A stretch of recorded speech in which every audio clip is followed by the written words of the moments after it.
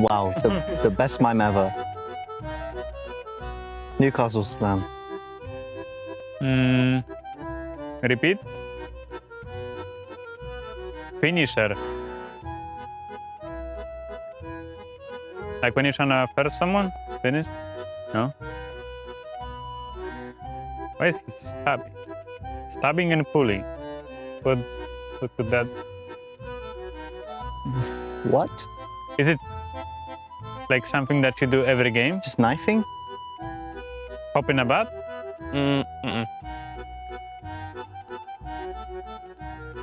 And you pull it out. It's like he's farming materials or something. And? Pulling. Taking Nexus. Reloading? Yeah, taking Nexus was a good shout. Is it something with like ultimate maybe? No? Nothing. Looting Deathbox? Reviving. Oh. Reviving. Axel Q. MotoGP. Driving a motorcycle. Eating whilst driving. Driving to restaurant on motorcycle. Delivering on motorcycle. On scooter. Pizza delivery. Baguette. Baguette. Eating baguette on motorcycle. Emoting. Breaking window. Breaking...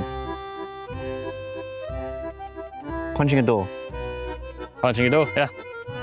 Why did you do a circle then? Like that's a door. Yeah. Wow. The best mime ever. That's the door.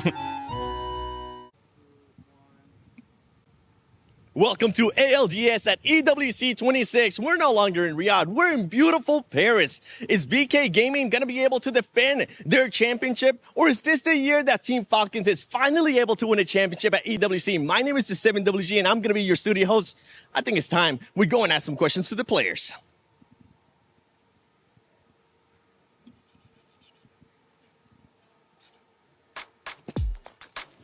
We have made it into the building and I can't... Hey. Hi. What's up, Randy? Hey, man, let's go. What up, Spider-Tip? I'm ready to adventure. I think we gotta find some players. Let's go. Yeah. Let's go. I think we found.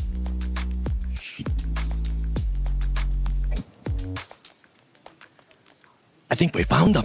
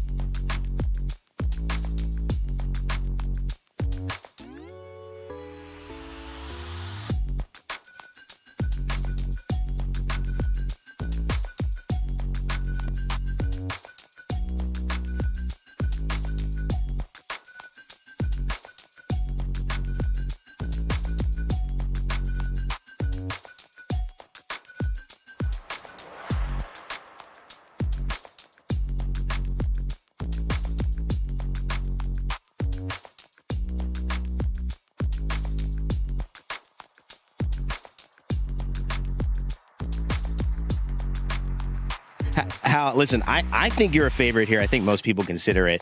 But you guys have obviously gone through your struggles of closing just the job when it gets there. And that's the only thing people can criticize you for, having so much talent. What's the difference coming into Paris that you feel you guys have handled? How have you solved that problem going into this tournament? Obviously, we learned from our mistakes compared to Sapporo. Obviously, there was a big mistake for closing out the game, Game 7. And obviously, we've learned a lot from that. So we're going to take that, learning experience, big mistake to, win EWC.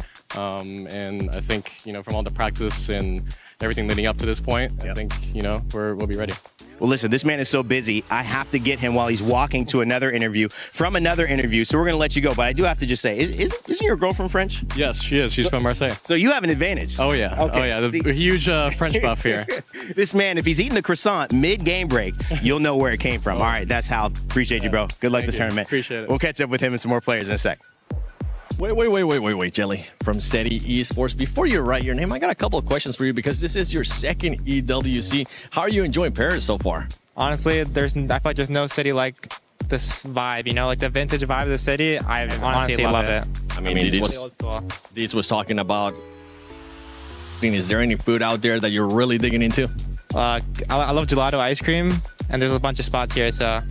All right, well, here, let's talk about the actual tournament. If it wasn't you guys that ends up winning the tournament, who do you think is going to win it? I think it's hard to argue against Falcons. They've proven they're the best before, and they're going to get match point. They're going to do good, but it's just a case of winning it, But they'll get there. Okay. Well, you guys have a tough group stage as well. Do you think you got what it takes to get past that group stage? I'm extremely confident in my ability this year to make it to finals easily through group stages. And I think we'll perform well.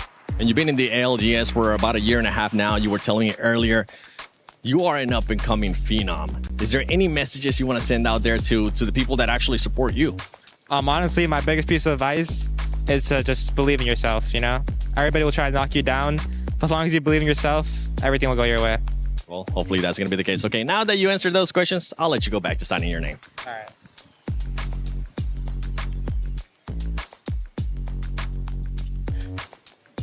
Dang, man, I thought we were doing player shots, not model shots. Oh, that's what I'm saying. He's looking good up there, huh? I mean, my goodness. And the game face, too? Yeah, right? It must feel nice playing next to a guy like that. No, yeah, he looks as good and he plays that good. What can you say? What's up, Zainu? Thanks for being here, man. Congratulations on making it to Paris. Obviously, you guys have had so much to get here. A great start, split one, 5th place. For you guys, were you happy with that, or did you feel like there was more in the tank for you?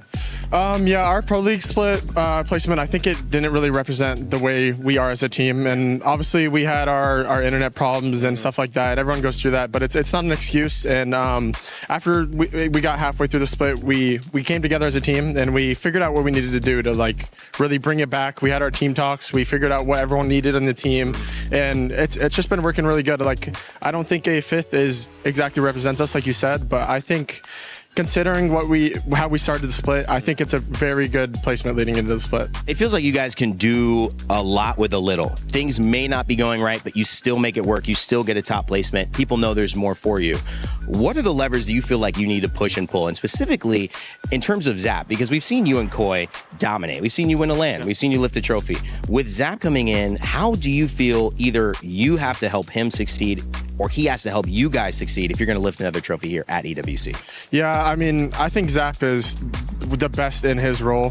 He's up there. It's just him and Waltzy. And I think everything he does for the team is just he knows exactly what the team needs, and he really when he joined the team, he has really been working on everything throughout this entire time.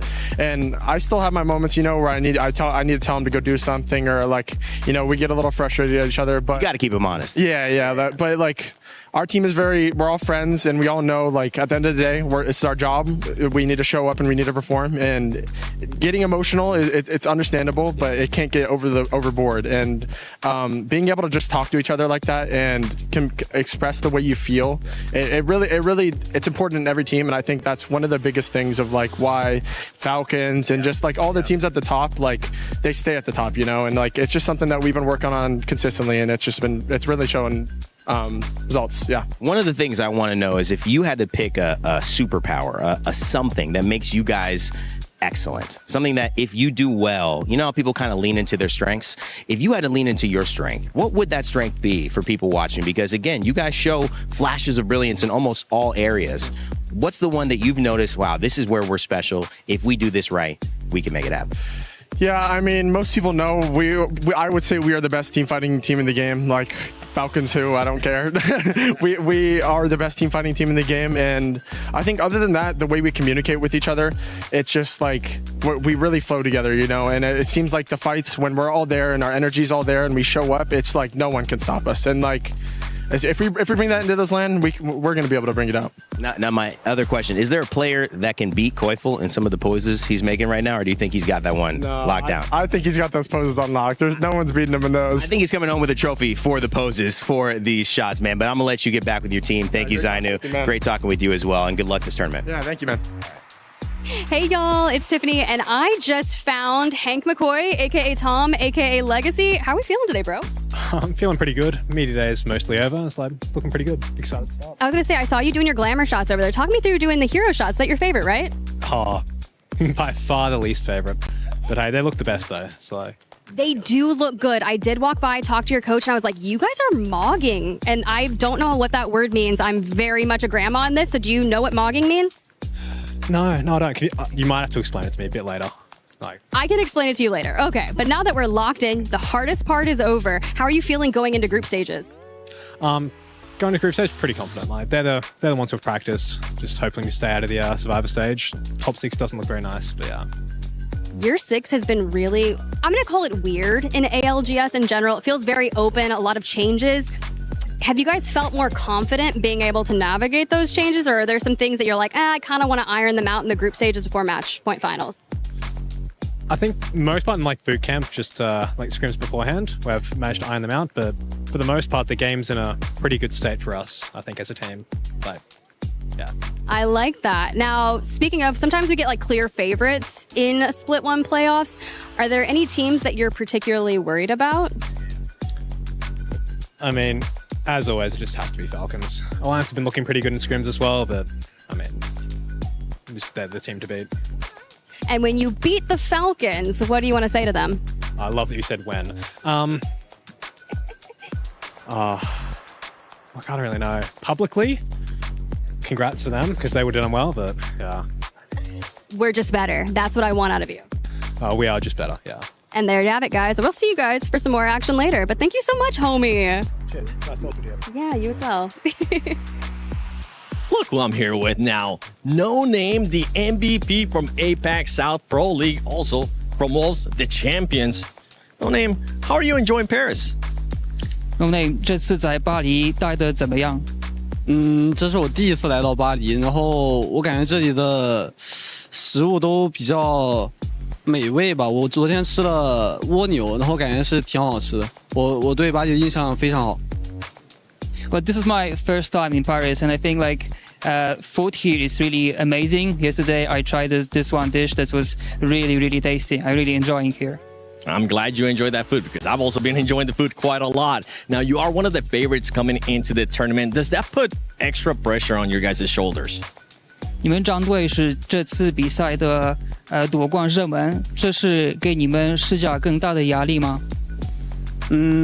我感觉没有对我们有很大的压力吧，但是我们还是得小心其他赛区的对我们造成的一些威胁吧，因为我感觉我们应该没有被少研究，然后希望我们能发挥很好。I wouldn't say the pressure is much higher because of it, but I think we have to be careful because other teams definitely research us more probably, so we have to just do our best. Okay, and as being champions from APAC South, what kind of adjustments have you had to do from APAC South Pro League to now being at EWC? 作为亚太南赛区的冠军，然后来到 EWC 这个舞台上，在这条路上你们都做了什么调整？感觉亚太南赛区跟世界赛的区别还是非常大的。然后，我觉得我们在亚太南赛区可能不用很在意对局的玩法吧，就是可能玩的比较随意。但是到了世界赛上就得比较拘谨一点，然后可能得更偏进圈一点。Well, I think the difference between APAC South tournaments and the international competition is really big. I think during the APAC stage, we were kind of playing freely to say, but this time we have to focus more. We have to be look what we are doing basically, and we really have to do our best. Okay, and earlier you were talking about teams doing more research on you. So there's only just one question. Who's going to be the biggest competition to go for that championship? 刚才你也提到其他队友队伍可能也做了一些分析，然后你觉得这次比赛的最大的竞争对手是哪一支战队？我会说是 Falcons， 因为上次线下赛的冠军，其实如果那一把他们没有失误的话，他们就大概率是冠军。然后我觉得他们这次竞争力也是非常强的，所以我会认为是 Falcons。Well, I think it's going to be Falcons because during the last competition, if they wouldn't lose, they would be the champions. So this time, if I would have to pick one team, I think it would be Falcons. Well, let's see who's it going to be. Is it going to be Wolves? Is it going to be Falcons? Shit, no name. Now, time for me to go because it is a little bit squeezing here. Ladies and gentlemen, we got him. We found him. The loudest man in Apex Legends, Effects from Aurora. What's up, man? Hi. Hi. You know, he may not be loud in terms of saying a lot, but you do a lot of talking with your play. You have been phenomenal. A lot of people questioned, are you going to be the same Effect going from Alliance to Aurora? How do you think you fared this last season? I'm still the same. I was one of the key leaders. The whole Pro League was close to getting it with the whole different play style that I mean, gone from. To like from playing Edge, hard Edge most of the time to getting God spots every game, which is crazy to me. So I'm still the same, just getting better. Honestly, I would say it was one of the biggest surprises because we knew how good you were, we knew how impactful you were, but you somehow got better. You somehow made more of an impact. I think this is now an opportunity to say it's for real at the biggest stage. So I'm sure you guys only have sights for winning this tournament. Yeah, I'm definitely way more confident now because the game is just so much easier and there's like so much, I forgot the word, sorry, but it's like I'm much more confident with making points because in zone, you just guaranteed to get some points basically. You know, I don't have to like always perform my 100% in order to win. Like 90% of work, I would say, is just on Hierka. Interesting. So he allows you to do what you do better by freeing up most of your decision-making for most of the game. Well, kind of, yeah. The only decisions I usually make is just like, if we end up in a situation to maybe get a kill or maybe like do a quick rotations, because sometimes I play with the characters that allow that. So that's the only thing I would do. That's it. Speaking of Hierka, I mean, it's important. You came from really, one of the preeminent players, hockeys on Alliance, one of the preeminent teams, and you and your style. And there's been conversation that you sometimes spoke up too much. You sometimes did your own thing, that somewhere it clashed. How do you feel the relationship with Hierka has impacted you for the better? How have you found working with him as an IGL and your play style of being an offensive player who likes to sometimes make decisions that sometimes win games? Yeah. Hierka is a zone player, yeah, but he sometimes does the plays that most of the teams don't like that sit in zone. So that's the best part about him. We just go and kill a team that if we want to or if we need to, it's not just like we're gonna sit like kittens in zone and just like let everyone come. We're just gonna hold our space. We're gonna hold our spot. And speaking of animals, you said kittens. Hierka has given you a nickname. Did you know that? No, I didn't know that. Because I asked him right before this interview. And can you guess what the nickname is? Kitten? No, you were kind of close. It's Baby Goat. He calls you the Baby Goat because he thinks, you're young, but you're the greatest of all time. How do you feel about that? I'm feeling great about it because I know another Baby Goat from another cybersport, and it's crazy that we're from the same city. I love it, man. Well, congratulations on being here. I know we're going to see a lot of play from you. A lot of talking in-game as well, but thanks for taking time with us here. Thank you. All right, Effect from Aurora. Baby Goat. All right. What's up, guys? I found Team Vision on my little adventure into the media room. And guys, you just finished up your hero shots. We're gearing up for the week. And Zach Mazer is here, but we don't want to talk to Zach Mazer. You guys know enough about him. He's been in Apex since the dawn of time. So go ahead, introduce your teammates for me, my man, and then we'll let him talk. Yeah, so I got a brand new team. I'm really excited to work with them. This is Carter, and this is Lauder, and this is our coach, Eros, and they are easily the best, and I'm really excited to win this tournament. I love that. I asked him what the sharpest tool in his shed was when it came to his skills with Apex, and he did not answer my question. He said everything hype about Carter and Loader. So I'm going to hand the mic over, and I just kind of want to know what you're feeling coming into this week. Do you have like a very high ceiling for yourself? Oh yeah, I think that's one of the best things about our team is that our floor is just genuinely so high, and I feel like we can I feel like we will surprise a lot of people. Okay, I like that. Surprise a lot of people. Can you kind of echo that sentiment? I would say we're ready to surprise a lot of people for sure. Me and Carter, we had like a tough time the last LAN, and I feel like we got a lot to prove ourselves, not only to ourselves, but also to the people that support us. So I think this LAN is going to be pretty good for us.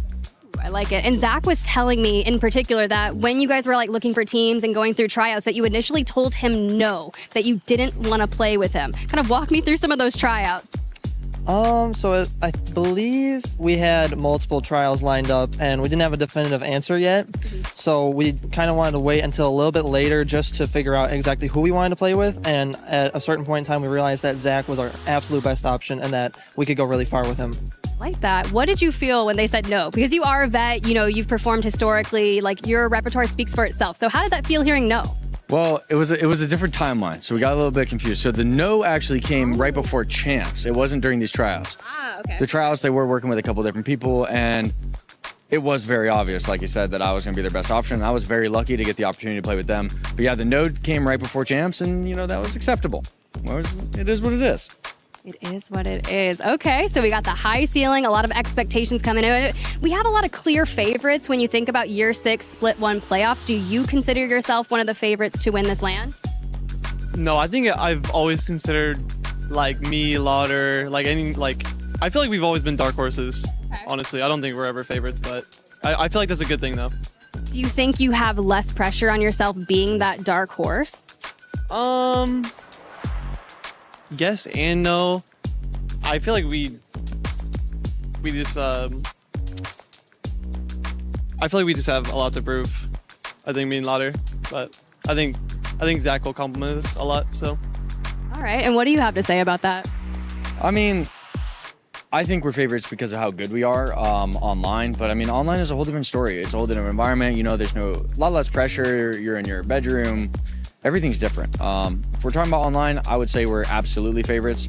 I think all of us would say that we underperformed this pro league, and I think we finished 3rd, right? A lot of small things like that. We had an amazing regional finals.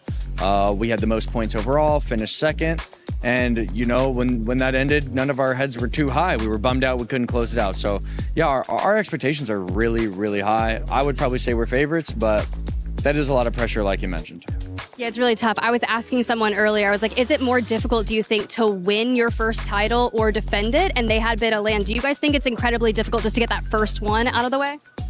Yeah, I mean, the pressure of winning the first one is hard, but once you've done it before, you know you can do it again, right? And that confidence will come in a different way, usually. So, yeah. Okay. Now, one more question before I let y'all go. Being here at EWC, it's in Paris. This is a very different environment than our typical ALGS LANs. And you were kind of talking about that shift of LAN being, you know, so different than playing in your bedroom. How are you feeling stepping onto that stage out there ready to compete?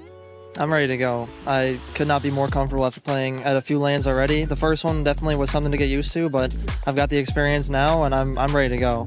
Okay, so we're gonna see you guys on final Sunday, ready to get crazy? Yeah. All right, let's do it, boys. Thank you for giving me the time. Of course, thank you so much. All right, we infiltrated the media lounge and I just found the man, the myth, the legend, Sharky. Sharky, this is your favorite day, right? It's like kind of the calm before the storm, before we dive into groups. How are we feeling after those hero shots? I don't know. It's hard to put it, but I do enjoy it a little bit. It is a bit of kind of just messing around and a bit relaxing before, yeah, like you say, calm before the storm. So it is enjoyable, but at the same time, I'm not exactly a big out there person, so it does get on my nerves a little bit. But I mean, you just have to do it, and it's fun at the end of the day. You just have to lock it in. Your coach was out there talking about you guys individually look maxing, and I'm using all these. Yeah, look at him right there. He's like, oh God, I'm hyping you up. I see you. But no, we'll talk about Apex. I know we were chatting earlier. I was like, if you went and saw the Eiffel Tower, because this man doesn't use social media, right? I was like, you're posting. What does that tweet look like? What did I say? I think I said before, like, oh, just damn, it's high or something. Saw it, did it, achieved it. He's like, I didn't even tweet when I won a championship. So looking into year 6, split 1 playoffs, like, are we contending for this title, my man? I'd sure hope so. I definitely don't come here to try and lose. So I'm definitely looking to try and take it. Yeah, I was gonna have a problem if you said anything else. Like we can't be like, no, man, I just want to survive group stages. No, we want to get into the finals and we want to win again. How would that feel taking down, you played with Zero, you won with them, you taking down how like some of these big heavy hitters, what's that gonna be like? I don't know. It's kind of hard for me to put things into words until I've experienced it again. I mean, I've experienced it before, but doing it again, who knows? I've probably just happy is the best way to put it. Just excited. Yeah, since you've won a title, I feel like this is a good question for you then. Do you think it's harder to get your first win or harder to defend it? Easily harder to defend it. It's definitely a lot more difficult, especially nowadays where there's a lot more different styles. Like there's bans, new maps, everything's different now. It's a lot more difficult to be more consistent. So I would say it's definitely harder. I think so. Honestly, ALGS to me for year 6 has just been kind of, I call it weird, but it's just because there's been all of those changes that you're talking about that's been implementing, and to stay consistent has been so dang difficult. So what are some of the things that you guys worked out maybe in boot camp before coming into this? I think the number one thing that you always want to try and stay on top of, especially in Apex with multiple things changing, is you just want to have as clean communication as you possibly can during your games. And that kind of can settle everything else for when you get started. Like you can make all these plans, but if you're not communicating those plans in game and changes that happen, or like where an Evo spawns, what do we have rings, simple stuff like that. It sounds like easy to think about in the moment, but when you've got to communicate, if you're communicating all that stuff clearly to your teammates, it's a lot easier to see the bigger picture of the game and play it out. I think that is actually one of the biggest keys to success is the communication. Now, we did just have a massive change right before this week, right? A couple like reworks and such. You guys already kind of ironed that out? Yeah, we hope so, to the best of our abilities. We do have a slightly more zone-orientated and defensive play style, so we do play a little bit differently to other teams, but I think for the most part, with the way we want to play, we've got it sorted. All right, well, you guys heard it. He's got it sorted. Good luck this week. I hope you guys absolutely crush it. Thank you. All right. Bye, y'all. Play is in our DNA.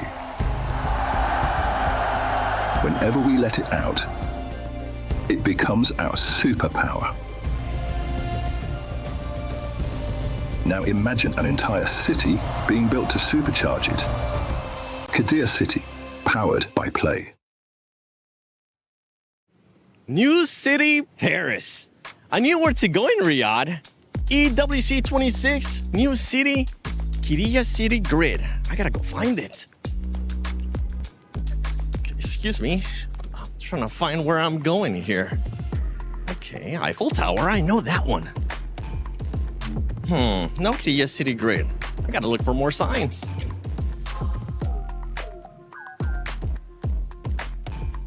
Je m'appelle EWC 26 Paris. It's challenging. Where am I going?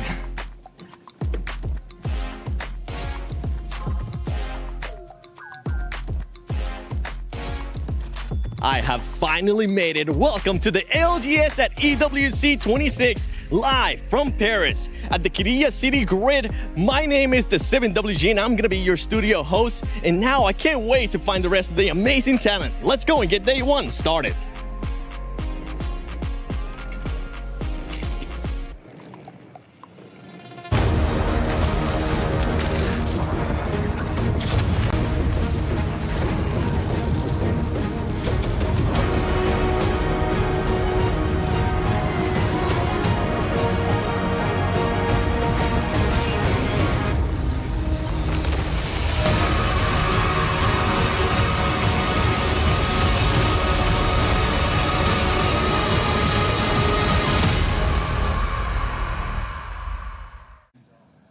Apex Legends, welcome to Paris. Yes, you have Rain Day and Lace here to bring you all the excitement for EWC 2026. I can't wait to be here, Lace. This is one of those cities that is just magical. Eating the food, the players are enjoying the atmosphere. We're south of the River Seine. The competition is getting used to the heat here in the summer of Paris, but honestly, it's always hot in there because the atmosphere is tense. These players are ready to go. Yeah, but let me quickly take you guys back to 2025, where our champions, VK Gaming from Apex South, took the title, and they are here today to defend that title, but against 40 other teams. Now, we have 4 groups of 10 teams, and they are incredibly ready to take on the competition to win $2 million from Rain Day's wallet.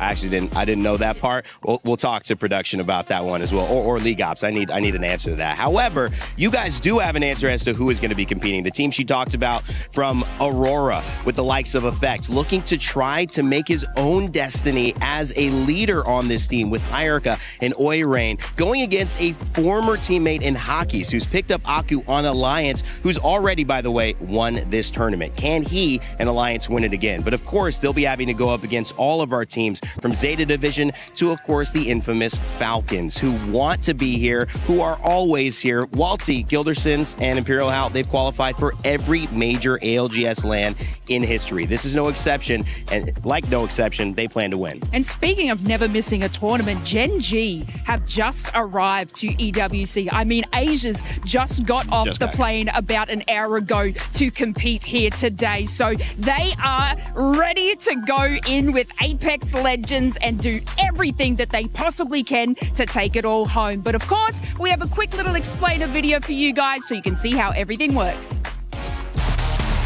Time for Apex Legends to once again mark its presence at the Esports World Cup. But before we land in Paris, let's take a closer look at the exact format of the ALGS 2026 Split 1 playoffs. 40 of the best ALGS Pro League teams from the Americas, EMEA, APAC North, and APAC South regions shall take to the stage and throughout 5 intense days battle for a share of a $2 million prize pool. The competition is divided into 3 stages: group stage, survival stage, and match point finals. First comes the group stage, where our teams are split into 4 even groups. The groups battle each other in a round-robin format, at the end of which 14 top teams advance straight to the finals. Squads placed 15th to 34th progress to Stage 2, and bottom 6 squads will unfortunately have to say goodbye to the tournament. Stage 2, the survival stage, is a real trial by fire, where 20 teams once again have to battle it out across 10 matches. But this time, only 6 squads progress to the final stage, and 14 are eliminated. That brings us to the match point finals, where the best 20 teams, 14 from group stage and 6 from survival stage, clash for the ultimate glory of becoming the Split 1 playoffs champions. Here, there's no match cap. The games continue until one team reaches 50 points and then secures a victory in a subsequent match, crowning them the champions. The remaining teams are then ranked based off of the points they earned throughout the final stage. And there you have it. All that's left now is to see who will be able to climb all the way to the top. If you're familiar with the Esports World Cup, then the Key Crusher will be a fond memory. And of course, this year, it's back. Each teams enter this ALGS Split 1 playoff will have a key, but when they are eliminated, then your key will be crushed, along with your hope and dreams of cementing your legacy into the ALGS history books. Oh, that's brutal. Yes, many of you will have seen keys crushed in last year's EWC streams, but our crusher works a bit differently. We don't simply crush your key, we eviscerate it. With razor sharp teeth spinning below, we like to make you known when you are eliminated from the competition. So stick around to see it in action. The Esports World Cup, the most elite competition in the world. Its trophy system is built to match. The Club Championship trophy, awarded to the one club that rose above the rest and reigned supreme across all EWC games. Every participant earns a key engraved with their name. That's their right to compete. Reigning champions hold a key unlike any other. The game trophy is the ultimate prize for every game's champion, incomplete until a champion's key is inserted. The champion's key frame is locked into the totem, a stone marker of legacy. etched with every EWC champion. The losing keys are crushed. The champion claims 3, a personal reminder of who they defeated. The rest are preserved beneath the totem in resin. Every fallen contender captured forever. Will you be remembered or forgotten beneath the totem? At EWC, nothing is granted. Everything is earned. Welcome to the Club Championship update brought to you by Aramco. Let's talk about how the Club Championship works. To be eligible for the Club Championship, a team must place top 8 in at least 2 separate competitions. In order to win the Club Championship, a team needs to win at least 1 competition, with average points being accrued by placement in each tournament. Not only that, but there's $30 million on the line this time around, so let's talk titles that'll be playing in weeks 1 and 2. In week 1, we have Apex Legends, Valorant, Fatal Fury, and week 1 of Dota 2.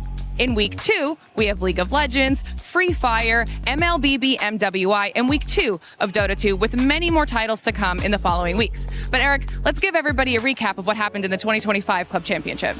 EWC 2025 consisted of over 2,000 players from 100 different countries and 200 different clubs, with $70 million being awarded and $27 million of that going to the top finishers in the Club Championship. Now, after 7 weeks of fierce competition, Team Falcons ended with 5,200 points with a first place finish across 22 different titles, and this ended up with top finishes in Overwatch 2 they won Overwatch 2 and top finishes in Dota 2, Chess, PUBG, Rocket League, and Counter-Strike. And now we're back for EWC 2026, and those questions now remain. Will Falcons be the Club Championships champions yet again? Or will those top teams find themselves in a top spot one more time? Or will a new team make their mark in the history books of EWC? We'll find out over the next 7 weeks. For now, Apex Legends is about to kick off, and VK Gaming, the reigning champs showing up with the same roster, are back. But we have some big powerhouses in the lobby as well, ready to claim that title. So the real question is, Eric, are you ready? I'm ready. Let's get into it. All right, it's rain day here with Falcons. Waltzy, how you doing, man? I'm good, man. I'm good. You enjoying Paris? Yeah, it's been an experience, to be honest. I've been sick, but it's been good. I have to ask, did you get through all right? I hope you didn't have a middle seat, because I can imagine the shoulders just don't fit next to 2 people. Yeah, I always have to go window. I can't do middle. It's so bad. It's not bad for me. It's bad for the people next to me, too. I had a middle, and I literally thought, Waltzy could never do what I'm doing coming to Paris. All jokes aside, man, I want to talk a little bit about what your team needs this time around. What is the difference between how you feel you guys have sometimes been great, been favorites, and stumbled between now? Do you feel like you've answered the questions to yourselves and now are ready to prove it? I think last LAN we sort of went through the hardest sort of experience, which was like having the game in our hands and letting it slip. And then we've gone through a pretty like grueling pro league. So I think we're kind of just, we've gone through all the lows, and I think now is just like the time for the highs. I think we've experienced like, what we shouldn't have done in Game 7 last LAN. I think we've learned from it, and I think we're good to go. How have you grown as a player? Because you came as the star of your team. You came as a guy representing Team Burger, as somebody who people said, this is Waltzy's team. Now you're a part of, admittedly, a bigger organization, a bigger team. You've got Imperial Hal, who many people say that's his team. You're a part of it. How have you learned to grow as a player to adapt and fit into that style so you guys can win? I like winning, man. So it was pretty easy. It was, you join Hal, who's like the number 1 player in the game, and it's just, if you enjoy winning, you just follow him and try and help him as much as you can without getting in his way. So that's all I do. I'm a dad. I'm leaving my child for a while. She's 17 months. I know you're about to be a dad. Congratulations. Thank you. Have you felt a little more emotional? Has it added a little extra weight of importance to this event, knowing that you got someone who in future years is going to ask, "Hey, Daddy, how was it at that EWC? Did you win?"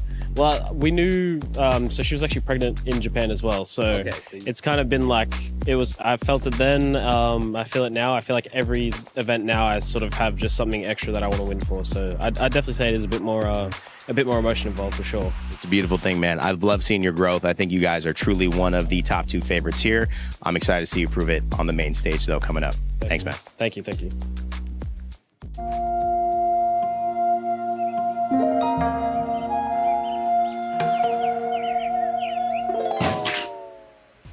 What are you doing?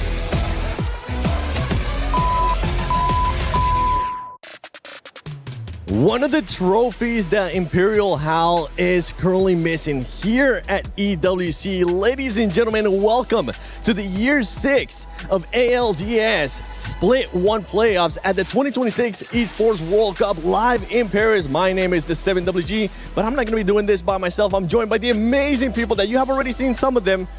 Snipe Down, Blaze, but we haven't yet seen Graceful. Graceful, where have you been? Have you been enjoying Paris? I have been enjoying Paris. It's been nice eating food, seeing people. It feels so alive here. It does. I mean, yesterday we got a chance to go check out the Eiffel Tower. That was amazing. But going into the other aspect of this, I mean, Snipe Down, we just heard from Falcons as well, saying that they want to be able to win it. And for Imperial Hal, it will be amazing for him to finally get this trophy. Yeah, I think that's going to be one of the biggest storylines to follow because they've been so close so many times and always ending near that top. It's just really getting through that ladder. And, you know, we heard Walty in that Game 7. They've been through the ups. They've seen the downs. So now it's just putting that together, learning from the mistakes, and hopefully putting it all together for the biggest event of the year. And it is going to be the first time for Imperial Hal that he's going to be playing at EWC without Zero. How do you think that's going to be able to affect him, even though he has already played tournaments without him? I don't think it's going to affect him much. Have you seen the replacement? Guild, exceptional. What I was saying the other day is I feel like, you know, Waltzy's quite calm, but Guild's kind of like the calm in between those two. So he's like the peacemaker of the group. And yeah, I don't think that's any sort of downfall for the Falcons at all, having, you know, one out and Guild in. Well, Falcons is looking to add another star there to their jersey, being able to become those club championships once again. Now, from all that, we're talking about all these squads. We'll be talking a lot more, too, in regards to all the squads that are going to be favorites to win it. But I want to check out that map rotation because we are going to be having Group A and Group B playing in the first 6 games. And you can see right there, we're going to have the first 3 is going to be none other than E District. I mean, E-District is a beloved map as well as Stormpoint. Probably the both best maps to play where there's no real inconsistency to be shown. You know, both maps are so well planned out that you are able to play out the way that you have been pre-planning for this tournament. Yeah, I love starting on E-District. You know, it is one of the newer maps still. A lot of people still somewhat figuring it out, but the ability to rotate and, you know, even with altars through walls and just getting to repositioning, it's just one of my favorite maps to watch from a spectator standpoint. And honestly, we're going to see who comes out hot and who can hold that into the Stormpoint maps. It's not Olympus, so that's yeah. They're happy with that. You know, every pro player is like, Olympus is coming up, and you know what? I'm happy not to see Olympus. I'm sure the pro players are happy not to see Olympus there. So you know what, 7? Yeah, that's a big If it was Olympus, I want to see the notes that you have written down. If it's going to be along the lines of what the players have, see if we can get it. This is what I think of Olympus. It's just a nice little pig. Okay, there you go. I feel like y'all came prepared, and I'm like, I drew a pig. I'm so ready for It's a nice drawing, though. Thank you. I did it standing up, so it's a little bit shaky, but that's okay. Okay. Anyway, don't judge me for my notes, guys. Love our doodles. Now, one team that is going to definitely we're going to be keeping an eye on, Snipe Down. I'm going to go with you to Zeta. Yeah, I mean, Zeta Division, they absolutely dominated their region. It really wasn't even close. And, you know, we have Yuka, Mike, and Satuki. And this team, they had 3 first place finishes in back-to-back weeks in Pro League. And not only that, this is going to be Yuka's first event, not on Fnatic. So it's going to be very interesting to follow that storyline in itself. This team is an aggressive powerhouse. They had not only the most kills across every single region in all of Pro League, they had the highest damage differential in their region and the most placement points. So not only do they slay, they get to the end game and they win games. Now, my biggest concern for them is in the Pro League weeks, you know, you're not matched against everyone. You have a lot of people in a pool. When they went into these international scrims, they averaged 18th overall, which puts them pretty far back after how dominant they were. And the biggest concern there for me is their aggression in their region. They obviously dominate and are more individually talented than what their competition is. When they put that up against, you know, the North American powerhouses or the APAC South, whatever it might be, that aggression doesn't work as well because you have other teams playing Edge who are just as strong as they are, and that same style might not work. So it'll be very interesting to see how they adapt going into these future matches in this tournament, and we'll see round by round if they can, you know, adapt and continue that dominance that they showcased all year. Well, we'll definitely have to wait and see if they are going to be able to adjust here to EWC. But now, the one I'm going to be looking at, Graceful, is I'm going to be looking at TIE. What can they do here at the Esports World Cup? I mean, for everybody at home that knows me, I always talk about being consistent. And this is the opposite side of the spectrum. They had a really rough Pro League where they actually went into regional finals on 20th, I believe. The only way they made it here was to win the whole thing. They won the whole thing for their region. And when you're able to have that thing that I'm mainly looking for out in teams, that we always talk about, there's different stages of group, survival, and then eventually final stages. I'm talking about grit. I'm talking about perseverance. Are you able to stick it out through the things when all the odds are stacked against you, are still able to keep your head up high and work through it? This is one of the teams that made it here. I'm so proud of them. Umi-chan, Peanut, and also F-chan. I hope he brought out the real guns as well. His biceps for everybody that loves him. So hopefully they can showcase that they're here for a reason. Even though it might have been a little bit slippery, they're still here. Okay, well, let's see if they also have what it takes to make it to the next stage, right? Or if they're going to end up going to Survivor. You don't want to be in the bottom 6 because after the group stage, you're just going to be going home. But quick little touch-up, actually. I want to talk about Gen G. You got a chance to talk about it earlier, but I know you want to deep dive down a little bit more in it. Let me add it, Seven. Look, I absolutely adore this team, okay? You know, I'm not going to give you the analytical standpoint, but I do want to touch on a little bit of what Snipe said about those sort of edge-playing teams, and that's Gen G. You know, we were saying that, you know, APAC North, APAC South have such a different play style to our America teams, so will that fit in nicely? But then, what if we have so many edge-playing teams that, you know, these American teams are like, where my KP at? I don't know, I do want to see that. But look, Gen G, Ziki, Asia's, Dexter, one of the longest standing teams that have collectively played together. Like, they have not swapped in or out different players over the time that I have been watching them, and you guys have been watching them at home. So, you know, this team is an edge roller powerhouse. I just said before, they just got off the plane. Asia's just turned up about an hour ago. So that's the dedication that I know Gen G can have. And plus, look, I'm not going to like rile some feathers just a little bit, but that kind of controller M&K debate, Asia's just like the best M&K player. So okay. I'm just, will they win? I don't think so, but I think they'll hold. Don't worry, we'll have a lot more time to talk about all of this. Those has been your PS5 stories of the day. And for everybody currently watching at home, make sure you guys go to the EWC website, go to the EWC app, give us some of your predictions, and on social media, let us know some hot takes. Send us some memes because we might end up showing some of your stuff here on this broadcast. I saw when she was mentioning something, Grace, I saw you wanting to reply to what she was saying. Is there anything you wanted to say? I mean, the moment she said roller versus MK, you know, I'm getting passionate. I'm getting hot about it, you know. But we have to outside at 3 p.m. Yeah, I mean, outside at 3 p.m. No, I'm really hyped to see because we've always had this debate, you know, why have so many people been swapping over inputs? For a reason, probably. But we keep seeing these shining stars right there. Asia as an example, No Name as well in the tournament. People are really looking up to, that it's still possible if you put in the effort and all of that hard work, and it could pay off, you know. And I hope it really does.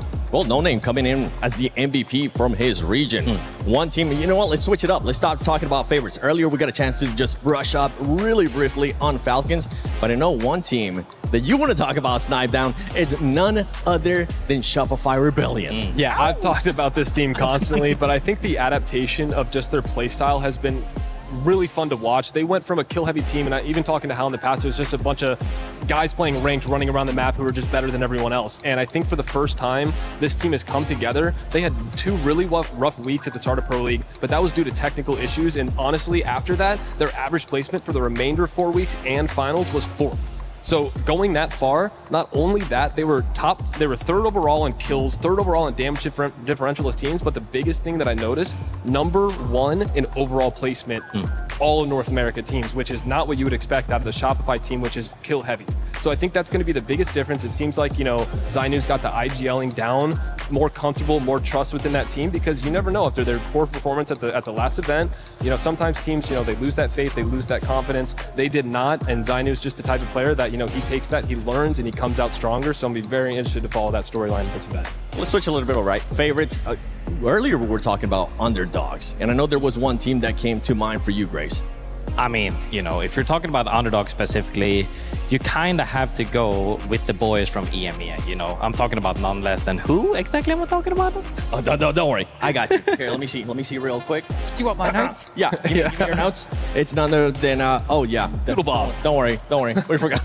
we left our notes back there. We're just going to have to draw some more pics all over around. But you know what? We'll come back to that one, because one team that definitely we want to touch up, and you kind of touch up on already, is No Name with Wolves. This is another team that can be favorites.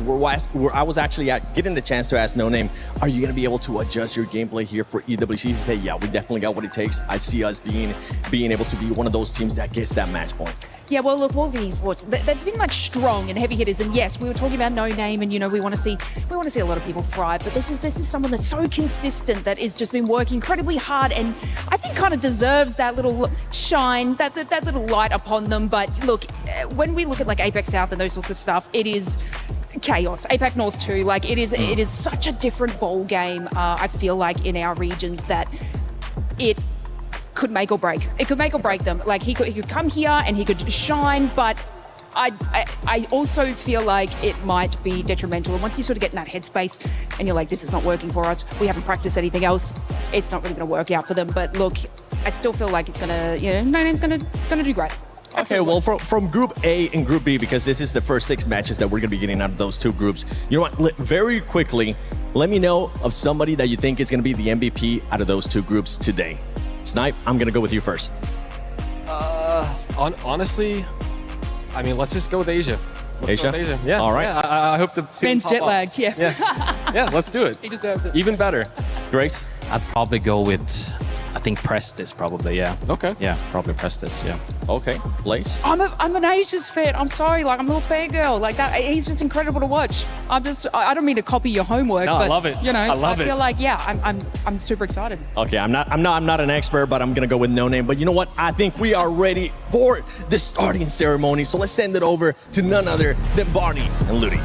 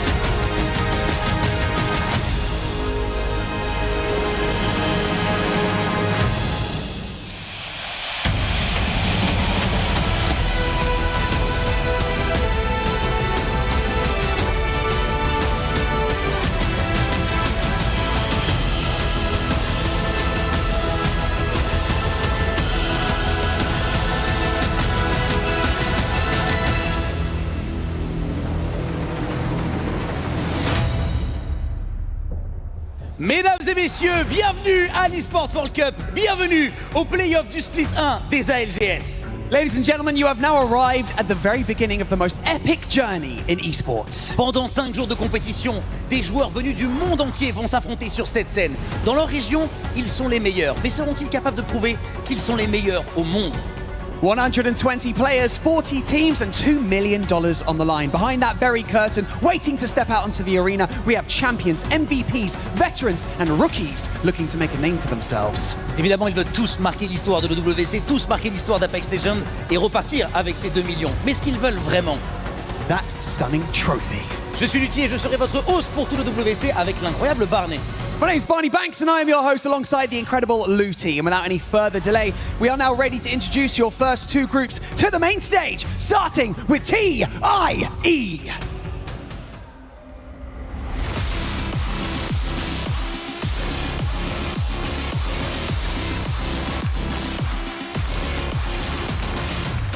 Flat!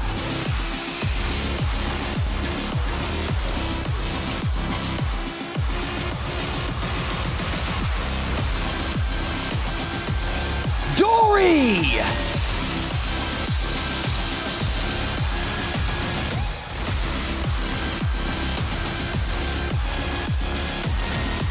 Kirisame Avog!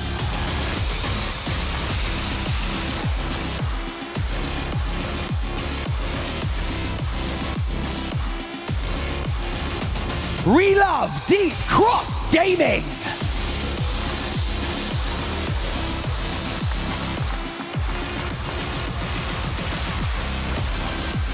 PXX!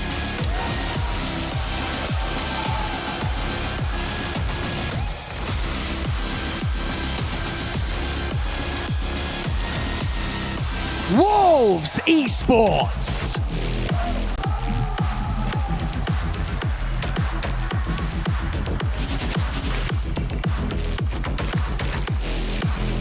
Team Heretics!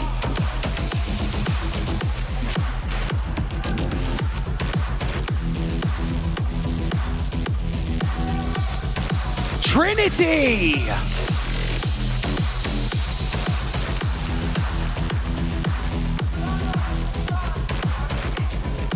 Genji Esports!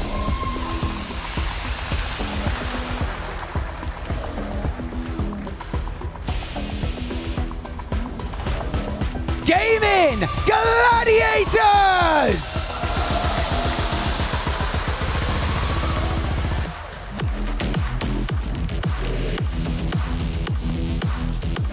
Virtus Pro!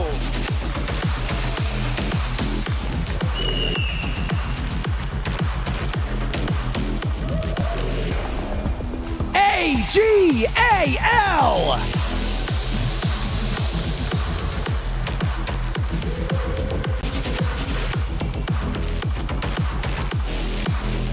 Forfern Esports!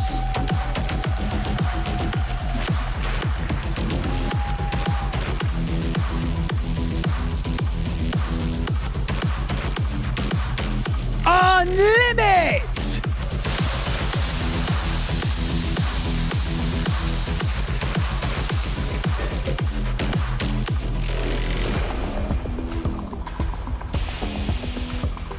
Zeta Division!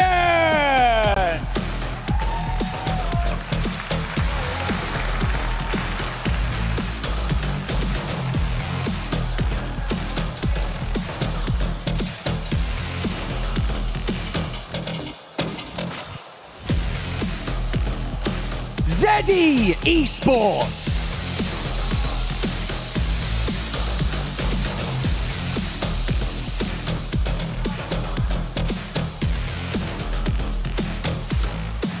Shopify Rebellion!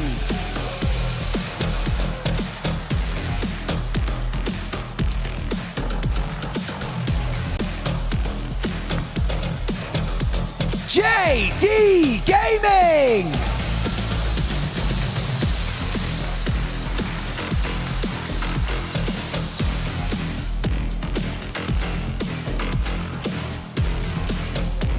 And finally, Team Falcons!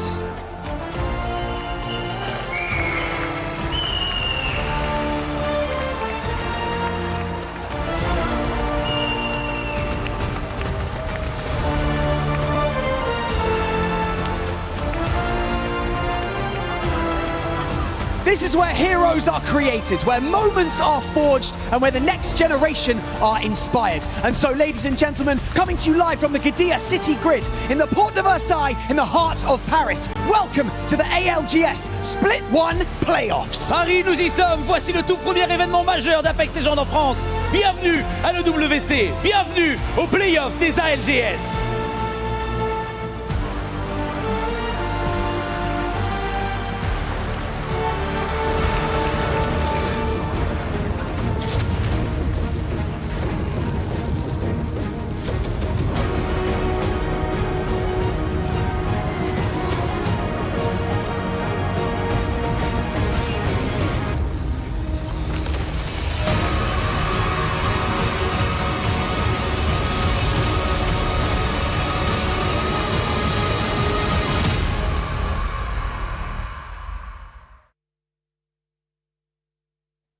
Welcome, everybody, to the mid-season playoffs at EWC Year 6 here in Paris. I'm Vicky Kitty. I'm joined with my homegirl, Spider Tiff, and today we get to see day one kickstart the action in Paris. Yeah, I'm kind of reeling with energy, right? We were wreaking havoc during Media Day yesterday, just kind of getting a feel for how everyone is situated. But watching those walkouts, seeing all the energy in the arena, let me just tell you, this is about to be a great week. Oh yeah, man, it's crazy to see not only the crowd that was lined up outside, getting ready to see our pros face off against each other to kick off groups A and B, but it's also a testament to how these teams have been able to make the adjustments that they've had to make leading up to the big stage event.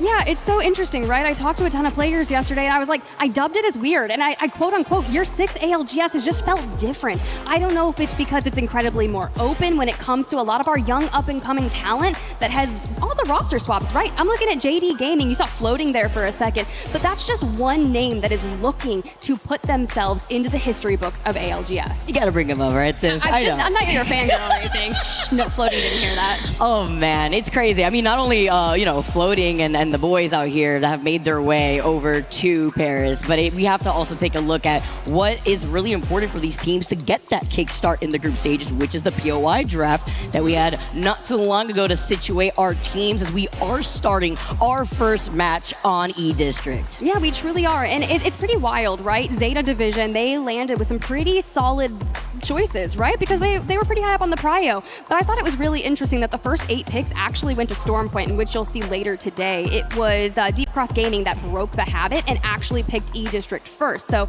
love that they come in after a win on regional finals and say, look, we are coming out strong on E-District. And they did pick something that was a little atypical for them. They did grab Heights, if I'm not mistaken. So we'll see how they do from there, considering they played regional finals from Shipyard Arcade, in which they did really well. Ooh. It's crazy too to see how a lot of these zone pools have been detrimental to the teams that may not be able to excel when it comes to these slower rotates, the quote-unquote unlucky teams when it comes to some of the zone pools that we even saw coming out of Pro League, and what we could expect to see that change from those teams that have been able to make that adaptation when it comes to some of the side questing that we've seen. Being one of the teams that actually comes to mind when it comes to some of those zone pools is actually Team Falcons. Okay, yeah, look, I think they're a really solid team to start about. They were looking pretty hot in scrims, and a lot of people are like, hey, are they one of our clear favorites coming in? And I'm like, dude, what era is it? How many times have we talked about the Falcons and them like not been a major title contender? They are going to be some heavy hitters. So they've got Stadium locked in. You can see it's over there on the east side of E-District. Now, the majority of zones that I've commentated when it comes to E-District, Vicky, actually drog up to that City Hall side of things. Yeah, I was just about to say, Tiff, because it's been these northwestern pools on E-District where a lot of these teams having to traverse through these really tight chokes on E-District, seeing how the legend compositions kind of kickstart from scrims over to now how we have a big match on our hands to kick things off for some of the teams that like to build up into that momentum. Lots of Alter, lots of Crypto. It's E-District. You could expect some maybe kidnapping shenanigans with the Alter TP, but also briefing opportunities here when it comes to the free insurance policy of the reset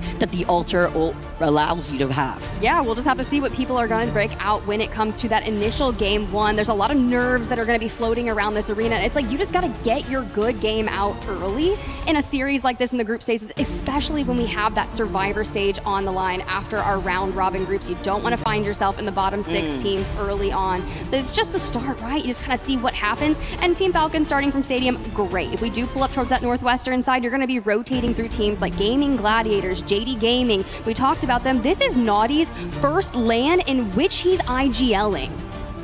Oh my goodness. It sounds crazy, right? Actually. And you're throwing Shuby and floating into the mix. And the best part about it is I was watching the Apex pod because they do a ton of research and talk about all of the groups and their predictions. We won't talk about their predictions. Sorry, Wyatt, my guy. Sometimes they're bad. But floating in particular, he used to be that IGL on a former team, right? So joining Naughty's IGL, and he always a fragger with a brain, Vicky, that could be why they're excelling really well. I mean, that's what happens too when you're bringing in experience, right? You have all these years of Pro League under your belt. Now you bring in the crazy left field hitter that is floating. We got to see so much of him in formerly Twerkaholics coming out of the ALGS Open, which is such a lovely story. I always like to highlight this because for those of you guys watching at home, that is a great example in following a player's journey into being able to make it pro, to make that climb and find that bridge between what you find yourself in your own grind into Pro League to be alongside these legends on the stage. Yeah, I mean, that's a great point, Vicky. I mean, I was born and raised in the Challenger circuit era, commentating down there, preseason qualifiers, all of the goods. But to get to these level of stages years later, I mean, most of our younger players have been dreaming of watching and playing along legends like Hal. It's going to be tough, especially when you look back at Team Falcons and how they've been able to put on a performance within scrims. And you know me, Tiff, I always take scrims with a little grain of salt here, but it's, you know, kind of like in the looking glass, all right? When it comes to digging into the action, I get to hear the family of the players that are in the crowd, giving them their energy, something else as the days progress, everybody.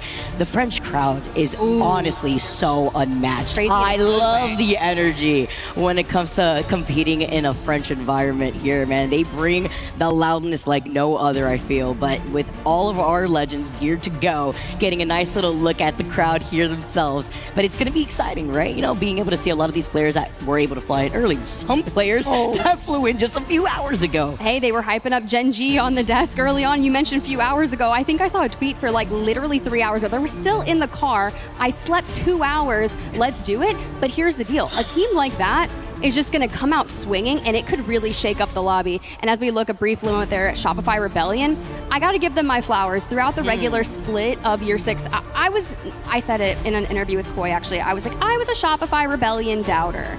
And I'm sorry, because you just said it straight up to him? Yeah, I did. Is that bad? Okay. My bad. No, I mean, if anything, he's really appreciative when it comes to the honesty. But I love when people prove me wrong. Right. And I did. I had my questions, my doubts about that roster because it seemed a little hectic, right? But they kept showing up. They kept putting the work in and ironing out those moments. And now, look, get back on the top of the stage, lift that trophy, and prove me wrong yet again.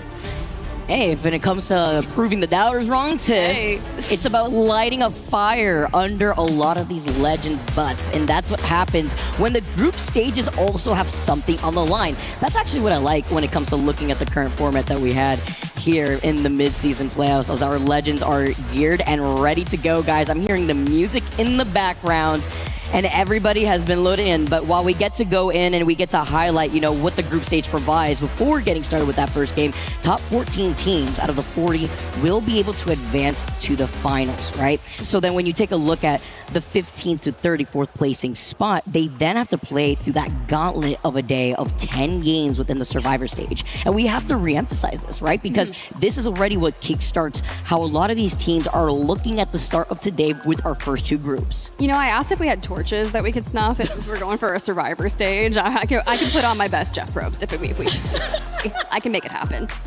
Bring in the torch yourself. Hold on. I might. Pyromania? Is there room for a torch in the caster booth? No, I'm just kidding. I digress. We're just having a little bit of fun here on day 1 as we get ready to drop into Group A versus B. Now, we talked a lot about the Falcons. We briefly mentioned Shopify Rebellion, but there's just so many other teams that we really love to highlight. And when we spoke about Gaming Gladiators, that's when the crowd started lighting up. They have a ton of family out here, and you think back to, do you remember the team Ascend that took second place to TSM back in the day? You know, Lufka was on that roster, right? And now Lufka here on Gaming Gladiators, ready to lock it in. They've been kind of up there in the upper echelon, but haven't necessarily closed it out, right? But this could be a title contending team this week. It's great to be able to hear the amazing support in the crowd here when you mentioned Gaming Gladiators. But, you know, a big matchup that I also have my eyes on is going to be Falcons versus Zeta Division. That's definitely something when it comes to how some of these rotates, or will we have those City Hall zones like you were mentioning, right? And it comes to how some of these teams have been able to make that rotation, whether it be Falcons coming out of Stadium side, and then looking ahead to see how their Zeta Division specifically will be coming out of Street Market, which won't be as resistant considering that they are already on the west side of E-District. But that is considering, Tiff, that it wouldn't be maybe a Humbert Lab zone that we've also seen plenty of times. So a lot on the line here too, but I like how you are able to highlight not only these different teams coming out of these different regions. Sunny looks so locked and loaded. They're ready. Girl, it's crazy. I'm ready. I'm ready when it comes to talking about stories. We talk about all these high echelon teams, but then specifically Ty, who was able to make their way into this land. They were originally placed 20th, and being able to come out of the LCQ to actually qualify into something like this in the regional finals is just so beautiful to see, as a lot of our teams are just getting ready and waiting to load into our first game of the day. Yeah, you mentioned TIE, right? And we kind of got a brief moment of their walkout. They were feeling really good about themselves. And that's interesting to me because we're talking about, you know, Pinota, F-Chan, Umi. So, like, these are players, especially F-Chan, that have been a staple in the ALGS scene since Raleigh, right? We're going all the way back then. ALGS champs that year, like 2022. That's 4 years ago, Vicky. I don't know where the time is going, but all these players, especially hailing from APAC North, have just spent year 6 kind of trying to level up, right? They undergo a massive roster swap at the head of the year. You talked about Zeta, right? I mean, dude, Yuka F without Fnatic is so wild, and we've already talked about that, you know, months ago, but seeing the fruition of all that they've done to lock it in. Think about the regular split, right? Yuka hit 100 kills during the regular season. Mike on that roster, 99. And even though Sazuki there on the anchor still locked in so many kills, that is a firepower team. So if you're talking about them locking down Street Market and E-District, dude, if I'm flat in Viaduct, I'm like, let me just take the long way around.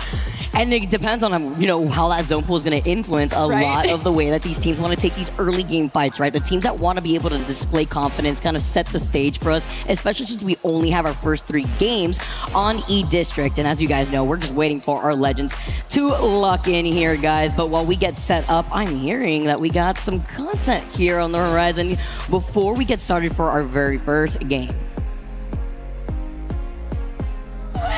It's here! VK Gaming! They still think this is a game. It's not.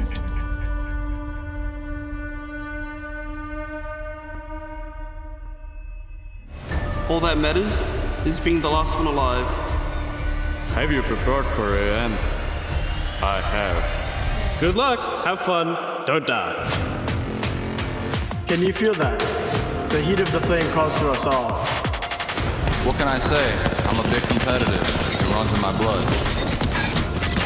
Struggled in finals, have this game in their hands, and it's now their chance. LG are down, and the Lions will do it! Hope you're not afraid to get your hands dirty.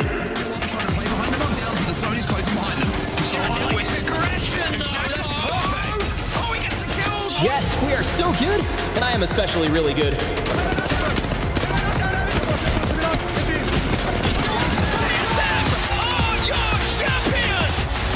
See your imperfections in your enemies and crush them. Now Twisted Minds push in with game 13 on their back with a sliver of high ground. We'll try and make this happen. And stop, one stop.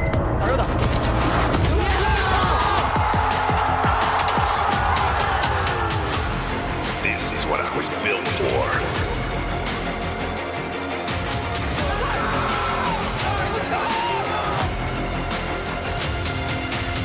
You and me, let's take this win. With goosebumps and the pure Apex Legends experience, you could cue the John Williams music because I am ready to go, especially after watching a video like that one, Tiff. What is it with those Apex Legends hype videos that just really get the blood flowing? Oof. I'm ready, right? The energy, it's there. It's who's going to be there at the end of the week. But we start with just one game, and you take it game by game, day by day. You get out of the survivor stage, you lock in your ticket to that grand finals, but it all starts here. You heard it. You heard the quotes here. You're getting ready, guys. Thank you so much for your patience. We want to make sure that everybody is ready to go to dive into our first game. And once again, for those of you guys just tuning in right now, our first 3 games will be played on E-District before we transition into the last 3 games of this first Group A versus B into Storm Point. I feel like a lot of teams are focusing on those last 3 matches of the day on Storm Point to get the majority of their points, especially after you already figure out how is this lobby? What's the pace of play that we're looking at? What are our favored bans that we're tossing those legends, right? We're getting them out, but we are just moments away. They're in that character select. They're looking at their legends. We're looking at who's going to be, getting some crazy things. If something would be changing, I don't see any changes too much, right? I'm still seeing the cryptos. I'm still seeing the Seers, Vicky. I know Seer's been a pain on the side for some of you that's been climbing through the ladder, despite some of the changes that we've been seeing, man, that's stunning, let me tell you. He still lives. It's a little obnoxious. Sometimes it gives me a little bit of PTSD when I think back at Season 10, but then I remember, at least there's no damage coming out there, no silence, no canceling my reses, but it's still having that awareness as we get to see the fans in the crowd, Tiff. That is always a great sight to see. If Yuka F has one fan, I am one of them. If he has 1 million, they're out there, which he does have 1 million. He's a staple to the ALGS. And to kick things off here in game number 1 of Groups A versus B, let's get into it. Let's get started, everybody. I'm seeing our legends are coming out of the dropship. It's going to be E-District as we get set up here at the ALGS Esports World Cup. It's our playoffs, and a lot of our legends I'm already seeing here, Tiff. Is this 100% pick rate on crypto? I mean, it might be. I'm not surprised, actually. We're not surprised. These are things that we have been witnessing, but we'll likely get those legend bans right out of the way. So for the teams that are going to excel on E-District, let's make it happen. Already taking a look at Falcons. We highlighted their POI coming out of stadium, having the split hold here too. You have the Evo Harvester over to their north side, as well as a survey beacon and that light arsenal. Saw a sniper arsenal too. And remember, what is this? It may not have been the northwestern zone, but it was the other half that we have seen plenty of times in the Pro League as we are taking a trip down Humbert Labs, and it's a perfect chef's kiss start to the way we consider this first game because Team Falcons won't be traveling too far away from stadium. I don't know what it is, but there's something to be said about a complete southeastern zone. I'm a bit of a curse, but JDG, we talked about him, we hyped up Naughty's first time IGLing on land, Shuby and floating, being some of those gunners to join alongside him, but they immediately face that resistance. Too many teams wanting access to the resources here. And it's scary when Naughty's the first one down, right? You don't want to have your crypto being the first one out of the fight, and while this fight is going on, there was a possible third party on the horizon with For Fun, but they prio getting the ring console before maybe showing their face. But the back-to-back now over to the other side as Chen G, coming fresh out of their flights, have lost out on Ziki, and Dexter being on that Seer is going to be able to slide through the window to try to get the follow-up. Oh, Genji hailing from Shipyard Arcade. There's that reset from Alter we're talking about. A little close moment here, but the level up, as soon as he steps out, Louis drops him.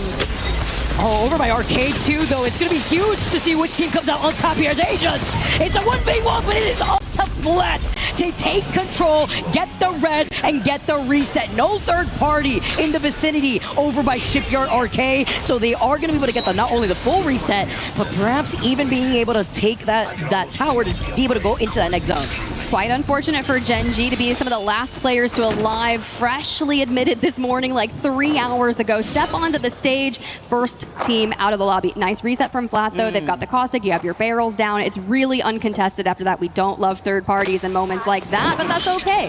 For now, we focus on getting information and getting into that next zone. Team Heretics, going to be one of the longer rotating teams alongside Dory and Unlimit, but this squad coming from the west side of things, making sure we level up the weapons, get the Volt in check, and then start the row.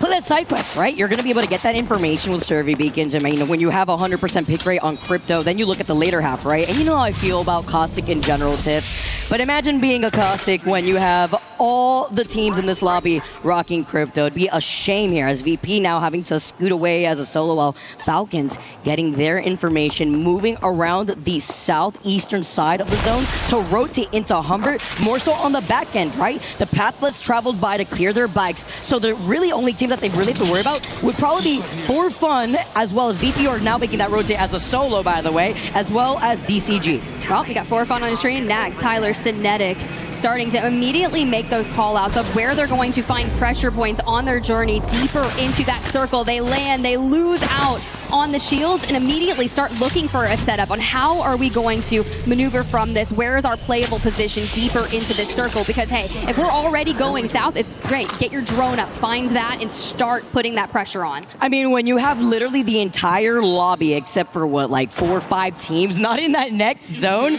that just highlights the lack of real estate you have to work with. Even though you have a lot of these buildings to coexist in, but it's going to be Humbert nonetheless, and it can be scary depending on where that zone ends up pulling. Will it be on the outskirts of Old Town, you know, where Flat is actually trying to rotate through to clear their backs on the southern side, and Dory already getting that scan, already getting that information to see where a lot of these teams are maybe blocking their position into this rotation. They call out JD Gaming, they got the scan of the survey beacon, and moving forward is going to be PXX, and there's 2 other teams in the vicinity while they do find that knock onto one of the members' Oz's. Oh, this is down. I know the Zedis was hyping up Prestes, but Virtus, man. They are eliminated at the hands of not only PXX, but Hal from the Falcons is also putting pressure towards that. So now that we kind of focus on the rotation, you mentioned Dory, but I'll talk about them later. They're playing with their coach as a sub-muscle, right? Ooh. And Shopify Rebellion, I said make me eat my words. We don't need a game 1 like this. Hold on, though. Remember the free reset here. Do you get the setup? I like this. Putting down the drone in advance actually is really smart. You may not have the EMP, but you get the recall off of having that Alter TP ready to go. Over onto the other side, though, Yanya does get knocked. TRN now on the prowl, and it's going to be 2 players up between Bulls. There's roll high, but now to be able to get the reset is even more important, which allows them to now fully get up to a full 30. But then you have the Sears still trying to get these scans, get the information, and with so many teams, Tiff, stacked one on top of the other in Humber, it's just a matter of time. Can they break down the drone? No, they cannot. The EMP actually sinks as Yuka, who's already purple with crazy flatline shots, by the way, is looking to reset. He doesn't like the situation that he's in, and he would rather get everybody up. All right, we're going to pull that drone back. Yuka drops as well. We can't even get Mike up. Now it is Satuki last alive for that roster, and you know what's happening? Trinity says we're going to go ahead, we're going to start pulling up our players and stack those numbers in our favor. The full from Yuka F comes through, and well, we'll have to wait and see the fate of Zeta after this. Listen, I want to know how much these players are playing for the insurance policy of the Alter TP, because I'm seeing too much aggression when it comes to being able to get these free resets. Hey, and that's exactly what happens, right? Immediately start stacking the heals together. Sure, that fight didn't go our way, but these guys are not afraid. We saw just how much action they had in the regular season split in APAC North. Sure, scrims may not have been the best for them, but that's okay because it's LAN, you're on the stage, and this is the time to show out. And Flat has also at least been able to secure so many of this KP already early, while Trinity have been able to get these knocks. It's about the resets of this Alter TP now. He's going to be able to now take some shots off of the longbow. Just a 2 times is all he needs at the hands of Jelly. Also being able to have the information with Duke just kind of floating around with the skies looking congested with these crypto drones. That's going to track, right? Especially when you've got 20 cryptos in a lobby at 100% pick rate. You're going to have some drones in the sky. Just keep your eyes on the fights ahead of you and hope that your cryptos doing the work here. You see the care package and everything coming on down, and the replicators and such. So Roy over there, Deep Cross Gaming. Mind you, they won their regional finals in APAC South with a back-to-back win for 3 total wins in that series. And they locked it in. And honestly, I was hearing about some work that they had when my friend Jumpa was creating content, right? He said their comms, when translated, are some of the funniest in ALGS because they'll just look at a fight and they'll be like, hey, you guys want to just go full send this? Do you know how dangerous that is as a player in a lobby when you've got people that are like, nah, let's just full send the fight, bro. We're going. Hey, those vibes are going to be important when it comes to, you know, being able to handle match point finals, especially with the pressure. I mean, we saw that with now Sentinels and the way that they were able to handle champs under a different name here, but it's going to be Team Heretics with the pings up ahead. They see this next zone pull. They see that they're getting gate kept from the team that's up on the high ground here, and that's going to be Unlimit, trying to block off their rotate. But even if Team Heretics ends up rotating on the northern side, that's where PXX is going to be. I told you, these are the teams that were already late to rotate, right? And now they were running into resistance. Unlimited actually beats Team Heretics, gates them, keep that from the side. So Team Heretics says, all right, we're going to carve up north. Well, you go up north, you might meet some giants, you might meet the Falcons. And if you got Waltzy on your screen like that, I don't really want to take a fight to Waltzy. I don't know if that's a giant or a Titan, man. I mean, it's a little different when you got to do... Which Titan would he be? I feel like he'd be like probably the Armor Titan. That's see the that. vibes I get, honestly. And I mean, when you're dealing with that, and the rest of Team Falcons who are looking to rotate outside of Energy Bank, they don't like how congested it's looking coming up from this rotate. They do have the option in some time to take a roundabout rotate, go on from the bottom right side of Energy Bank, and maybe see if there's a third party, they can reset with an alter TP immediately afterwards, because it's going to be Team Heretics basically doing the same thing while PXX are holding a split hold over that choke. Ooh, see, it's all about those decisions and getting as much information as possible. And honestly, playing for things like that ring console for a late game and having the drone grabbing that info, and of course the ring console that is outside the north, it's really stuck between PXX and Dory, so they're going to have sights on that. It will be difficult to get if you do choose to rotate through that area. But for now, it's almost like as if you're not in zone deep in there, you're going to have a really difficult journey to get in there. And I think Falcons did this on purpose, because if you look at the composition, they're one of the few that I don't believe are running the caustic, right? So they want to be able to play objective. They took a roundabout rotate instead on the outskirts of Stadium, instead of immediately holding down that southern right side choke where For Fun are actually situated in. Depending on how they get to clear this north side, I do like this idea. Remember, it's just game number 1 while Falcons get to plan ahead. And of course, with Alter being in these compositions, imagine the little cheeky angles you could take through the walls to be able to get a different rotate too. Very true. And I also kind of like this moment right here where they're playing slow. They're talking about which way they like to go in. Make sure that you grab some of those gold bins. You get those power-ups. We talked about Deep Cross Gaming early on, and Roy is going to be the first team down of this member. A rogue nade from Dory. These are the squads that are kind of consistently butting heads up on that northern side of the next...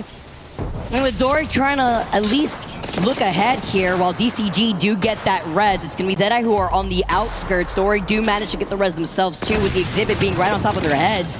But man, if you take a look at this mini-map, there's so many drones flying around. You would think that all these EMPs are going to be different forms of fireworks, while Falcons are rounding behind Dory. So that fight that we just saw currently as Dory are going to be able to heal up safely. They're going to be able to try to pull off getting those ultimates online too. With Falcons, they see that the fight's over. They don't want to try to overextend. They see that next zone pool, are going to take that roundabout rotate, perhaps behind JD Gaming, or if the timing serves, behind Zedai and Dory to clear that northern side. But it's a lot of a riskier chance unless they go through JD Gaming. Yeah, and with 18 seconds before everything starts to collapse and draw them in, you might get stuck having to carve through that choke point into the middle, straight towards where we saw Deep Cross Gaming fall. PXX has now entered the mix alongside Zeddy, and Dory has been there, right? So knowing that there's potential for that third party, I can imagine that Katsu King there is going to look for some early openings. But honestly, at this point, if you're Zeta across the way, taking another fight towards the western side, we saw what Yuka F could do. They hit the reset on the altar, and now the fire, the flames, the seer coming out, and Yuka pulls Satuki to join Mike the last stand, and he can't pull it off. Oh man, there's literally fights happening on each angle while Unlimit 2 get involved in the crossfire. Flat looking ahead to try to capitalize because it's Team Heretics. But remember that pile up that we were talking about with Dory up on the north side? Guess what? Falcons took the jump tower, they landed right on top of them, and Zedai and Team Falcons are now facing up against each other, but it's only up to Guild to clutch out here, as he's going to be able to get that followed up knock here. Going to be able to try to get the reset as well, finishing off some of these knock teammates because of the Alter TP that is allowing them to get recalled. Oh, Alter, my beloved. When you get to make plays like that and have that get out of jail free card, there goes the crypto EMP, and For Fun, we're just in a bit of a situation, right? Oh, We've got no. a solid spot if we can hold this and clear out our backs for the long game, for maximizing a potential win out of it, but not if JD Gaming has anything to say about it. And they were one of our first teams that had teammates falling. Naughty was down and out, but they've made a full reset. They did, and now Floating's going to be able to clean up on aisle 3 as a limit, by the way. Do get eliminated in your feeds. That's going to be at the hands of Team Heretics, who have now completely cleared the west side of the zone, but it's quite a big journey for them as we take a look at JDG. Now looking ahead with Naughty being back in the fray, as you mentioned, Tiff, is going to get the information off the crypto drone. They do see that one member of Wolves Esports are going to be able to TP, and they want to prevent them from getting that reset. I mean, imagine how an EMP could go with the amount of caustics in this lobby, and then you have that lone Watson too from Gaming Gladiators. I actually love that they lock in Watson early on and just kind of stick to what they know, stick to what they enjoy for E-District, because you'll be able to play that character longer. You don't have to switch off too much, but here are the Falcons yet again on the move from the outside looking in, which is such a great strategy for group stages, right? It's all about racking up as many points as humanly possible early on, but they only have 3 kills to kick things off, which I say only, but honestly, the most in the lobby is 4, and that's PXX and Flat. Yeah, exactly, right? And Flat, if you look at their position being on that southern side of the zone, it's going to allow them to pressure and pepper out a lot of that damage onto the neighboring teams that are playing more so by the edge. AG Global are situated in that next zone, but then if you take a look at where that zone's pulling next, as you see the side-by-side from a limit, Beast clutching out with the R9, he's got the purple bag, and it's all he needs with the final shot. Oh my goodness, off the longbow to come out on top. Falcons now hailing from above and being on top of the rooftop, putting in the pressure, forcing this team to play by the fence on a beautiful kidnap, by the way, that we were talking about earlier when it comes to the altar. Yeah, that was a dirty replay right there, Vicky. I'm not gonna lie. Those are things that I will never get enough of, but the EMP comes in straight on Guild's head, and now a Skynade to hopefully put that resistance up. Trade's coming alongside, but it's Team Heretics, and just the nade chaos backfires as Team Falcons fall. Playing on Potato, catch one of these as Falcons find themselves in the spawn room gates here. Back to the lobby they go, and this is the pile up that we were mentioning. Team Heretics maybe in some trouble here. Well, also it's going to be Havoc also right behind them with PXX, Zedeye Esports. It's a huge pile up here. And guess what team is uncontested in this next zone? Gaming Gladiators. I mean, crazy, as we were talking about them running that Watson earlier too. Look, I'm telling you, I don't know what it is about Gaming Gladiators in this era, but something happens when those boys step onto the stage, right? And hey, if we're gonna have some success this early on, that momentum will carry you through the week. Zainu, 5 HP, drop in the barrels, and hey, we're just gonna hide in here. No one look over. It's all good. It's all good. Mind your business, Zainu says. If you see me, no you don't. Look away. Lone little caustic, it's like hiding behind that one little tree, a slim tree, hoping nobody sees you. But you know what? You're keeping the dream alive here for our teams left in this lobby. That next zone is going to be a bloodbath for the teams that have yet to pile up inside of those 3 individual buildings. That's right directly in the middle when you go over to the east side of Humbert Labs.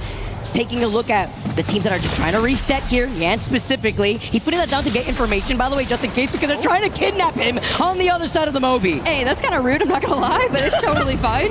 We got AG Global, Yanya, Jaguares, Niazul here on the screen, and an L-Star in hands. Looking pretty good. Now, we do have a solidified spot in Circle, but they are not alone. This is the populated side of things, and with the majority of the 5 squads still outside the Circle, you're getting that information from the high ground from Team Heretics to be able to see what is going on over here. Where can I play from? They've always been from the outside looking in, and do we jump on Havoc?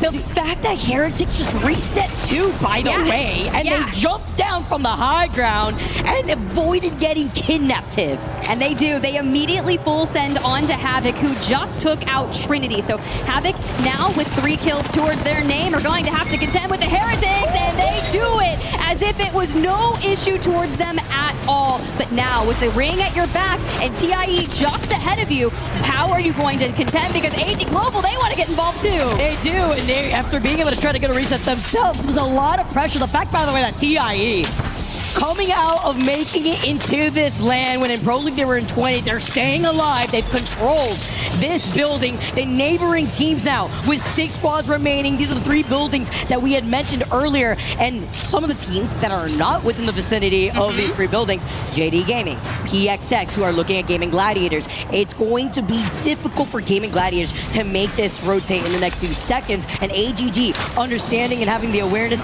they do have the TP, but with this final zone closing in the next 30 seconds, it's going to be nearly impossible. Yeah, with 6 teams left, I love that you've outlined all the stakes, especially JD Gaming. And here's why. Their job is to make sure that wherever we are going, we are keeping tabs on the north with Gaming Gladiators, PXX, making sure that those 2 fight each other and they don't get full sent. And on the other side, right, the south, Wolves, AG Global, and TIE, they want those fights to happen there so that JD Gaming can just shoot from afar and clean that up, netting themselves a win. That's why they've been holding this position for a really long time, right? Yeah. And we saw that they were able to pepper in a lot of the teams from afar without trying to directly involve themselves. But if you're looking at PXX and what they've done in this first game, that's how you set up momentum. 7 KP going in their pocket while JD Gaming been farming damage. GG now move up to already initiate this fight versus JD Gaming. They do, right? They immediately start getting closer, but look who's there. Shubi, to try and make a play, falls at the hands of Lushka. That is going to actually make so much difficulty there for JD Gaming, who do have the altar, who are going to look for a reset. So Gaming Gladiators must keep applying the pressure. And here they go. Zane, but they've got poof, bamboozled. Here they come back though. Naughty floating, making the last stand. I mean, the way that we're seeing these players just go back and forth between the portal, EMP for days, all the information with the skies congested. You have the crypto and the Seer to deal with a TIE. Do get eliminated. Floating is farming. He gets called out though. Stay Naughty's the last one alive, and JD Gaming get eliminated. Our last 3 squads as it's AGG, Wolves, and PXX who are looking to take this KP into that first place spot. Sometimes you've just got to play it for that end game. You've got to relax. And Crazy Kong went no name. They do exactly that with a heck of a lot of kills, and they take game 1 of groups A and B. Wolves with the pop-off, the crowd giving them their energy. I mean, what was that, like 10 KP by the end of it all? They were able to play very safely, have the high ground advantage before watching the teams below their feet collapse on one another to take that dub.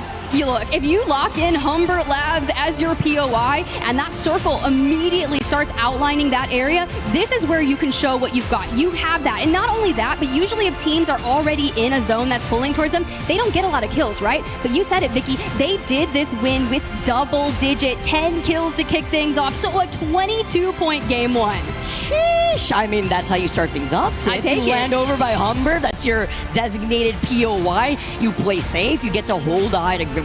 You were able to get some of the resets that we saw some of these teams capitalize on, but to be able to do so in a final zone like this, when you're forcing some of these fights, a little bob-off comes in here. They're letting everybody know what their name is. Look, I just learned the sign for Wolves, Vicky. As he was walking, he threw up the W. He took the W, threw up the W, and I want to see more of Wolves. W for days here for Wolves. Locked and loaded. I love the energy of our pros here on this stage, but already making a statement after our first game alone on E District. Remember, we got 2 more games to go here on this map. And it's one of my favorites, right? It is obviously one of the newer in the map pool as we kind of peruse through some of these highlights here, starting off with Wolves on that high ground, making sure that these nades are doing the brunt force of the work. You can see how many connect right there on a TIE. You use the altar, you portal on in, you got the gold alt in hand, and you just let it work, right? But I do love this moment here from JD Gaming, but more importantly, the time in which Gaming Gladiators did take to kind of throw themselves down in there. Now, I noticed that Gaming Gladiators falls before JD does. There were more players in that mix. Oh, floating was in the Matrix too. Like he could not move. Like I mean, you're getting double seer scanned. Like and we're dodging. we are literally floating. Sorry, that's a dad joke. I've been floating back to the lobby. No, that's it. Because honestly, that's how it kind of feels like, right? When you're stuck on the other side of that seer attack, it's like everything is slow-mo for you. But the fact that floating was still able to clutch out with those Devo pickoffs here with the hipfire shots is also nice. But it's even better when Wolves gets to come in from the high ground at the top of your Apex Predator table here and just being able to dive down and feast on your victims looks fantastic and how they're able to start off this first game. I know, and I'm like, for all the teams that just had like a really powerful performance, PXX there grabbing second place, right? They had 8 kills. I believe it was like 17 total points. That's a squad that actually didn't have one of the drop spots on the eastern side of things, or even the south, right? They were over in Blossom. So they had Havoc, Shopify Rebellion, Zeta, some of the powerhouses over there on that western side of things. So when you think about the initial rotates and how quickly everyone was focusing on getting information and getting into that circle, so many of those fights happened on the western side of things. And if you found yourself in there, it was a really brutal map 1. It's tough too, and it's even more impressive to see how No Name was able to put down 6 KP just by himself on the altar. It comes in clutch when you are able to take your own TP back, get your teammates back up to full health. We saw it time and time again already starting off our first game, and mind you, it's not even going to be altar that gets banned. It's the 100% pick rate on Crypto, but no surprise there too, because then you have the double seared on top of the stuns that you also have the slowdown from the EMPs. We get to see that highlight once again from floating before he just gets double attack hand, and then you see the drone flying above his head before they eventually were taken out. But this is the high ground position that we were talking about from Wolves, being one of the teams to take this building very early, considering that this is their POI. So they had that advantage with No Name cleaning up even more heads. We just talked about the fact that he was able to take not only match number 1 with the whole team with 10 total KP, but him alone with 6. Yeah, and he did it really efficiently too. 2,000 damage, well, 2,078 if you want to get crazy, but minimal damage taken. Only took about 700, even Crazy Kong, 100 damage total taken throughout the duration, and you're starting at Humbert and everyone's coming to you and you only had 100 damage shot at you? We're efficient. Making sure that you are outside of the fight and being able to capitalize on a lot of the teams that were forced to rotate from the edge of zone, that were out in the open if they didn't find their own free building. Yeah. Going right through that rotating wall on the outskirts of Humbert Labs. But while we get set up, everybody, game number 2 is on the horizon, going back over to E District, which is important when we take a look at the different POI draft, right, Tiff? We highlighted some of the common zones that we've been seeing throughout the course of Pro League. And I said Northwest. You were like, yeah, until you get the rogue Humbert Labs. Okay, sure, Vicky. What else do you know?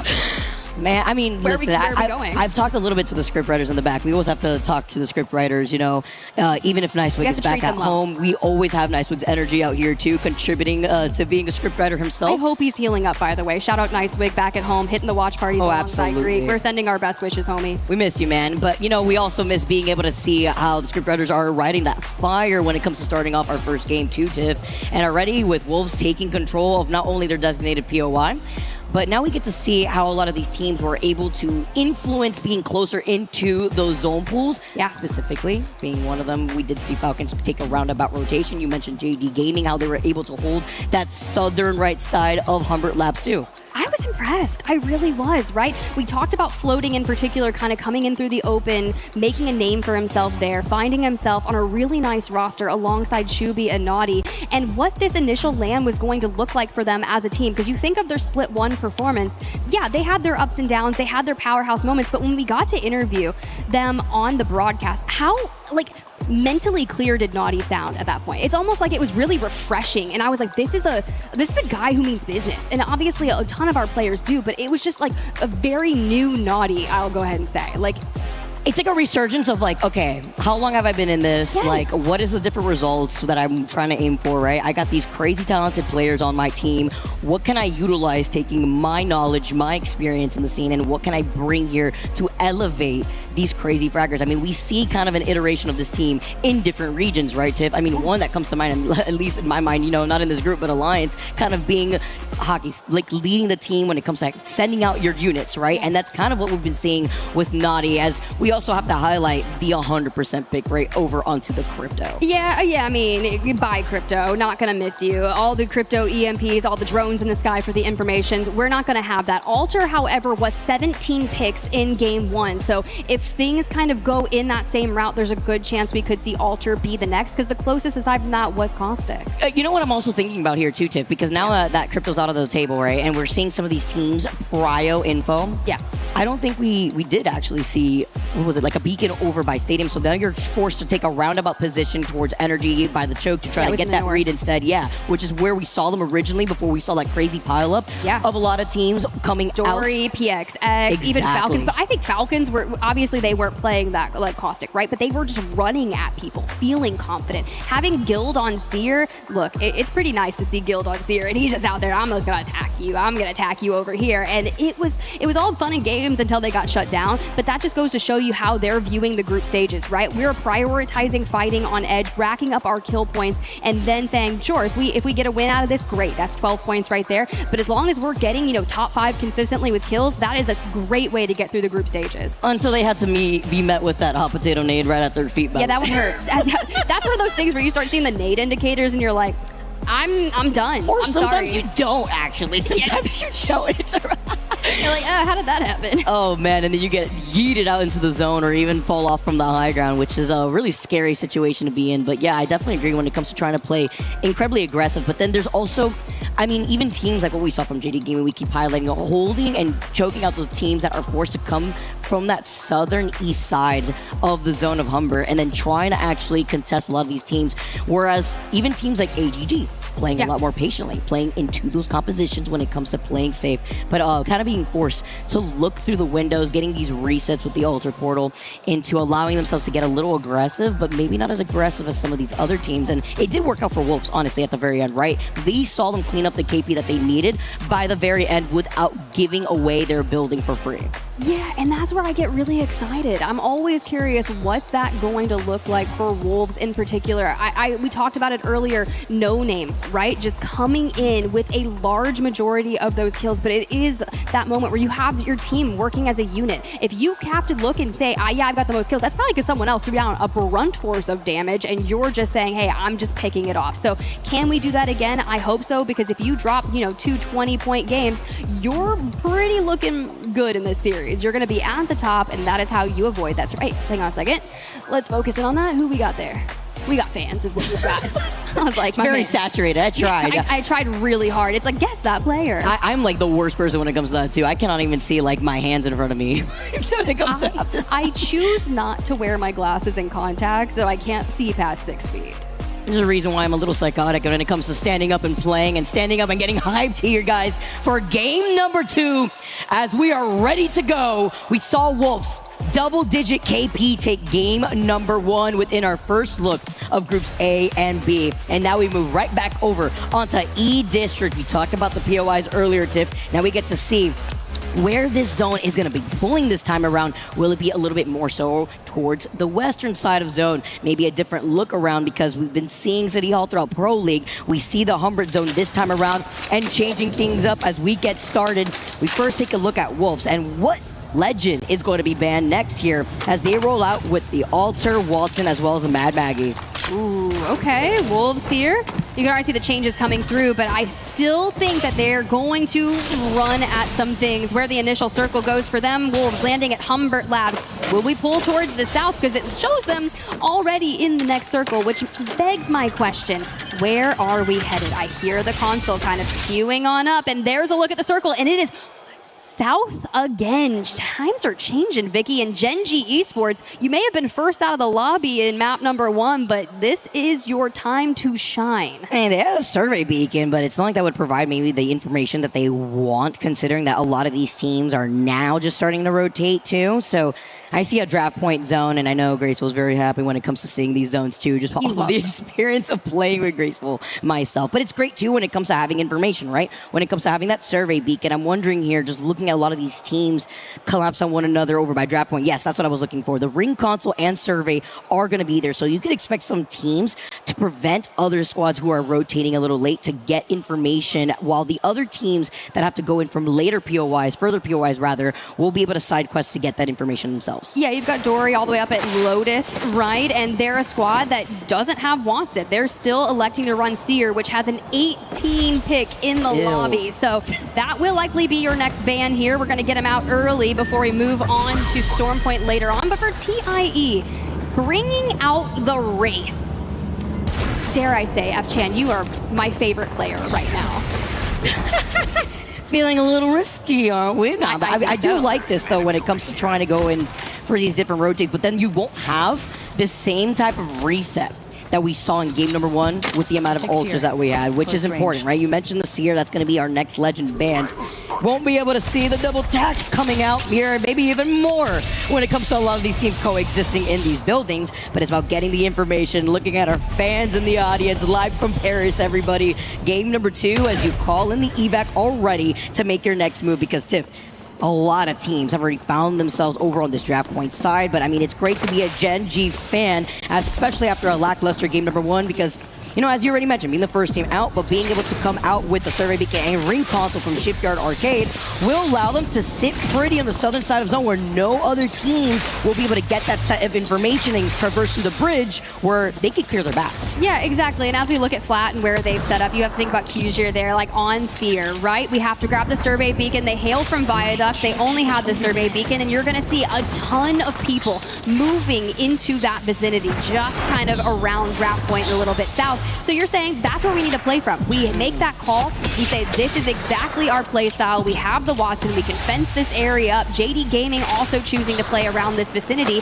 And you just have to realize as you set up that you have to be able to hold it. But for AG Global on that eastern side of things, making their push in, Yanya himself on the altar is 2 knocks away from 1,000 knocks. Okay, like that's insane. Ooh, hold on. We need it here in this game, right? Write down the stats. Tiff has spoken, especially when it comes to tracking some of these players that have been reoccurrent in our lands. AGG now moving outside of Humbert. Falcons are prowling right behind them, by the way, who want to pry. We're getting the Evo Harvester on the northeastern side of Humbert, very similar to where that last zone pool was, before they make their rotate, perhaps through the choke of Shipyard Arcade, because again, it's that big set of information that Gen G already prioed very early on with the ring console and survey beacon, but Gen G did give up that space for right now. As you can see them right now, they're going to be able to try to look over by Viaduct, but guess who was there by the survey already? It was PXX. They don't want to try to contest for playing on the edge of zone in that direction that leads into draft point, so they actually get right back over to Shipyard Arcade before AGG or even Falcons may want to try to pry or get that info, which is why we're seeing Falcons now take to the skies, but do they have the information that Gen G is waiting for them at Shipyard? Yeah, it was a really interesting game 1 for Falcons, right? Because how often did we find them so far outside of zone in the north, right? So knowing that they start from Stadium, that was a journey for them. That was full of resets and just stabilization and looking for kills. But what do we do this time? We actually go south. We comb together a couple of evacs. We take to the sky. And now Guild switches off Seer. Waltzy's on Seer. Guild's on Watson. And we're saying, where do we want to set up? Well, you set up by the ring console. You play for information. Ooh, and they were able to get there for free. All right, we take that. Let me tell you, especially when Gen G's like looking above them, seeing Falcons fly from above. They heard the evac tower and does end up crashing down before they end up rotating probably through Old Town, taking their time, while AGG, we saw them earlier taking shots at Falcons. They're not going to try to prio and contest Falcons there by Shipyard Arcade, because with a lot of these teams being able to have the reset of the altar TPs in general, there could be a lot of griefing that could be done, especially with the influence of Axel that we were seeing in this lobby. It's so interesting looking at Gen G, you know, the 8th seed coming in from APAC South. This is one of those squads that didn't have the best scrim average when it comes down to it. Sure, 33rd average, but you said, Vicky, we take it with a grain of salt. We just compile on that performance. Some of that's done due to ping, right? But when you get to land, you kind of lock in. You're running on 2 hours of sleep. We're just happy to have you here for day 1. We just want to see, get you kind of those initial flows moving. What's the pace of the lobby look like? And really kind of step up for the later matches. And honestly, all props to them. Yeah, like I'm saying, bro. Nothing but nice. A shell of my former existence, but that's why they're here, locked and loaded. Already getting that adrenaline and going here with a lot of our teams already making their way. VP being one of them, by the way, where they were able to send out that altar player to be already put down that TP, so that way they can help out with their rotates while also prioing getting the survey beacon, as well as the ring console that's on the other side of the wall. And DCG also are keeping their eye on VP because so many teams now, if you're looking at Heretics, Unlimit, even Shopify, who have to come from a very far POI over to the north side, will be able to side quest over to getting that survey beacon. And then on the opposite end, Tiff, same thing could be said about Falcons with the way that they want to take a roundabout position, but Gen G do find themselves in a fight.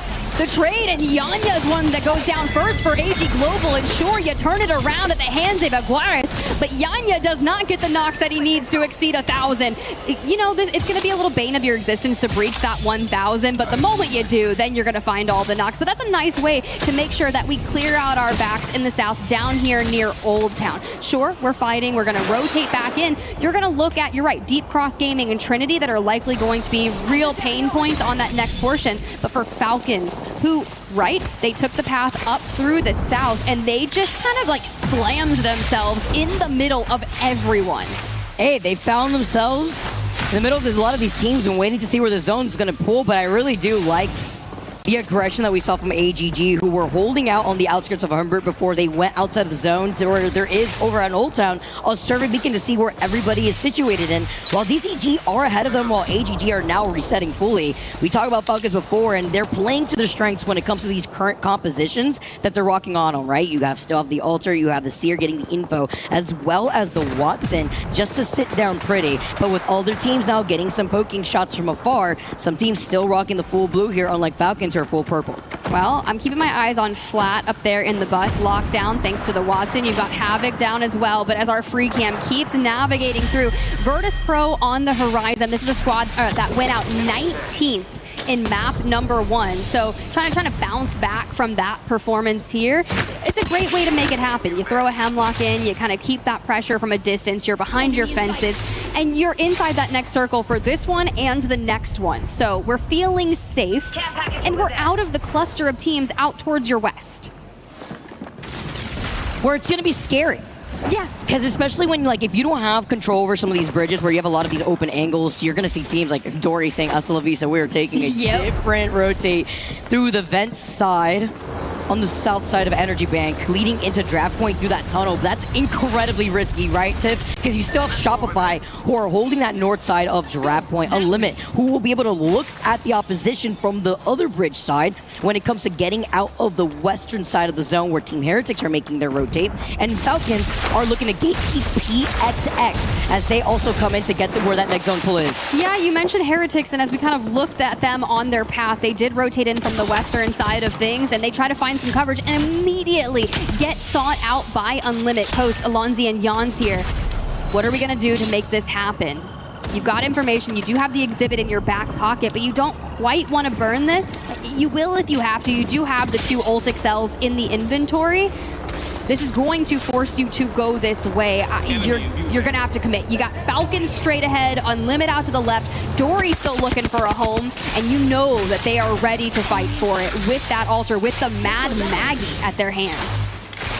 Gonna pull up there too. Oh, we get to see Jess' parents from afar. I love how we get to see their beautiful faces out in the crowd. Great energy from this family here. It's not a LAN if we don't get to see Papa Jen. And of course, Jen's not going to be competing here today. He did actually, was going to sub in for Gen G, but those boys, they got everything approved. They're on the stage here now, but it's still really nice to see them here supporting. And as we look at those next circles and where things are moving, AG Global, who were last down by Old Town, have carved their way all the way up towards the north. You can see they're still looking for things like resources, survey beacons, like all of that, but as that circle pops to the eastern side of things, this is so good for their endgame.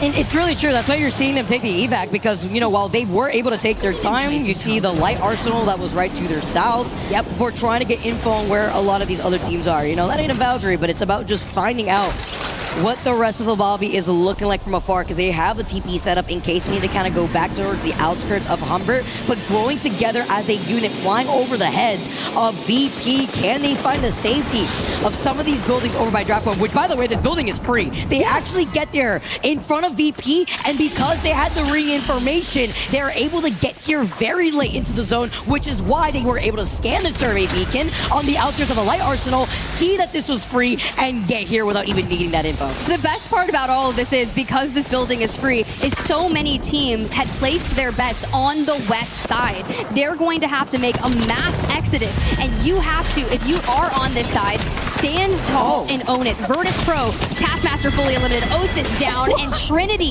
finishes it out. A team that was already in that next circle has now been evicted, and Trinity claims their spot. Igarashi said, open up like the Kool-Aid man. He completely cleared the building versus VP, which is important because Genji, by the way, also go out first this second game around. I missed that, Genji. It was on the other side here, and then VP meet them back in the lobby, being the second team to fall. It's just a fact. That's okay. I mean, it's round 3, and you still have all these teams stiff. You give those boys some 5 hours of sleep, they're going to be playing completely different. They're going to feel just like themselves. So the Falcons, though, yeah, we're testing fate with some more nades.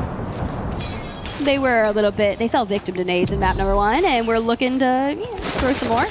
Hey, you know what happens when you're at the circus juggling through these nades yourself? Putting in some pressure when you get to hear some of these reses also go octave. Oh boy, we got Zeta Division on the other side of this, and when you think of Falcons rotating in from the west side, you're like, why are the Falcons so far over here, right? Don't they land in Stadium? You saw that southern rotation. You saw them grabbing that information, and they chose this side of things. And you know, while Falcons are sitting here just trying to make their next move, let's jump into a listening with Falcons to see how they plan this next rotate. You can go underneath the water if we evac, like low ground water, if that's possibly open. Okay, where do you want to evac from? I'm not with it. Just drop it, second floor, I'm coming to you. Dropping it.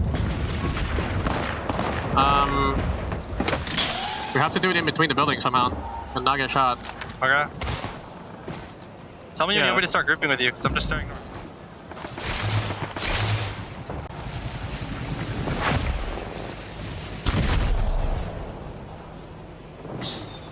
I say we go.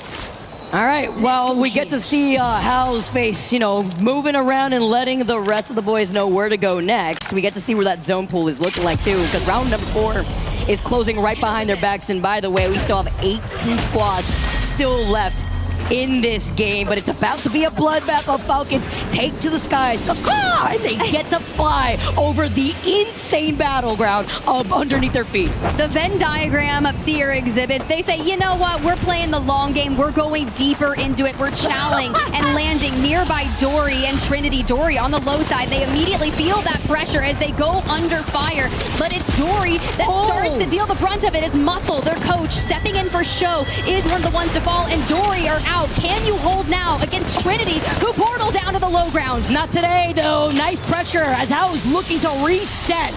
They take one out, and now they're looking at Trinity, who wanted to try to contest, and they had the information from the Seer scan originally, but with the zone closing in, they are safe with a sliver into that next zone, and that's what happens, as it's really only an isolated 1v1 fight between Trinity and Falcons. They didn't have anyone fall too much damage there. They reset nicely. They get the gen down, but the chaos is still going. Floating makes an appearance and immediately lets the R9 shred to the pieces. You do have some poke damage from behind, so you immediately start playing the doorway. Havoc ahead of you for fun as well. They've already used their exhibits in the earlier fight, so let's say fence them in, hijack enabled. Yeah, and then you see like the painting of Watson fences on the ground. Shubi just trying to hijack that himself, JDG.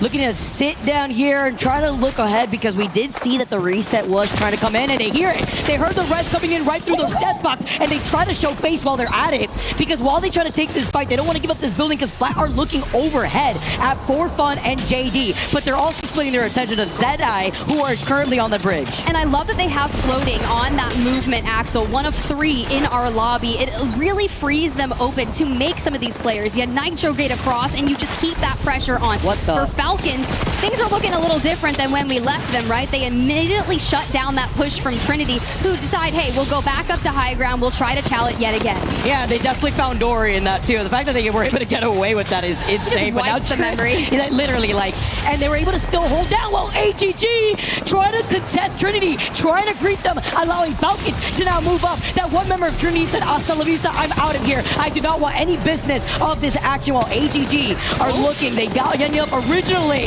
but not for very long. Falcons holding a better position as Falcons are cleaning up heads for this game number 2. Falcons are making light work of their rotations. They're finding the resistance. They're shutting it down. JD Gaming, for fun, also going to fall on the western side of things. And now, as teams really set their sights onto landing into this hectic endgame, where do you play from? We saw Flat, who had the bridge. They called it, right?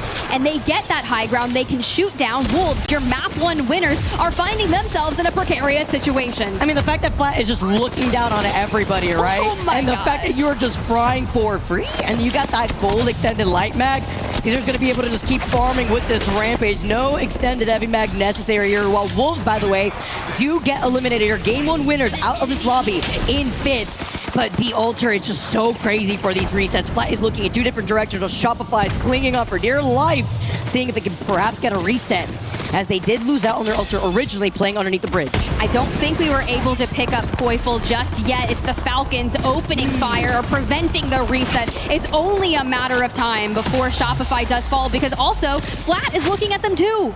Look at Falcons. Look at their position right now. They are farming 7 total KP in this second game alone as Waltzy. It's a strike to find Koifel, a little bit of revenge, while Flat do pepper in some damage onto them, but this entire north side of zone has been clear for Falcons. 2 members of Shopify Rebellion were able to stave off that push, right? You can see Zainu still on the ground. Zap is going to work towards that pickup. They're out of sight from Flat. They're out of sight from Falcons. And Game and Gladiators, who have roamed in from the southeastern side, have maybe gone under the radar the entire map, but they still have 4 kills. They have a power position, and so long as Team Falcons is preoccupied with Flat and the remnants of Shopify, Gaimin can take a smart fight. Walk up, tiptoeing a little bit to see if they can try to harass Flat. While they lose out on Qzer now, just trying to see if they can get the res. They put down the TP. Falcons now, they fully send it onto Shopify, who are still clinging on for dear life. They TP outside of this situation. The exhibit for exhibit, though, giving everybody the info while Gills is farming. Shopify get cleaned up at the hands of Gil with some help from Zane. Some extra KP for Game and Gladiators. And now we have our last 3 squads for game number 2. Flat starting in Viaduct here towards the end. Game and Gladiators, who decided, hey, we're going from uptown, we're making our way in, and Falcons, who have had one heck of a game 2. The trades going back and forth. 12 kills for Falcons, and down into the final 2. It is only Game and Gladiators standing in their way for a map 1 guild. Reeling back, setting up some of their own fences as Zane looks to make a play, but Guild reads it. Hal answers back. The trades come through, and Guild and Hal stand firm. They swing around Blast, and a 1v1, and they take it. Team Falcons are your winners. Opening the door real quick and waiting to put down the exhibit. They go hard and they go home with the amount of KP that they were able to take for game number 2. What a match for the Falcons, who, despite having a strong start in map number 1, walk away with a 13th place and 4 kills, but then say, you know what, we've got this. We were your Scrim Reapers as we set practice coming into this LAN. We've hoisted trophies. We know how to do it. We just have to lock it in. And to drop 15 kills, a 3,200 damage differential on this lobby just goes to show you that it didn't matter where they started. They traversed the entirety of the south side of E District and took the craziest rotation in from the west. And I'm like facepalm. Like the fact that they were able to get into that zone, destroy Dory. Like, no one's gonna be finding Dory, at least for that game number 2. But the fact that they stayed alive, Trinity couldn't greet them because they tried to show face, but then Falcons was able to pepper them out, get a little bit of revenge, and then thanks to AGG, they were able to actually come out on top on that rotate. Yeah, to be fair, I think, Vicky, that is the defining moment of match number 2, was that evac as we kind of go through the very end of the game from Hal's POV on the side. He's the altar, he's got the portals, he's making the play. Zane does try to go behind, gets dropped, and Lufka here. Now it's going to be Blast last standing for Gen G, but just look at how they stick together on the Falcon side of things and then just kind of put the finishing touches as they swarm in. However, I will say for Game and Gladiators, getting a second place in match number 2 is great. They were top 5 in map number 1. And what do we ask for of our teams when it comes to LAN performances? Consistency. Yep. And it's really hard, too, when it comes to dealing with this international talent. When you bring everybody on the same stage, I get to hear the crowd going wild here when it comes to Gaming Gladiators as well. I know family members have flown out from all around the world. Yeah, we got Blast sister right there. Hi, girl. I love it. Charlie, I love the way that they are always coming through to support the family of Gaming Gladiators, but giving them the energy tip. You talk about consistency and still being able to find yourself in a top 5 finish goes the distance in our 6 series when it comes to groups A and B for this first half. And they were one of the teams, right, in match number 1 that had decided, we're going to play Watson, right? We're going to play something a little different. And you kind of just keep going through the lobby in that regard. You just make groups. It's times to learn almost. This is the moment in which you are setting yourselves up for deeper into the week, where a lot of those games convert. There's $600,000 for first place on Sunday. Of course, you get a glorious trophy. But $600K? Oof. You know how I feel about that one. I mean, I do. Anybody though, but it's also in this economy. I'm sure. Yes. And then it's a way that they are able to also not only take away from that, but like even if you look back at last year, VK Gaming who came out on top, winning last year's Split 1 playoffs at EWC, and being able to kind of come out of left field, right? We take a look at these highlights and what that means to not only take that first place spot, but start yourself strong, right? Falcons coming in swinging game number 2. You were talking about the way that they were trying to hold these split angles with Falcons, man. They were able to also see that Zane, who had taken the portal down, isolated 2 of his teammates, leaving only Blast alive before the end of it, and then Guild getting the finishing blow with the RE45. Can we also talk about, I mean, since scrims, right, but the RE45, man. It's like being put into a microwave, making your eyes water, but it's a great start here for Falcons as well.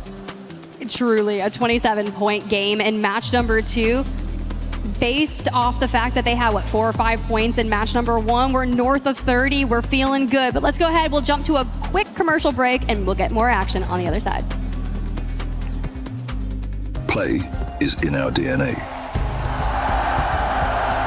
Whenever we let it out, it becomes our superpower. Now imagine an entire city being built to supercharge it. Kadir City, powered by Play.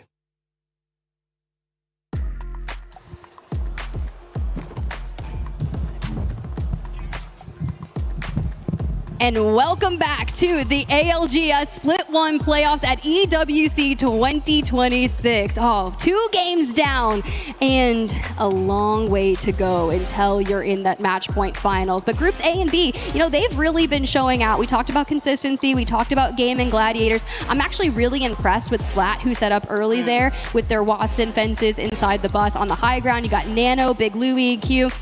They've always kind of been one of the most, dare I say, underrated teams of the Americas. They have these pop-off performances and you're like, okay, let's see it again. And to drop 6 kills, get a 13-point game, positive damage differential.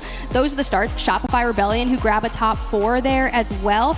Just a couple of kills, but the fact that they were just trying to stay alive on the low ground is something to be said to make it to 4th. Our winners of match number 1 do end up in the top 5 scenario as well, so the points line is going to look great for them.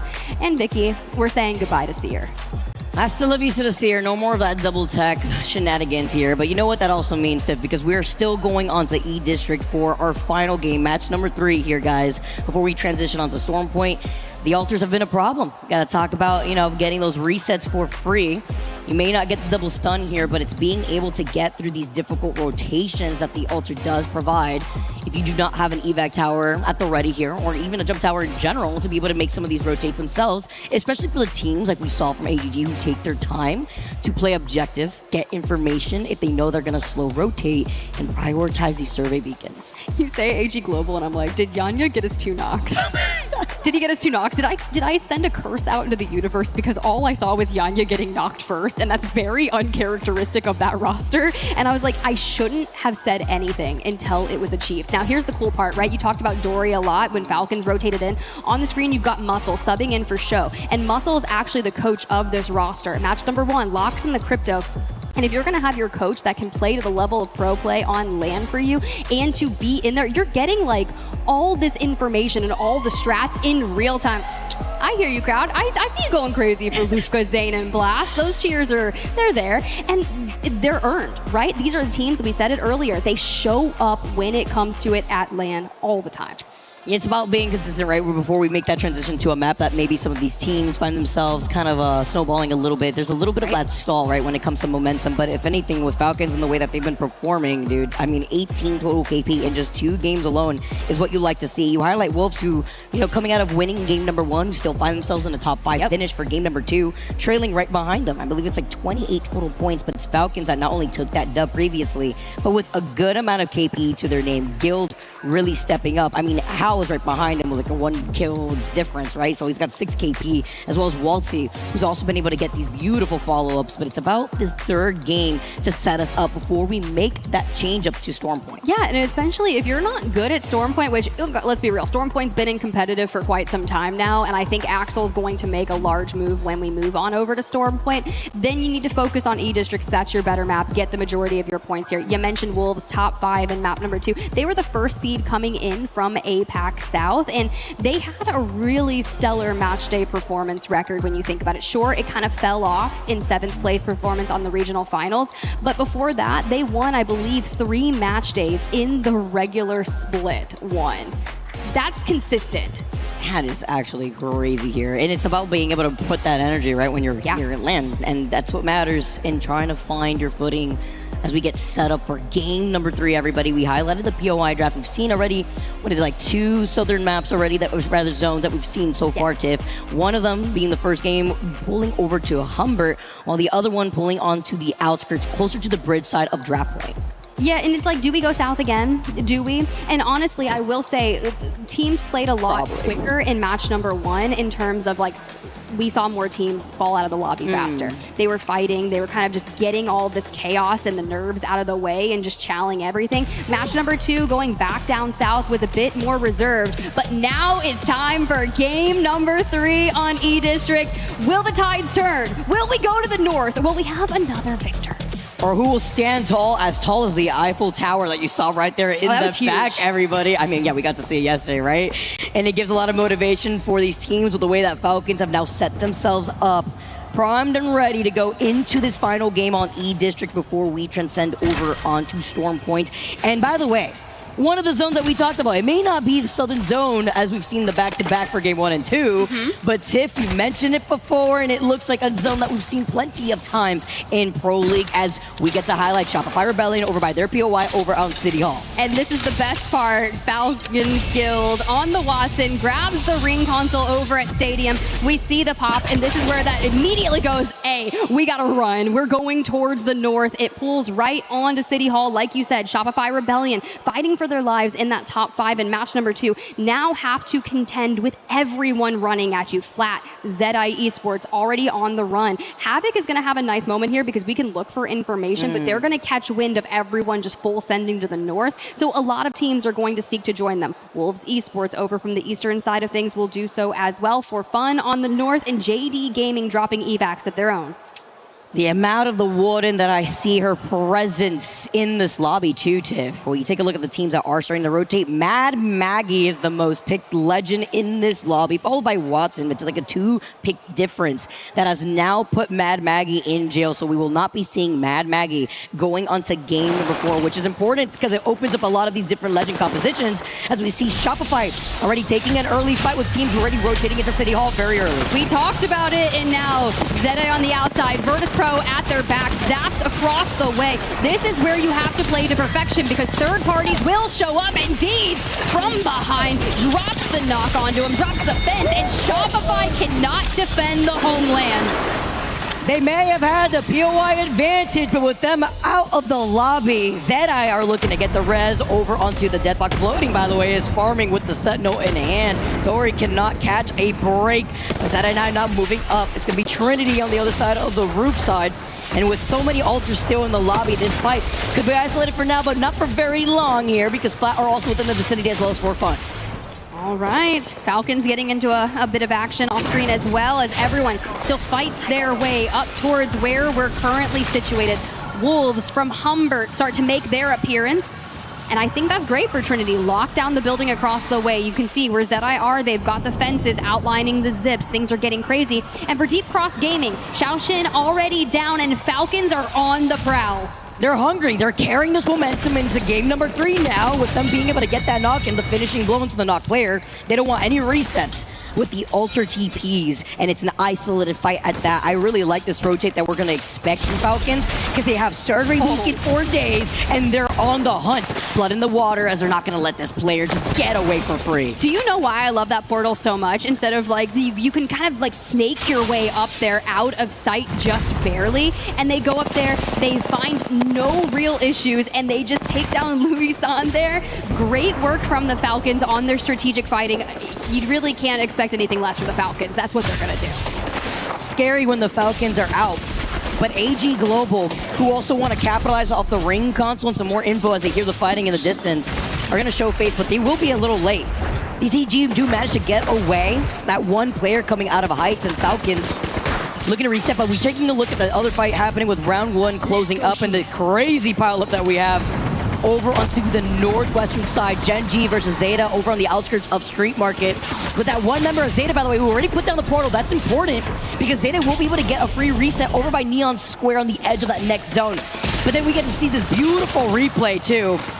And it's going to be Shopify over by their POI, which at the moment, they really needed to come out on top, considering after 2 games alone, they're sitting in 9th place overall with only 12 total points, 5 KP over the course of 2 games. Well, to be fair, Gen G's not the first team out of the lobby for match number 3. They drop the Mad Maggie ball. We see the initial knocks coming in. They take Mike down. They go for the full. And if I'm Zeta, I have to focus on, do we see a reset? Can we be evasive? When it's your Watson player last standing and just trying to make a reset, we try to make it happen. Well, the fans are giving them the energy, though. Zeta Division are on the run, and Gen G are hungry. We got kills. This southwestern side of the zone, and Tiff, you know, you were highlighting them before. May not be the first team out of the lobby this time, but that's how it starts before we change maps. It's okay. Maybe they just had a nice little regain between match 2 and match 3. They're like, yeah, okay, we got that out of the way. Now we're like on another, what do they call that? When you're just like so tired that you're just like, whatever. Jet lagged, exhausted, everything. A Shelger existence. Get a little crazy, yeah.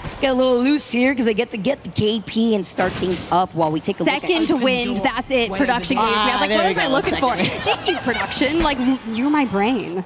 Meanwhile, me, I'm like thinking deflated like because I would feel that way. I mean, you're built different to do what Gen G is doing right now, and this is how it really starts as we take a look. Oh my, close that door right now. Shubi couldn't even put one toe out of line before getting punished for his positioning right there with the door opened. Other teams now taking control over the high ground bridge. And with a lot of these other squads now making their way to City Hall, see Flat, who are playing on the outskirts. Dory on that northeastern side, looking down at For Fun, as well as JD Gaming.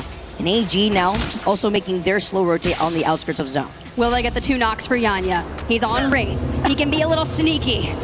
Is it going to happen? Do you find Deep Cross Gaming, or are we kind of looking to get out of there, maybe find that information, and as that circle even more collapses? I just want to harken back to the fact that Shopify Rebellion couldn't withstand the people throwing themselves at City Hall, but back to match number 1 when we went Humbert, Wolves converted from their POI. And that says something to me.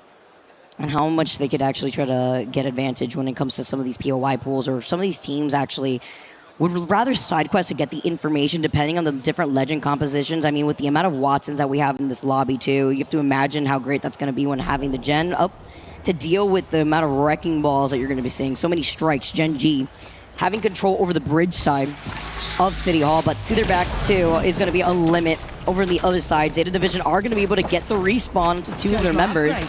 That's going to be big too, with JDG also looking to get this res onto floating, being one of the teams that are rocking out with the Wraith. We're seeing a little bit more of Wraith this time around compared to our last game, Tiff. I am enjoying it, and I think keeping floating on like characters like Wraith, like Axel, is where he can really shine. We did see, actually, when we tuned in to Naughty on the Mad Maggie, a voice line came through. I was like, whoa, that sounds like Lace. Is she in my comms? No, it was just the Mad Maggie. I'm sorry, Lace. I was just thinking about you. It's a joke. It keeps going when it comes to Lays here, and we get to take a look at how a lot of these teams are split up. With AGG still having priority into getting that survey beacon as well as ring console. They did just grab that ring console. They waited out all the way on that northeastern side of things out into the ring and then decided to rotate in. Falcons grabbed that information to the north of Energy Bank, and they're kind of going in on the south side. So those are good shouts. That way. They're able to also get that reset over by Oton too. It goes hard while Team Falcons now are going to start rotating outside of Energy Bank.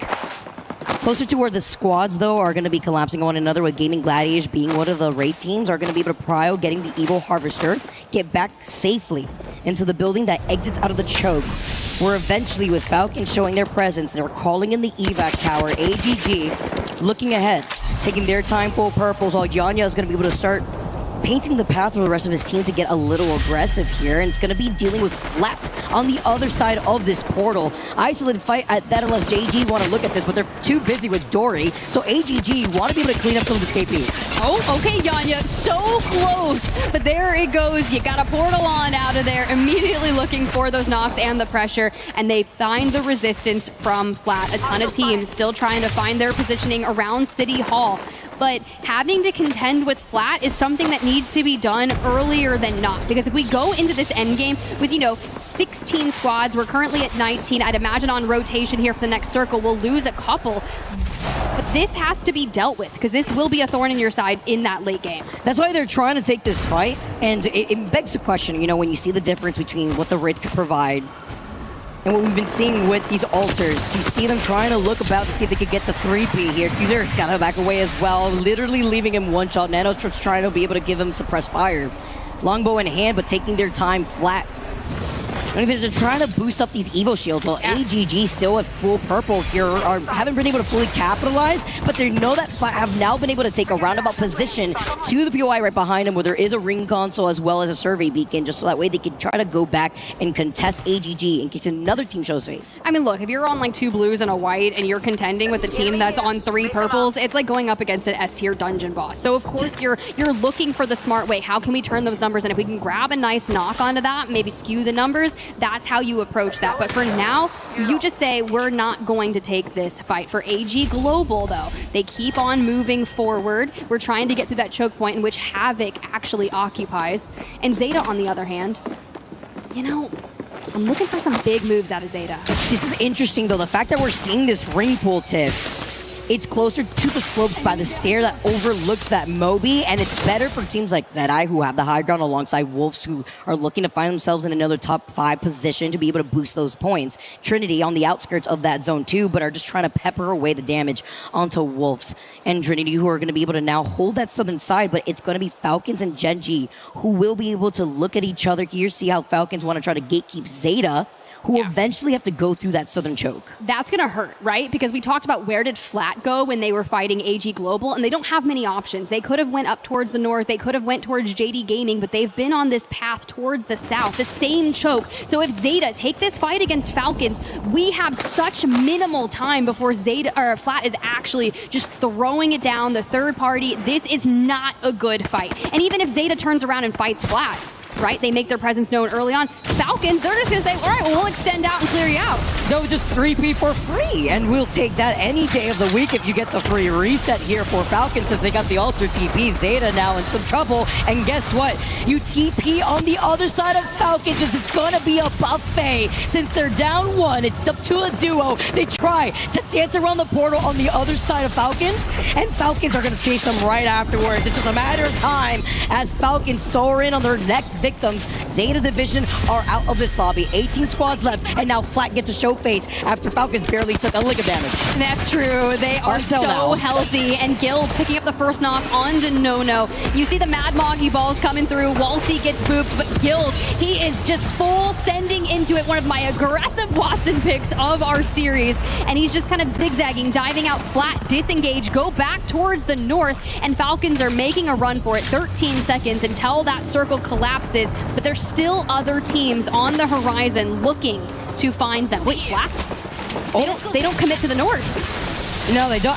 Now Flat are kind of just stuck seeing if they're going to be able to get away, but that's going to be difficult. I mean, it's round 3 at this point here. We're going to have to see what's going to happen to Flat with Falcons actually getting into that next zone and playing on the low ground of the bridge. I mean, can you imagine if a zone like this by City Hall ended up pulling more so to the northwest? That would have been brutal, but the fact that it pulls right here next to Falcons, where they were holding this choke for so long to clear their backs, even though they're forced to play off this low ground, it was Trinity who were holding up on this high ground side for quite some time, right? We saw them try to trade with Wolves as well as Zedeye. And the next ring is going to benefit them even more if they clear the southern side of zone. And I'm just looking at Virtus Pro that's got a nice building, a nice space out there in towards that next area. But for the teams that are on the west, that are in the north, we're seeing a lot of that collapse, very similar to how our prior maps have gone for Deep Cross Gaming.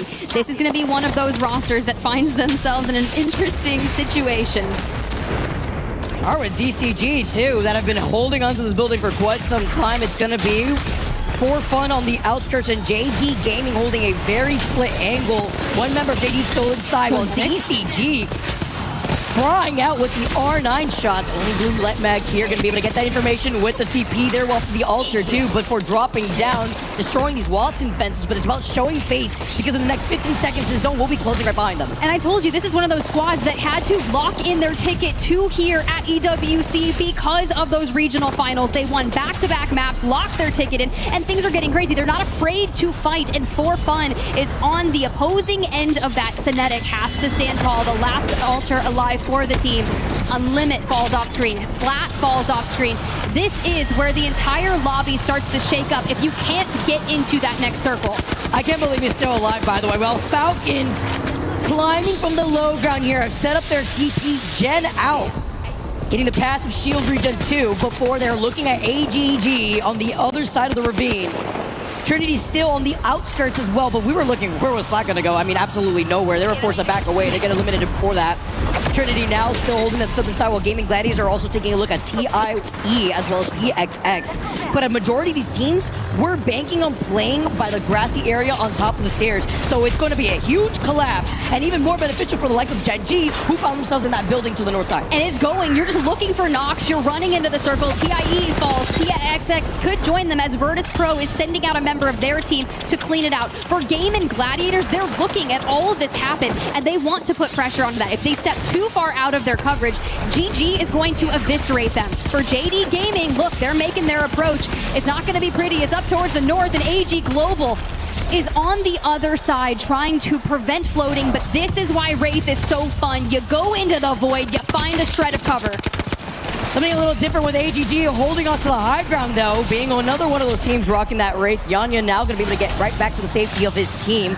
Playing off the staircase. While they do look at JGG though, it's going to take a lot of time away, similar to what we've seen with Trinity and Falcons, where they're kind of forced to play off that low ground before this next zone starts moving in the next 30 seconds. Peppering in though, while Yanya is going to be able to heal up with that syringe, and Zul's going to be able to try to cover him. They're trying to harass this team, which is DCG, from coming into that next zone and get that free KP. It's true. I mean, look, when you drop your portal already, JD Gaming didn't have a way to go, and they had so many resources on the high ground that allows them to just take these mid-range fights that are smart, and you have resources. Virtus Pro, who was inside that circle, they fall, and you know who took them? It was Game and Gladiators. Taskmaster, Ozus, and Prestis are out of the lobby. Good pickup here to get Zane back into the fight. Reset, because we don't get third party, but I'd imagine that someone is going to look to play for this. PXX to the north is a solo. Deep Cross Gaming is too busy looking at AG Global, so will someone from the south side try to chow for that, or no? Do we see a top 5 performance out of Gaming Gladiators just by being in the better position? I mean, if they're going to be able to get some KP this time around and they've found themselves consistently in that top 5, absolutely don't change things up here. But it depends on how this fight over from Team Falcons goes, because it's the control for the north. As Falcons are looking at DCG taking a book, or rather a page out of the AGG book, and looking to see if they can try to harass DCG, because they got to start moving. They have a very wide angle to play off of over by the grassy side, while Dory are holding onto the fence line for dear life. Will the collapse of 4 teams are still there? So much damage! Now moves up, are harassing AGG. No knockdown to hide from, but was it worth it? Will they get pinged from afar? I hear 30-30s ringing in their ears, and it is Dory getting a little bit of revenge. I love the way they threw that down. Deep Cross Gaming go for the reset after taking down down the Falcons, but it's still Gen G. The match 3 comeback on the southern side. Sure, you've got Dory. Sure, you've got Trinity and ZI Esports, but we have coverage here. We can choose where we want to play from. And you look around, we are one of the only teams locking into the Axle right now. You've got an ult unavailable for the end game, and ZI clears out Trinity. So to the south, we still have 3 teams, 2 in the north. And with 5 squads left right now, it's Gaming Gladiators that really have to worry about how they're going to get onto the high ground, right? Considering the fact that they have the Alter come out in clutch, but it's DCG who are waiting for them. Dory looking at DCG, which could work as a double-edged sword depending on how long this Gen G versus ZI Esports fight does play off. But Gen G waking up a little bit now, and this is what you like to see from a team who just flew in today. You really do. The fences coming down. Roy is going to actually start opening that engagement onto Gen G. ZI getting into the mix as well. Dory on the other angle. Gen G does fall, and into the final 4 squads we go. Dupe does need to get rezzed, but we cannot let Dory stabilize on the other end behind the Newcastle wall. Katsu King hits the med kit, and we are stabilizing, but it's not pretty. I mean, with the final ring closing behind their backs, look at the plethora of nades and some helping backup from DCG. Clear out Dory. ZI Esports get to see another day as they move up. They capitalize with Gaming Gladiators now also trying to find their place, yeeting the nades up into the air. Thanks to the gens, though. They get deleted unless you're Rory, who is left 1 shot from one of the nades himself, hugging the gen for dear life. But when does Gaming Gladiators make their appearance? They'll have to evac over and onto the high ground, but the timing has to be perfect. For Jelly, the fences, this is one of the most interesting fights. Like, we take an inch, you give a mile, another to meet you there. The Mad Maggie ball in the back pocket from Dupe. And we are just swinging around, hanging the gen. Dupe falls. Jelly trying to stabilize, can't do it. Deeds with a wingman in hand, fencing with the other. And it's Deep Cross Gaming who's able to take out ZI. And here come Gaming Gladiators to clean it up and take match number 3. The timing of that final play for them was impeccable. Big difference in having the Alter get up to the high ground, get a little cheeky kidnap as the crowd goes wild. We talk about the consistency before tip. We talk about finding yourself in the top 5 for a lot of these end zones. And the patient play for Gaming that let the whole lobby collapse on one another up on the high ground before cleaning up the rest of the opposition for game number 3. A brilliant showing as well for Gaming Gladiators in our first 3 matches. A 5th in match number 1. You've got a 2nd in match number 2. And then to button off E-District with a dominating win. Because it just goes to show you, we've got our timing down. We have our positioning. And if they would have entered maybe just a bit too soon, you kind of know, hey, that's not going to go our way. We're running right into those Watson gens, the nades, the Maggie ball that's potentially in Dupe's back pocket. It's not what you want to walk into, but they wait for that final fight and they go immediately to clean up. And it's tough too when you may have all these nades to hurdle in the opposite direction. You have the wrecking ball ready, but then you're also staring down at a gen, right? So it's all for naught at that point too. Exactly. When it comes to trying, exactly, break it. You're trying to take a different off angle, and then the teams that did have Axel at the Ultra at the very end there came out on being able to put down those TPs right through the walls, be able to try to get a kidnap while you're at it, especially with the amount of Watson fences that are met on the other side. Scary. That's what teams scrim for, though, right? When you TDM other squads, that's what that looks like. It's like navigating the fences. Look at that, like the free cam, right? And that's where GG comes in at the perfect time. You got Lufka and Blast together in the north, is on the bottom. I mean, look, that was brilliant. TP placement beautifully done to allow GG to get up onto the high ground, avoid a lot of that chaos. But it goes hand in hand with the different legend compositions when it comes to, noting the teams that wanted to go against the grain, seeing Gaming Gladiators eventually get their dub. We saw them face off against Falcons for game number 2, falling in 2nd place, but then getting the win before we transition onto Storm Point. Great way to kick things off in this series. The first 3 games, phenomenal enough like that. You just got to maintain some more top 5s, even top 10s on the back half in Storm Point. And next thing you know, that's a great showing for Groups A and B. It's nice to see when we get to see everybody set up on the stage, getting situated in the audience. And before we transition into Storm Point, I want to hear a little bit from Rain Day while he's talking to Gaming Gladiators. so much, Vic. You know, GG is appropriate, however, not for Gaming Gladiators, for the team that won against Gaming Gladiators in a 3v3 in Game 2. That's Falcons. What's up, Mr. Gildersons? How you doing, man? I'm doing great. You seem like you're in a good mood. Tell me why. I mean, the boys are playing well. We just had 2 really hard games that we made a lot of points out of, so we're pretty happy right now. 43, 46, something like that after 3 games. I mean, this is kind of what you guys felt like you needed to do coming into this, right? Start strong and keep that momentum up. Yeah, I mean, the boys are playing the way that we need to be playing. I mean, we're making everything that we can out of these games, so, I mean, we're just doing good. Listen, there's early lobbies. We're figuring out maps. We're figuring out circles. We're figuring out legend bands. But most importantly, I want to talk about you because you're a guy who's been here through so many different orgs, from the NRGs to the Moist to the Liquids. Now you're here with Falcons. You're one of those players that just is perennial. You've been around. You keep doing what you've done. What's your journey coming here, and what do you feel is at stake for you, for Gildersons at this EWC?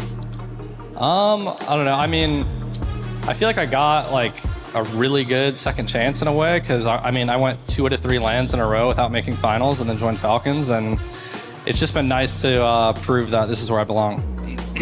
Does that proving sometimes come with the disappointment that happened after those lands, the hard looks that you said, you know I can be better? How does the proof actually show up for you? Would it be winning, or is it just giving a performance that hey, I showed out? I mean, it's less about winning and just playing to my full potential as a player, and just making sure that I'm always showing up regardless of how everyone else is doing. I asked how you were enjoying Paris. You got some, maybe not family coming, your girlfriend's coming to visit you? Yeah. My girlfriend's coming. The support in the stands, it means a lot. How does it feel just being live, the comparison of being in a city like this versus playing online? It's amazing. I mean, it's nice because everybody else plays super scared, so that's pretty nice. But yeah, you guys have been here, that's for sure. You have the maturity buff. Well, Gildersons, we're going to let you go get ready. 3 more games to go. You guys are in a great position. Good luck, and hopefully you finish it out. Thank you. All right, Gildersons from Falcons. We're going to take a quick break. When we come back, more action from the studio, and of course, games 4 through 6 here at EWC. We were there for every click, every clutch, every respawn. We were there for the years of grind, and we're here now. The proud founding partner of EWC, powering the biggest event in gaming, shoulder to shoulder with the world's best, making history. Greatness deserves a stage. Lenovo Legion, reach your impossible.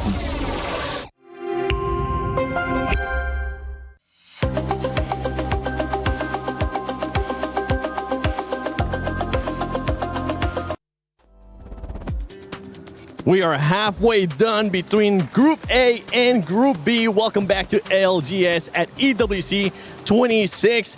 And boy, strong teams started off really hot the first 2 matches, with Wolves and Falcons being able to secure that one, and then GG being able to get a win as well. But I want to, we're talking about APAC earlier. Guess what? Wolves coming in hot in that first game.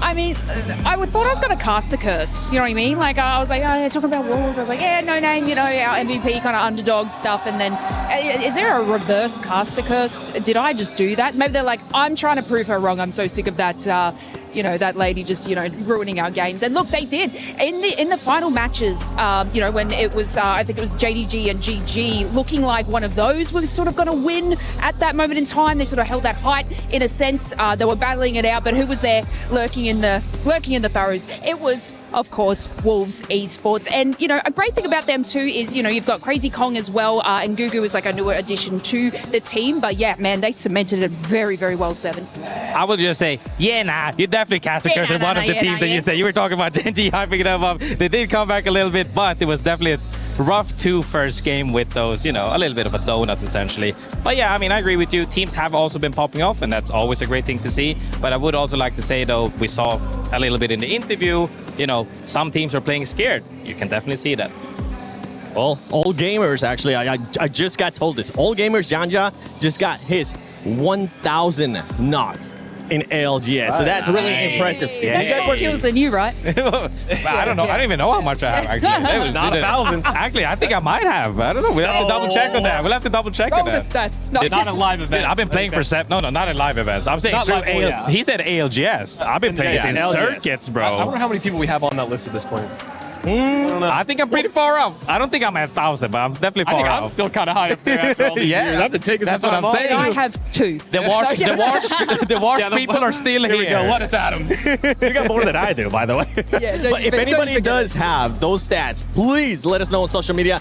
Make sure you tag us as well. And earlier we were talking about caster cursing. I'm sorry I'm going to have to do this to you tonight, but you were talking about Zeta earlier. After 2 matches, that squad ended up with 0 points. Maybe a little bit of a caster curse. You were concerned, though. You were really concerned about that team. I was. We definitely caster cursed 2 of the 3 teams we talked about. So, we'll go with that. Team. But Zeta, honestly, I mean, this was the biggest concern I had with that team is they dominated so much in their region, in APAC North, that I don't think they were ready for the firepower around the edge because they're such a fast-paced, aggressive team, and their region itself is not that style. And when you're the only one playing that, it's a lot easier to play around the edge. And you noticed it on this time around the edge. They're running into Falcons. They're running into AG. They're running into so many teams that are powerhouses on the edge. They're hitting beacons. That's telling these more talented teams, oh, there's a team behind us. We need to watch our back. And they're ready for these things that a lot of these other minor teams in the APAC North region are not available for. So it's been a slow start for them. And it really just, we've seen the biggest difference in how, Wolves was coming out and they played zone. Yeah. And you have, Falcons win and they were playing the edge point of view, while Zeta really only knows how to play one style of game. And I think that they need to figure out how to mix in the zone style of gameplay because as of right now, it's not working. Like you said, maybe they're playing scared. Maybe they're doing it and it's causing their slow rotations. But it's a struggle for a team that ended so strong in their region. Yeah, I mean, I definitely, as you say, some teams start hot, some teams start cold, but you also have to keep in mind the meta, the way the meta is right now. It's incredibly fast-paced. All these teams that you're saying, if you just say it as it is, North American teams are very aggressive. It benefits them to such a huge degree that you're just capable of pulling that switch immediately, just fighting everybody.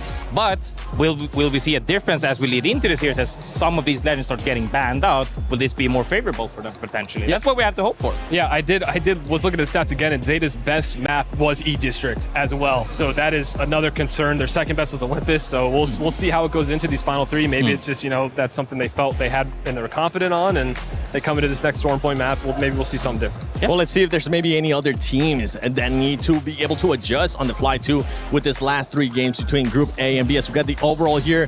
To a lot of people, no surprise there. Team Falcons, 43 points, sitting pretty at the top. If we were in finals, this team would have been so close, late, to already hitting match point. I mean, look, Team Falcons in group stages, steamroll. I remember, I think it was last year, and I was chatting to Waltzy, and I was like, how are these group stages going for you? He's like, oh, it's like rank. And I was like, okay. So, they always perform in these group stages, but look, I'm not going to say they're going to choke a little later. It's the Falcons, let's be real, but this is not unexpected.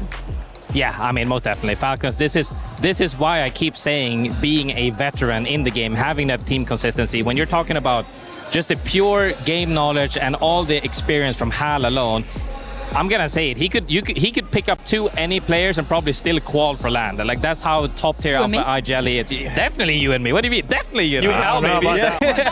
Yeah, no, but that's the thing, and it really goes to show the experience from it. And we can't discount Waltzy and Guild. Like just the raw firepower. The fact that he can trust and believe in them, and they pull off fights and duels that not many people in this world can do. Of course you're gonna steamroll. However, this is group stages. We'll see.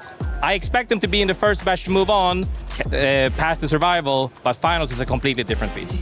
Yeah, finals is. I mean, we've seen it in the past, especially here at EWC, where we end up with just so many teams on that match point. And some teams, even though they've been able to clutch it before, we don't know if the pressure gets to them. Actually, we have 2 Expo players here. So let me ask you guys, when you get into those situations, right, with match point, and then you start getting even other teams get into the match point, does the pressure go higher? Do you start getting those nervous? Grace, I'm going to go with you first. I mean, in the beginning, so let's be honest, there's a huge prize pool. Everybody's always hyped to play for it. If you're at the top end of it, top 5, top 10, I would say top 5 for sure, you're feeling not as pressured as you start in the, like if you're in the bottom 10, you're incredibly pressured because it's literally from, life-changing money from top 5 to, bottom 20. And when you have that as well, you just have to break through. And which is why I keep saying you have to be resilient. You have to learn to handle the pressure and work your way through it. Yeah, I think one of the more interesting things about the whole match point format, and we talked to a lot of these top teams, is none of them like being the first team to hit match point. Yes. I don't think any team has won being the first team to hit match point. So it's interesting how that dynamic works more than like gaining momentum as you go versus coming out strong and then feeling like you might need to change your gameplay because you're getting targeted, or switch your legend comp up to more defensive, like, the plots into the caustics or whatever it might be. Whereas the teams that gain momentum and gain consistency can start getting on a roll.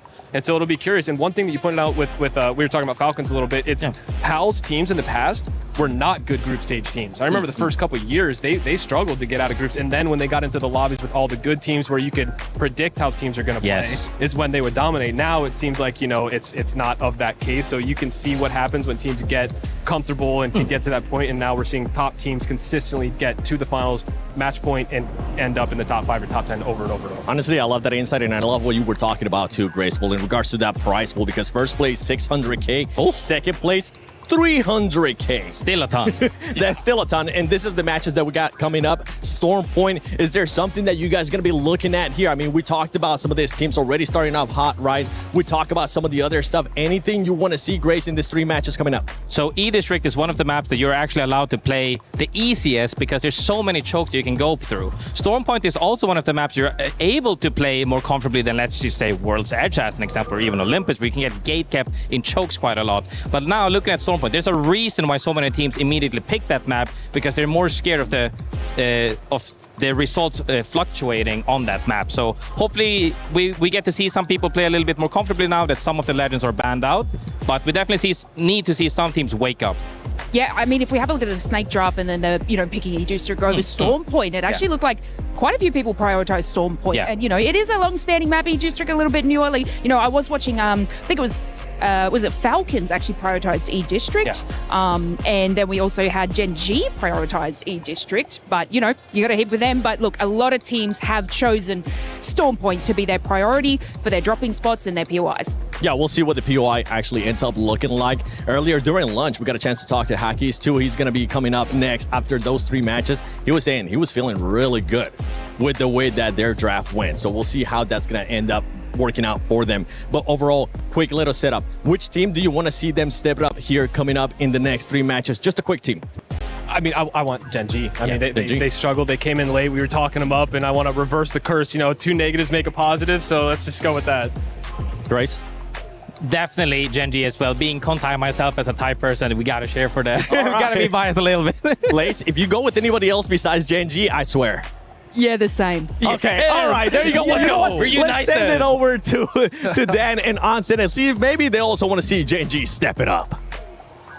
Well, let's see if Gen G can fulfill some wishes here for our lovely analysts up in the rafters. Dan, great to be back on land, I will say. Onset and Gaskin here to bring you the next 3 games in Group A versus B, and we are heading over now to Storm Point. We leave E-District in our past for a few moments, Dan, and now we've got 3 more games in front of us on this beautiful, beautiful map. Yeah, and I like what the analysts were talking about as well, just some of these teams that are focusing Storm Point instead, a little bit more comfortable for them. Zeta Division, for example, a squad who picked it first, wanting to make sure they use that advantage coming out from APAC North as the #1 seed, the best APAC North team on Storm Point as well. So I'm expecting them to do some big things here on the map. That being said, in international competition, everything suddenly changes. A lot of the playstyle they may have been used to over in APAC North, it gets blown out of the window here. So I'm excited to see how that changes going into this one. Yeah, interesting you mentioned international competition as well. It's one of the fantastic and fascinating things about the Apex Legends Global Series is that we do get to see so many regions coming together. And in the first 3 games, we have winners from 3 different regions. You have, of course, GG, who won a game. You have Wolves, who won that first game. And, of course, you have Falcons as well in the middle, who won that second game. So everybody seems to be performing at a level across regions at the moment. Of course, only 3 games gone, but it's a good sign early on, I think, for fans of all different regions around the globe. Very good sign indeed. And I think that there's going to be a lot of fans here cheering for various different teams. It's about, are your teams going to be the loudest? Are your fans going to be the loudest? Certainly Falcons fans are very happy with their performance so far.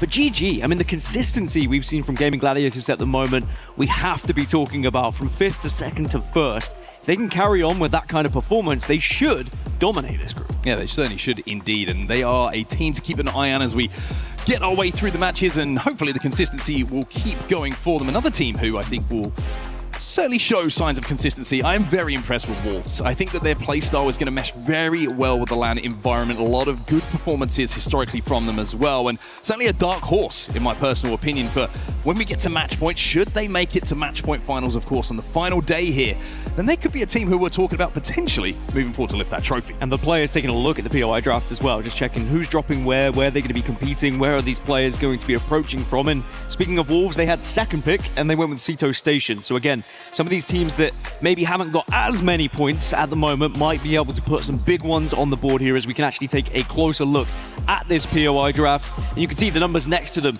So many of these teams wanted to pick Stormpoint first, whether it's about being comfortable, whether it's about looking at those stats and seeing how many points you can pick up on a map like Stormpoint. It doesn't matter as long as you get the job done. It wasn't until we went into the 9th pick that we saw something a little bit different. And of course, this has been an interesting kind of revolution when it comes to the POI draft and who is picking what POIs ever since the Tridents were removed. So all of a sudden, Central POIs became a little bit more popular than they had been previously. Some of those POIs that had those Tridents now not quite as popular as they once were. And then you factor in, of course, maybe some ring consistencies that you're seeing in scrims. All of this starts to go into how you're going to decide where you want to play from come that POI draft and where you're going to be playing from here on Stormpoint. Historically, though, those northern POIs have been very, very popular simply because of the geometry of Stormpoint moving from that high ground down to that low. Yeah, that's why people still like to pick them. You're comfortable as well, but it looks like Stormpoint is beginning to get locked in here in Paris. And as we've said, some of these teams are going to be far more comfortable here.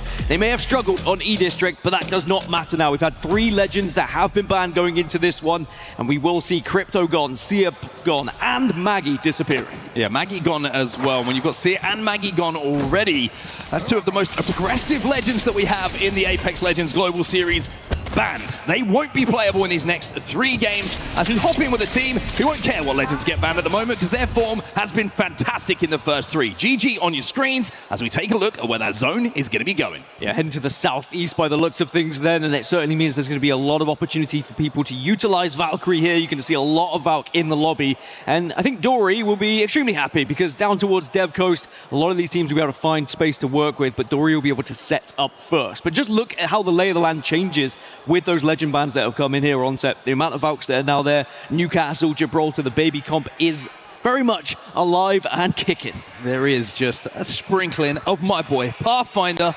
Of course, huge bust recently to Pathfinder, finally well welcomed by the entire community. He is in there as well, but one thing to notice here for Dory, we mentioned how Dev Coast is probably going to be where our endgame is taking place. No ring console for them, Dan, so they're not going to have that second ring information. Team Falcons, though, over Launchpad, they are going to have that info. Yeah, Dory are going to suddenly be looking to the skies, and it will be like situation of can they react quick enough. Thankfully, they've looted pretty close. Sometimes when you get into these situations, you can get a sporadic looting scenario, and then you will be caught off guard. But now they'll see For Fun and Virtus Pro both approaching from Pylon for Fun. Virtus Pro being able to move on that eastern side, and I'm sure Falcons might be there a little bit later too. Yeah, we take a look at VP now on their rotate down to this southern side. You can see For Fun set up on that high ground, the kind of hanging buildings that we do have down at the bottom of Devastated Coast, and VP are going to now play one of these buildings, the broken buildings down on the low ground that are slightly submerged. There's going to be some soggy socks down here, Dan. You know what? I hate soggy socks, but Falcons now will find that building. Like I said, they were going to move a little bit later than others. They just wanted to make sure they evac from somewhere a little bit more comfortable, but it's not necessarily a comfortable landing as well, just because they are going to take the lower ground. But For Fun, they will be in a priority position now for quite some time. And having a bow check on your back is not the worst. Interesting to see how this zone plays into some of the legend compositions we're seeing as well. You quite rightly highlighted, we're seeing a little bit of baby comp start to come to the fore. Gibraltar, Newcastle, Watson, the more defensive legends that we do have available. And when you've got some of these broken buildings, if this is an earlier game, this is a much more difficult spot and building kind of environment to try and hold down as a team. When you've got Newcastle, when you've got Gibraltar, all of a sudden it becomes a much more comfortable place, as Falcons will show you now. So we've got about 10 teams already moved to the southeast, but there's still going to be a lot of late movers, not worth moving as fast. Instead, they'll just play the game of trying to build up their economy, essentially. There's a little bit of a skirmish happening for the teams that did move early, but there's not usually going to result in actually any full-on engagement. Instead, it's a poke battle, start to build up your own shields. If you do get a knock, sometimes you might be a little bit tempted, but I don't think it's going to happen. One composition that certainly interested me and raised my eyebrow Daniel Gass. Just the one? Just the one. It's going to be JDG. They are running Axel, Catalyst, and Gibraltar, which is very much against the grain when it comes to everyone else in the lobby. We'll have to see if that aggressive composition is going to help them out. Dory do manage to survive up on that high ground. The one difficulty for them, of course, with the zone pulling their way. No access to any nearby Evo to get up to blue shields, so they're going to have to do it all with the guns here to get a little bit more comfortable. And if they get sniffed out a little bit later in the game with those white armors, then you wouldn't be surprised to see a team Valcolting in wanting to take that fight. I like the teams that are being brave to go against the grain, though. Go for a different composition. It's going to last through a few more games. You can get comfortable on it, and you're not going to have any awkward experiences changing over. Now, speaking of awkward experiences, an engagement that's going to be happening up towards the north, kind of between Cascade and Command Center at the moment. Zipline building. And it's Unlimit. And Yolari, man, if you don't know him, you will know soon. Fans of the Apex Legends Global Series from watching in Japan will know the damage this man can do. But he's not going to be able to output too much here on Axel. It's going to be AG who managed to take him down. Elsewhere in the feed, Waltzy just got knocked from Falcons. Should be able to be dragged back to his feet, though. But AG holding strong here on the zipline building. Zeta Division kind of hovering above them, quite literally flying past them at the moment, actually. Considering whether they should get involved here, but it looks like they're just going to be watching over this one for now. It's a very difficult team to actually take a fight against, is AG, so you've got to be careful with this approach, as now Zeta are just going to try and clean up the remaining pieces here. Somehow. And just play a nuisance. Somehow Yolari, man, is still alive. He's downed, of course, but he's on his knees. Finally, it's going to be Yudu who gets the finish onto him, so it's not going to be able to be rezzed, but an opportunity at least for the rest of Unlimit to escape, thanks to the pressure that was being put on by Zeta. So Zeta now going to move towards this Evo Harvester, trying to grab that, get those shields up, as now it presents the opportunity for AG to hunt down the remaining members of Unlimit. But this Mastiff is looking a little bit shaky here, and Jaguares needs to recalibrate this gun.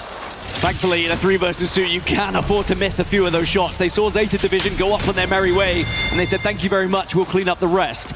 There is going to be one player still escaping from Unlimit, so they're not going to be eliminated from the lobby.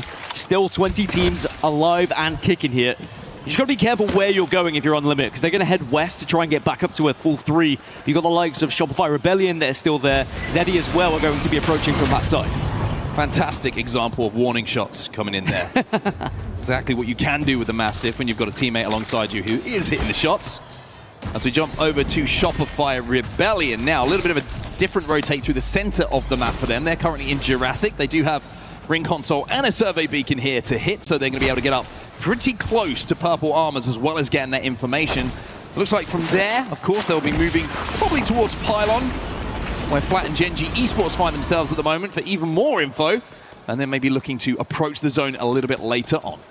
Surprisingly, by the way, Valkyrie is the most picked legend as well in this lobby. When you look at bans, you look at what's been happening in terms of where that's been going throughout scrims. It's been fairly normal leading up to this point, but definitely changes can occur now as we go into Storm Point. It does change the situation slightly, and Valkyrie's such an important legend to have, especially with zones like this, where a lot of the early real estate is going to have been taken, so you have to try and force your way in a little bit later. Yeah, this is the difficult one for this kind of zone. I mean, Graceful was talking about it on the desk, saying, you know, E-District is great because there's so many playable spots. You can get into zone pretty comfortably if you were running some of the compositions that we could see here. But now with this composition and this zone and the change of map over to Storm Point, the fact we're going over to Dev Coast, some of these buildings are very, very shaky. Some of these buildings don't have roofs, for example, as you can see here. So arriving late, it's very, very difficult to do. You're going to be relying on that Gibraltar bubble when you land to get that one down and give yourself a little bit of safety.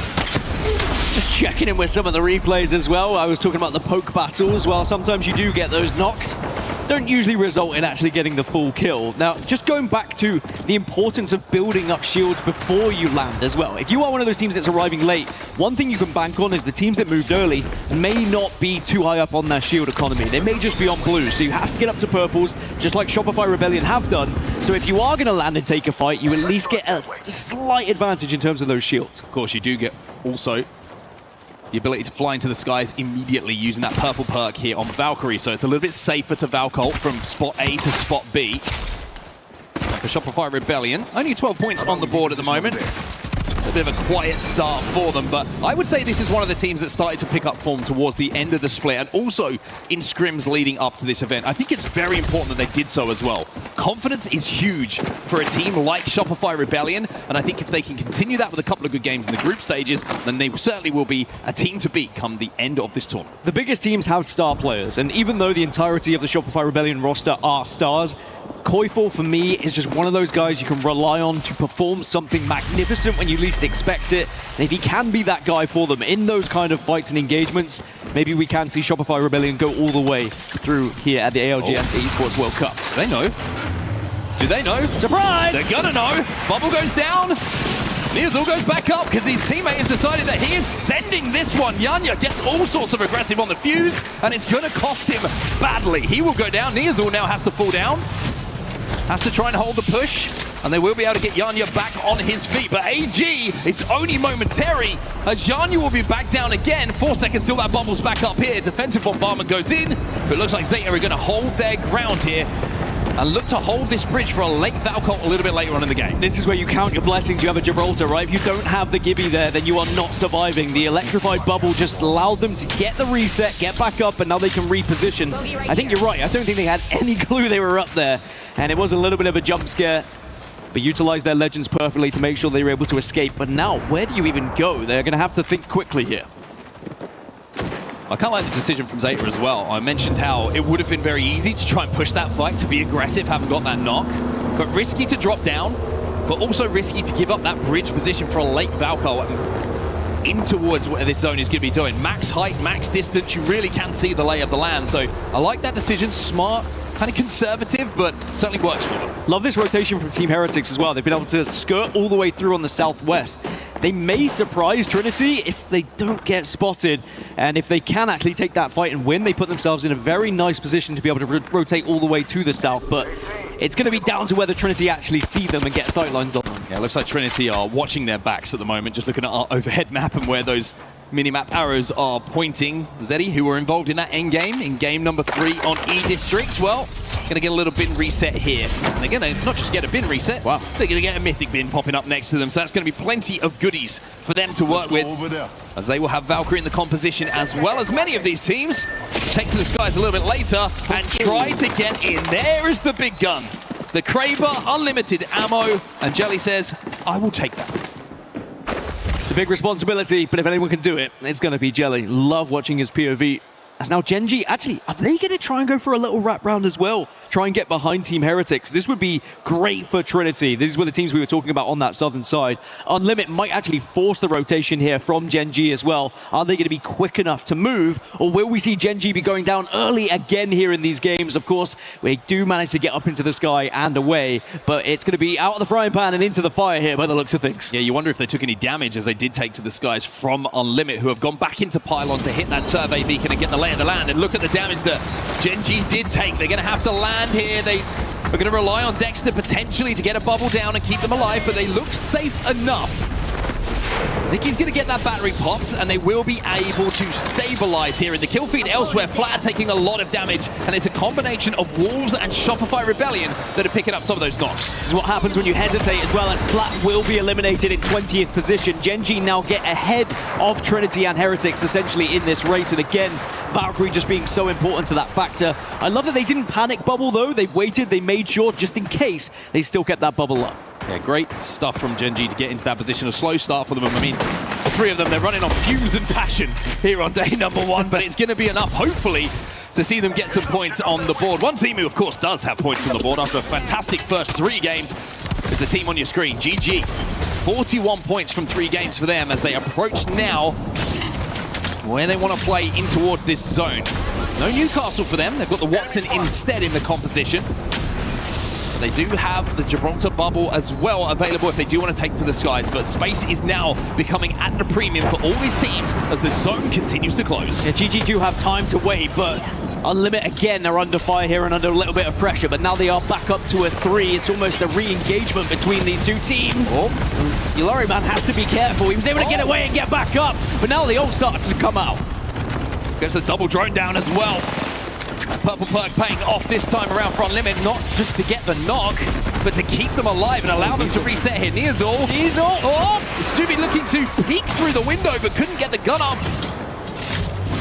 As the Jets were coming down, AG look like they're holding once again here. Unlimited have taken damage, have taken knocks. Now it's up to AG if they want to push this one. The fuse behind the knockdown shield. The knuckle cluster should flush them out. Yanya's down though. A Skynade from Peace. A Jaguares Mastiff starts to work just in time. He hits the big shots, and AG will win that fight. It was isolated as well. No one's a third party. They'll have time to reset, but they of course have to start thinking about moving sooner rather than later. As Team Heretics have now got amongst things, but they are very much struggling to stay up as Trinity do get eliminated as well.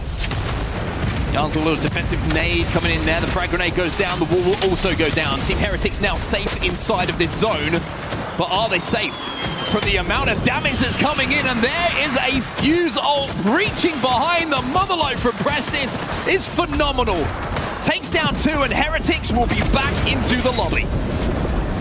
So Zeta Division will be able to control this spot, control this northern side now of the circle. And think of all the teams that are going to be going. So Zeta need to be on their P's and Q's here. You have to pay attention to everyone arriving from that northern side. And then you've got all these teams who, you spoke about it, all these buildings that have these gaps. You've got to be aware of where people are landing because you will be vulnerable from so many angles. Zeta do find somewhere to call safe.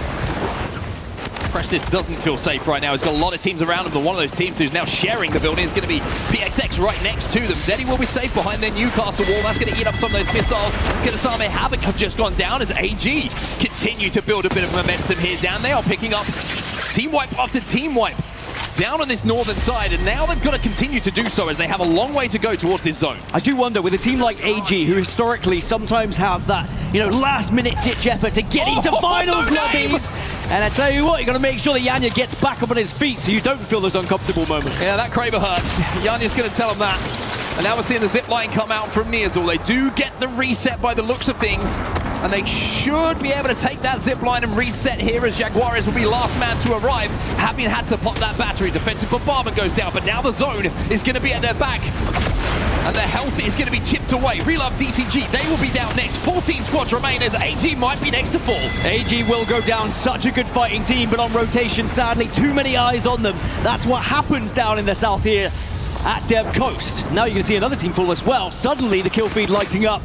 As we move further into the southeast, Gaming Gladiators have been able to find a fantastic spot on the southern side. PXX next team out. 12 squads now remain in Shopify Rebellion. Are trying to pressure Dory inside of this building. You can see how far they have to go. They've got around a minute or so until that zone forces them to move. But before they do so, they want to try and move. In the kill feed, by the way, No Name with that Kraber has picked up another scalp. It's going to be Yuka who's going to be going down.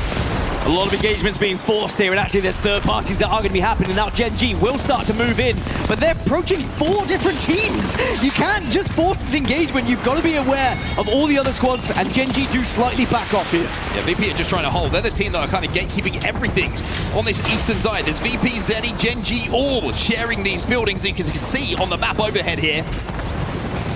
But it's Gen G who are going to have to force their way in. They've already lost one, and it's not looking good for Gen G here. They're trying to stick the res, but there's a motherload. And Dexter and Asia, they might not be long for this lobby. They're starting to smell blood, though, now. And you start to see those knocks in the kill feed. You know it's now or never, and you're not in zone at the moment. VP's building is the only one that actually will be even slightly, even remotely in that zone. So they have the slight advantage here. They can play a little bit slower and force Gen G and Zeddy to do something. Ooh, Jelly with that infinite ammo. Kraber needs to hit some big shots here to clear a path towards this end game for the rest of his team. Asia back on his feet. Somehow they've got back to a full 3 here. Nitro pack goes down, which allows Asia to just about pop that battery, but I stand corrected as he will be taken down as VP continue to hold. Those are the frustrating ones when you are so close to getting the battery. 20 seconds, by the way, till that zone does fully close in. And all these teams now are starting to be forced left, right, and center. Ammo is not looking great for a lot of these teams as Wolf Esports do get eliminated. Yeah, no more Kraber shots coming in for Wolves. No Name will be proving the fact that he couldn't pull the trigger a few more times. But look at Gen G, by the way. Survivability. The cockroaches in the lobby, they will not go down here. They hit the Nitro gate. Dory out next. As 10 squads now remain. Half the lobby's gone. so many teams still alive in such a short amount of time as well. There's going to be left before this next zone goes in. 55 seconds. GG do get removed from the south. Huge fight just won by JDG. Another top 10 for GG though. It's going to be more points for them as finally Gen G Esports up on that high ground will be taken down. Too many teams surrounding them with lines of sight onto them on that rock. Just weren't able to reset one more time. VP, you mentioned this building was going to be the safest for the longest. Well, they're using it to their advantage here as Taskmaster with this 30-30 is doing damage to Shopify Rebellion, who are being peppered, who are being burnt, and might about to be sent on as Falcons will be out of the lobby. Shopify do go down as well. Didn't even have to send it in the end. VP were able to use utility so effectively there. Now they begin to move. The team closest to them is going to be TIE as For Fun starts getting involved in this engagement. This is one of the quickest movements from Pylon towards where this zone was going to be ended. Senetic wants to finish this one off. He's blasting behind the knockdown shields, but not contacting with Zuki the way that he wants to. Finally, Zeta Division will be down as we're into our top 5, and For Fun from the high ground continue to control the space in this endgame. That is a better performance by Zeta Division though, showing they are far more comfortable here on Storm Point. As now zone begins to close. TIE arguably in one of the best spots alongside Virtus Pro. On the west though, Zeddy versus For Fun. That's going to change a lot of it because For Fun have the high ground. In theory, they can wait. Back on a jelly cam. Let's see if the cam matches the name and he's shaky, or if he's still when it comes to hitting these big shots. Elsewhere, JDG, they've just been nuked out of the lobby. VP take care of them. TIE, they're going to sweep in behind as F-Chan takes down one as Zeddy now make their move up to the heights. That's such a good position from Zeddy as well. They'll take the position off of For Fun. They get 2, should get a 3rd as well. But all the meanwhile, TIE versus VP, and it's going to be a 3v3. TIE, Zeddy, final circle. Jelly got an armor swap at just the right time here. Pinator is down. So it's a 3v2, the bubble goes down, and it's time for Zeddy to try and send it to call themselves the champion by taking down the final players. One has fallen, that's going to be Jelly, dragged back to his feet by the Newcastle as Dupe swoops in, and Zeddy will win your game 4. They call it the Dupe swoop, but Zeddy, they deserved that one because there was aggressive position they took away from For Fun. And they just timed it perfectly. They were able to read the lobby, see the kill feed going on. They knew they had the advantage going into that final engagement. Really impressive stuff from them, and it was a combination of For Fun and Zeddy who were playing kind of different levels of that zone. It was Zeddy who were underneath that high ground building for quite some time in the end game. For Fun, they did a great job by getting into that position early with the early rotation that came in from Pylon. But in the end, it's the Americas who have another winner here in our game number 4 on Storm Point. And it does just take so much pressure off, doesn't it? In day 1, if you can get that win on the board as well, you know you are playing at your very best as well. Frustrating for some of the teams. There's those hand-in-head moments, hand-on-head moments. What could have been had we moved around, had we not dropped the player in that situation? Had I hit a massive shot? Had we not taken that much damage? Had I hit a Kraber shot? These fine margins between teams as we look back at some of the highlights. I love the position from TIE throughout the majority of the game, by the way. I think they were unfortunate they lost that one player during the skirmish with VP, but this was one from Zeddy. Look at the positioning Jelly took, taking that high ground on that rock, and it really gave them the advantage. Yeah, the Golden Nater as well in the endgame with a double tap on it really just is a problem, to say the least, when you get into those short-range battles. Senetic up in the skies, a little bit of clay pigeon shooting for them as Duplex moved in and popped off in the final moments here. And once again, Zeddy proving they are here to play at the Split 1 playoffs at EWC. I think going through these first couple of days, it is going to be a question of, you know, who is going to be up to the task? Who is going to show that they can actually roll with the big dogs? And any wins on the board will raise eyebrows in a good way. Both of them, not just a single one. Double eyebrow raise. A double eyebrow raise. Wow. Got me shocked, Daniel Gaskin. Kind of thing on day 1 is I'm ready for the dates to continue. If you get a double eyebrow raise, love that from you. And I think that all the players would have been looking at that final circle saying, actually, had we transitioned a little bit differently on the southwest side in particular, there was vulnerable teams on that side. And a lot of people just committed to Valkyrie because you're scared. You don't really know what's ahead of you. Yeah. So you're going to use it, right? I think it's an interesting zone for that. You kick yourself afterwards, but it's always a hindsight situation. Yeah, it's an interesting. I think it's one of the zones where composition certainly played into that a little bit. A lot of teams had a very similar plan on how they were going to approach it. And you're quite right. The one team I think who had a slightly different way of approaching it was TIE down that southwest side, who kind of wrapped the rest of the lobby and let all of those Valcolts happen in front of them, and then were able to swoop in as and when they needed to.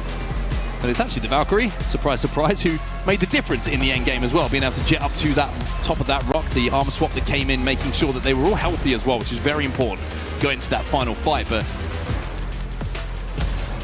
TIE very, very calculated on the way that they played that game. By the way, JDG into the top 5 as well. Very good game for them, who have secretly and quietly been going about their business as well, picking up a couple of points in these first 4 games. But as we move over to game 5, you start to look at games remaining, don't you, in a set here in A versus B. And with only 2 remaining, that's only a certain finite amount of points for these teams to collect before they think about playing again tomorrow. The win for Zeddy puts them up into second place, just behind Team Falcons as well, but it's getting pretty tight between those top 3. Falcons, Zeddy, and Gaming Gladiators are clear leaders, but who's actually going to be able to take that initiative going into 5 and 6? Speaking of 5, we will not have Valkyrie. So for everything we were just talking about, you know, the height advantage you're able to gain, being able to force your way into the final circle, changes everything now without being able to go up into the sky with that skyward dive. And it does change composition significantly going into this one. It certainly does. We're going to have to see if maybe we see a little bit more Pathfinder as that rotational option, as Valkyrie, as you can see here, is going to be the next legend to be banned. Maybe a little bit of Pathfinder, maybe a little bit of Catalyst. A bit of Wraith as well, yeah. Popping his way. Bangalore maybe as well. Maybe we'll see Caustic come back into the compositions as well, which may increase the pick rate of Bangalore as a counter. All these things to be considered by the teams, and of course the coaches who have stood behind them as well. So many lovely moving pieces, Dan, go into these decisions. I'm glad that I don't have to make them. We've still got plenty of Alta as well. Alta still hasn't been banned, so it could come back into the fray if you would like to. I know she's more prevalent on E-District, but if those are more comfortable on that legend, then there is always that choice as well. Sometimes, well, back in the day, Alta would have just been gone so early on, but now lasts a little bit longer into these series. Did you know, by the way, that Waltzy walked into the hairdressers with a picture of me and just said, "I want that"? Did it work? It's true, by the way. It's absolutely no way that I'm not telling the truth. Do you think he looks like you? I think I'm one of a kind, Dan, if I'm honest with you. I think he's doing his best impression, though. It's funny because Koifor went in and said he wants a Dan Gaskin haircut as well, so you know it's good. I'm glad that whoever that barber is, I'll find him. But I'm excited for match 5 here because I think it's going to tell us a lot about the top 3 in particular. Everyone else is starting to fall a little bit further behind now, and it would take a significant victory from some of these squads to be able to catch up. The closest being Wolves, but of course they have found their own victory indeed as we look at some of the top damage dealers throughout the lobby so far. Wolves have been outputting a lot of damage, it has to be said. Yeah, I mean, conversion maybe not the best for them, but when you recognize that they are usually playing hard zone, not surprising. You know, you're holding down a spot more than you are looking to clean wipe teams and eliminate them. It's kind of picking teams off, so the elimination's not quite lining up, but that is the reason that kind of backs up that. Something else to talk about here, I think, is, of course, you know, after the group stage is done, we are going to be sending some teams home. So the teams that are at the bottom after 4, 5, 6 games, even though it's only one group that's been done so far, we have to keep in mind, you know, when we look at those total points overall, the group stage will be the end of the tournament for some of these teams. So even though it's only 4 games gone in the tournament so far, if you're down at the bottom right now, you're probably starting to think we need to pick the pace up here with just 2 games remaining in this set. Otherwise, we could be thinking about spending a bit more time in Paris outside of EWC than we really wanted to. And whilst there are a lot of teams that will get through to the survival stage, and you think, oh, you know, if it's only a few teams from the groups, it's not too bad. But suddenly, as you say, if you are down right at the bottom, it starts to get a little bit more nervy. And a win here, some points here in these groups would be absolutely massive for your chances. And again, just to ease the nerves, similarly to what I was saying previously about Zeddy as well. Now it will just allow them to relax and focus on this one. And now they're up into the top 3 with that victory. That shows how close it was previously. Of course, that's what they're playing for there, that beautiful trophy that is on the stage. Of course, the key of the winning team will be going into that trophy to crown themselves the... it's a long way to go. I'm getting way ahead of myself. It's a long tournament, this one. But we will have a champion at the end of it. Promise you that. A long way to go. Of course, defending champions, VK Gaming. They're going to be here as well, defending their crown a little bit later on. Not in this lobby, but they will be playing a little bit later today. As we just wander our way through the crowd to look at some of the awesome people. By the way, people who get here on day one early, best fans in the world. Shout out to you. Always appreciate the dedication, the passion. The last day pretenders. Yeah. Turn up for the big games. How dare they work on the weekdays and be available on the weekends? They should have been booked off months in advance. Anyway, looks like we're almost ready to get into our next game here. Thank you for bearing with us, everybody. Match 4 is done, and it's time for Match 5 as we continue here on Stormpoint. And with Valkyrie now gone and banned, composition is going to look very different, and I do think we're going to see the biggest legend selection and disparity that we've had so far in this series. I can already see across my screen we've got Sparrow that's come in now, we've got some Wraiths that are starting to join the fray, Pathfinder, as Onset had mentioned as well. Plenty of different decisions have been made, but the majority seem to have teetered towards Wraith as their primary rotation legend. Yeah, it looks like Gibraltar very, very popular as well as kind of the anchor legend for a lot of these teams. As Zeddy Esports on your screen, the winners of game number 4. Well, they're going to be making their way towards this zone from Northpad. Speaking of which, an interesting one for everybody to watch here. It's looking like it's going to be down south of Ceto, maybe out towards some of those watery areas, but it's looking like potentially a Ceto zone here, maybe up on that high ground between Jurassic and Ceto. Well, good news for Wolves, who you were mentioning previously, and we were talking about the damage output they've had so far, but not necessarily the conversion from it. I'm not sure they have a ring console, though, so they may not be aware of it, but they're certainly going to see everyone joining quite quickly. Relove, For Fun have all moved. JD Gaming have also got a ring console down towards Barometer as well. Speaking of damage difference, JD Gaming have been one of those teams throughout Pro League that have had an incredible damage difference. They certainly have indeed, and just looking at other teams that might have an option to hit a quick rotate here. You got PXX as well over at Cascade Falls, who are in a good position to find their way in towards zone. We'll have to see what other teams are going to be able to make their way in though. That we will indeed. And, you know, Shopify Rebellion, I don't even think they would mind this circle they're going to get. They're going to be able to hit that down towards Sanote and move pretty quickly indeed. Shopify Rebellion didn't really get to take advantage of their position in the previous game because they were held out by some games. Now, we have a quick pause at the moment, of course, while we sort things out for the players on the stage. But it, of course, allows us, Mark, to have a little longer look at some of these teams and their positions. Yeah, it certainly does. 30 seconds or so on the pause, so we'll get back into the game as soon as we can. Just looking at who has the console, so it's always something to point out, and it gives us an opportunity, maybe if you're tuning into Apex Legends for the first time here, if you're wandering through the Esports World Cup and the incredible venue that we do have here, and you just sat down, you talk a bit about Apex Legends, you're like, hey, I love the Apex Legends Global Series all of a sudden. Well, ring console is very important. That's going to give you the information of where that next zone is going to be going. So when you see that little icon in some of these POIs that you can see near, best example of it, JD Gaming down that southern side of Barometer, they hit that, they're going to know where the console is going to be taking the teams and where that zone is going to be going. So if you've got that, good news. And it looks like also better news, Dan. Looks like the pause is finished. We're moving. We love quick pauses and making sure that everything is going to be right on the stage for these teams. By the way, Trinity, another team that moved early previously, are going to try and take one of these prio positions as well, but they may have arrived a little bit later than they would have liked. Sometimes it is a bit of a gamble, moving instantly. You can kind of wait and bide your time, but if you do, you can get caught out on your rotation as well. Genji, I'm sending you all of my energy. I believe in you in this game at number 5. They're going to be over at Echo HQ right now, so they're going to have a little bit of rotate down on that southern side. Potentially they could go through Pylon, but Coastal Camp probably, I'd imagine, is a more juicy looking option for them, as they're going to have a ring console and a survey beacon down there to not just level up those Evos, but get them a little bit more information. Also, I'm seeing Advantage. Zicky's on Vantage. Love to see that in a game 4. Didn't think I'd see that in a game 4. Sleep deprivation does make you do some crazy things sometimes with your legend selection. Did they actually mean to? That's always the thing. I'm looking forward to see how they compete when they have had a good night's rest. Of course, only arriving today into Paris. But I'm just thankful that they are here and they are able to compete. Speaking of competing, there's a lot of competition for position at the moment. And PXX are able to get into one of these buildings and avoid the gunfire as they approached. Yeah, difficult to hold these ones down though. The good news is there's not too many fuses in the lobby and there's no Sears due to the ban a little bit earlier on, so it's a little bit more comfortable to hold down. The likes of Watson are going to be more influential and more powerful with the lack of counters that are available of Legends that are going to be run by other teams. So if you can get into a spot early here, actually pretty good chance that you're going to be able to hold it down for the longer game. On Limit, they're going to be running Axel still, so they have an option to be aggressive. JDG also still relying on Axel, as are Team Heretic. So outside of those teams, though, you're looking at Wraith and Kidnaps as being the only option to kind of unsettle one of those teams who's bunkered down. And we are going to see more teams start to run slightly more aggressive compositions as well as we get towards the end of this series and this set.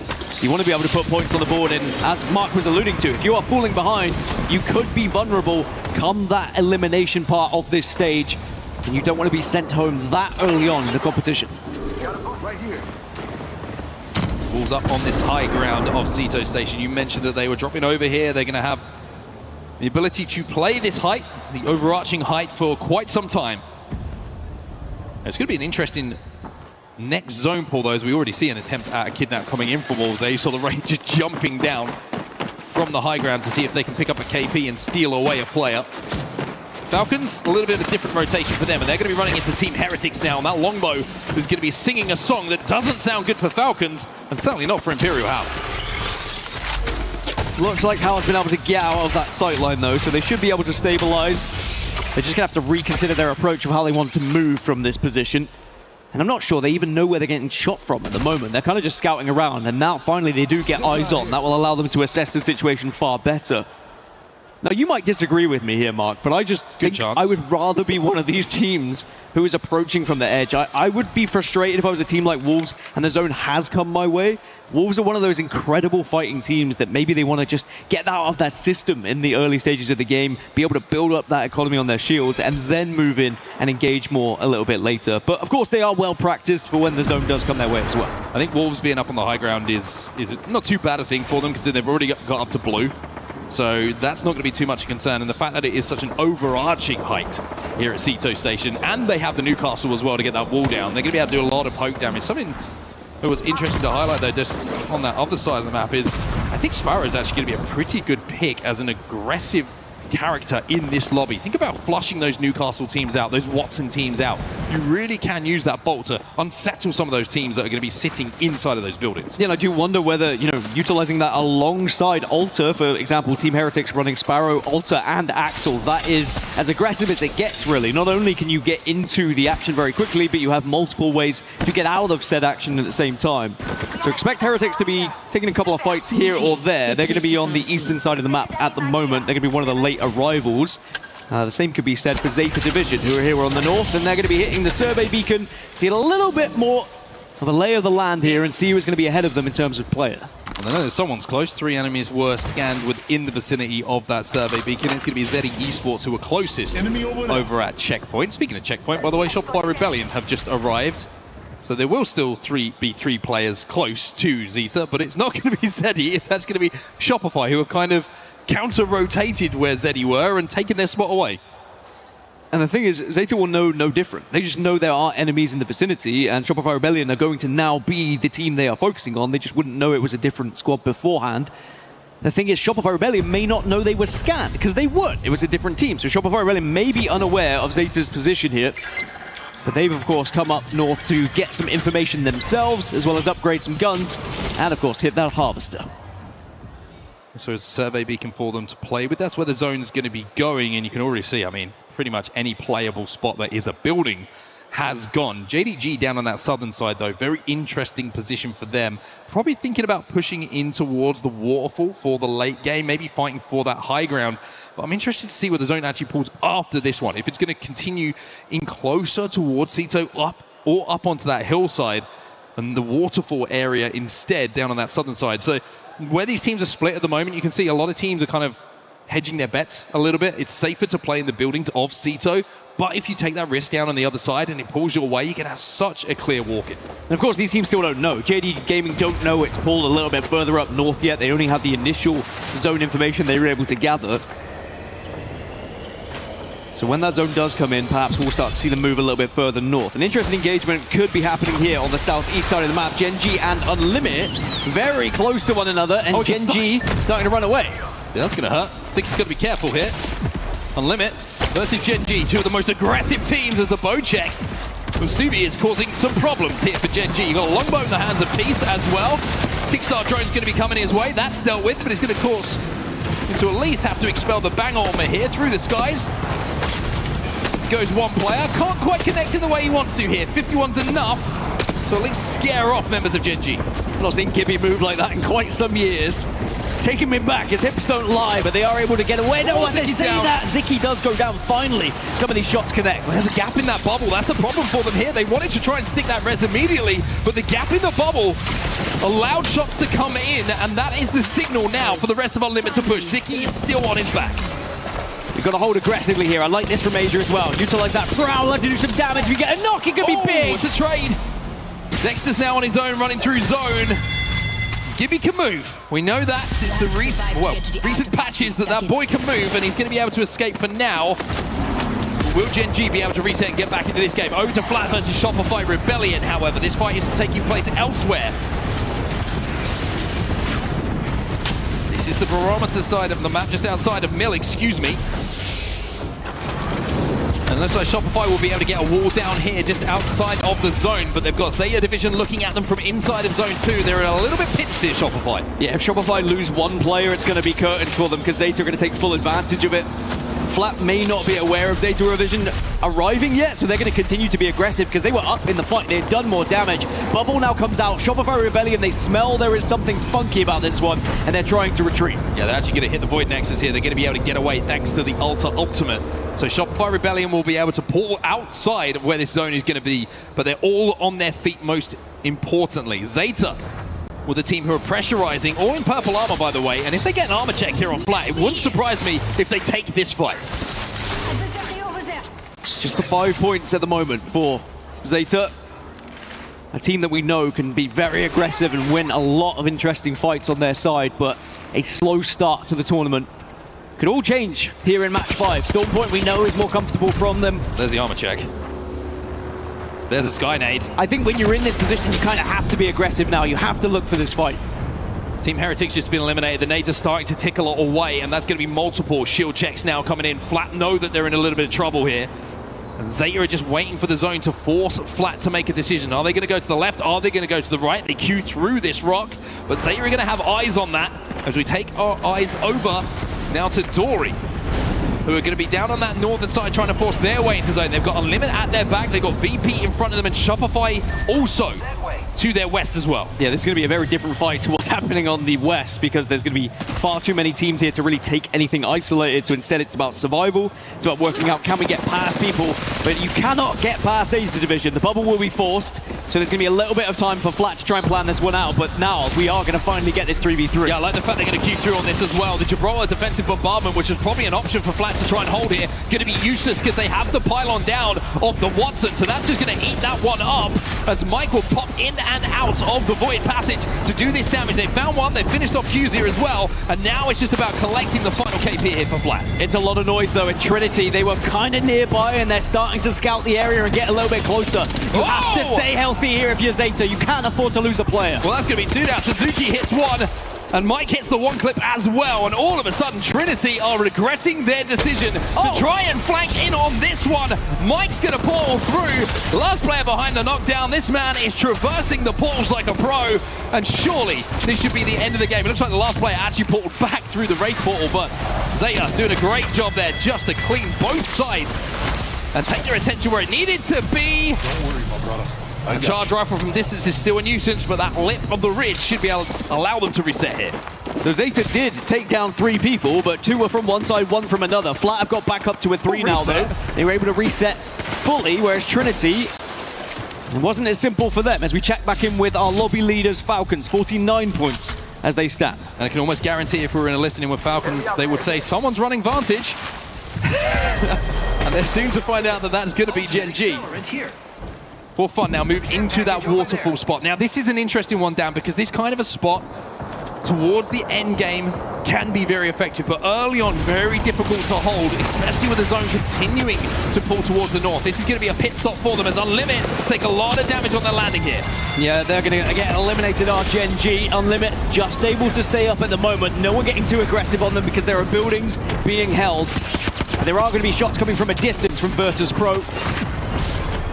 Making sure those breach charges to try and just add a little bit of extra damage, but actually the pressure being applied back, insane! I mean, the Bojeks are primed and ready. And they are doing all sorts of damage. Oz's answers back with a 108, but for VP, it's not looking good. Prestis is on his own and is eating all sorts of damage. Unlimit continues to output damage as VP will be the next out of the lobby. Yeah, I thought VP were going to be okay there and they were going to be the ones holding Unlimit out, but somehow Unlimit go about their business, survive, and now they'll be able to look at trying to engage into this final zone as it is going to move a little bit further north. It's a vicious north ball. It's up towards Zeddy, actually, in the building that Zeddy are going to be holding. They won't be in that next zone, but they're going to be one of the closest to it, as actually AG Global are going to be in the middle. Oh By the way, the Bojeks are reigning supreme so far in this lobby. Yeah, 7 frags in the back pocket here for Stubby as well. So that thing is going to be almost permanently primed. He can flush teams out with just one weapon. And he's showing how damaging it can be. The Bojek is something we haven't seen used in quite some time. A lot of weapons more popular than that when it comes to the Apex Legends Global Series. But when that thing's primed, when it's charged up, you can flush teams out. For Fun will zip their way into zone by the looks of things. That will leave on the southern side JD Gaming and Team Falcons, as we're also checking in on the southwest with Zeta Division, again still looking up towards flat. And I think those are going to be some key fights that will happen on the approach to zone, but it's about whether you can win that engagement and then survive into zone. Trinity just been eliminated. A tough rotate actually now for Zeta. They may have left it a little bit long. It's a long way to go. Unlimit now try and collapse onto Shopify Rebellion. This is the team that they were trying to force the fight on for quite some time, but Koiful and an R9 is always a difficult question to answer as he would take down Yolari Man. And Zainu says we have to send it. Let's take advantage of this. We've got the extra player. Piece is going to go down. And Shopify Rebellion, that is job done because you got the damage done, but now you have to make sure you survive the oncoming barrage. Everyone else starts to look towards you. Good use of the mobile shield, though. They want to try and clean this one up. Shopify Rebellion.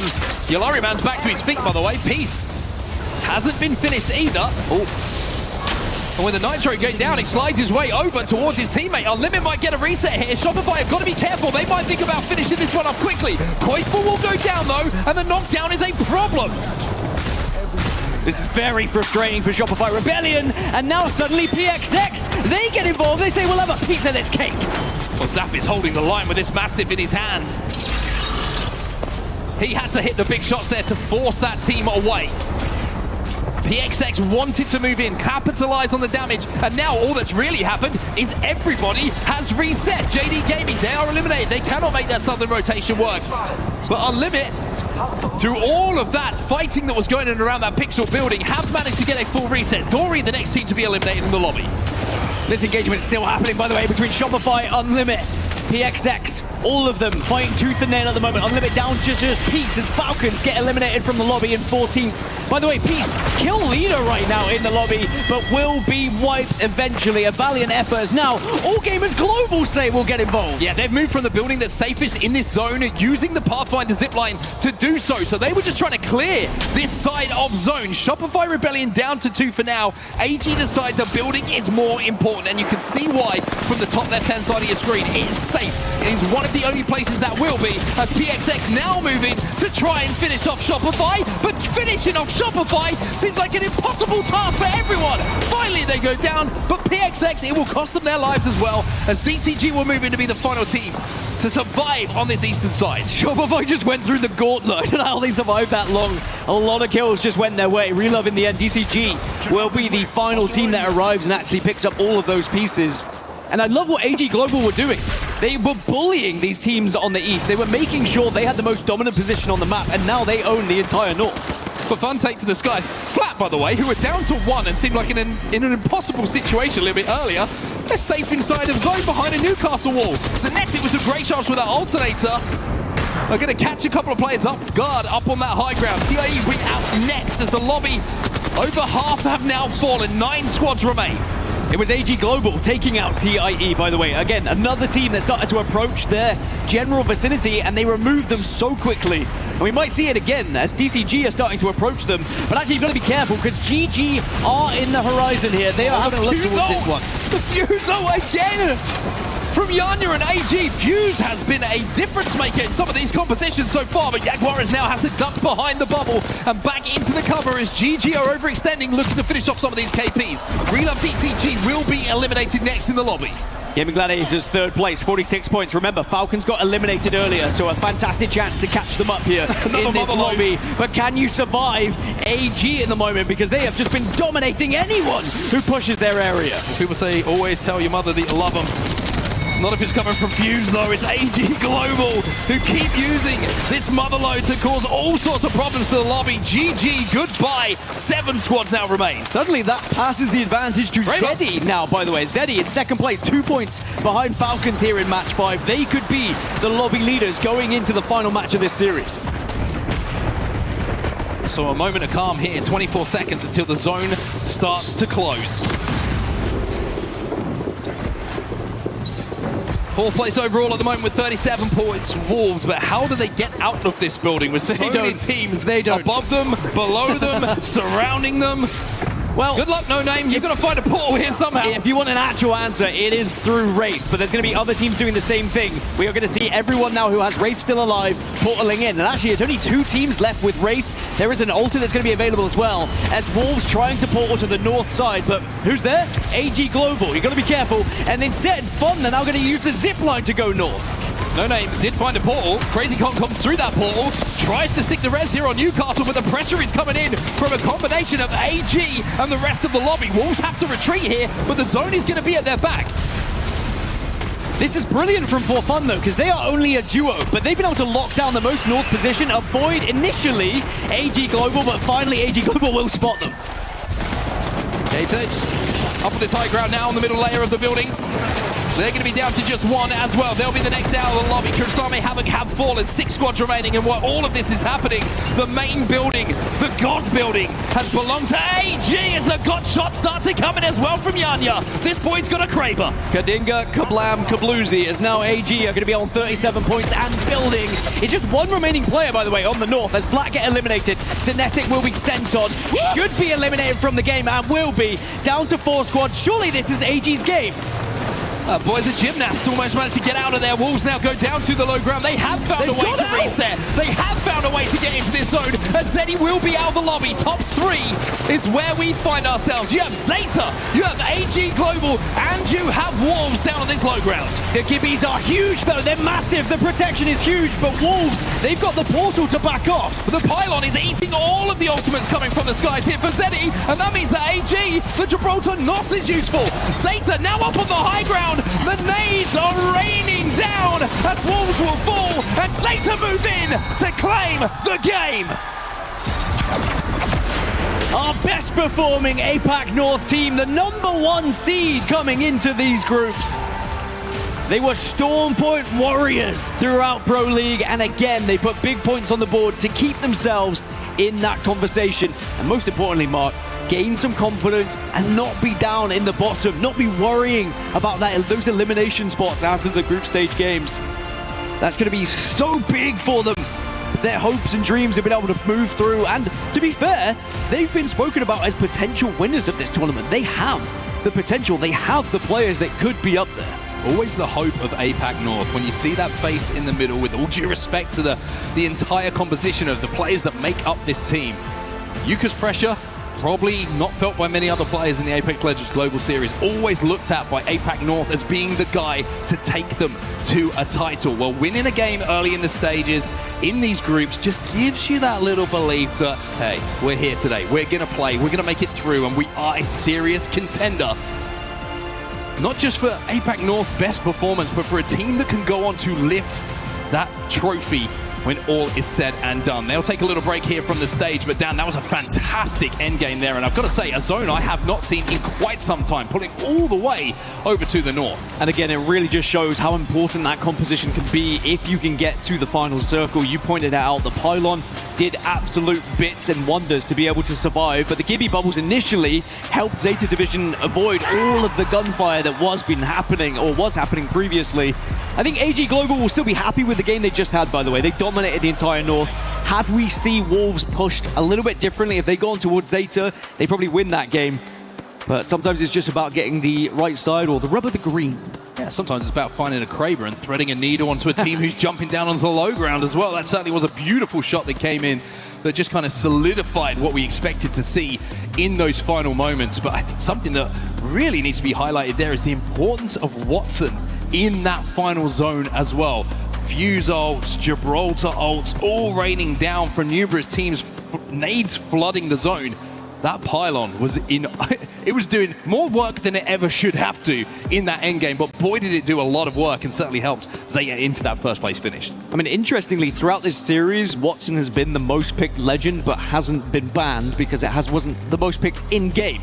And with how the ban system works, as we can look at how that match went down in terms of kill points and placement points, Zeta Division in the end put up 25. All Gamers Global, they managed to put 8 points on the board through kills, 9 placement points, so still big points for them. And that makes it a very interesting race at the top. It was previously a 3-horse race that I was mentioning going into match 5. But now with those points from both of those teams, suddenly it changes things going into this 6th and final match of the series. I would say another really impressive performance though from Wolves. We did mention how Cito was, when they would drop in, there was a pretty comfortable zone for them as far as holding down where they were going to be playing and having the choice of what they believed was going to be the priority position. But the most important thing for me and the most impressive thing is how they found their way out of that stacked central main building of Cito in towards that end game. Initially it wasn't looking good for them with that Wraith Portal, but they got a full reset inside of the building and then were able to be involved. It's another top 5 finish for them, and I think if you keep that kind of consistency up, you're going to have very, very good results here in Paris. Well, I mean, I think actually the Wraith Portal did save them because they were able to avoid the initial fights, and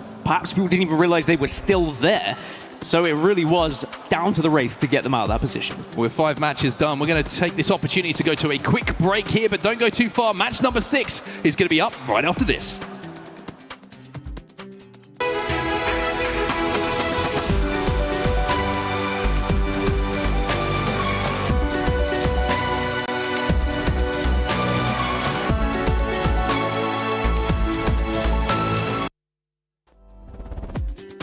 Welcome back once again, everybody. We are back. That was a quick break. That was a quick break, Danny. Almost caught me off guard there. But we are back here in Paris at the Esports World Cup at the ALGS Split 1 playoffs. We've just seen 5 games done, and we have 1 more to go here in this series. Before we find out, Dan, who's going to be top of the leaderboards and who's going to be a little bit worried going into the rest of the group games. My favorite thing about that is sometimes in esports we say we're going to go for a quick break, right? And it ends up being like 20 minutes, 30 minutes. That one, 10 seconds. We're a truthful bunch right up back here. in. We tell the truth every single time. Yeah, match 6 though, it is going to be an interesting one. As I was alluding to before, we now have 5 teams, all with a fantastic chance of essentially winning this set, getting number 1 position. You've got Zeddy, first place on 52. Falcons only a point behind them on 51. GG on 46. AG Global now up to 4th place on 44. And Wolves Esports, you were saying it, they are still being consistent, putting points on the board. They are at 43. With the win, Zeta Division do put themselves up into 8th on 30 points. So there is an outside chance if they can go back-to-back, then maybe, just maybe, they can get first place. Yeah, very interesting how it looks at the moment. You mentioned kind of outside, after Wolves, a little bit of a drop-off in points to the rest of the lobby. Those top, where are we now? Top 5 teams are kind of just locked down. Top 5 games and the points in the leaderboards as well. One of the teams on the left-hand side, of course, that you can see right now, and you can see them in full screen right now, are one of those teams that win a little bit earlier on. Some good performances on E-District, but a little bit quiet so far in Storm Point. They were involved towards the end game of that game number 4 down at Devastated Coast, but a little bit quiet by their own standards. But I'll be honest with you, when you talk about Team Falcons, quiet by their own standards means they haven't won the game with 57 kills. They still are the kill leaders throughout the lobby. They have 32 kills at the moment, right? They are still putting points on the board, and I think regardless of what happens, they will still be happy with their performance here, even if they don't win out. As long as you are in the top bunch in your first matches of the day. As let's check out Duplex's folding skills. Let's see how he gets on here. He's going for what can only be described as a traditional corner fold there, Dan. He's done very well. Very well trained, great professional. The dupe swoop, some call it. The dupe swoop. Heard from Naughty as well in the build-up to this event. A man who's full of self-belief. That is a beautiful piece of work. Can't see you on there, Dan. I could be, though. You know full well. Lurking in the shadows, as you tend to. Always waiting and always watching. There's AG Global. Their game, by the way, I mean, I know they didn't manage to get the win on the board. I was watching the minimap the entire game. Like, I commentate from the map. I think that is evident. The way they held that northern side and bullied everyone else from being able to take their position, incredible.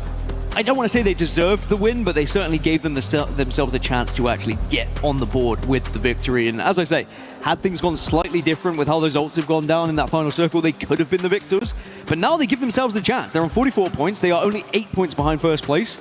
Maybe they could be the winners of this series. Yeah, I was really impressed with the ability to clear a side of zone. Something that's so important when you are playing a spot in zone. If you can clear one side, to know that it's clear that you can focus your full attention elsewhere, such an important thing to do. The most difficult thing about holding a spot in zone is when you're under 360-degree pressure. If you can clear one of those sides and focus your gun power, your ability power, wherever it might be, into one spot, it makes the game so much more simple. And I think AG did a great job of recognizing that, especially using Fuse in some of those situations as well to flush those teams out. I saw some world champions in the audience there. I think there was the Sentinels roster just rocking up and making sure they're watching the rest of the tournament here to prepare for their games. They'll be up next, of course, in the other groups competing. Very excited to see what they can do on the main stage, as well as the reigning defending EWC champions, of course. Yeah, VK Gaming will be here. They will be on the stage playing a little bit later on today. But before we get there, of course, we've got to finish off this series. We've got another game to get done as we head back to Storm Point now. Game number 6, the final one between groups A and B. Looks like it's live, Dan, as we can jump back in and see who's going to grab the final points available. As we go into match 6, it was Gibraltar banned from match 5. So again, the final circle you just saw, not going to happen. It's going to be so different. No bubbles, no bombardments. And it does really throw a spanner in the works for a lot of the selections here for teams. We're starting to see far more legends being selected across the board, as you can see on your screen now. I had a giggle because I think I'm just saying, we had E-District earlier, we had Storm Point now, right? I almost guaranteed that we would have a Humber, and I was getting worried that we weren't going to have our wall zone down. You always have to have a wall zone. In match 6, we do get our wall zone, so we are going up to the north. And for AG Global, who have proven they can hold a spot for the long game, what a zone that is for them, Dan. It's pulling directly onto their heads. This is brilliant. They have Ring Console as well, Survey Beacon alongside it, so they're going to have all of the tools they could possibly want to hold, loot up, and they'll be able to do it speedily as well. They are going to be approached from the west of ZE Esports. They've also been able to get that Ring Console. Zeta Division will be arriving from the east. So actually, in terms of teams at the top, yeah, 3 of them are north. I mean, Gaming Gladiators not far away as well. Look at so the first teams arriving are Zeta, ZE, and AG. So all of those teams, like you say, already in zone. The one team that isn't in zone, Team Falcons. They've got a longer way to go here. And speaking of which, here they are on your screen. They've got to go all the way from Launchpad here. And just looking at their pathing, one good thing for them, Dan, they've had 2 Evo Harvesters spawn extremely close to their POI. So they're going to be able to get up very close to purple almost immediately here. And that'll just help them in any early engagements if they do come across some other teams. But actually looking at their routing at the moment, they may have fairly easy access on the entire eastern side of this map, and they might be able to then rotate through Elrod, Zeus, and then up to the north, and potentially arrive as one of the latest teams on the northern side and catch a few teams off guard. So that's going to be an interesting journey for Team Falcons if they want to approach that way. But of course, they might head through Stormcatcher as well to utilize the survey beacon there. Well, GG have found their spot to play. The blast has gone down. The good news is Lufka's alive. He's going to be able to drag his teammate back to his feet, but he's being harassed once again by a Fuse ult. You can guess who that is, Dan, don't you? Have a little guess. That's going to be AG Global firing that one from a distance. Little breach Fuse monoload. I'm glad you didn't make me guess. I started to panic and I started to look, where's the fuse, where's the fuse? I could feel your vibrations from here. The shaking was noticeable. Some say it could have shooken the whole arena, and they would be shooked. Because now GG are going to be able to portal back. Just a little bit of assessing of the area at the moment as they continue on their journey. So they will be able to get back up, and it is not going to be a problem. But there are so many teams that have already arrived at wall. So AG, even though they started here, they are no longer alone, but this is the position they look to lock down. This is where they are confident it will get them points. Look at FJams just scooting past there, trying to find a spot for his team to play. For fun. Having the most of it right now as Wolves are pressuring them. Synetics going to be caught by the burn of that Thermite. Great shots coming in from No Name as well, and almost more impressively gets back through the portal. Doesn't manage to get the finish on that damage, but these Skynades coming in from Crazy Comp. We'll have to see if the fuse lands. It's actually going to be a breach charge that does the job for them, so something a little bit more simple, and that's going to be Wolves now using that portal to fly in. They want to finish this off, and they should be able to pretty comfortably. For Fun are out as Wolves get the kills. And look how close it is between these top teams. With those kills, Wolves suddenly push themselves up into 3rd place now, onto 46 points. They could be one of the sleeper teams at the tournament. Just such an impressive team when they do get aggressive. They know exactly how they want to take out a team. Well calculated, they consider how much time they need to reset and know how long it's going to take for their opposition to reset as well. Shopify Rebellion taking a more serene route towards where this zone is going to be going. They're heading over towards the mill at the moment. They'll have a survey beacon to hit, see where everyone else is close to where they find themselves. Also got a ring console to play with, which they're going to hit right now. And this is an aggressive composition as well, Dan. 22 points on the board. They have a Bangalore, they have a Sparrow, and Alta. So you can see what the game plan is for them. And with where the zone is going, Dan, this is the kind of composition you want if you're running in on edge. And Shopify Rebellion, they need points. 13th position. Another team that has been up there with the discussions of potential tournament winners as well. And they have been known throughout this split of being a little bit slow to start. So they'll want to try and come out of the blocks a little bit hotter, but at the moment they are still sticking to a slower start. Story are going to be checking in and see where everyone else is, and now they're going to get the information that they do have the possibility to rotate on that northeastern side themselves, so that will give them the freedom to pop that evac. Back here. Maybe an evac into a balloon over at Zeus Station, but it's going to be a little bit late for them to do so. They can play the high ground, but it does look like they're heading over to Zeus Station, so that might be the play. Also going to be able to hit the survey beacon seat, because they do take to the skies where they want to play. Unlimit, by the way, now known in the lobby, because if you see a boat check that's primed, it's Unlimit, and Gen G will be the first to tell you that that's Unlimit. So Gen G is just going to have to absorb a little bit this ring damage at the moment, because they are not able to force their way into zone from that side. So uncomfortable when you have to do so. Thankfully, it is only the first zone, so they're going to be able to do it for quite some time. Question for Unlimit is it even worth staying to hold out Gen G? I would probably say no. As again, we check back in with Shopify Rebellion. There's no one for them to fight. Everyone has moved. In fact, there is only 4 teams outside of this next zone. And they'll be up to purple. There's an Evo half just outside of North Pad for them to grab. You can see that on the left-hand side of your screen right now. That's where everybody in the lobby is, and that's where the zone is going.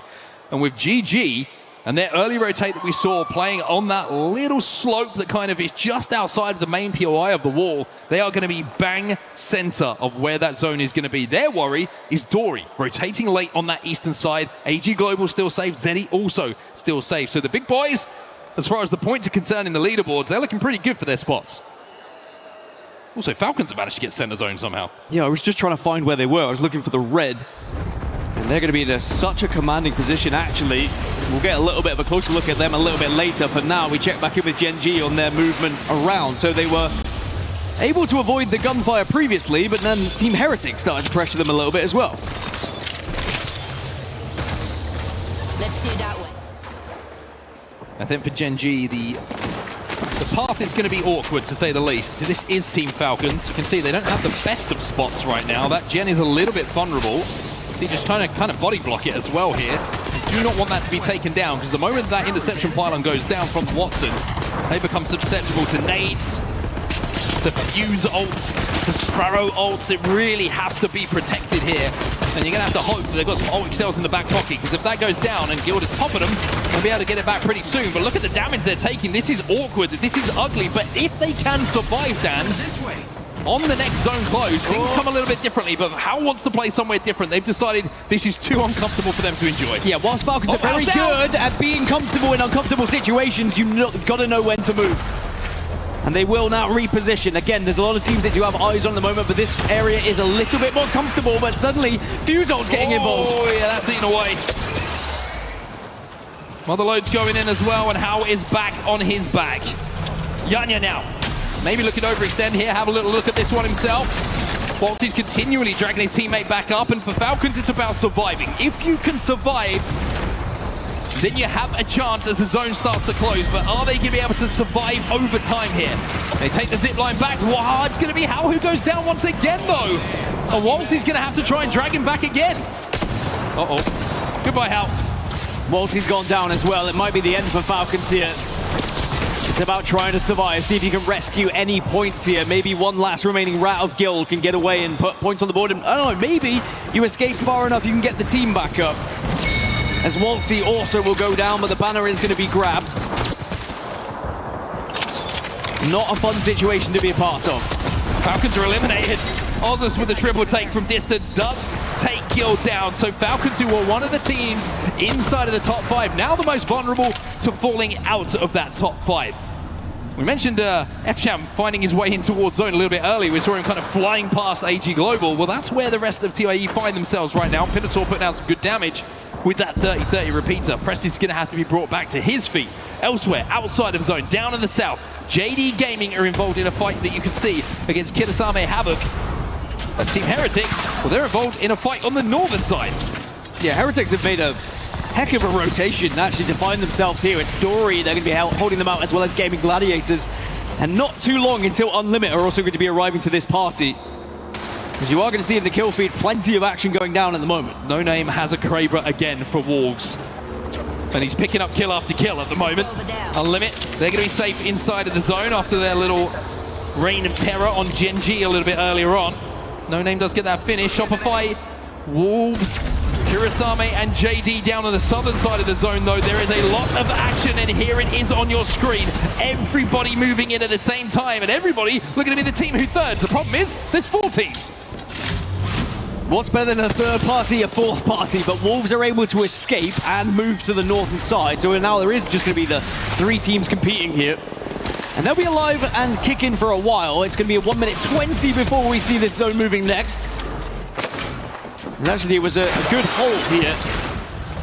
The Shopify Rebellion now starting to have a little prod, a little poke. JDG looking a little bit vulnerable. And actually, JDG engaging. And this is going to be bad news because Shopify will be able to clean this up. I think they just don't know that Shopify is there. And Naughty's now left on his own. He's looking to get those kills confirmed to get the points on the board, but all it's going to mean is a couple of points for JDG. They are eliminated from the lobby. KSH still alive, but down to 2, and you would expect Shopify to try and push this advantage, but Gen G are here now, but they have retreated. They have recognized that a couple of kills here isn't going to save their series. It's actually going to save Kirasame though, Gen G doing that. It forces Shopify away. They know they don't need to take that fight. They've been able to get the KP they were looking for. Although they still need more, still in 13th place, still on 23 points at the moment, and they're kind of shadowing Gen G right now. Now as we check in with Heretics versus Dory, remember this engagement. If you win this fight, you are in a fantastic spot for the late game. Gotta be careful here, Alonzi gets away. Kus has gone down though, and they might have to hit the Void Nexus to get him back to his feet. Can he stay alive long enough for them to drag him back and try this fight again? Shopify Rebellion versus Gen G does start taking place, and Asia will be the first to go down. Zap is also down, though, by the looks of things. So it's a 2v2. Hold tight, I got your back. Smoke goes down, Zainu has a little poke at this one. Koifel's going to send some frag grenades in. Although are they going to come down and hit some big targets? It looks like they are. Sparrow's also down. Koifel now has to hit the evac tower just to try and survive this zone closing behind them. Yeah, it's about getting ahead of them here. Don't have the banner of Zap, so it would have to be a craft if they were going to get back up. There's not going to be a death box recovery this late as Gen G probably landing on Shopify here. Koifel's going to hold this. Koifel's on his own. Finally, it looks like the rest of Shopify are going to kind of try and walk their way up to him. Wolves are having a look at this one as well, but it's Koifel essentially is a man on an island, and Gen G know this. It's a 1v2 for Koifel. It's a 1v1 for Koifel. He'll go down though. Zone Unite trying to move in, trying to catch this fight up. He's just late to the party. It's a 1v1 still. Manages to get attacked, manages to get a little bit of information from that Sparrow, but I think the call has been made by himself, or potentially from Koifel. Might be better just to avoid the zone here, play a little bit ahead. Dexter now taking a lot of damage from that ult as well. Shopify will win the fight, but at what cost? Zainu, last remaining player. This one was over as soon as that Sparrow went in. The bolt was the difference maker. It just stuck the remaining member of Gen G inside of that zone, ticking away at the damage, and then the wingman shots. Bread and butter for Zainu. 16 squads now remain. It might be going down pretty quickly though, because Flat are down to 1 as well. Yeah, Zeddy taking some damage, but it looks like Zeddy have been able to win out that engagement, or at least get on top of Flat, and there we go. Wolves Esports get eliminated. That's another top 5 team going down, and actually a lot of our big teams are on this western side. Zone is shifted east, as now the Deathbox recovery is going to be attempted, but there's damage coming from elsewhere. Yeah, it's going to be AG Global is firing in those knuckle clusters, trying to force them off of that box. Deeds will be able to get back. There's a rogue Nitro gate down for him from another team that helps him get back into that body. Duplex, if I know this man, it's a no man left behind kind of character. He gets Jelly back into the game and should be able to pull him back into that Void Nexus. However, there's now a team approaching, and that's going to be PXX, who smell the blood in the water. Yeah, PXX are on the hunt at the moment as well. Zeddy having to retreat and back themselves into a corner, but there's still a job to be done here, and Dupe can definitely output damage. Dupe's a one-man army at the moment. Jen's going to go down, and finally with Dupe going down, it's looking like this could be the end of the game here for Zeddy. Deeds left on his own. He's going to get swung behind these knockdowns. That's another big team in the leaderboards, falling early here. Zeddy Esports are gone and PXX are alive. Zeddy were in first position, remember, on 55 points, so that's going to be the number to hunt now for all these teams who are chasing. Think of AG, who are on 46. If they can rotate a little bit further east, survive, win this game, perhaps they could be the ones to take the most points from this lobby. GG, remember, still alive in 47 points in the moment, as Shopify Rebellion starting to get kills in the kill feed. Koifu's back up on his feet, so there are 2. Koifu lives. Team Heretics just about doing so themselves, but they're going to have to send it on to Dory here. They can't win that fight. It's a combination of Dory and Unlimited who take down some players from Team Heretics. They will fall next in the lobby. 12 squads remain, 8 have gone as Dory continue to survive and thrive behind this Newcastle wall. Trinity, they will be out next as well. Virtus Pro taking a lot of damage, but looks like they are surviving, as now Zeta Division have found prime position in zone. And remember, they won the previous, and they said if they could go back-to-back, maybe an outside chance of also taking first place here, but they need KP alongside it. Shopify also fell while all of that carnage happened. Everybody, by the way, from Wall, who has to move towards this zone, has to leave the buildings. VP will be next. Zeta and AG Global, the only 2 teams in zone right now. And AG Global just positioning themselves so successfully now to try and catch up those lobby leaders, as PXX taken out of their lobby after being able to delete the dupe swoop a little bit earlier. As Gaming Gladiators, consistent entirely throughout the day. 51 points. They are only 4 behind Zeddy, who are in first place. As look at this rat spot right now. I'm just a mere wraith. Let me live my life. And that's exactly what DCG do. It looks like there's a line in the sand. They agree that you look too vulnerable to be taken advantage of, as GG now will fire on the cross to everybody who's trying to move from the south to the north. TIE will be eliminated. 7 squads now find themselves in the lobby of our last game of the series. GG up into second place. Fun fact, by the way, Zane is currently at 499 deaths throughout his ALGS history. If he goes down once more, he'll be at 500. But maybe he doesn't do it this game. Well, Zeta have all of the high ground here. They have God Spot. And having won the previous game, there is a real opportunity to go back-to-back for them. Relove DCG will be out of the lobby next, as Yolari Man and the rest of Unlimited try to survive down in this southern side, but with the zone closing, and Stuvie just being brought back to his feet, the health is a problem. They cannot get chipped away by this zone. Yolari Man's going to have to pop the med kit, but has he timed it well enough? So initially it's going to be the rotation of GG. How important that is. Where do they end up with this zone? But it's Zeta Division and the AG we have eyes on as well, as they hold prime positions at the moment. And GG are doing very well to eliminate that 1 remaining rat. They are going to take the western side here, and they are going to try and use whatever they can to create cover. And thankfully they do have a rampart. They're not going to be safe inside the zone though, so they're going to have to keep moving forward. Maybe they look at a Hermit Crab on damage as Lufka will slam forward. AG still controlling some of this height as well. Dory will be out of the lobby as we're down to 4.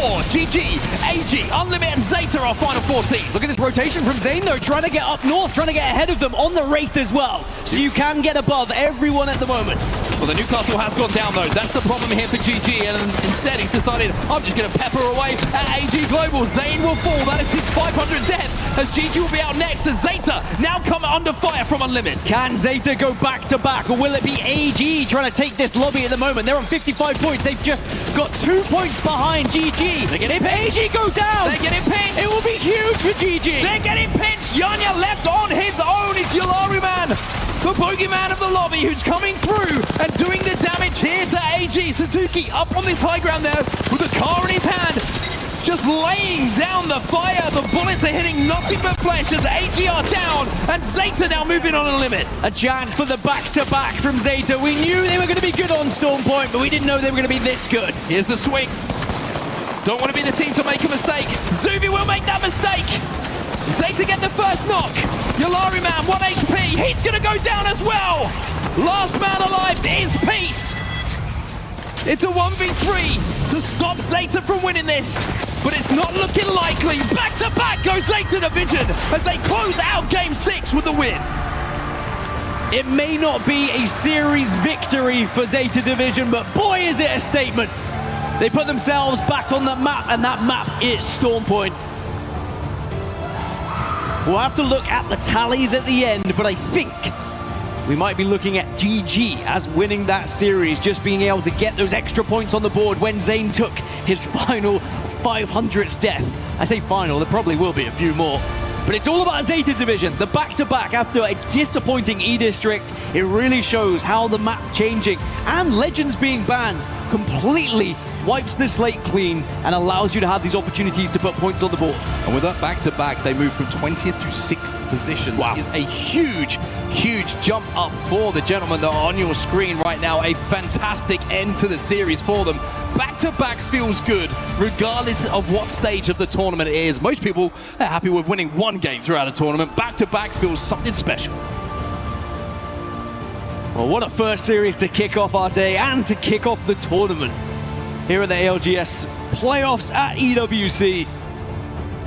There's still so much more to come. That's what's exciting. It's a long tournament, and I mean, this is the first set of games that we've had in front of us. The first series, 6 games done, and already I've got to say that hairs on the arms are standing up, Dan. And I'm excited to keep casting these games as they keep coming through. Another team who have been very impressive, AG Global, a very, very consistent performance from them in the first series that we do see here on our main stage of A versus B. And the great thing is, Dan, we've only seen 2 maps as well. We've still got 2 more maps in the rotation. We've got World's Edge, we've got Olympus still to give us a lot of surprises, a lot of moments as we move through this tournament. I am excited for World's Edge to be back. Of course, wasn't part of the Split 1 Pro League, but now here at Split 1 Playoffs. And I am a World's Edge fan. Now, we saw AG. We know they've had an incredible Storm Point here as well. It really has been the teams to find their points here on this map. But in the end, it was GG who were able to just put enough on the board. If you think about the position GG found themselves in on that western side, by the way, picking up those kills on their approach, staying alive long enough to gain extra placement points as well, it will be the difference maker when we do look at the overalls and where they finished. But it was Zeta Division who would be able to find themselves on that northeastern side, dominate that spot, and also not give it up, not get too excited for some of those kills that were below them. Yeah, I was really impressed with just, I think the not making a mistake in that final moment. It's very easy to do when you see 2 teams fighting in front of you. You know someone's taking damage, and it's very tempting as a player to think, I know someone's weak, I'm going to swing in here, get the first knock, win our team the game. But sometimes you just got to play as if it's a straight 3v3 where everybody is full shields, full health, and make sure you do not make that mistake. Because the moment you make that mistake, all of a sudden things can change. As we saw in that last game as well, Zeddy, who were leading, of course, for them in the majority of that lobby. They went out a little bit earlier than they would have wanted to, having had a really good prio to that zone as well over at the wall. And that's how quickly things can change right in the ALGS. In the Split 1 playoffs, we are going to see huge amounts of swings in just one game. It also just shows, you bank on one side of wall. If it pulls aggressively to the other side, even the best of teams can struggle to get out of that position. And Zeddy may be banked on being able to pick up enough points, but they certainly are up there at the top of the leaderboard. Speaking of top of the leaderboards, I believe with my calculations, it might have been GG who were number 1. But it was a record for Zane. He gets his 500th ALGS death. I mean, that's not what we're going to remember here, but it just shows, what a prominent figure he has been in ALGS with the amount of games he's been able to play. And he's able to put GG on the map here. We'll put it this way. I'll do Zane a service here. I'll say he has a lot more kills than he does deaths. Trust me on that one. One of the best performers from the EMEA region for sure. Falcons as well, pretty solid performance there. Rough last game for them. You can see the spot that they were trying to hold was just There's too many LOSs on them to try and survive, and every single corner they tried to play, it felt like they were being flushed out by either a fuse or a triple take, whatever it might be. Just very, very difficult spot for them to try and to get into late. But overall performance from them, pretty impressive. A win as well, as they find themselves in 4th position in the overall. So Falcons, I think, will come away from that first 6 games pretty comfortable and pretty happy with how things went. Yeah, I think that they could have looked at it and said, you know, could we have made more of it on E-District? Perhaps could we have found those extra points so that we could have been number 1? In the end, only 6 points behind Gaming Gladiators, who were the winners of that series, essentially. Zeddy's so close as well on 55, and then AG Global also found themselves on 55, so a tied 2nd place between the two. And as you look a little bit further down, we had Wolves Esports, who still finished in 5th position. But down at the bottom of the leaderboard, that's when things start to get a little bit scary here, Mark. I think where things get serious, because remember, you know, after the group stage is done here, at the Split 1 playoffs at EWC, we are sending teams home from the group stages. So that is very concerning for the teams like Team Heretics, 20th place, Trinity, GNG, God bless you, you know, down in 18th place, and Dory.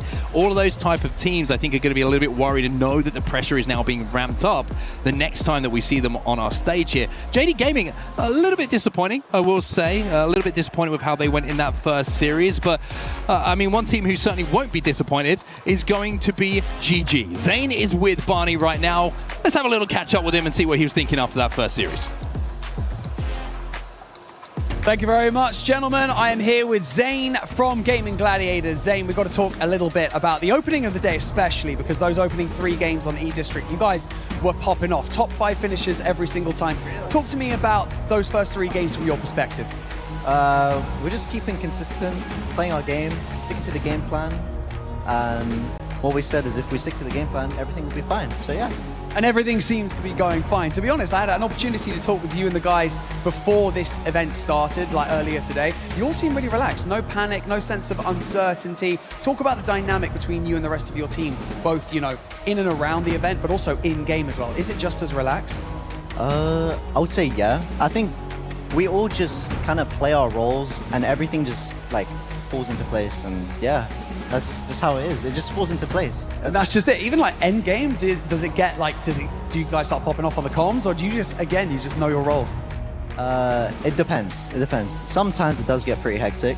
But we have Lufka, he's the IGL. He likes to, you know, when he takes control, he calms everyone down, sets things straight, and then we're all just focused, and then we can play our game still. So yeah, it's good. And considering like what, you know, everything that happened at Champs, like what's the goal here? Like once you're here now, right? The goal is to win, obviously. And we're just here to play our game, do our job, and see how it goes. And yeah, that's it. I mean, like we have this amalgamation of regions coming together right here. APAC typically coming in with a slightly more aggressive play. And also, you know, does it feel just different in game? Does it feel like there's a lot of different kind of dynamics of style of gameplay? Yeah, I would say depending on the region, everyone's different. People are playing Edge, Zone. We're not used to like playing against international teams all of the time, because most of the time we're just playing in EU. But yeah, people do like different things online, I'd say, especially from like APAC North especially. They do play way more aggressive than usual. But it's just all about sticking to your game plan and just playing to punish them when they make a mistake, and that's it. Playing to punish, I like that. Zane, I really appreciate you taking the time to come here and chat, and best of luck in the rest of your group matches. And I think we got Rain Day chatting over here with another player. Let's head over to him. So much. Barney, of course I got another player, but not just another player. The other player, I'm just kidding. It's Deeds, baby, from Zeddy Deeds. You guys had a phenomenal set today. We were talking a little bit about your series. Feeling good about how the guys are playing. Yeah, I feel great. Jelly's such an insane player. Dupe's a great IGL. I think we could do big things at this LAN. One of the things you said about Dupe when we were talking here is that people underestimate him. I mean, he's been a player for a long time. He's had success. He hasn't gotten to the pinnacle. Why do you think it is that people are kind of sleeping on his ability to put you guys in great spots? I'm not sure why people underestimate him. I mean, consistently, he's been such a good IGL for such a long time. I don't know what people are seeing that caused them to underestimate him, but he knows how to get it done. He knows how to get it done. Now, one of the interesting things I learned about you, not that just you're in Fresno, you know, we're both California guys right now, but it's that you guys pog. Can you explain what pogging is? Because normally in the internet, we think of pogging as one thing. For you guys, it's a different thing. Yeah, pot agreed. We have a term that we like to talk about a lot. It's called pot agreed. Pot of greeting is overextending, getting too greedy, just doing stuff that'll cause us to lose our game. So if I scream pogging, it means we need to come back, calm down, take a breather, and reset. And with those good spots Deuce putting you in, obviously not taking advantage of them or risking too much and obviously losing out, that is a big deal for your team. For you, though, it's been a great transition to see how you come from, the iteration of you on Rock, which was, I think, a very excellent Deeds. And even the Deeds that first qualified to EWC, I believe this was the first LAN that you qualified for. Yeah, it was. It was, right? Yep, correct. And so this is now coming back to it. You've got a team. You've been stable. You've built something here. You guys are in a great position. What are your hopes for EWC, obviously, this time around? Last year's EWC, I got second, and this year I want to win. I want to win it all. I love it. Deeds, anything to say to the fans, people supporting you? I appreciate you all. Shout out to Zeddy Esports. Let's get it done. All right, Deeds from Zeddy Esports. That's it here. We're going to have some more interviews later. Of course, a whole new series coming up as well, and a halftime you do not want to miss. We're going to have time, content with everybody, so stay tuned, and we'll check it out.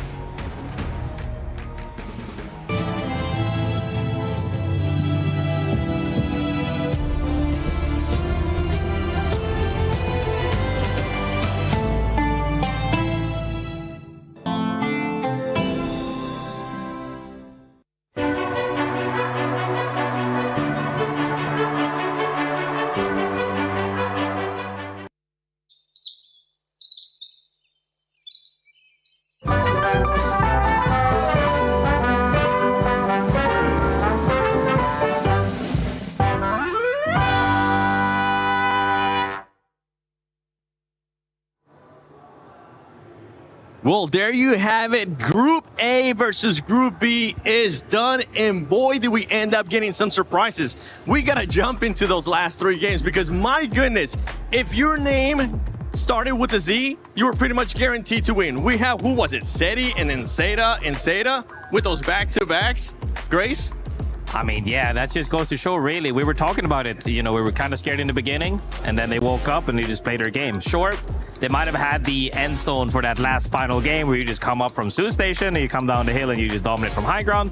But being able to close out games is also what makes these guys so strong because, you might get zones every now and then, but winning them is a different beast. All right, well, you know what? The thing is that we're kind of falling a little bit short here in regards to mics. So I'm gonna yeah, there you go. Sorry, Snipe. Now, anything? I know you wanted to talk about Seti because, boy, that was a comeback from them. From game 3, being able to get in the top 3, and then game 4, making sure that they secure a win. For Deeds too, it might be something here at EWC. It might be something in the water. Yeah, Zeddy, honestly, it's one of those teams where they're coming into this tournament really as a complete underdog. They were the 11th overall placement team in North America, and their best placement in any Pro League day, including the regional finals, was 7th. So overall pretty weak. They always ended in that like 7th to 12th range in every single day, which is impressive for them to come out here in the first round of group stages at the the international event like this and to end up in the top 5. And for them, that's a very strong placement, massive points going into this to help secure them going forward. So it'll be interesting to see if they can keep that going versus, the consistency that they had throughout Pro League of being one of the weaker teams. But, we go back to Deeds, for example, who ended up with 2nd place at the last EWC. So for him to come to that, I believe he's the only player from that team, that Rock team, that is here competing at this event, with Vax and Saucer not able to be here. And for him, it's one of those where it's like, prove it. I'm meant to be here. Maybe he's just one of those players that shows up at EWC specifically, and they're coming out strong, and he's giving his team that momentum, especially Yelly, who's not really, he's a very big up-and-comer, someone that we're going to be watching, as well as the Sacreds and the Floatings here at this event of new names out on the stage. So it's pretty cool to see them do so. And don't forget, new! Yeah. I like that, Grace. All right, I like that. Now, Lace, with you, we were talking about strong teams. Remember, at the beginning of the day, we were talking about Wolves. Wolves does end up performing pretty good. They don't end up in 1st place. They do end up in 5th place with 47 points. How are we feeling about Wolves? I talked about him at the start, probably somewhere in the middle, and now we're going to end with it as well. Look, incredibly proud of their performance. This team in the Pro League Series had like 222 kills across the board. So they actually beat another team I'll talk about a little bit later just by 22 kills in the whole entire thing. So look, there was a lot on their shoulders for this entire thing, and I think they showed it. I really do think they showed it. You know, they came out strong and were going toe-to-toe with Falcons in the group stages. Like, you generally don't see that. You see Falcons like steamroll, but no, they were up there. I mean, to see the 5th, I thought maybe they were going to hit that, you know, top 3. It was looking like that, but you know what? Sometimes that particular play style that they do have doesn't really end up well in the final matches. But at the end of the day, they're great contenders. Yeah, and I'm going to actually deep dive a little bit more with you guys as X-Bros. I kind of want to get into your brain, right? If you're Zeta and you had such a bad beginning of the game, I mean, I think we saw Satuki, if I'm not mistaken, just showing so much emotion after their first win, kind of just getting a bit of a relief because they just wasn't going their way at the start. After having such a great performance, now back-to-back wins, what does that mean to you as a player coming into tomorrow for those next 6 matches? I mean, for me personally, I feel like it's always, you just need that one thing to go your way. And that's why it's so important to keep positioning yourself to get into those end games over and over, because eventually one of those games will pop for you. And it did. And then that just snowballs. Now that you got that, we are on the board properly. Now you can just play off of motivation and passion and feelings, and it just snowballed in a great way. And we have to remind ourselves as well, this, like EWC specifically, outside of other lands, it's so important to do good in groups in this stage. Most people are kind of resident sleeper on the group stages. They're like, yeah, we'll wait until elimination stage, specifically lower bracket runs. But now it's like, no, you definitely want to be in that top 14 in the first pool to make it through, and it's such a good thing. Yeah. Absolutely, and just to point out what you're talking about, that top 14 is a huge difference to make it to the finals versus the top 20 that we're used to. So, you know, only really the top 7 from each round is what's important in a sense. And for a team like Zeta, who had such dominance in their entire pro league, to come out and drop, you know, a couple zeros back to back to back, all it takes for these teams, especially with like a Yuka-led team that, you know, is consistently either zeros or 20+ bombs, that's been like the theme for those rosters.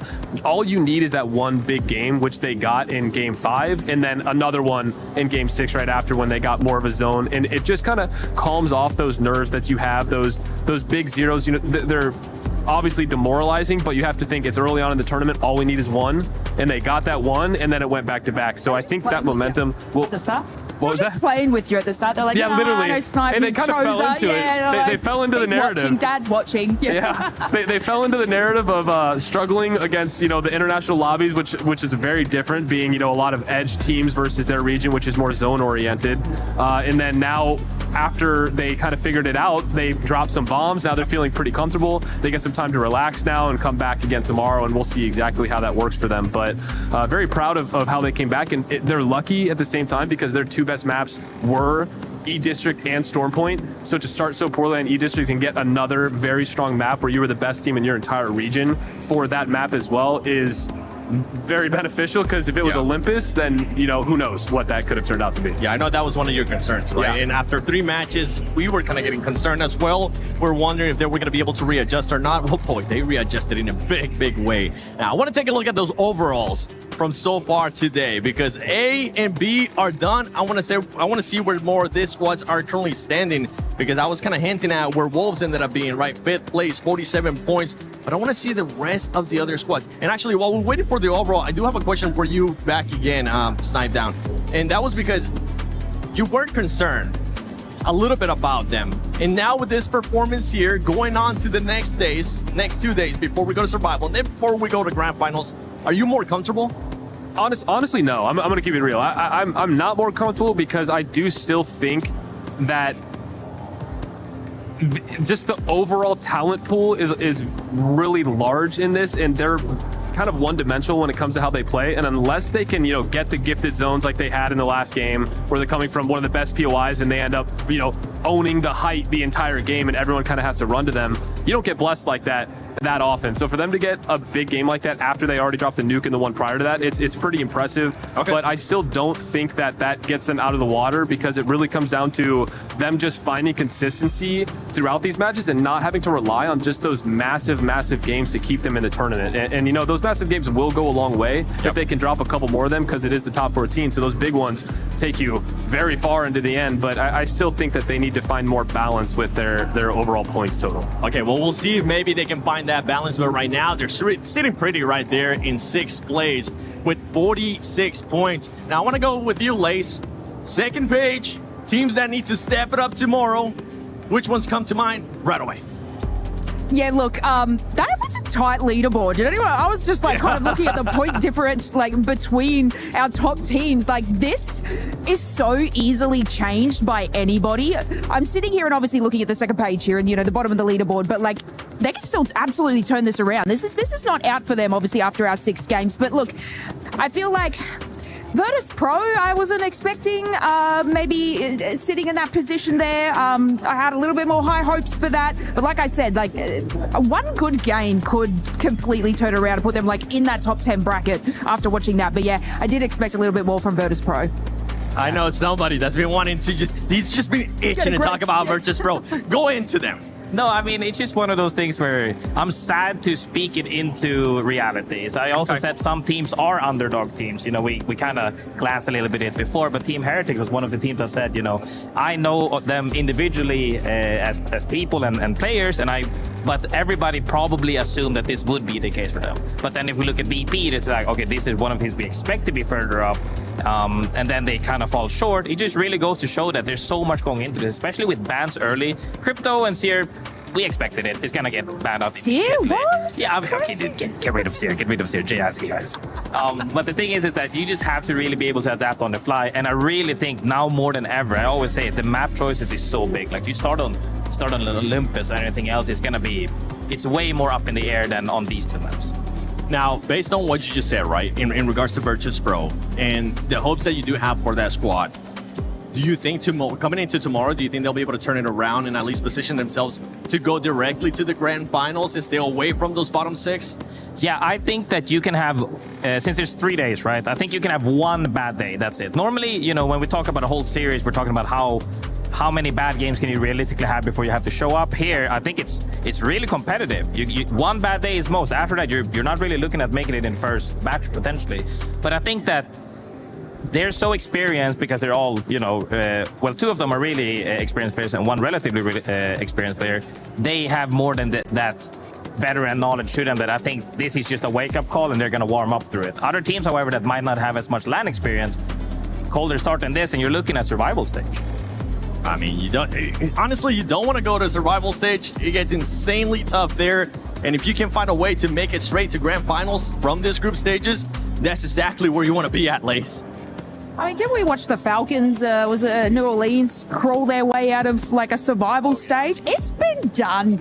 I have full faith someone else can do that. You know what I mean? It is daunting though to end up in that position, and like, we talk about it a lot, but you know, the mental anguish that puts on you to perform because you're so close to going home is just another thing to add on top of, you know, your points that you haven't gotten as well. Yeah, then to add on top of that, I think the biggest difference between, you know, this prolific event here at EWC is teams don't have the safety net of having a loser's bracket. You know, you don't get to botch your entire multiple rounds of group play and still be like, oh, it doesn't matter. You know, we'll just come out and we'll get top 10 going into the next round, make loser semis, and then make it to finals and then grands. And it's like, you know, the Heretics that just dropped, you know, 11 points. It's you're already in elimination contention being in the bottom 6 at that point. You need to drop minimum 40 plus points going on forward, or you're, you know, at that bottom 6 ready to be knocked out. So I think there is always more pressure at an event like this versus the other majors that we have. Yeah. And it's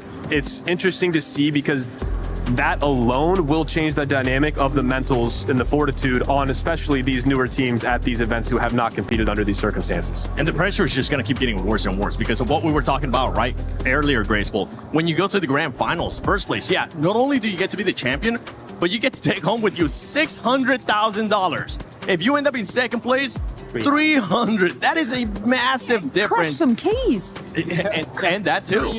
I sound so dude. I'm like, yeah, crush them keys. You're like, money. We're over here. Yay, life-changing money, people's Crush them. journeys, crush their dreams. So much you can do with 600K too. Actually, you know what? Talking about crushing those keys, if you were in the tournament, which 3 keys would you crush? Ooh, that's a good one. And you guys might as well start thinking about it. I mean, you know, I'm not at a position now, you know, not having competing for quite a while, so I don't have the arch nemesis of, let's just say, Effect versus Alliance. He'll definitely crush their key. I know that for sure, right?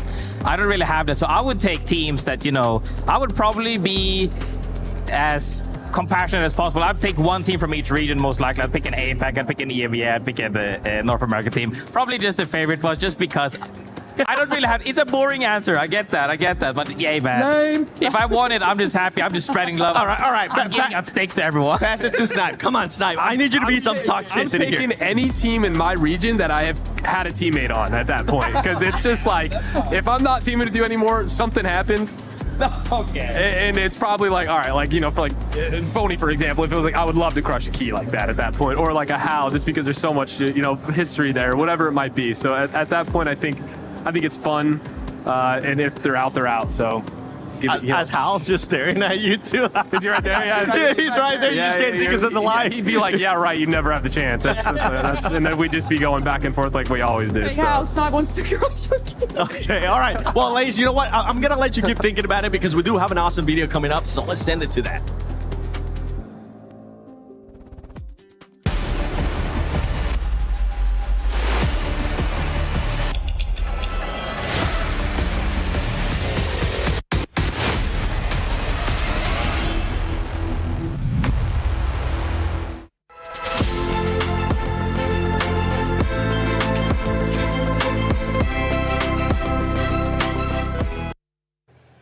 All right, Barney and I are going to play some games. We've got the Allianz Courtyard, and we've got a choice of basketball and, as I would say, soccer, but it's football here. I'm in Paris. You're going to help us out with the rules, right? All right, I can. So it's very simple. Can I take it? Oh, thank you so much. So it's very simple. We have a challenge with basketball, and we have a 1v1 arena on football. I'm going to explain it to you. It's very simple. Come with me, guys. I'm going to do it. I like this. Come with us. He's taking our jobs. If you're lucky enough to make your way down here to the EWC, then you'll be able to take part in all these fun games as well. So very easy. First of all, it's a warm-up. So you have a ball. I'm going to count 1 or 2 minutes, and you're just going to shoot ball. In fact, basketball is very simple. When you just have to shoot, it is going to make us know about your level. And thanks to that, we are going to make you a challenge with different points, and you will have to shoot with this position. All right? I promise I'm just tall. I'm not good at basketball. I'm just tall. I'm just one-handed. All right. Okay, all right. You go. One-handed, guys. It's not really fair. Oh, that's an air ball, we call that in basketball, don't we? Oh. The pain is just getting worse. I have a broken toe right now, and it's getting more painful. Definitely got all the he move. needed to do Definitely got it. was throw in some skills. Make it rain! Oh, almost. Make it rain! Yes! I feel like I'm was amazing. shouting a I lot. gotta say it. But you know. Almost. Okay, you got it. Here we go. Oh! Okay, I'll give you that one. I'll give you that one, Rain. Oh my god. Okay. More second, or it's. Yeah. Are we now shifting? Yeah, Are we it's shifting? left. You're the best. You're the Oh! best. You're the best. Oh! What was that? Oh. That's okay. You know why? Because you're going to do the challenge right now. Okay. You are more on it? Okay. You're hot about this? Okay. So there is few different points, all right? Okay. You have 3 try per point, okay? Okay. So you are on the point, shoot, you use your 3 tries, do your best, and make a switch. Okay.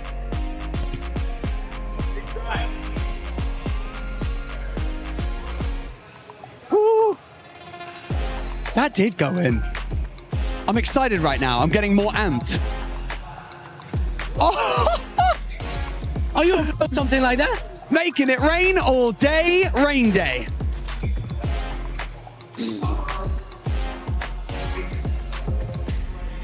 You got it. You got it. There's not enough court. There's not enough court for him to go far back enough to challenge this man. Ah! What is this about? Who are you? Is it my turn to embarrass myself yet? Oh. This is chaos, by the way. This is just chaos. I started feeling it, man. It's just, you know, sometimes I played a lot of basketball in my life. It's my favorite sport to play. Although, obviously, Barney, I didn't get the height gene. I got to blame my dad for that. He's like 5'5", but he loved basketball, so, you know, he taught me a few things. I'm just trying to think, do I try and dunk this? Yeah. Or do I break my ankle live? Yeah. Oh, no. That was sensational, actually. Do you know what? GG's. Well done. We're at the Allianz Courtyard right now. If you're at EWC, come down and check it out. There's loads of games you can play, and that was insane. I got to say, that was... Oh, just get out. Just get out. Jumpsuits over here now. Welcome, everybody, to a little segment I'm calling Rain Day's Room. I don't know if it'll stick, but we got different rotations of players who are going to come in and spend some time with us in a more relaxed environment after the games, talk about what happened, talk about what they're seeing, talk about being in Paris, and, of course, I'm going to have one of my talent members joining me as well, which is Snipe down over in the corner. Today, we started off with, I don't know, middle of the pack, maybe an unknown team. Just some people were trying to get onto the scene for the first time. Imperial Hal and... That's how you say it, right? Yeah. Okay, Imperial Hal and Galder. Galderson? What's up, guys? How you feeling? Me personally, I'm kind of frustrated. Okay. Just rough, typical rough way to end. You know, get like maybe, I don't know, only like 6 points in 3 games, the last 3. So yeah, definitely frustrating. I agree with Hal. Like, we had opportunities to convert points in the last 3 games and we didn't, which is always going to be frustrating.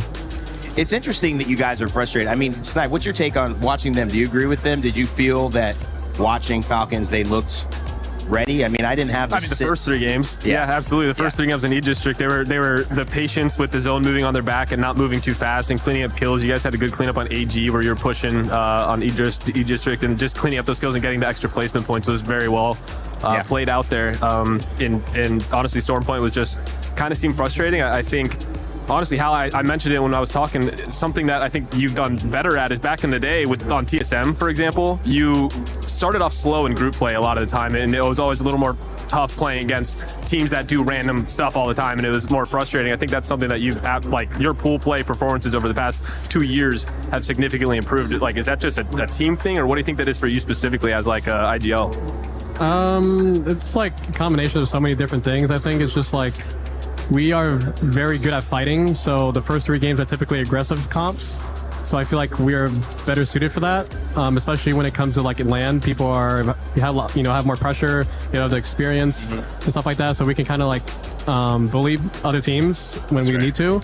So I think like the first 3, when it's supposed to be like insanely aggressive, which it usually is, people are playing defensive and we kind of just take advantage. So I feel like that was like the main reason why we started out really well compared to what it was before. Do you hate having to play group stages to get to finals? Not really, no. Okay. It's like... Is it helpful? It's definitely helpful. It's like kind of practice for us in a way. And obviously we want to do well, but I never mind playing group stages. I more so mind playing Pro League. That's my little problem, but...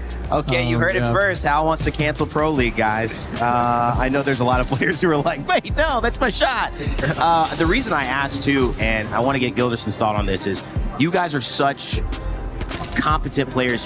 This is not new to you. This is new to some people. You talk about your advantage of having the ability to go, we've been here. We'll bully you. We know the comps. We know the experience. You talked in our interview like, people are nervous. We're not that nervous. Now, I'm trying to see, how do you stay focused knowing that this is not what you came here for? Saturday is what you came here for, but yet you still have to stay composed and learn and figure things out here. What do you do mentally as a team to stay locked in? And you, Gilderson, you can answer on this during these types of, kind of grueling, longer days before the big show. To be honest with you, like things like Saturday don't even enter my mind until I'm like basically on the stage. If it makes any sense, I really take it like one step at a time. You know, each group stage is its own thing. Like I'm not, you know, what matters right now is like the points overall, right? It doesn't actually matter if you win your group, but for me, I'm still just trying to win the lobby that I'm in because it's just like a competition thing. You know what I mean? I want to know that we did the best in the lobby that we're playing right now. Yeah, I love that. Yeah. The meta's been interesting too, Snipe. I mean, we're seeing a little bit of it here. I think people were wondering how big of an impact Seer was going to have. Obviously, you got the nerf coming into this patch as well. How did that change anything of what you guys are trying to do heading into this tournament? Not really. Honestly, like all the buffs or the things that happened, I guess, recently were actually really good for us.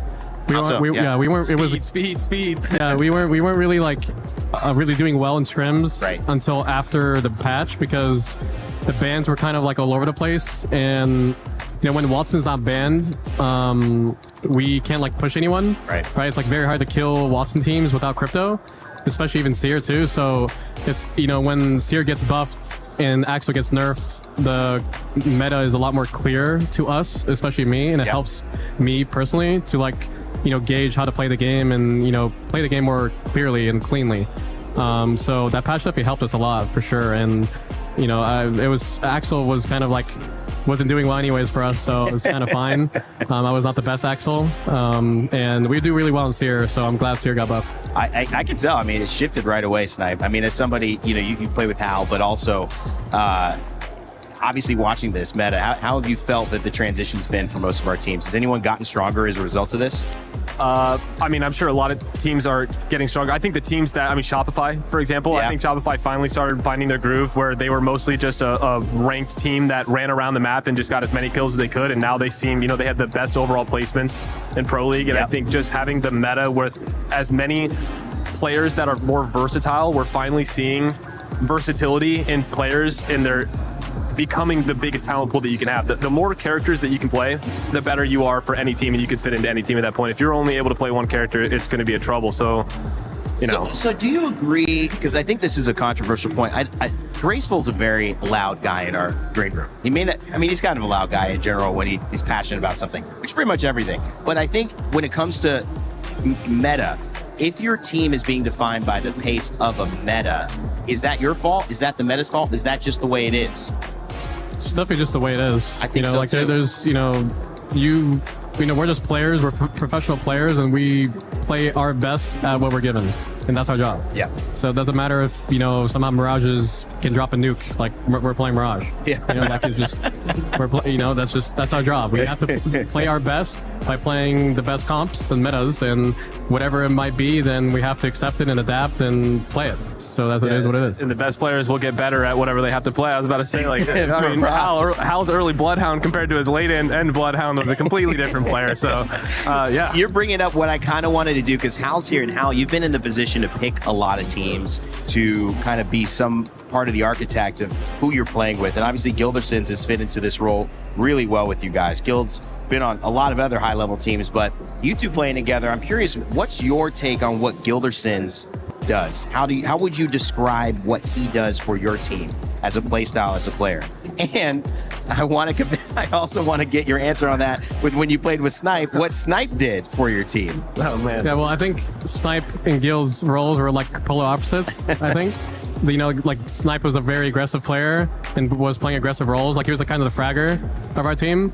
Gil is he's still fragging for us, but he's mainly playing anchor. It kind of obviously changes depending on the game and what's banned. But if I had to describe Guild as like the first thought, it was like the biggest sentry gun that you could possibly think of that's just planted like behind us, just looking over us or looking to the left, wherever we need him, he's looking that way, and you're not going past him because he's just you can't go past him. He's gonna kill you. So yeah, Snipes, like I said, his role was a lot different. He was playing a lot more aggressive, not playing. Made a lot more mistakes. Obviously the meta that happens when you play so aggressively. Yeah, it does. The meta is a lot different. It's hard to compare because maybe Snipe would probably be in the same role as Gil it is now. But back then, it was a lot different characters like Bloodhound and stuff like that. So, it's just different. It just, both controller players, they can do the same thing. So, yeah. Gil, I'm curious your thoughts on that first, from what Hal said about you. I mean, he's definitely right. My job is just to, make sure nothing's going too wrong behind us while they're doing their thing. And then, you know, I don't know. There's a lot of situations where they need help, and then I pull up and I start beaming people. Like, that's pretty much my job. I love it, man. I always find your guys' dynamic so funny to watch because, like, you'll stay quiet and you'll handle criticism super well. You know, if Hal's going to call you out or whatever, it's all good. But the moment you know that you're right, you like immediately start being like, no, what do you mean? That's not it at all. And you defend yourself super well. And then Hal will be like, oh, wait, okay. And he'll go back, maybe watch what happened. It'll be like a complete different understanding of things. And I find that funny. And it's hilarious because Onset says that you are the most you don't intend it, but you're the funniest person that he watches based on your comms specifically, because like something crazy will be happening. You'll be like, yeah, there's just, you know, I'm going for this Evo over here, and it's just like a random comm completely off topic of like getting back on page, and I find that hilarious too. I mean, it is interesting, and I think this is a component that goes along with Hal more so than Falcons. It's a part of wherever Hal goes. Team comms. I mean, it is interesting. You've matured a lot, Hal. People have obviously thought a lot about how you get upset, and you figured a lot of ways out to work with your teammates because getting upset's a part of it. However, the thing is, most sports don't have behind the scene conversations. Playing soccer, that happens when you're pass me the ball, but we don't stream it. And so you've had to go through this whole level of, hey, this is a natural reaction when you're competing, but now I'm getting thoughts about it from everybody because I happen to be in a business that's live streamed. Gilder says, I'm interested because obviously there's a weight on him of having to get on you guys, but also you having to sometimes check that and say, I was on it, and then there's 1,000 people commenting on that. How have you been able to navigate that environment, but also to such success to where you guys feel good about each other and you guys are in such a good place right now? Yeah, I mean, I've honestly got like my blockers on, like Hal horse blinders. Dude, I don't think I've opened house chat in like months because there's just no point. I'm gonna open up the chat and I'm gonna find something that's gonna upset me. So there's someone's no point. calling for you to get dropped, whatever. You could look. Yeah, I mean, I don't know. I've just got my blinders on. Like, I'm just focused on like us. Like, I don't care what anybody else thinks. They don't care what anybody else thinks. It's, you know, it's just like whatever works for us works for us. That's all that matters. Al? 7 years, gonna be 8 years. Nothing changed, bro. Nothing's changed. Just, you know, I take other people's opinions as, not advertisement, but entertainment. That's how you stay entertained. Oh yeah, I don't like people that come to my chat and say whatever they want. I don't even ban them because I want the men to watch my ads. So like, just keep them around. Like, okay, like if you're gonna hate, like give me some money at least. So I don't know. It's just like it's the same old. Like people. Social media is free. Twitch chat, typing in Twitch chat is free. Anyone's gonna type anything they want, whenever they want, because they have an opinion, and that's fine. Like that's okay, and that's just how it is. And like you said earlier, it's real sports. No one has like, you know, sometimes they have mics equipped, but you don't hear anything of that. Right. Like you don't have, you know, mics equipped in behind the scenes practice, football, soccer, whatever, whether it's any sport at all. You know, this is a way different like situation that people don't get.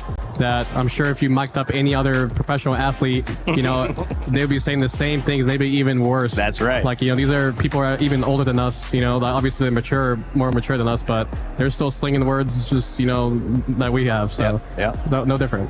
Yeah, I've always thought as a professional gamer, or honestly a professional in any sport, the moment that you start letting the people on the sidelines start influencing how you think about whether it's your teammates, your own gameplay or anything, you're not cut out to be a champion at that point, because it really is just all chatter on the sides, and if it lets it affect your own gameplay, it lets it, you know, seep into the team where it starts bleeding into personalities or people get egos from that kind of stuff. It's not going to matter. You know, we see professional sports players make burner accounts to try and defend themselves or whatever it might be, and it's like all right, like, is your head in the game? Are you soft at that point? And at the end, like, I think champion mentality, you can tell who's a champion or who's able to be a champion just by how they like present themselves and how they hold themselves. And if people are passive or it seems like they don't have that killer instinct, that is what makes a champion, is having that killer instinct, seeing your opportunities and being able to jump on them right away, where, you know, some people wait for the game to come to them. And I think that's a massive difference with these top teams and why we see teams like yourselves and some of these other ones as the consistent performers at these events over the years. 100%. Fellas, before we let you go and transition to some more stuff, Paris, I just got to get a couple words. Are we loving the city? What's the highlight, the best restaurant? Have you enjoyed a little bit of time out there? Yeah, this is my second time in Paris. It's pretty nice. My girlfriend's French, so it makes that way easier, right? Yeah, I've only been to like one insane restaurant so far, and there's obviously, or actually two. They're really good. Honestly, I love it here. It's probably somewhere I would move to after I stop playing Apex. Yeah. In retirement. So, or actually will, not probably. So yeah, I don't know, just good time, perfect location. It worked out for me because of my personal life. Yeah, so, exactly. Yeah, it's nice. This was, I mean, yeah, there was very fortunate occurrences. Yeah, because you have someone to partner here. Yeah. Gil. I mean, I think Paris has been really nice. I really like the architecture. It's really beautiful. Very special. The food's been pretty good. I'm not a fan of smoking on the patio at restaurants. Not a big fan of that. I'm gonna be honest. Oh, you gotta have a problem with all of Europe at this point. Just smelling stick smoke the whole time I'm eating isn't great, but other than that, it's been a great experience. They have some slight non-smoking areas. They try to give us Americans some chances there. Guys, it's been a blast. Thank you for sharing your time with us. Congratulations on a great finish in this first group, and then we'll see you all a little bit later. I don't think you play this afternoon? No, we don't. Okay, tomorrow. So get some rest, enjoy Paris, and see you guys tomorrow. Thank you. It's nice talking. All right, guys, we got some videos. I've been all over this venue, so we'll check out that, some more player interviews, and soon we'll be coming back with our second series of the day. Body was built to move. Not trapped at a desk in one singular posture for 12 hours a day. It's time your chair evolved. This is Secret Lab Titan Evo. Ergonomically engineered for you, gamers, hybrid workers, artists, backing your every move. In your hat. Yo, fits you too well.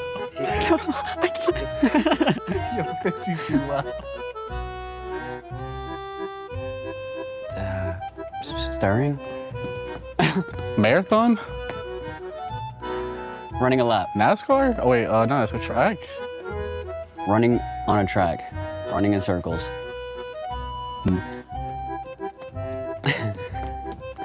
Circles. Sprinting. What is this?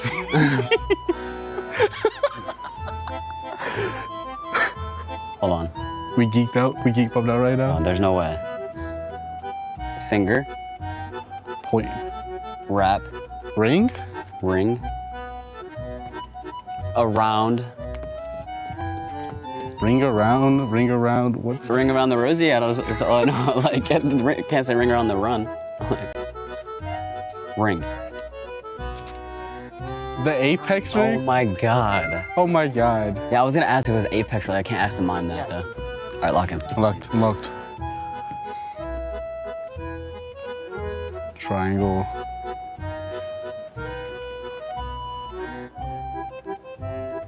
It's like SkyWest Trials on what was that or something? The bird?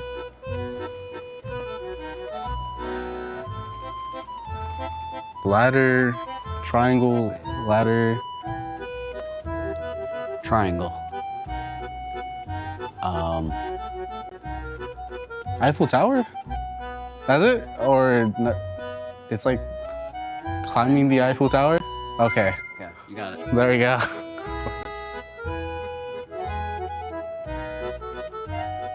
Kraber.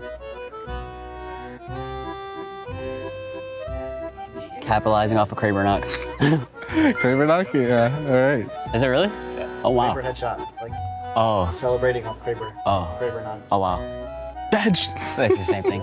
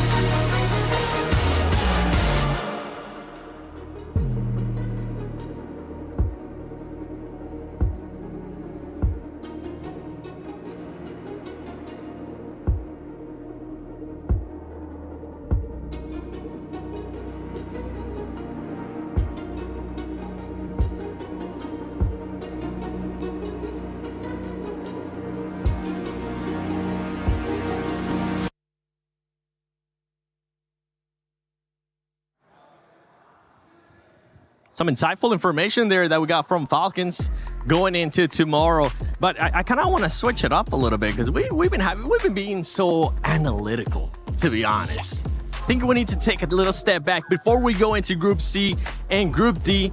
And Lace, I'm hoping that you have it with you because I want to see a bit of an update of what your notes look like throughout the day. Earlier, it was just a pig. What is it now? As you, it is a chicken that has seen some things. That like Big Bird's little brother or something? I don't know. It's up to interpretation. But as you can see, I take my job very seriously with my notes. Okay. All right. Yeah.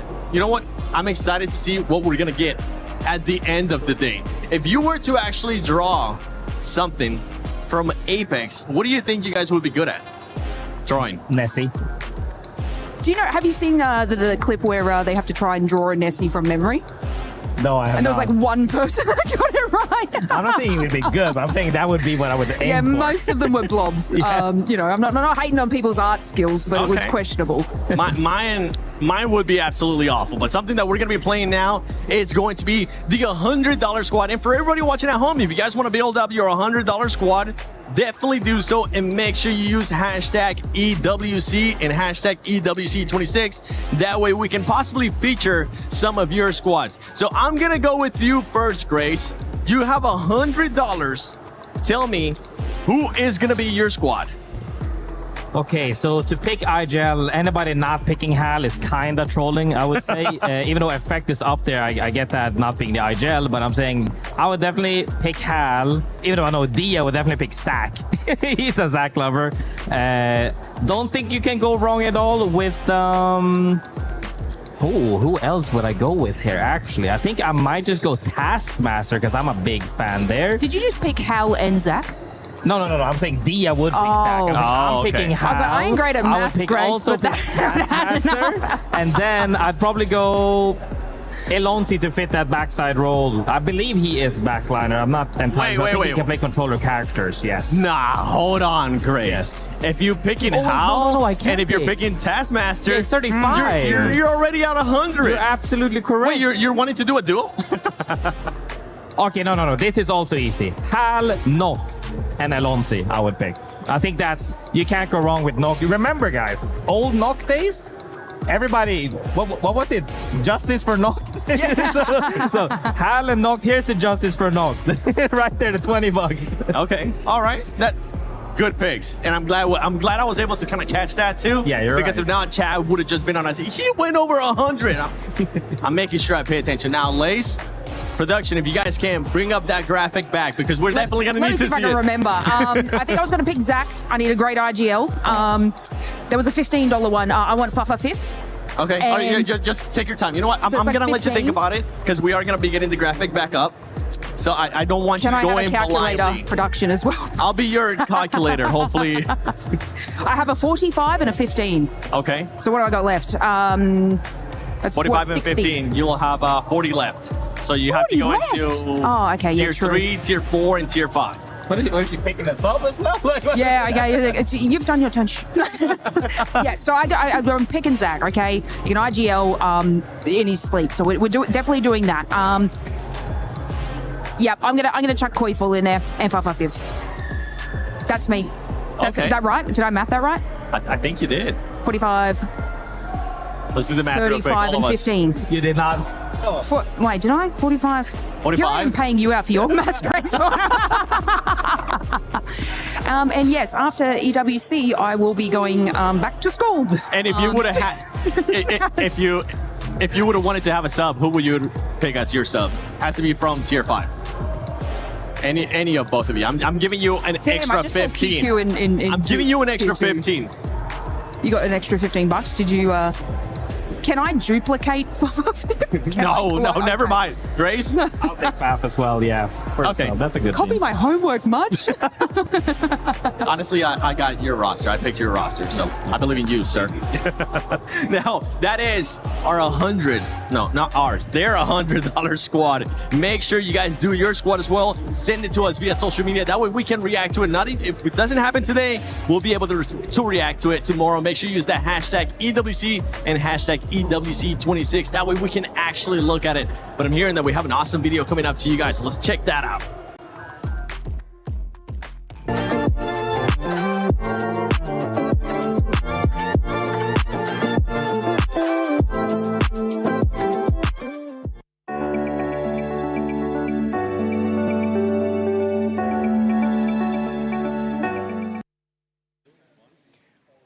Ladies and gentlemen, we got him. We found him. The loudest man in Apex Legends, Effect from Aurora. What's up, man? Hi. Hi. You know, he may not be loud in terms of saying a lot, but you do a lot of talking with your play. You have been phenomenal. A lot of people questioned, are you going to be the same Effect going from Alliance to Aurora? How do you think you fared this last season? I'm still the same. I was one of the key leaders. The whole Pro League was close to getting it with the whole different play style that I mean, gone from to like from playing edge, hard edge most of the time to getting god spots every game, which is crazy to me. So I'm still the same, just getting better. Honestly, I would say it was one of the biggest surprises because we knew how good you were, we knew how impactful you were, but you somehow got better. You somehow made more of an impact. I think this is now an opportunity to say it's for real at the biggest stage. So I'm sure you guys only have sights for winning this tournament. Yeah, I'm definitely way more confident now because the game is just so much easier and there's like so much, I forgot the word, sorry, but it's like I'm much more confident with making points because in zone, you just guaranteed to get some points basically. You know, I don't have to like always perform my 100% in order to win. Like 90% of work, I would say, is just on Hiarka. Interesting. So he allows you to do what you do better by freeing up most of your decision-making for most of the game. Well, kind of, yeah. The only decisions I usually make is just like, if we end up in a situation to maybe get a kill or maybe like do a quick rotations, because sometimes I play with the characters that allow that. So that's the only thing I would do.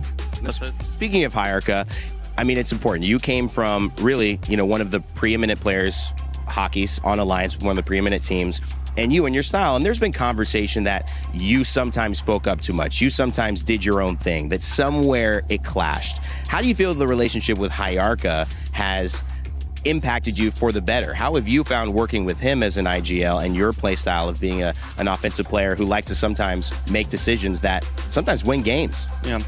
Hiarka is a zone player, yeah, but he sometimes does the plays that most of the teams don't like that sit in zone. So that's the best part about him. We just go and kill a team that if we want to or if we need to, you know, it's not just like we're gonna sit like kittens in zone and just like let everyone come. We're just gonna hold our space. We're gonna hold our spot. And speaking of animals, you said kittens. Hiarka has given you a nickname. Did you know that? No, I didn't know that. Because I asked him right before this interview. And can you guess what the nickname is? Kitten? No, you were kind of close. It's Baby Goat. He calls you the Baby Goat because he thinks, you know, you're young, but you're the greatest of all time. How do you feel about that? I'm feeling great about it because I know another Baby Goat from another cybersport, and it's crazy that we're from the same city. I love it, man. Well, congratulations on being here. I know we're going to see a lot of play from you. A lot of talking in-game as well, but thanks for taking time with us here. Thank you. All right, Effect from Aurora, Baby Goat. All right.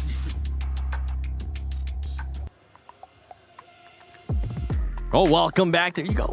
Rain Day, just going in with all the interviews today. But if you look at us, it's switching up. It's not graceful anymore. It's actually Clara at work. Thank you so much for joining us. How are you enjoying Paris? How are you enjoying EWC so far? Well, EWC has been incredible. Obviously, today is day one, but I was in the player lounge earlier, and they outdid it this year compared to last year. I'll say that for sure. They definitely did. I mean, just based on all the amazing food that they had there, Lace and I had to walk out because if not, we would just kept on eating. Roll out. Yeah. By the way, for the people that might not be familiar with you, because we do have a lot of new viewers here at EWC 26, tell us what you do. Tell us where they can find you. So I'm Clara at work. I have been streaming Apex for 6 or 7 years now. Sorry, I had to. My chat said they would unfollow me if I did that, so I had to do it. But yeah, I've been streaming Apex for 6 or 7 years now. You guys can follow me anywhere at Clara at work. Okay, all right. Quick and easy. Just don't follow her home. Just don't follow me home, please. Never that. She was telling me, go to my TikTok. So if you guys want to check out her TikTok, make sure you guys check that out. Or her Snapchat too, which is actually one of the sponsors for EWC. Now, earlier we were doing some $100 squad. I'm actually going to switch it up for you guys. Lace, we have seen your drawing skills. Which everyone's gassing it up. It's like they're good. Wait, show us again just to refresh everybody. It's on the floor, mate. It is? Aw, man. I just throw my stuff everywhere. I wanted to see that crazy looking chicken again. Now, I'm going to let you guys pick, okay? Do you guys want to draw a legend or a gun in the game? And I'm gonna give you about a minute, okay? This is gonna be a little bit I'll let timed. you pick. Whatever Let's do you want. legend. Legend? Okay. Yeah. Which legend do you guys want to draw? Oh, we get to pick our own legend? Yeah. Oh. Well, I want you to excel at this challenge. Okay. I feel like. Ooh, I'm gonna have to pick Octane. Okay. Like, I'll be shunned off the internet if I Do don't. we have to do the same one, or can we do different? You have to do the same one. Oh, okay, you pick. You're Clara, you know what? Come on. It's not Special all about guest. me. Special guest. Go for it. Yeah. All right, so I'm a lifeline main, so we got to go lifeline. You hate me. Okay. Yes, lifeline, let's That's do how it. I felt when you picked all that. I was like, no, please. I'm like, I got to go someone else. Oh, we're in Apex, they are a couple. Let's do it. Yep. Okay. All right. Apex and Octane, Lifeline? but I'll do Lifeline. Yeah. Lifeline. All right. So put your mics down. Get your boards ready. By the way, for everybody currently watching at home, don't worry.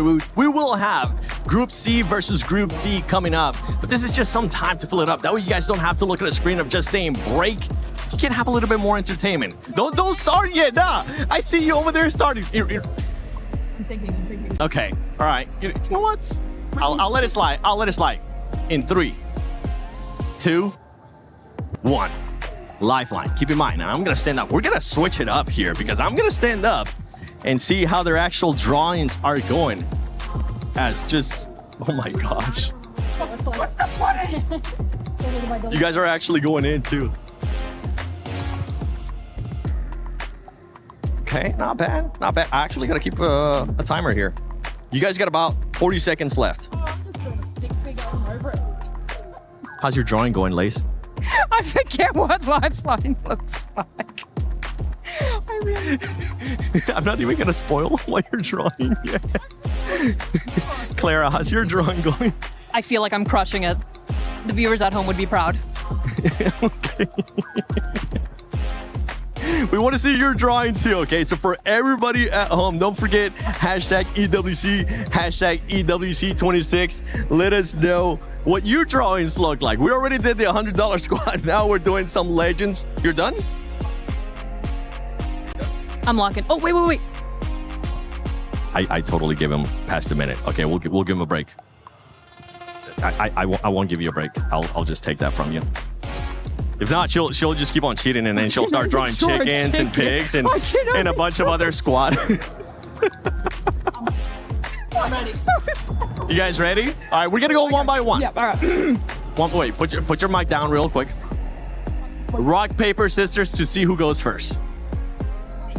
Rock, paper, scissors, shoot. Rock, paper, scissors, shoot. Oh my gosh. Okay, Lace, I'll let you hold your mic.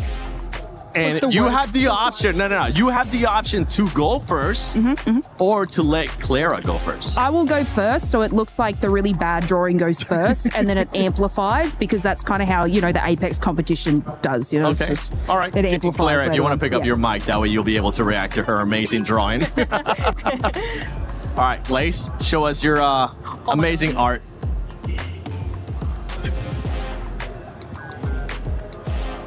This is Lifeline. She only eats salads because I couldn't remember how to draw her body. And the top kind of started out like an alien, but of course I have Doc and Mozambique here, so it makes sense that it's a Lifeline. Okay. All right. Give it a second for everybody currently watching. Let us know in the comments right now in chat if you are watching on Twitch, just enjoying those awesome drops. Rate it from 1 to 10. We're going to go back and see what you guys end up rating that drawing. And now, okay, you're good. You know what? I'll give that one a... Put it away. I'll give that one a solid 7. 7 for 7. No, it's not because of that. All right, Clara. Moment of truth. Are you going to make your subscribers, your followers, your friends proud with your drawing? I actually feel like ours are very similar. I also put Mozambique here. But I feel like you get extra points because you drew Doc. I forgot Doc. Yeah, that was the only thing I could think of, and I was like, "What is it?" I'm like, I know she's got little space But I did the peace buns. sign because she does that pose. Yes. Oh, you do have going that for you. Yeah. It is still a stick figure, so I guess you guys are within that same range. I think we should both be cancelled off the internet. And for everybody once, Mozambique, right? everybody once again at home, let us know We spelled it the in same, the so chat. we're both wrong. What is Clara's rating? Okay, we're gonna go back and look at some of those ratings that you guys are putting on Twitch, that you guys are putting on YouTube, and maybe that you guys are putting on social media with the hashtag EWC or hashtag EWC26. Now let's get 7 to draw one. No. So we feel better about ourselves. Luckily for me, we're almost getting ready for Group A versus Group B. You know what? I gave you a 7, right? Yeah. Am I gonna have to play favorites here because you're like the guest? Yeah, I am. You know what? I'll give you a solid 7.7. I'll take it. I'm going to make you out back 7. Oh, man. Next, you're going to end up drawing me at the end of the day. I just know it's going to happen. All right, you guys can put those drawings down. Now, going back here to EWC, have you gotten any chance to explore Paris? Clara? Yes. Okay, so I got here on the 1st, and then I decided the 2nd I was going to wake up and go see everything. So I walked the entire day, and I sweated in places I should probably never sweat. It was, yeah, but I was determined because I ended up at one location, and then once I saw a glimpse of the Eiffel Tower, I was like, okay, it's a 50-minute walk. I can make this. And 50-minute walk for most people is nothing, right? Yeah. 50-minute walk for a girl who sits at her PC 8 to 12 hours a day, maybe gets like 500 steps a day.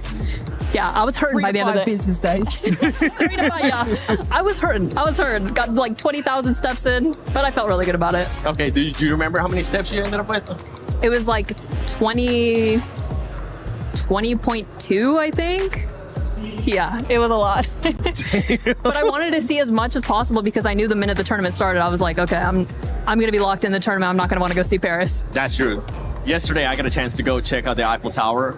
It was freaking stunning. And we got a chance to see it too during the sunset when it starts sparkling and stuff. It's so It's been cute. pretty nice. Now, no, Lace, you got like, what, 7 weeks with me here or 6 weeks here in Paris. Have you got any chance to explore anything yet? No, so I keep procrastinating. I'm like, see it next week, next time, like, a little bit later. Yeah, I'll get around to it, guys, okay? I struggle walking to the fridge like I'm out of breath. Have you guys If ever had Uber Eats snails? could Uber Eats from my fridge, I'd do it. You have? I have. Okay, what do they taste like? Because I was tempted last night, but I didn't do it. The ones I had were really buttery, so that's all I remember. Oh. And Grace is probably watching this right now. Graceful is probably watching this right now saying, anything that 7 eats probably tastes amazing to him. I can tell you, Graceful, snails, I'm sorry, friends. I'm sorry, Paris. Not my cup of thing. I don't think I would try it again. Is there any food in Paris that you definitely want to try that you haven't yet? I want to try snails. I tried frog legs last night. That was an experience. How was it? Tasted like chicken. It was like a little fried chicken, so it wasn't bad. I liked it. Okay, Lace, any food that you want to try? Tastes like chicken, yeah, crocodile chicken. No, look, I do want to ask an Apex question to our wonderful Clara. Oh. We obviously this game has been around for a long time, right? And you get a little bit emotional, because you're so driven to this title. Obviously, after 7 years and all the metas we've been through and the pain we go through, what makes you stick around and love it so much? Genuinely, the community. I feel like the community is just so tight-knit. Everyone is so kind and like such a family that even we talked a little bit how I diverted from Apex for a tiny bit, but then I came but then I came back and it was like I was welcome with open arms and everyone was so like just welcoming and it made me feel really happy to be back. Yeah. Beautiful game it is. Honestly, that is a great reasoning. It is a great community, and that's why I keep just pushing, because I want to see your drawings. I want to see everything that you guys got going on. But thank you so much for spending some time here with us, Thank you Clara, for at having work. me. Let's check out this video that we got coming up. We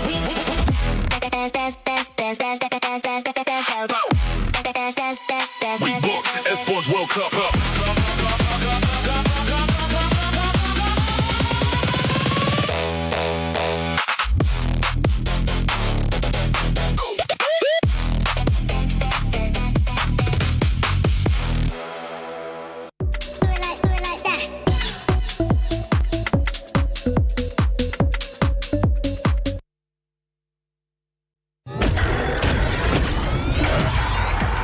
cyberware. It sounds amazing. It feels amazing. But they don't tell you what it costs. You alright, mate? Hey, you hear me? What's the matter with you?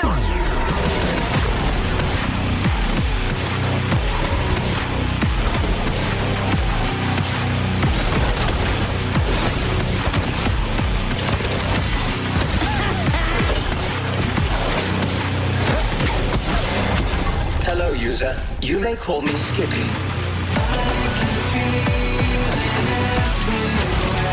Speed, power, endurance. They're all right here. Just don't let it go to your head. Or you might lose it.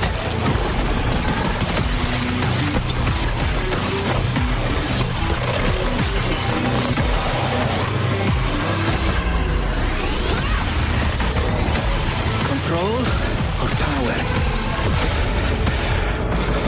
The choice is yours. Oh, look at that. Okay, guns up. Oh, dear. Another ruthless kill. Your childhood must have been terrible.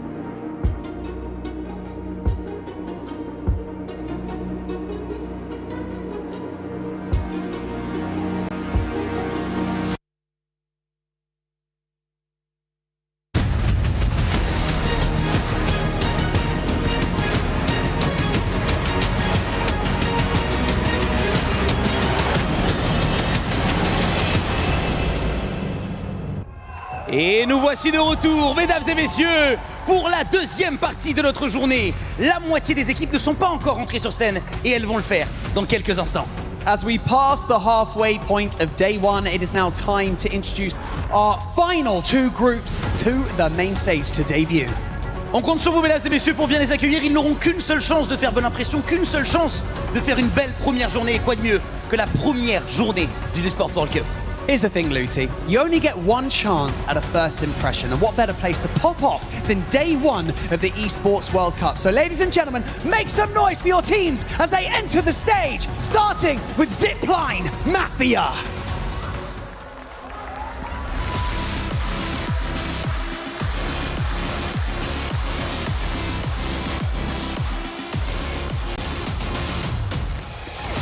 Dinos!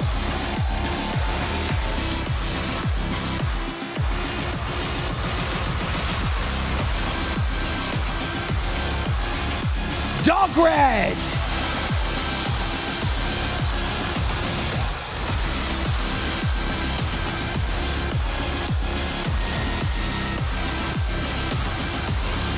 Enter Force 36.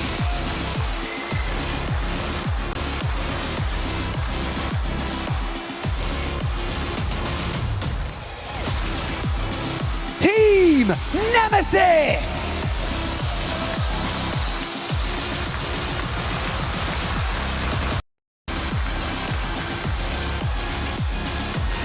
WGR Neo.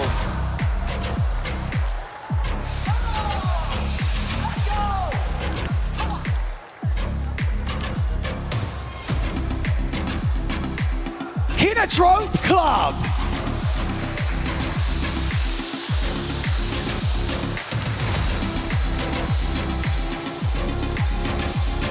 Team RRQ.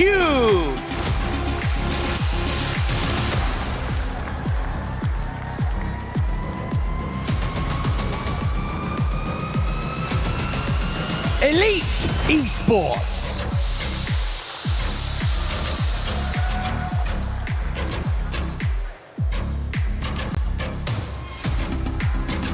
Team Vision.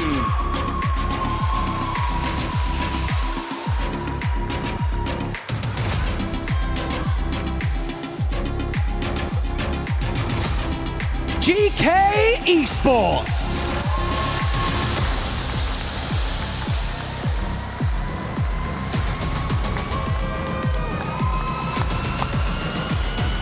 Team Liquid.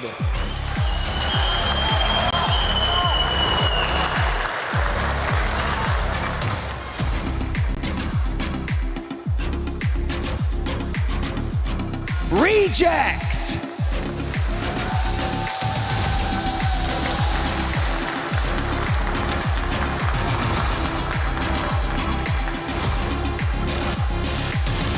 Alliance.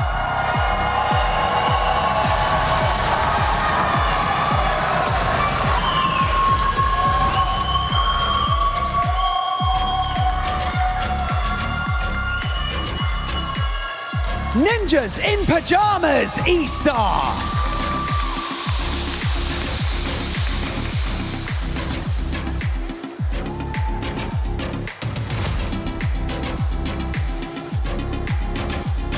Aurora Gaming.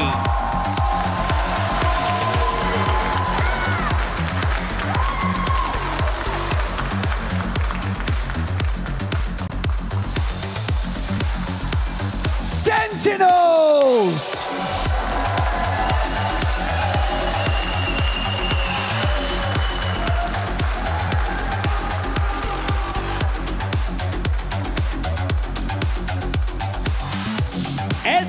SHUL.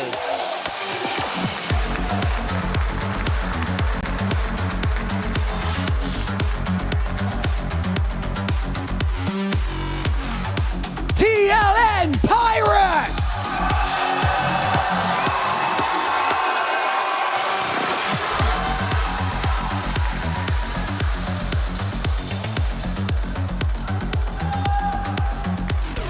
And last but not least, please make some noise for your defending champions of the EWC, VK Gaming!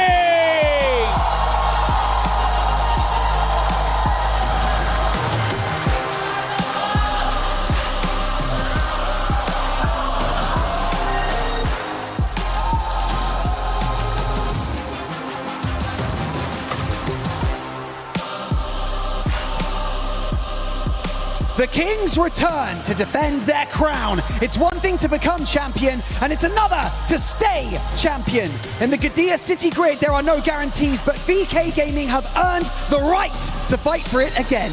So keep your eyes peeled, because their journey starts now.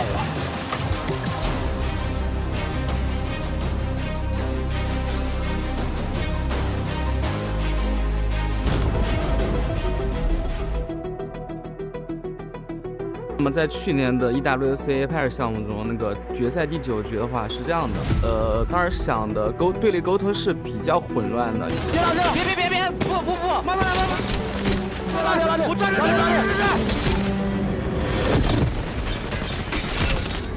来，我抓了，来，小路上，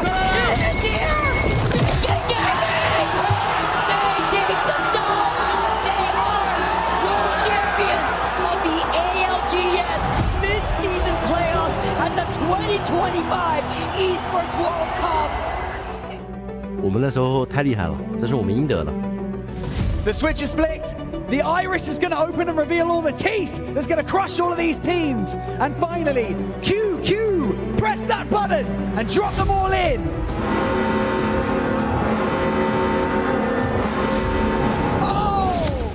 当然选择 Alliance 和 Falcon 还有 Fnatic 这3支队伍当做那个底座的话，是因为Alliance 本来是那个欧洲赛区的第1嘛，然后我们选他们就因为他们玩比较好，就实力比较强劲，然后名气也很大。You are the Sony MVP of the tournament, and you will get an additional $10,000. 冠军加上 MVP 之后吧，多多少少有点懈怠了。Everybody live in the Kindia Arena, make some noise for the winners of the ALGS Mid-Season Playoffs and the 2025 Esports World Cup, VK Gaming! 在那个拿了EWC 冠军之后，因为冠军嘛，然后大家就迎来一个比较漫长的休息期，就我们已经很久没有去磨合了，然后打的训练赛也比较少，所以导致我们札幌打的不是很好，结果不是那么好，不是那么让人能接受。Maybe moving down, VK have fallen. They will not be joining us in match point finals. 就我觉得想赢的话，你得先不怕输嘛，就先不怕输才能赢。所以卫冕冠军对我来说没有压力，反倒是动力吧。如果我能连冠的话，我觉得亚特兰赛区是站起来了。但是我更想说的是，对我即将出生的孩子，还有我在家里的老婆说，我是最棒的。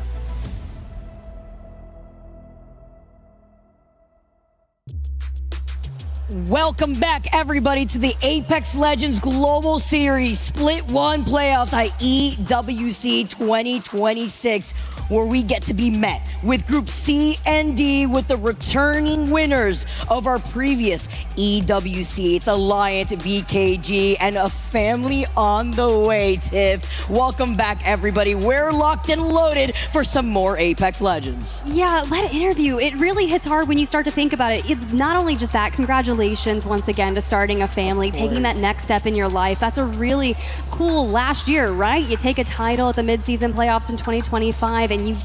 Now, the other side of things, you do have someone saying there was complacency involved. Yeah. And my favorite part about that is they recognize it. You know, you don't make match point finals in Sapporo just a few months ago and you're like, we need to level up. Now you're the returning people here on the stage to defend your title. This is the best way to make that comeback and show your family what you can do. You have to consider the slogan when it comes to EWC, Tiff. Nothing is given, everything is earned. And if you feel like you have fallen short, which when we know what VKG could do, exactly, they recognize that coming out of champs. Now this is the opportunity to take back what you have once tasted in the past here in Paris. Yeah, and I was being an absolute menace in media day yesterday, and I was talking to a lot of former champions, right? And I was like, is it easier for you to get that first win out of the way, or was it more difficult to defend a title? And every single person said defend the title, because the way things are changing and it's making sure that you can adapt and stay consistent. And this is the perfect proving grounds to make that happen. We saw all the chaos that happened in A versus B, C versus D. When you've got Alliance, you have VKG in the mix. This is that proving ground. Sentinels too. That's true. We literally just got dubs on dubs on dubs. That's our here. ALGS champs from Sapporo. And it's going to be exciting to see how they're going to be able to fare off against those who have been able to achieve that at EWC in seasons past. Now looking at our different legends who are ready to go, we have to also highlight the fact that we are once again starting our first 3 games on E-District, this time with Group C versus D and their POI draft, Tiff. Yeah, and this is what we want to talk about, because the majority of our circles in Groups A versus B did pull down. We had Draft Point, we had Humbert Labs, and we had a City Hall ending. So the teams that are in City Hall, Dog Red. Alliance from Boardwalk with Team Liquid Liquid at Resort are going to have early prio should we go to the northwestern side of things. But if we do kind of hone down onto the southeast, I'm looking at Aurora, who has Humbert Labs, Zipline Mafia over in Old Town, and VKG, they're at Stadium. Now, Falcons, they started off incredibly strong on E-District from Stadium earlier today, so there's very real possibility that we see success for them as well, and it's a similar pattern. The majority of our teams in this lobby prioed Stormpoint POEs up until Alliance. They're the ones that broke the mold. They picked an E-District POI first, knowing that they're getting Northpad on Stormpoint later, because who's contesting that? Yeah, for free, right? Like, literally, it's the aura. It's the aura that they exude when it comes to trying to contest Alliance, which is why they get Stormpoint for free, and they don't really have to worry about it. Further prioing their POI on E-District, which is going to be Boardwalk, as you've already mentioned some of our other highlighted teams. When it comes to settling into where these zone pools have been, right? We saw that Humbert Labs very early zone pool, as well as another southern zone over by Viaduct, but it's all about how a lot of these teams have been able to prio their side quests when it comes to getting the information, figuring out where they're going to settle inside these next zones, especially considering the legend compositions that we have.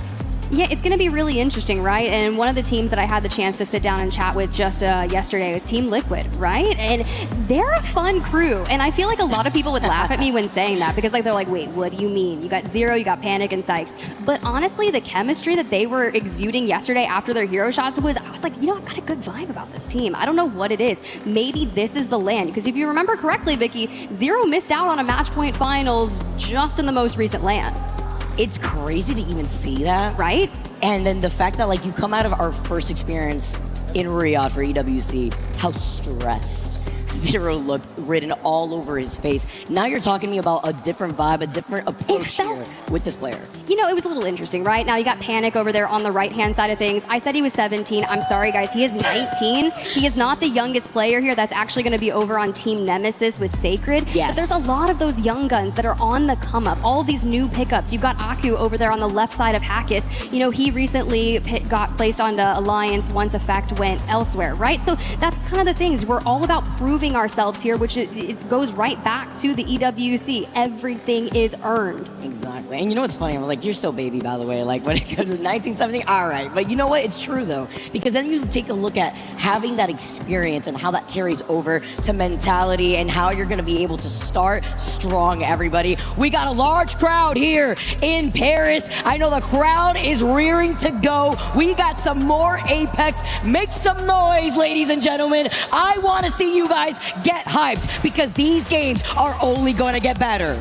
They just keep on going, and we're going back to E-District to kick us off here from Group C versus D. Will a returning champion start off strong here, or maybe the 2025 champions Alliance answer back with an early firepower start? Getting situated too with our POI drop that we were already highlighting before. You talk about VKG as they land over by Stadium, very similar to Falcons, and a very different game plan here as VKG wanting to live up to what they know that they could achieve here. Family on the way. LQ understanding this here together with QQ as they roll out already with the Valkyrie. And it's interesting because if we take a look at where this zone pool is, it may be a southern zone, but taking a different pathing here, Tiff. Yeah, this will be really fun. I do enjoy Street Market ending. So if I'm the White Grim Reapers over there, I'm feeling pretty strong as soon as I can get that information. With knowing how many people are actually favoring Caustic in this lobby, we did see that crypto ban frequently in scrims with this group matching and first banned in our A versus B. It's important to also talk about the fact that we have another 100% pick rate on crypto. I mean, I wasn't really expecting that too much of a kind of different outlier here. We're going to continue on with the trend.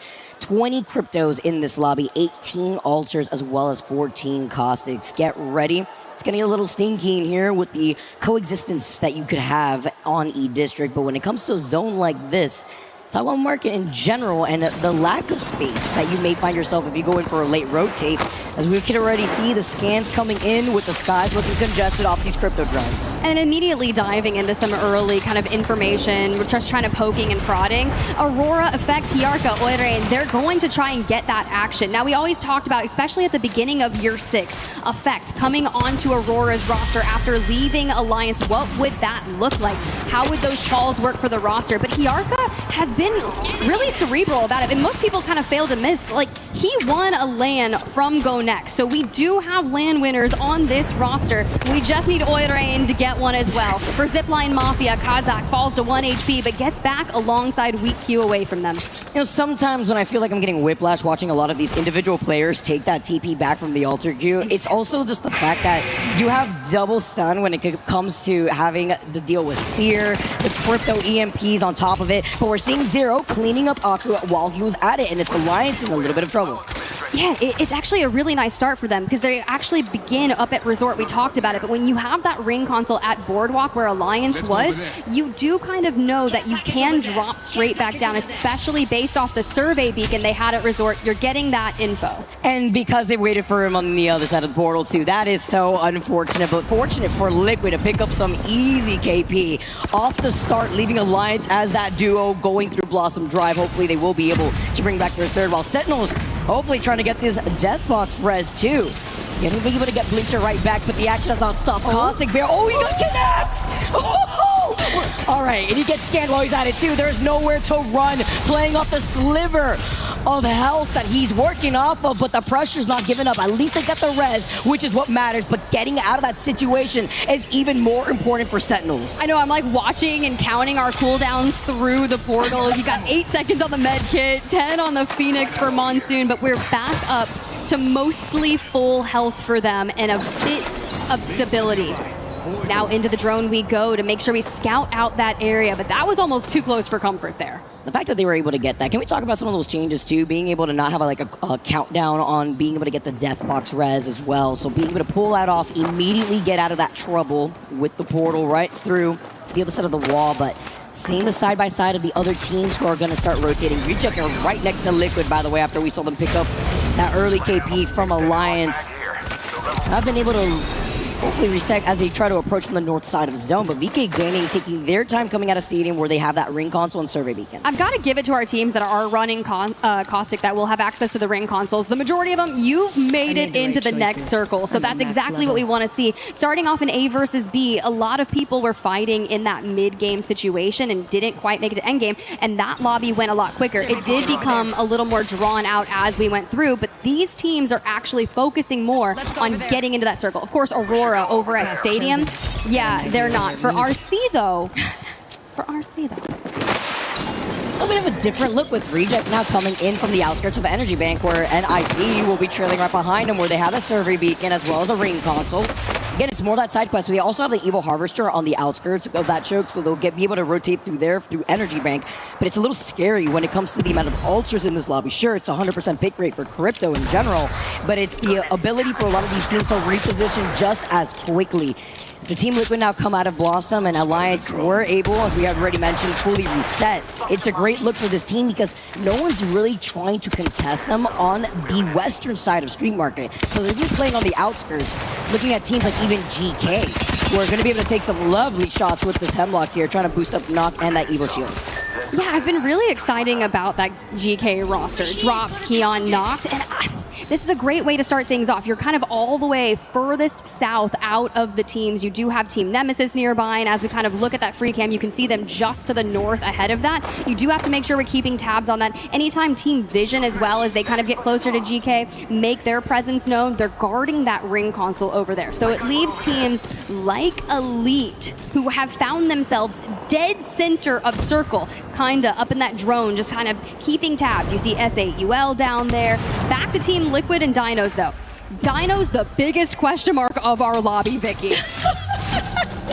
See how they're going to be able to fare off against a zone like this too, right? Or will they find themselves extinct? That's the question here while we take a look at the other teams who are on the high ground overlooking Street Market. We don't really get zones that end up pulling directly on top of it, but it's more so on the outskirts where teams that were able to find their place early on in these road takes, like GK as well as Team Nemesis, can get trickier for the teams that have to play off that low ground coming in from the north side of these rotates into Street Market. It's kind of interesting. We haven't lost any teams just yet. Zipline Mafia, you can see rotating in from that Eastern as you're talking about. VK Gaming in the North. Team Liquid and Dinos. Alliance. That's going to be a really interesting side when they decide to rotate in. Now, the question is, do we keep carving a path and maybe enter on the Eastern as you see Team Liquid basically chaining those portals together? But Dogred, the first team out of our lobby at the hands of Nemesis.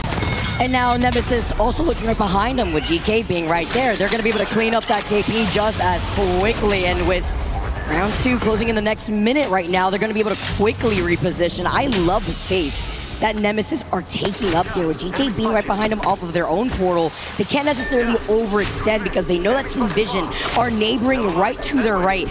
Also love to talk about the passive of the Altar being gonna be able to also scoop up any extra mats that they need, considering that they've been here in this building from the very beginning. As we keep tabs on Team Liquid, they're going to have to make sure that they gatekeep behind them. I'm sure they're already aware that someone is potentially going to follow them into this circle.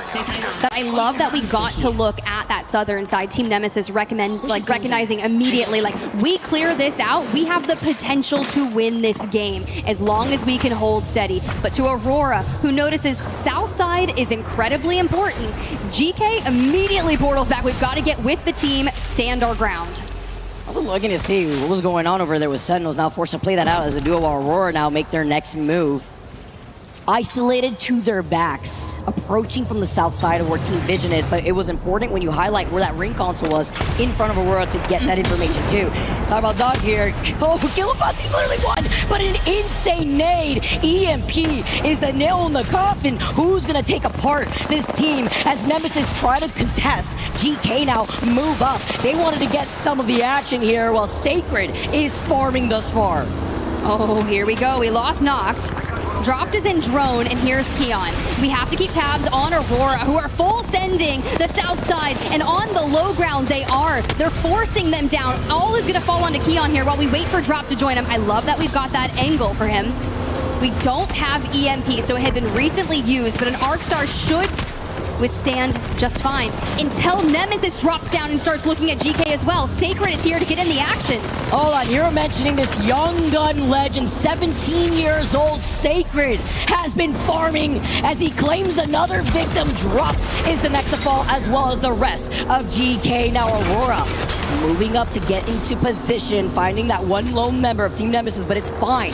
They have the TP from the Altar who'll get back together with the rest of Team Nemesis, but collecting KP this early, Tiff, is important to set up this momentum on E-District. And they're standing that area. They're making sure if someone tries to make a threat to it, we're dealing with it. And using Sacred on the Altar to do that is just what needs to be done. For Alliance, we are on a different side of things. We're just north of Team Nemesis, and now Dinos who are rotating in, you have to make sure that you keep tabs. White Grim Reapers, that's who they get the initial knock and full on, and we haven't fully been able to stabilize because we have multiple teams trying to push in on this fight.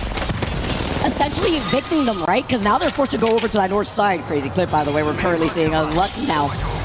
Blood in the water, he's hungry. Hearing the crypto drones, great tracking, destroying it before it gets any information onto the rest of his team right behind his back. You talk about Dino too already. They turned around. They literally were like, all right, let's nope. go.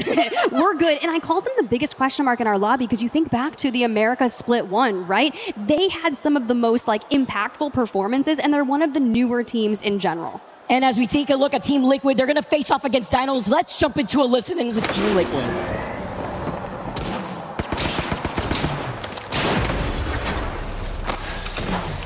Are you feet all three? Okay. Starting forward. Top. I'm securing. Taking the top. Zero. I am. Can we jump second? Yeah, just jump second with you. Crossing that. My head. Nice. I'm securing. My head. Still on me. On me. Nice. Wait, he's one. He's on. Nice. The team wrapping. Okay. Look for the team wrapping us.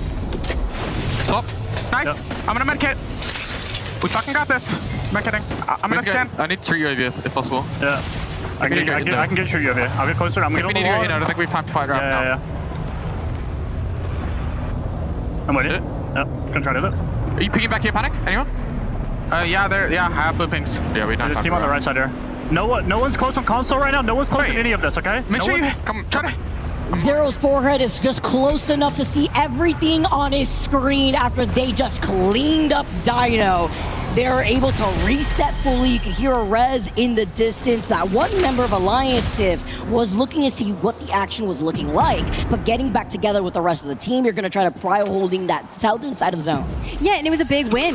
You clear out that side unless someone decides to run back at it, but now you be able to walk into the choke. You've got White Grim Reaper nearby, but of course, we're still looking at teams that have to find their path into the circle. Enter Force 36 on the screen here, and Obli as well. A former LAN champion joins up with ILY and Synap at the start of this year, just after champs, and they were one of the teams that I was most excited to watch here when we got to LAN. Hey, that's going to be even more exciting when you got a Kraber in hand too, seeing how that's going to play out for them and trying to get control over this eastern side of zone. Look at NIP though, trying to see if they can get a kidnap. A Synap gets the follow-up after getting the Kraber shot, the RE45, more than enough. They get stunned though, they get scanned while they're at it, and they do manage to reposition. Just us right there to give them some backup. Putting down these caustic barrels because they are aware of the caustic barrel right behind them that goes off, that there's another player trying to sneak up from the other side.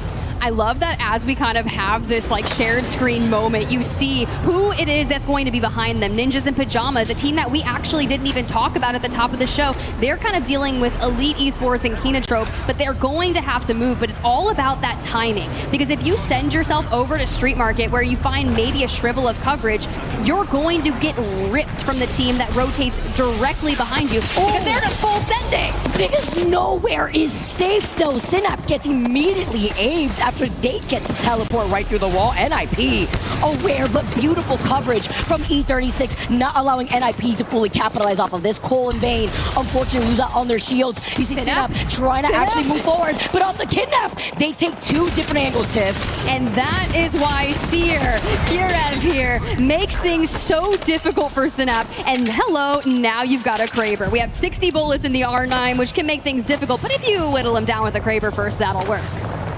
The fact that we also saw just non-stop fighting in the kill feed too, man. Like back-to-back E36, eventually they get eliminated. Zip taking a chunk out of them, while Elite also were able to get some KP. Pirates, to see if they are able to reset too, with so many of these altars in the lobby. Bane holding the high ground, looking down at the action right in front of them, while Team Liquid, all gas, no brakes. They're right on top of Aurora's heads, which is crazy to highlight the fact that they're one of the few teams, maybe the only team, rocking the fuse this early. Yeah, it's going to be really interesting because you have to think, a fact, he's going to have all of Altered's package to maybe like push a play onto them. And if you've got that fuse in play alongside it, look, that's going to be a messy engagement that many people might look at. So for Aurora, just saying, yeah, let's look towards Team Vision, maybe WGR. We have to solidify ourselves in that next circle. There's like those Cinderella stories that we also see if you take a look at like where Zipline Mafia is situated. Safely on the northern side of zone, almost playing neighbors to Team Liquid with a bit of a gap through that bridge, but Elite, their next plan with S8UL playing right next to them. NIP too, just trying to actually dive in on them, but this is going to be the bloodbath that you can expect when the zone starts closing into. You've got NIP that's out there throwing seer attacks towards them. S8UL is going to move in on this. We had the drone destroyed from Kinda, and now this is exactly what happened. Sure, you get the knock onto a Legacy. The trade comes in and immediately Kinda falls. So it's all about holding steady as Light joins them. NIP, who full sends the third party, likely to wipe both of those rosters. Served on a silver platter. Thank you very much for all eating when you come down on the altar. TP through the roof. NIP now playing up the low ground though. Bane looking to give them some suppressed fire. That's a one member, by the way, of Zipline Mafia who wanted to harass them. This starts off the fight though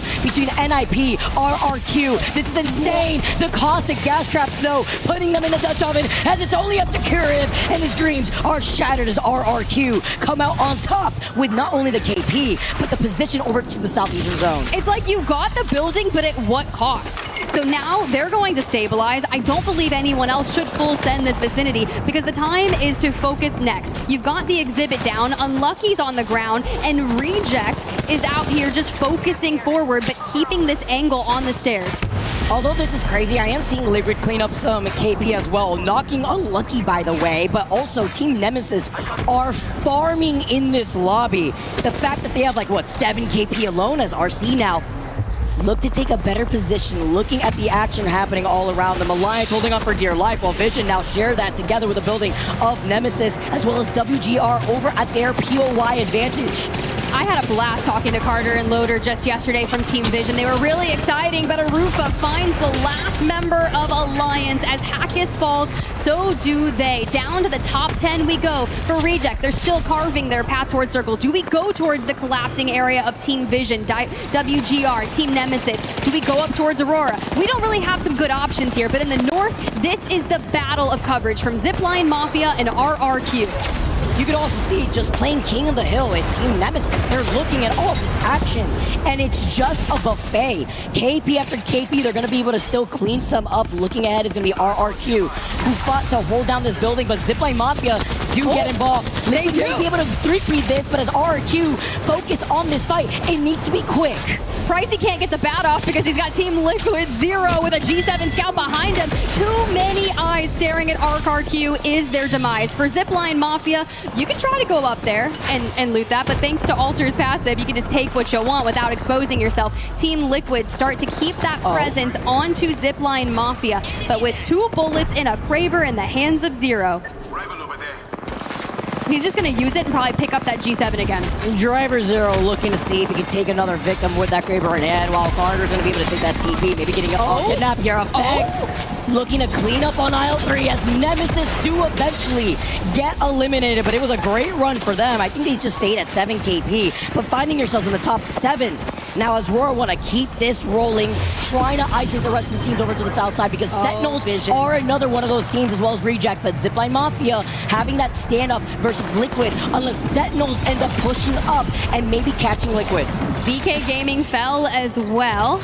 And back to the G7 scout we go. He had 2 bullets left in the Kraber, took a knock onto Reject with one of them, and he's been trying to cross ever since. 10 kills for Team Liquid so far in game number 1. And you know what? They're full sending some more. They want to get closer to Reject, closer to Team Vision, Sentinels, and Aurora. And Zipline Mafia can just stay in the north and be patient.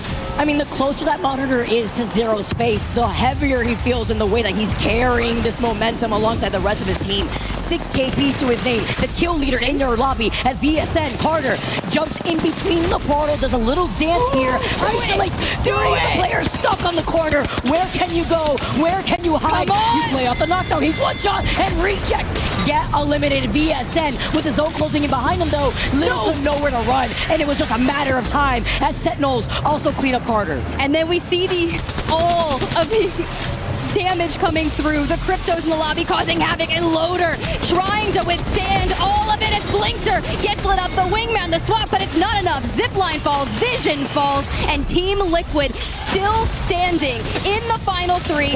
Full send Sentinels before being completely demolished. And with the final 2 squads, it's just a matter of time as Aurora clean up Sentinels and clean up game number 1. What an end game. That is one you have to go back, carve it back in slow motion, and really hone in on it, because there was so much damage flying from everyone. It felt like 3 teams just unleashing the nades, unleashing the utility. Oh, that's a crazy game.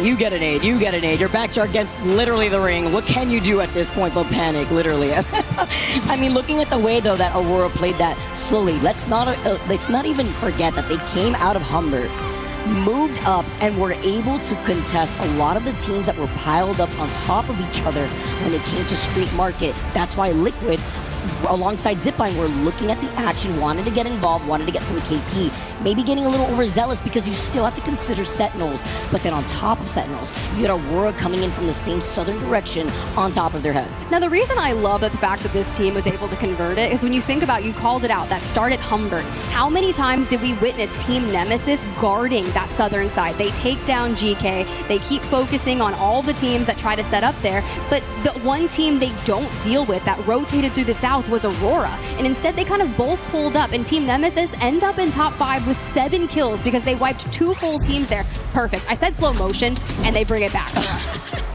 I mean, what can you expect to when you also have so many Cossacks within the area? You're going to get stunned. You have the EMP singing. You have Zipline Mafia going down within our last 3 spots. This is what you're expecting, right? It pulls outside of Market on the outskirts by the bin and then landing a nade right at the feet of Sentinels, where Aurora just had to walk up and clean up what was left as we take a look at the pop-off already to start off that first kill.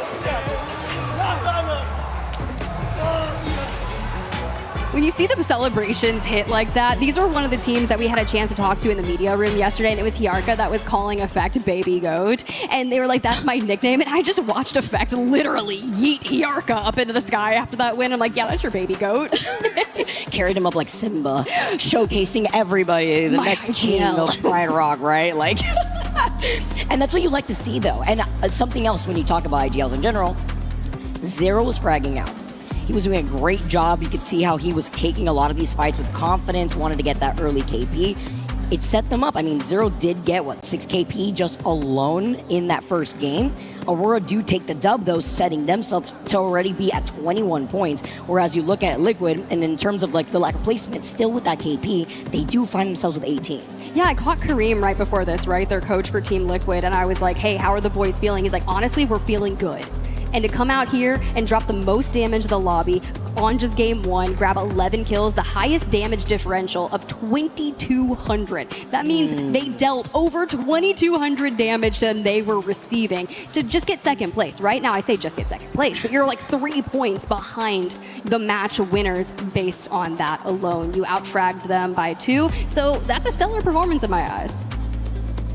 Having to consider, too, what was going on with Alliance, right? The way that they were taken apart in the middle of that rotate, playing split up. And I think that adds into the chaos of with the amount of teams that have the TP set up with the Nexus, just allowing these teams to reset and then catching some of the members of Alliance, too, in the way that they want to rotate off guard, because there's a lot of GG spots, especially over by Market to the low to high ground disparity, and how they could try to reposition themselves and the amount of kidnaps that we saw, Tiff. See, you talk about Alliance, but a lot of their difficulties was at the hands of Team Liquid. Team Liquid left Resort incredibly quick. They pop the survey beacon, they drop down onto Alliance, they get an early kill on that, and Alliance has to leave Boardwalk and go reset. So it was a journey for them throughout the entirety. As we look back at these highlights, some early fights from Team Liquid were so cohesive. There were, but I also have to talk about, we're going to tell you early fights, Sacred was also just going absolutely insane too. But then highlighting some of our last remaining squads here, Aurora just waiting before trying to go ahead. They saw Zipline Mafia fall down, and they knew that that was the green light for them to start wrapping behind them, while the rest of the lobby that was left, that were collapsing on each other on Street Market, was just a free walk-up with a beautiful name tag. I start laughing because I'm watching Fun's screen. He's got 3 nade indicators on the side of the supply bin. He's like, I'm going to go ahead and go out there and try to do some damage. Not even a half a second later, just gets imploded. These nade placements from the very beginning, even our last groups, have just been on another level to start us off on E-District. See Sentinels, though, doing great in the way that they were playing patiently in the back end of that zone, waiting for the opportunity to move up. Remember, when we highlighted Zipline Mafia and Team Liquid together, they were kind of on 2 opposite ends away from the bridge that would lead you into Street Market. But playing off that low ground originally was Sentinel before they were able to move up once that zone was starting to close in, before Aurora had wrapped up behind them. Pretty interesting looking back at Aurora. We're just kind of gearing up for match number 2. Sometimes you just gotta stand up, walk it off. Oidrain, that's one of the biggest conversations. Historically he's been on Aurora, before that Fire Beavers, and they've been contenders for lands, right? We've seen land wins that we talked about it, but Effect grabs one. Hiarka gets one. Oidrain on that roster is the only one who has not won a land. That's actually with the prestige that he's got and the experience. That's what I'm saying. They've been favorites at times historically on rosters, and as we kind of keep perusing, we've got the boys over at Alliance. They're feeling good. I like to see that the vibes are high, especially after that match 1. It wasn't the strongest, right? A 14th overall. You kind of look at it, we're mirroring our damage taken, damage given. It was just -11 between that. Only 2 kills. That's okay. We saw bounce backs, right? You think groups A versus B, we had Zeta start things off, didn't do too strong on E-District, but the moment they moved to Storm Point, they turned it around. I love the fans that we got. The Kiku jersey as well. VKG getting some love in the crowd. I love our artists that we got. Love hearing the chants as well, but it's the energy nonstop. Is that a pickle? They look like a pickle. It was either a pickle banana. It was a pickle person. Little pickle filter. These locked in though. Is going to be able to take a look at a lot of our other teams here. Team RRQ being another one of those teams. Does Strafing never not wear sunglasses when he's on land? Does he take them off for the game? Does he wear like sunglasses when he practices too? I'm going to assume. I'm going to go with it. Just another day at work. He's locked. I also am going to commend him on his green earbuds and his green mouse with the sunglasses. We are styling. And with the lights, I mean, that's what happens when you're feeling yourself under the spotlight, literally. I love that production pans immediately. That light literally on him. And how they were able to do, right? Going into this first game, trying to find that ramp up as well for Team RRQ. I believe they had gotten like 5 KP after that first game alone. Like that's not bad. 3K damage, yeah. You think back to when it was Strafing and Easy Flash had a really powerful performance on a LAN. A lot of that, to see them kind of back playing together, knowing that Easy Flash has the potential for those fragging moments, and to see Pricey on that roster as well, being a lot of like the cerebralness, I think it's a fun one. As long as he's going to be able to give them the camera when he was on the Crypto beforehand, we're not going to see that anymore since Crypto's going to get banned before we dive into game number 1. But he only was able to pick up like, what, 2 assists?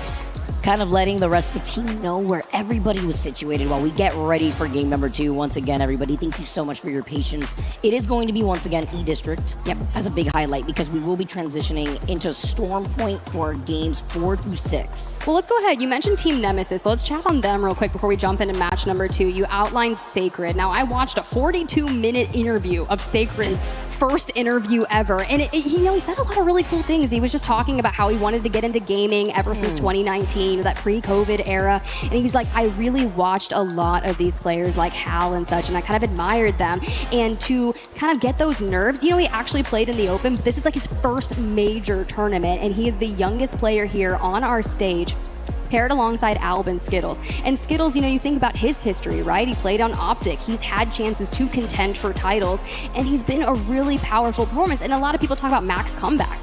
I don't want to talk about it yet. We'll talk about that later in the week because, former Dynasty as well. Yep, exactly. You talk about all the experience that we're seeing from so many of our players in the lobby.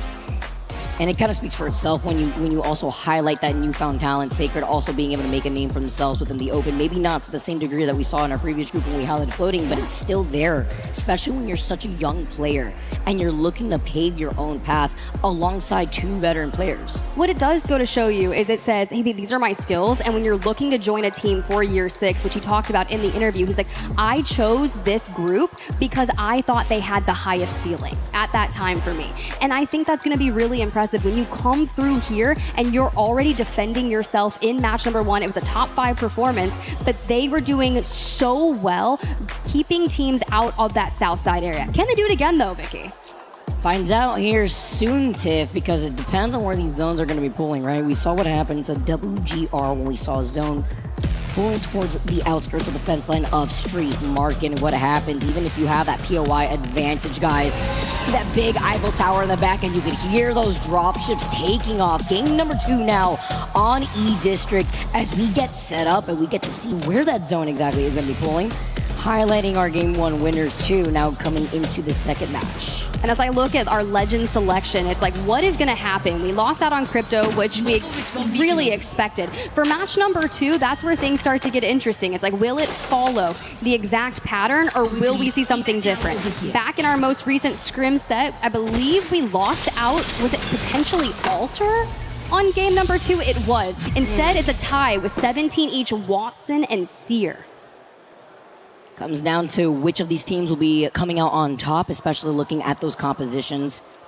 I like the teams that go against the grain, so that way they could influence the legend bands as well, like TLNP, who are rocking out with the Mad Maggie, Watson, and Wraith. With the amount of altars in this, altars in this lobby, it's a little scary, but then you still have the Seers that are so prevalent, Tiff. We do. I mean, the most picked comp right now is Alter, Seer, Watson, and as we look at our circle, we're pulling down towards that Humbert Labs, which we did see in A versus B. There's a ring console and a survey beacon there as well. So Aurora, that starts in Humbert. They do have Watson. They're going to know they need to kind of stay here because everyone's going to be full sending. Sentinels on a quick escape. RRQ carving down towards Stadium. For teams like Team Liquid, Alliance, Reject, they might be some of the latest teams to show up down there, but I'd imagine that Team Liquid, based off the performance in match number 1, not scared of fighting their way in.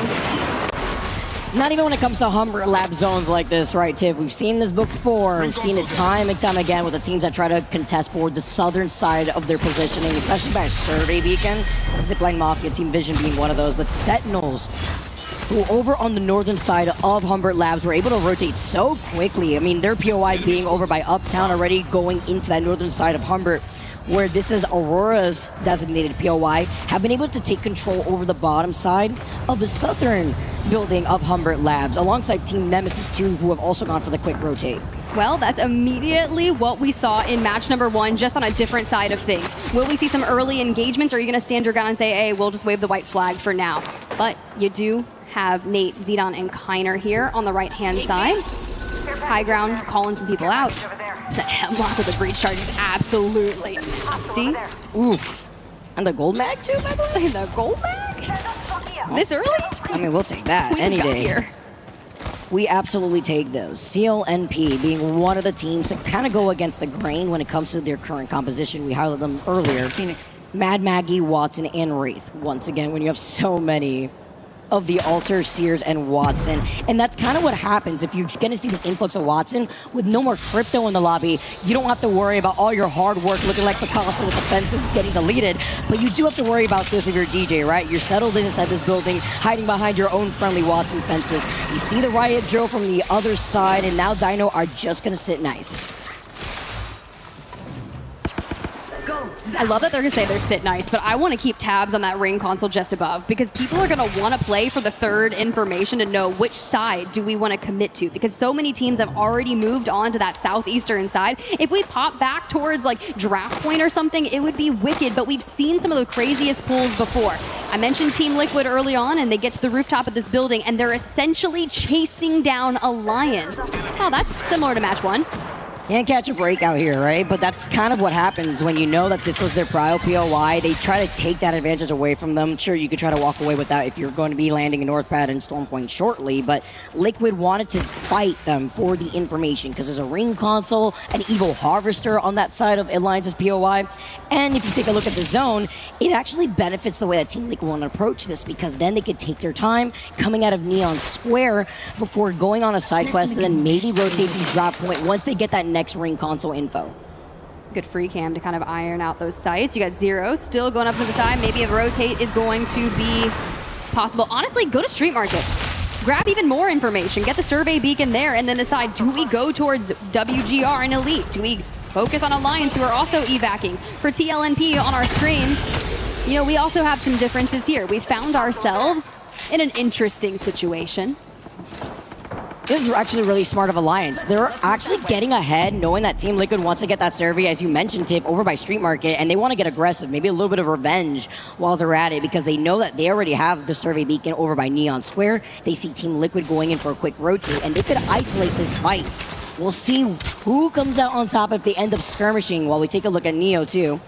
We're trying to take control over this bridge side, Elite being on the other side, but so many other teams have found themselves in the southern side of Humbert Labs. But I am expecting Alliance to continue to try to cut off Team Liquid, because they're looking to circle keep them, which would force Liquid to rotate from Viaduct side. Are we going all the way down here to grab this survey beacon? We just got to make sure we have that information at Shipyard before moving in, but too many teams have put themselves on the south side. S8UL have been a real more zone-oriented team. I got to speak to them for a bit on Media Day, and honestly, it was really good just to touch base with Sharky. We don't get to talk to a lot of our players the mid-season, especially unless you kind of like reach out. And for a man who doesn't really use social media, things can be difficult. Enterforce 36, you know, not the strongest match number 1 here in our second set of the day, but that's okay. We're sitting on top of S8UL, and we're going to kind of keep checking ourselves as Sharky on the Seer down below connects. With the Nemesis in hand, too. Can we talk about that weapon, by the way? No. Charger, what the It heck? hurts. Just Actually, so scary here, too. But you combine that together with not only getting the information that you get with the Seer attack, but also just being able to get that slowdown comes in clutch. When you take a look at this zone pool going on the outskirts of Humbert, closer, very similar to what we had seen in our previous groups, Tiff, but a majority of these teams have been able to kind of congest that southern side. They really have, and that's when you have that third ring information. If you're playing Watson, you're trying to rotate based off that. Dinos, they've got the ring console just ahead of them where Ninjas and Pajamas are rotating in. I see Hackus on the ground as the White Grim Reapers Neo move in. Look for the finishing touches if they can. Alliance, a bit of a slower start, but I'd imagine they're banking on really making the most of their points for the series out onto Storm Point. We just need one explosive game on E-District to kind of coast. Can't catch a break. I mean, the fact that Alliance just keep getting caught like this. Grim Reaper themselves kind of living up to that name. While Dog having a very lackluster game number 1, have settled themselves with their composition underneath a lot of the action that you could expect over by Humbert. Looking at how Team Liquid 2 are going to make this rotate, because we talked about them forcibly going through Viaduct. They have no issue getting that info, but they will be able to note from the Survey Beacon Shipyard Arcade the other teams that will be rotating from the northern west side of the zone, which would be WGR. They should have a relatively easy passage, not the same that Ninjas and Pajamas has experienced. If you saw the kill feed, Dinos actually took down 2 members of Ninjas and Pajamas, forced the last one scurrying to hit a reset, and now Dinos are dropping down towards where VK Gaming has positioned themselves. Team Liquid have been on a bit of a journey since they left their home at Resort and have found themselves out on the western side, just outside of the next circle. And this is where like you kind of choose your own adventure type of reading, right? Do we full send Elite Esports, or do we make sure that no one comes down on us from the north? I think playing it where you're making sure that your back is safe would be the option. Because, I mean, like, with the amount of ultras that we have, right, you at least have that TP to reset very quickly. Sure, you could trail behind Elite, but you could easily assume Elite's doing the same thing. You know where WGR, because you already scanned that survey in Shipyard Arcade. And now RRQ, being one of the teams to try to control that northern building that we saw Gaming Gladiators in our last group hold this instead, Pricey. Having the longbow is all you need. He gets a 60 and the break. He's got the exhibit, but he's going to hold on to it for now. Nothing to overextend when you have Reject in the area as well as VKG that are just waiting to walk up for free. And the big thing about E-District, when you still have Alter in play, all the different levels that we're experiencing, it's so difficult because you never know if someone's going to try to pop up behind you or kidnap you. Elite Esports, they did already expend their exhibit on the most recent fight that they're disengaging from to focus on saving up those resources for endgame. Henchman at least does have the Jenny in pocket to drop should they decide to fight something else. Just the fact that we're seeing like these raw picks in the feed and then the resets come through anyways. There's still 20 squads left as round 2 is starting to close now. Team Liquid, full purple. It's the Hemlock in the hands of Zero and the pings on top of it, noting the teams that will be rotating. You mentioned Alliance looking to get that reset now are going to take their time to come out of draft point where there is that survey beacon. Liquid not trying to get overzealous since they do have that TP behind them too. We did just lose our first team. Ninjas in Pajamas does not get the reset. Dinos had done enough and sent them packing. So for now, as we see where that third circle is, we've got to get there. KNC on the screen. You can see Dinos just ahead of them. Kenotrope, do they run into Alliance on this? Are they going to get held out by Dinos? Because Dinos have so much space in the north, and they're basically sitting on the survey beacon and the ring console. Denying that from the other teams. That's why they're playing so split. It's very smart of them, and that's why they've been able to pick up some KP while they're at it. Looking at the other teams too. KNC looking to be able to get fully up to health. One of the few teams running the baby comp, by the way, and only game number 2 on E-District. You usually get to see that on Storm Point, but with a different plan here for this team. You can get away with it, right? Because you're not going to have any of these banned, and you can focus on those late game reaches. I say, hey, are you going to run into Alliance? Are you going to run into Dinos? No, we're Valcolting out of here. Now, the worst part about this is there's still 19 squads left in the lobby, so you're going to have to kind of slam down in a bit of an extended outside that circle space. With Dino peppering the damage, getting some KP to their name, it's a rather patient game number 2 with a lot of these stray hits. Not going to be able to fully capitalize with the resets that we keep seeing off of the Alter TPs. And now you can see it from the other side, right? CLNP noting that, and as they try to creep up behind another team, it's GK who's right in front of them, and they're about to get stuck in a sandwich between Pirates and Team Liquid. Well, our French roster on the screen here. We don't want a sandwich. We want to see what they're going to be able to do. Do they take the fight to GK? Do they immediately move? No, we're portaling on to Team Liquid, who are already weakened, trying to see, can we take down Zero? No, Sykes dips out. Zero says, okay, we're going to stall this push. Zidane, though, now with a rock recover, focuses on getting those shield cells back up. No, we get caught in a seer attack as we try to disengage and Kiner falls. Makes my eyes water sometimes, too, when you're trying to engage in this fight. You're looking behind you with your eyes in two different directions like a chameleon, because Team Vision are also looking at DK. Pirates in trouble, Liquid trying to capitalize. Zero, though, falls low, and so does Panic. No. Where are we heading back? Oh, gotta take the TV. Wingman in the back for Panic from Zidane. And now Sykes is the last standing for this roster. He's got to go ahead and make sure we get in this building, find him, they do it. TLN Pirates are out of the lobby, but do we have a reset? Because that riot drill is going to burn from White Grim Reapers. He put the TP right on time because now the zone's closing in, so they couldn't really fully reset if they did want to take it back. But now the zone's closing in, that means Neo gets to move up. They get information. You can see the exhibit too on the outskirts playing and hugging the gen on the other side because GK walk up and they clean up. Team Liquid, when they were in trouble, they couldn't get the reset. That one's gonna hurt, right? But at least they did have a pop-off in game number 1 to carry them forward in the series. And Neo, Maggie ball in hand, sights their sights on to GK. Multiple ultimates.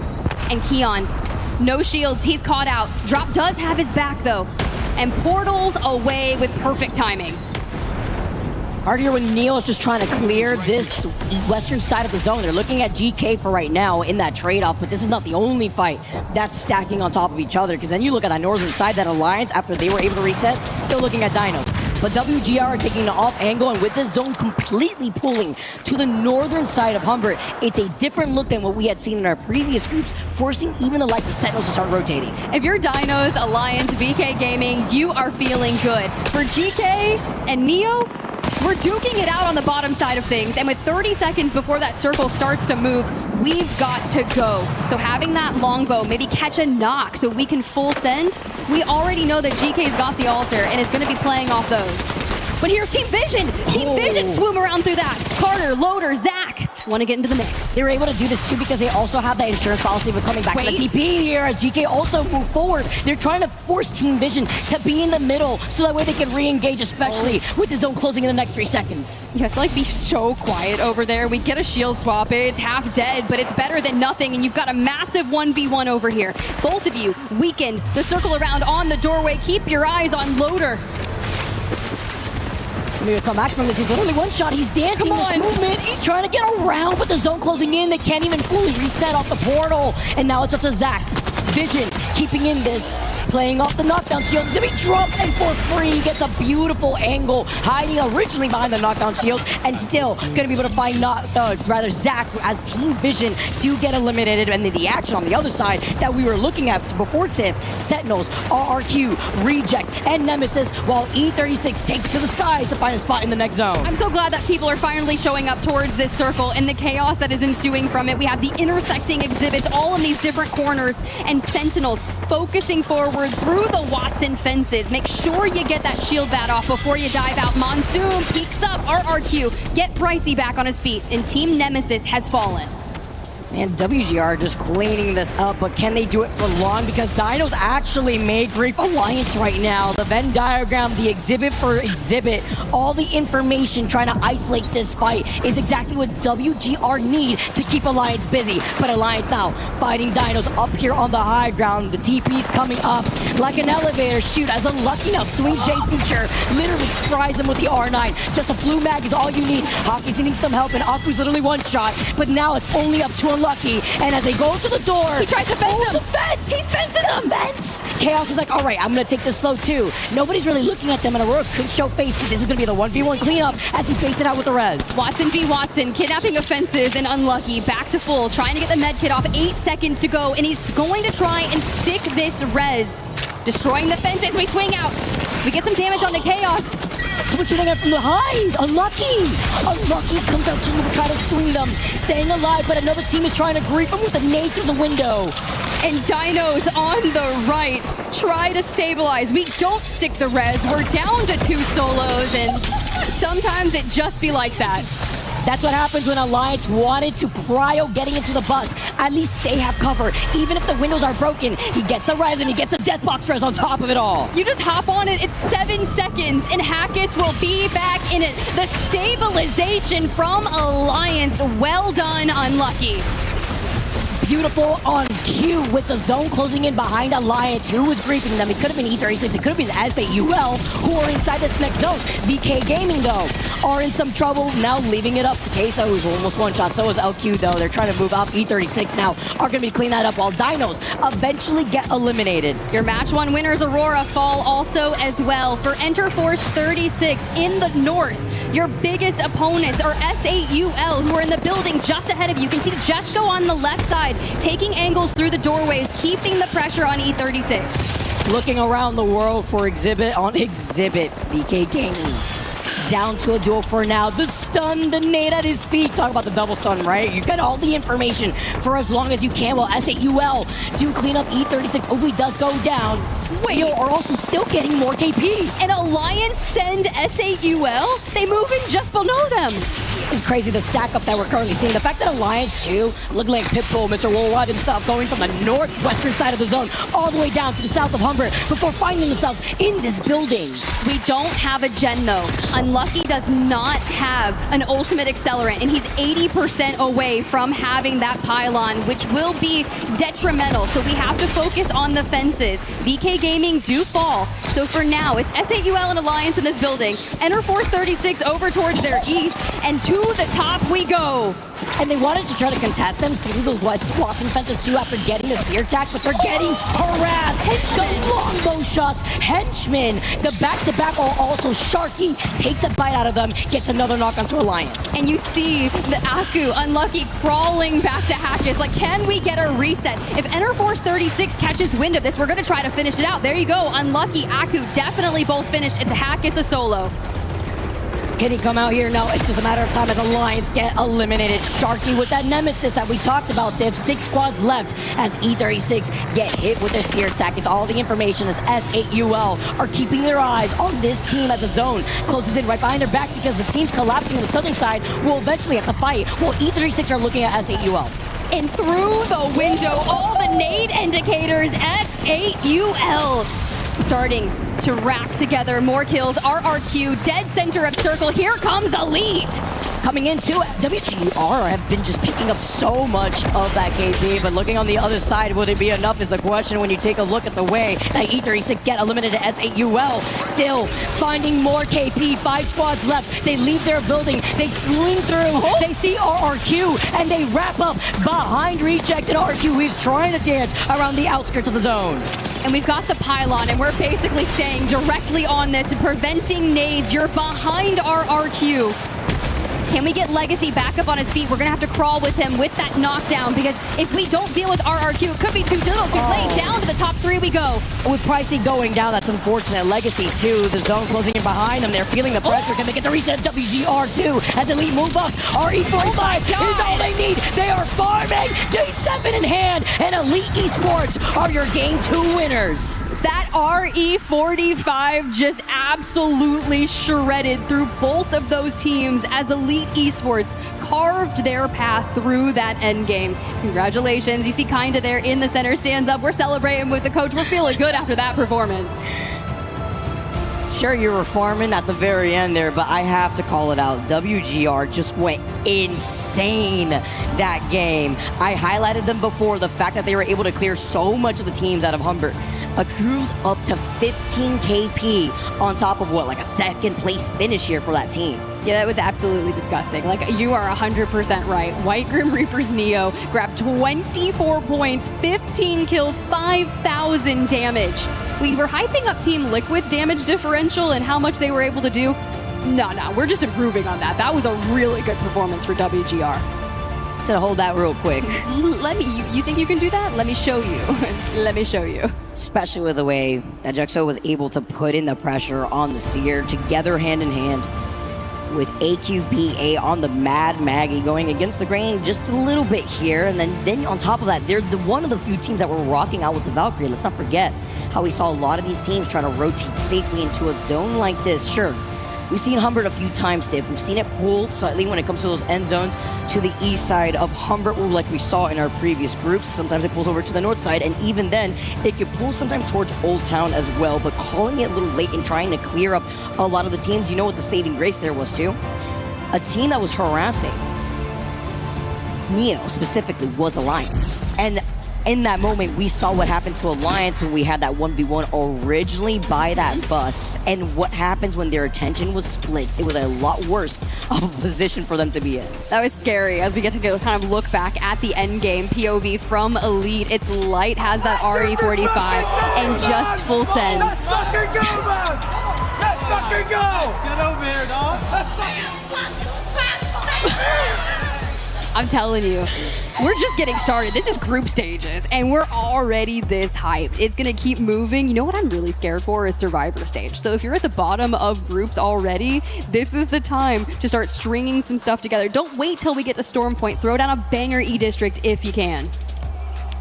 That was crazy. I love the energy that I'm seeing right here, too. SAU all popping off, though, by the way. Being able to farm so much on the northern side of zone, but I feel like it's also very difficult. When you see a zone like that closed up behind you, there's like little to no cover to work with once you're forced outside these buildings. What are you going to work off of? The fence line here? And, you know, when you have that middle area where you can try to get in a line of sight where the trees are planted, it's also very hard to try to clear up that space when you have other teams working off of the natural cover of the north side of Humbert Labs provides. Who did we say we were banning on this one? It was, it's either Watson or Seer. It was a tie. So we will. It's going to be Seer. Seer going into this next game here. So you think back to scrims, right? It was Alter that we lost in map number 2. Seer typically gone in game number 3. Whatever it is, usually we didn't see a Watson ban until we were done with E-District. So keeping those pylons in check and making sure all these fences is going to lead to a ton of plays just like what you're seeing there. Watson v. Watson, dancing around fences. The amount of Watsons that you currently see too, and even early on when we had so much of the caustic, at least you won't have to worry about the double attack. Let me tell you, getting a little speed boost here too, you're gonna see a zooming Seer like he's on a go-kart himself, but we get to see the look of the highlight, and this is kind of what we were talking about before, right? When SAUL was forced to play off, look at the graveyard of dead boxes right in front of them. They're playing off the truck line, they're playing off the fence line, but Elite did a really good move in trying to rotate behind them and gonna be able to clean up whatever is left of our lobby here. Game number 2, the fact that that was just the action of game 2 as well before we transition onto our last game on E-District is crazy. The best part about that push is you have like kind of the death ball, right? You all three are sticking together and you're just dealing so much damage in a short amount of time that even if S8UL does turn around, it's like, what are you gonna do at that point? Because you were staring down the barrel of 3 players. And I see them, hi friends. I love how many people have showed out here for day 1 at EWC. It is such a good time. Well, everybody's getting set up and we are rearing to go, guys. Let's toss it to a quick commercial break, and when we come back, we got map number 3.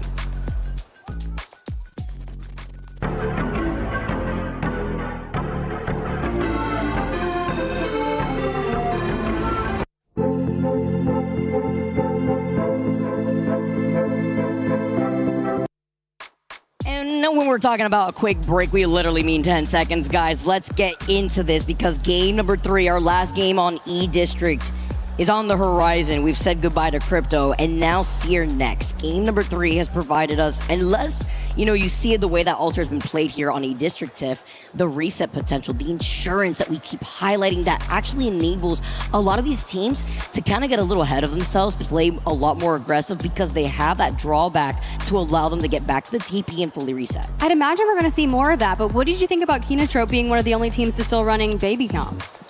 You know, when it comes to trying to influence these legend picks, which we've highlighted so many times before, as we get to see more of the fans. Mandy?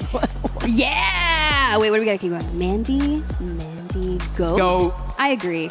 Mandy's an absolute GOAT. One of the best super subs, a great content creator. I think he's been doing a ton of IRL content lately, just traveling, living his best life.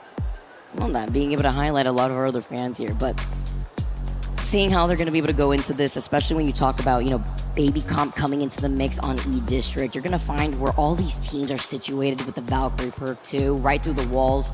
Going against the grain to help influence these legend bands is important when you find these teams as you mentioned earlier at the top of Showtiff, prioring their POIs on storm points, which is going to matter depending on what this third game is going to provide to us on the next Legend Band. Well, it saved Zeta in A versus B, right? They didn't really have a good showing in E District, and immediately they pop over to Storm Point and they win 2 games. So if that is where you want to know that you're going to get the majority of your points, then you place your bets on that. You get the POI that you feel the most comfortable with, and you grab those points and avoid the survival stage at all costs. Line here where we take a nice little look by. Talked about Dinos very early too, Tiff, how they were trying to clear that northern side originally, getting in some of that KP, but it was even more important to see just the potential that a lot of these teams were just able to get these reses. Again, we're saying goodbye to Crypto and Seer.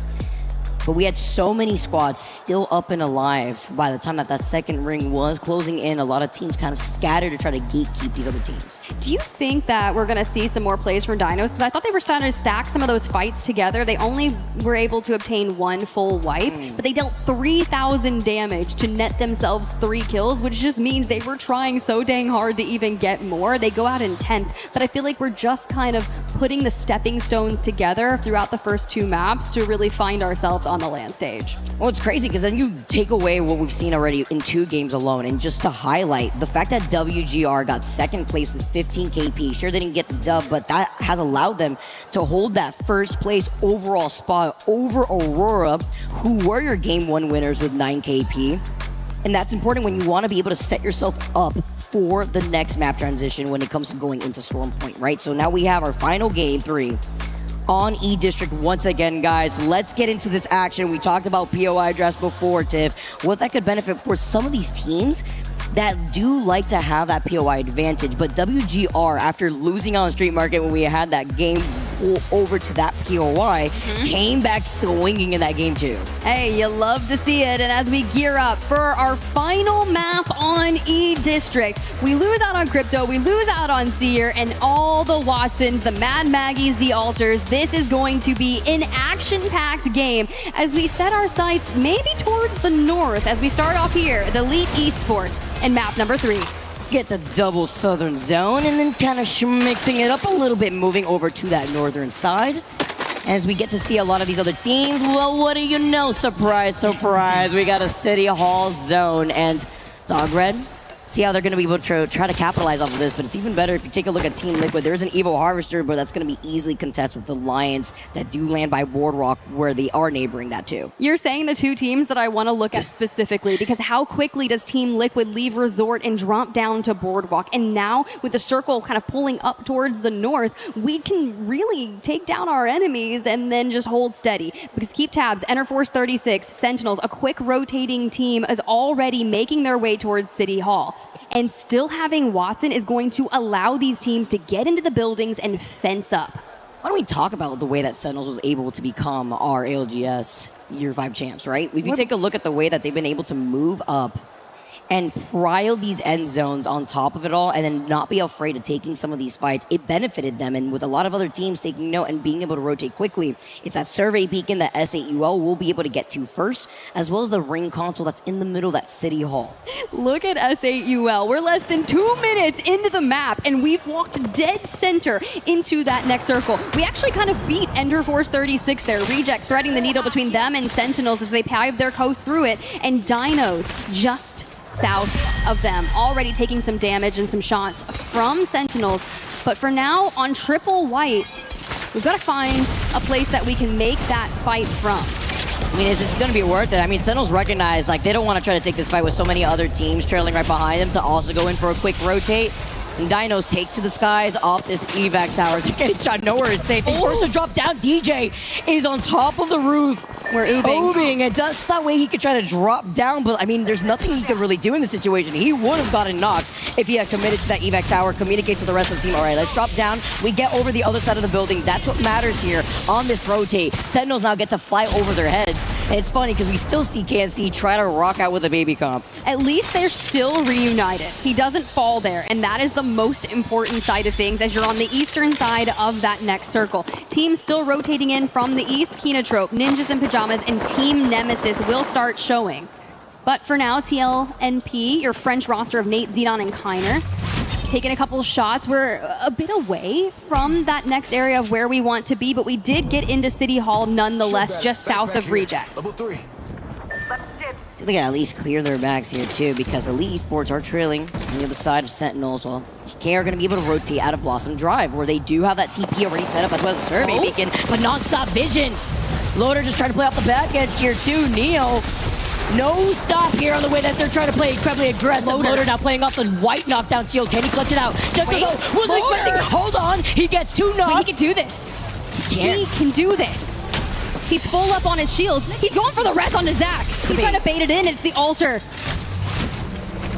White Grim Reaper's Neo, the arc star to even push him farther off, but there goes the portal from behind. We don't find him there. It's Loader. He wipes WGR Neo. Your winners of match number 2 are the first out of here.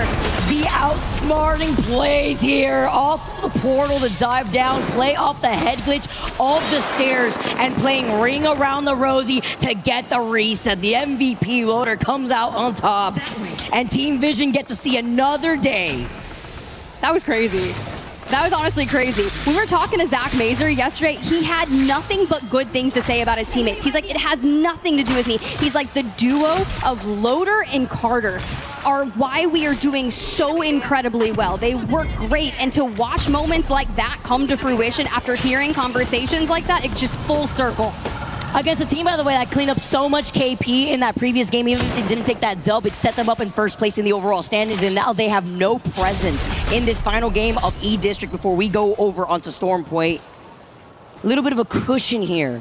You're right. They were on a heater. Aurora. They were on a heater, and they shut it down. It's great here because now Aurora with 22 points could easily try to overtake that, but it depends here. As Sacred also having a strong start. Moving back with the rest of Team Nemesis, though. Dog now going to be able to play from inside this building, while Sentinels being in the ground with these Watson fences is going to be fun. Truly is. Truly is. Doggrid, 4 points, 16th overall on our lobby. But they have moved in.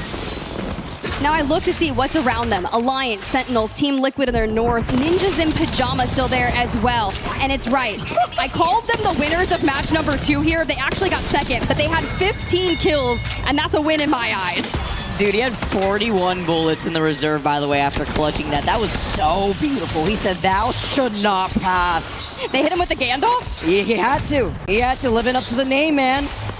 Got to see how they're going to be able to do here, as Sentinels not going to be able to give up this ground just yet. They're just going to be able to put in some extra poke pressure from afar, boost up those Evo shields. And then you even take a look at the way that Dinos are going to come out of Lotus, where they have that ring console, VKG doing something very similar here. Or within the vicinity of Galleria, where they are going to side quest to get that ring console and survey beacon themselves, and VK Gaming playing a little split. We'll get that information once they see that the survey beacon has been scanned too. Yeah, we got the pylon in the back pocket, and we are just moments away from determining where that next circle is going to pull. It does center up over City Hall, and we're about to find that here from VKG's POV. Reject, RRQ, Elite Esports, your true winners of match number 2, by the way, already setting themselves up for a nice end game.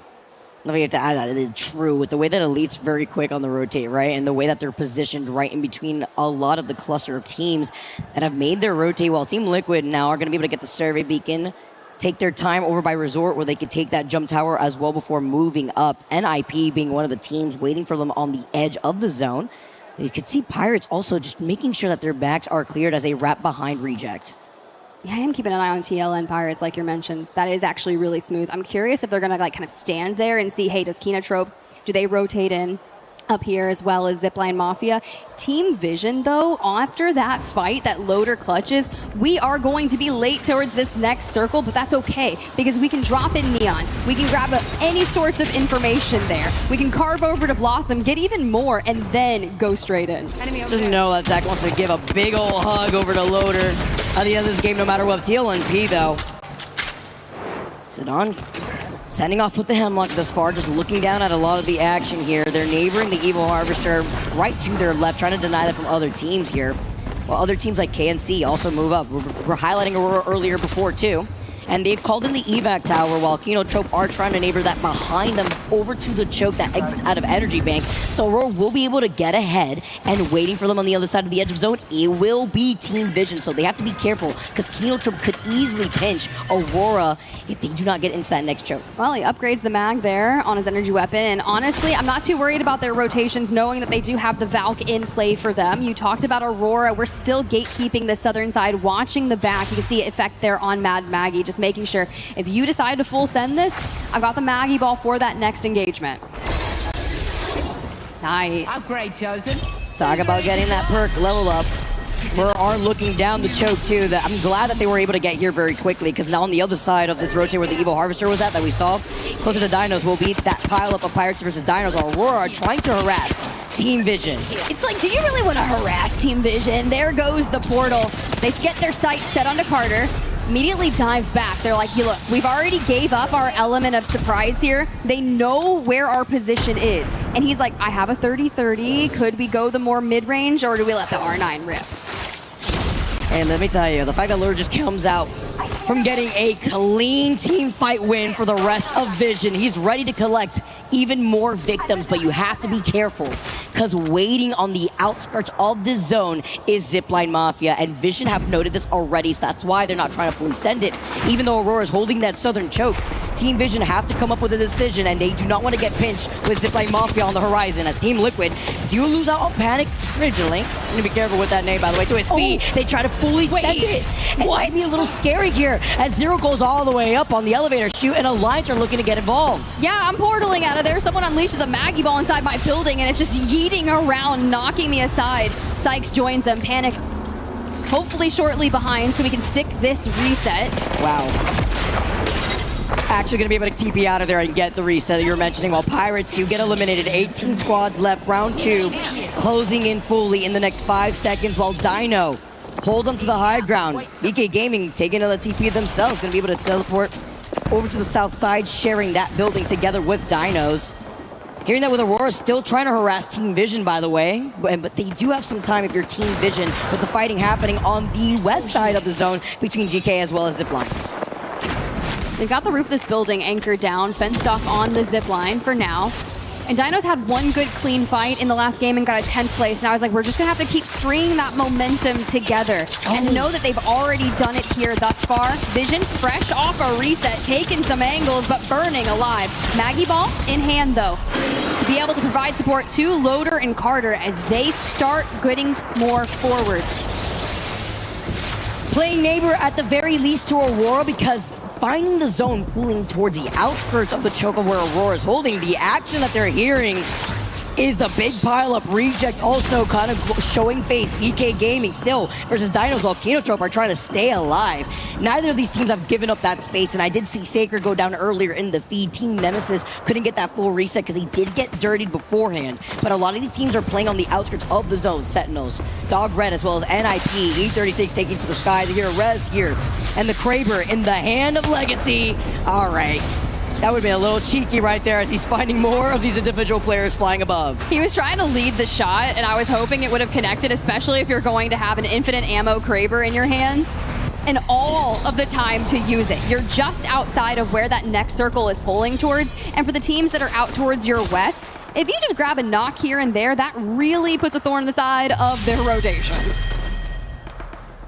Oh, no way. Victim. No way. Victim number 1. If I just hide here and crouch long enough, no one will ever see me, except on the other side of this Kraber at the hands of Legacy. Gets a 150 though. Here's the action on the outside of the zone, because now SAUL are going to be able to focus on NIP versus Sentinels, and Dog Red will get involved in that fight too, while Team Liquid have set down their portal, and with the TP down at their feet, hearing this big pile of NIP now, are kind of stuck between these two teams. Playing off the high ground is the beneficial position to be in, but the beamage coming in, the side-by-side as the zone closes in. And Sentinels are kind of still in the dead center of the chaos that is occurring down on the low ground. They're just basically getting the fulls for them, as you see Dog Red is going to fall here. Monsoon needs to get back healthy and will do just that. But the fight is not over. They set their sights back on a Ninjas in Pajamas, and Vayne and Kirev are doing enough to get that attention away so Cole can get back to fighting form. Getting pinged from the distance though. Skirv looking behind just in case, and it's gonna be Team Liquid who's creeping about. Setting them up on the high ground originally, now splitting their attention, but Zero's taking a huge chunk of that damage as Panic tries to clear the bus side. Zero dropping down. He's got the big med kit, but he's resorting to the slow heals for now. We get the little zoom in too from the side-by-side of our players. Sentinels with their comms. NIP now Curve looking behind him with some safety while Zipline Mafia in some trouble. Can they be able to get this res is the question with E36 playing right below them. Zipline Mafia Sensei. All right, I see that fun little logo of Kazakh there. Excuse, back up on the feet. The res comes through while we hold the angles, making sure that we keep the damage flowing. Alliance falls in 17th place. Team Liquid to join them. The fact that we also saw the turnaround from Cole to look at Zero and Sykes. Team Liquid get eliminated. The action has not stopped on top of this bridge where we originally saw Panic try to set up on the bus side. Zipline Mafia now looking ahead while E36 take TP to engage onto Elite. Once the zone closes in, though, it's going to be a bloodbath for the teams stuck on the outside. Sentinels, S8UL, E36. They're sending their units out so that way they can TP in like Sentinels is doing here. Off the raid portal, the Arc Star right in front of another team. Sharky right behind him, almost takes him down. Lets him go with just 5 HP. He survives. And the damage isn't done as Monsoon drops a Riot Drill. Maggie Ball in the back pocket. We're just trying to find a way into Elite. Or at least keep them inside. The fact that Zipline Mafia get even more KP, by the way. Vision eventually get eliminated, and I saw that Kraber in the feed. Legacy has not stopped. That's what happens when you get the infinite ammo too. You just let that Kraber sing. Zipline now move in. Momentum in their side here as they get the bus for free. Pinging ahead too, because they gotta keep moving forward. Sentinels are looking at Elite, and this is the opportunity for Zipline to try to coexist on the other side of the building, that away from Team Nemesis, and to 3P that fight. We're about to be into the top 10, and Zipline Mafia is one of 4 or 5 teams in the north. And Weak just needs 2 seconds to go. We don't get it. Zipline Mafia fall. Hold on though, the way that this fight has not stopped. Sentinels primed and ready and looking different. S8UL though, having the threatening Kraber and looking down in the fight that is Sentinels and Elite. Dino, with 10 squads left, have been able to obtain 4 KP. They have the safety of these buildings, but it's not safe into that next zone in the next 40 seconds because they will have to start moving up where you see that one member of Aurora still hanging up for dear life if they could get this res. That's what you're hoping for. If you're Hiarka, you want to pull out the Hail Mary and get the teammate back in, but Dinos do not let that happen. Sentinels still finding their path. They get ahead of the other teams in the north and find their path into the next circle. But they go, oh my goodness. The second time they do this. Wiping out Nemesis. They're back to the lobby as Elite are cleaning up heads. 5 total KP, while Sentinels, I'm loving the way that they're moving right here. They try to re-engage onto Elite, but Monsoon's left one shot. The missile, the drill's just doing too much. Blitzer is dancing around the portal as he does back before he's awaited on the other side of that portal. Could only live for so long as they take him out at the hands of Dino, and Sentinels get eliminated. Do we get a full reset here? Because we know teams are looking to put pressure on that. But for now, they're staying alive in the north. VK Gaming. We turn our attention towards the south, and it's going to get messy over here as Casa last alive, taking damage from all over the place, and the Dinos are resetting. Dude, Legacy is crazy. Dinos has been farming 7 KP total. Elite was 7 as well. You're looking at Sharky, though. Getting some of the extra pressure, gets a beamage here as well. Dino now dropping down from the high ground, trying to reposition on top of Legacy, who once again has been able to claim names in the feed with the Kraber. A little trade-off here as VKG get involved, and Dinos eventually get eliminated as S8UL try to get the reset. Now the next challenger approaches, a fully healthy GK. Find Sharky, take the portal, chase him down, drop a Maggie Ball in his face. The investment that we're making to find Legacy. Wait a minute, off the Watson fence too? I mean, anything to try to get rid of this player who is hiding for dear life until the wingman shots are more than enough. 3 squads left, S8UL, they get eliminated. GK now get to clear this entire southeastern side of zone while Reject and RQ are facing up against each other. This is gonna be a free win for GK. It is. We've got the high ground. So long as we don't scam, we convert this. But when you have Easy Flash in the equation, tanking the Watson fences just ahead of Reject. Urice, the Chal around the pylon. 5 more HP, and there it is. GK Esports convert with the power of positioning there in match number 3. We knew it was going to happen. They timed it so well to take that dub, and with 7 KP in their pocket. Say hasta la vista to Mad Maggie as well as a most picked legend in that lobby. But game number 3, our final game on E-District to get those points that they needed here, Tiff. I mean, still good performance from Reject, 7 kills. Team RRQ walks away with 7 kills as well. It's been a very slay-heavy group stage here for C versus D, because all the way down to 6th place, who's Elite Esports, your second match winner of the day, grabs 7 kills in this lobby to turn maybe an earlier exit than you would have liked into a decent game. Very KP heavy too, in the way that you could really break down how some of these games start rather with a lull. Reset's not providing themselves, as GK did get the 7 KP, but they're not the only ones, right? Team RRQ getting 7, as well as Reject. Seeing the back and forth too with the Kraber shots, but not going to be able to deal with finishing blow on some of these not players as the resets were coming out. But SAUL still got that 4th place position. It definitely did. WGR Neo, 20th place in the lobby, 2nd place in the prior game. And they, honestly, I was curious what that momentum was going to do. You said it right. 15 kills in that second game. I thought they were going to put down another heater. But we had 5 teams in this lobby drop 7 kills. 5.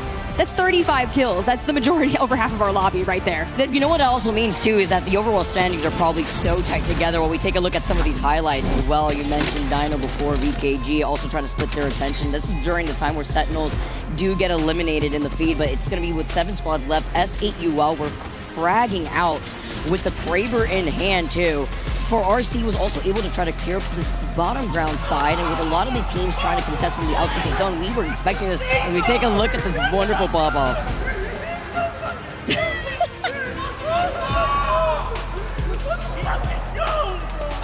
Confirmed he doesn't play with sunglasses. I just wanted to clarify that, guys. I also want to clarify the fact buff right here comes in hand with the way that their overall series is looking like. I mean, with RRQ sitting with 31 total points, it's been a great 3 games on E-District. I want to hear from more on the interview floor that we got with Sentinels. Listen guys, we wouldn't be doing the ALGS fans any justice without talking to our current reigning champions. I got Monsoon here joining me from Sentinels. My friend, we got to cast your mind back a little bit, right? We had a very different meta at Champs, but congratulations, obviously, competing out there and winning it. But to now, we've got this brand new meta. You've had Split 1 Pro League to go through, you've had regional finals to adapt to it. How is it for you guys in terms of play style? Do you feel like it suits you guys?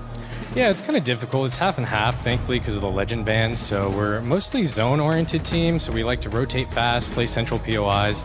But the first 3 games on all the maps are just super go-go and aggressive with Crypto and Seer. So it's been a little bit of a learning shock, because obviously I would just like to play zone all 6 games. But we can't, so just trying to have better team cohesion and fighting power so that we can, win when we need. We're 3 games deep right now. E-District is done. How did they go for you? Obviously, started out strong with a 2nd place finish, but then it's kind of tapered off. What were the issues that you're running into?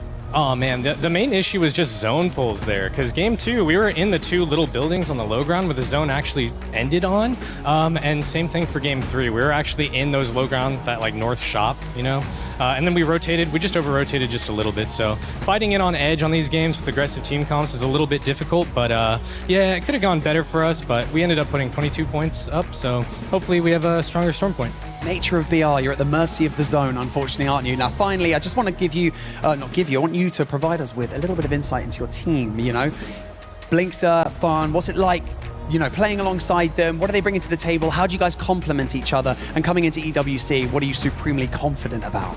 Yeah, I mean, our zone calls and the way we play as a team are the best things about us, Blinkster is just like a young, fresh mind who's super mechanically gifted. He's really good at the game, so he kind of provides this new view of how to play aggressive in zone in the new metas, And Fun's my best buddy. We lived together before, we hung out all the time. So us two bringing that experience of the 6-7 years of Apex Legends competitive, really kind of stabilizes the team from, Blinkster's go, and then we're like, okay, let's play together, so, yeah. Monsoon, we're not super familiar with each other, but this might have been the smoothest and most genuinely fun interview I think I've ever done. I'm going to give you a spud for that. And then it just turned into the worst interview of my life.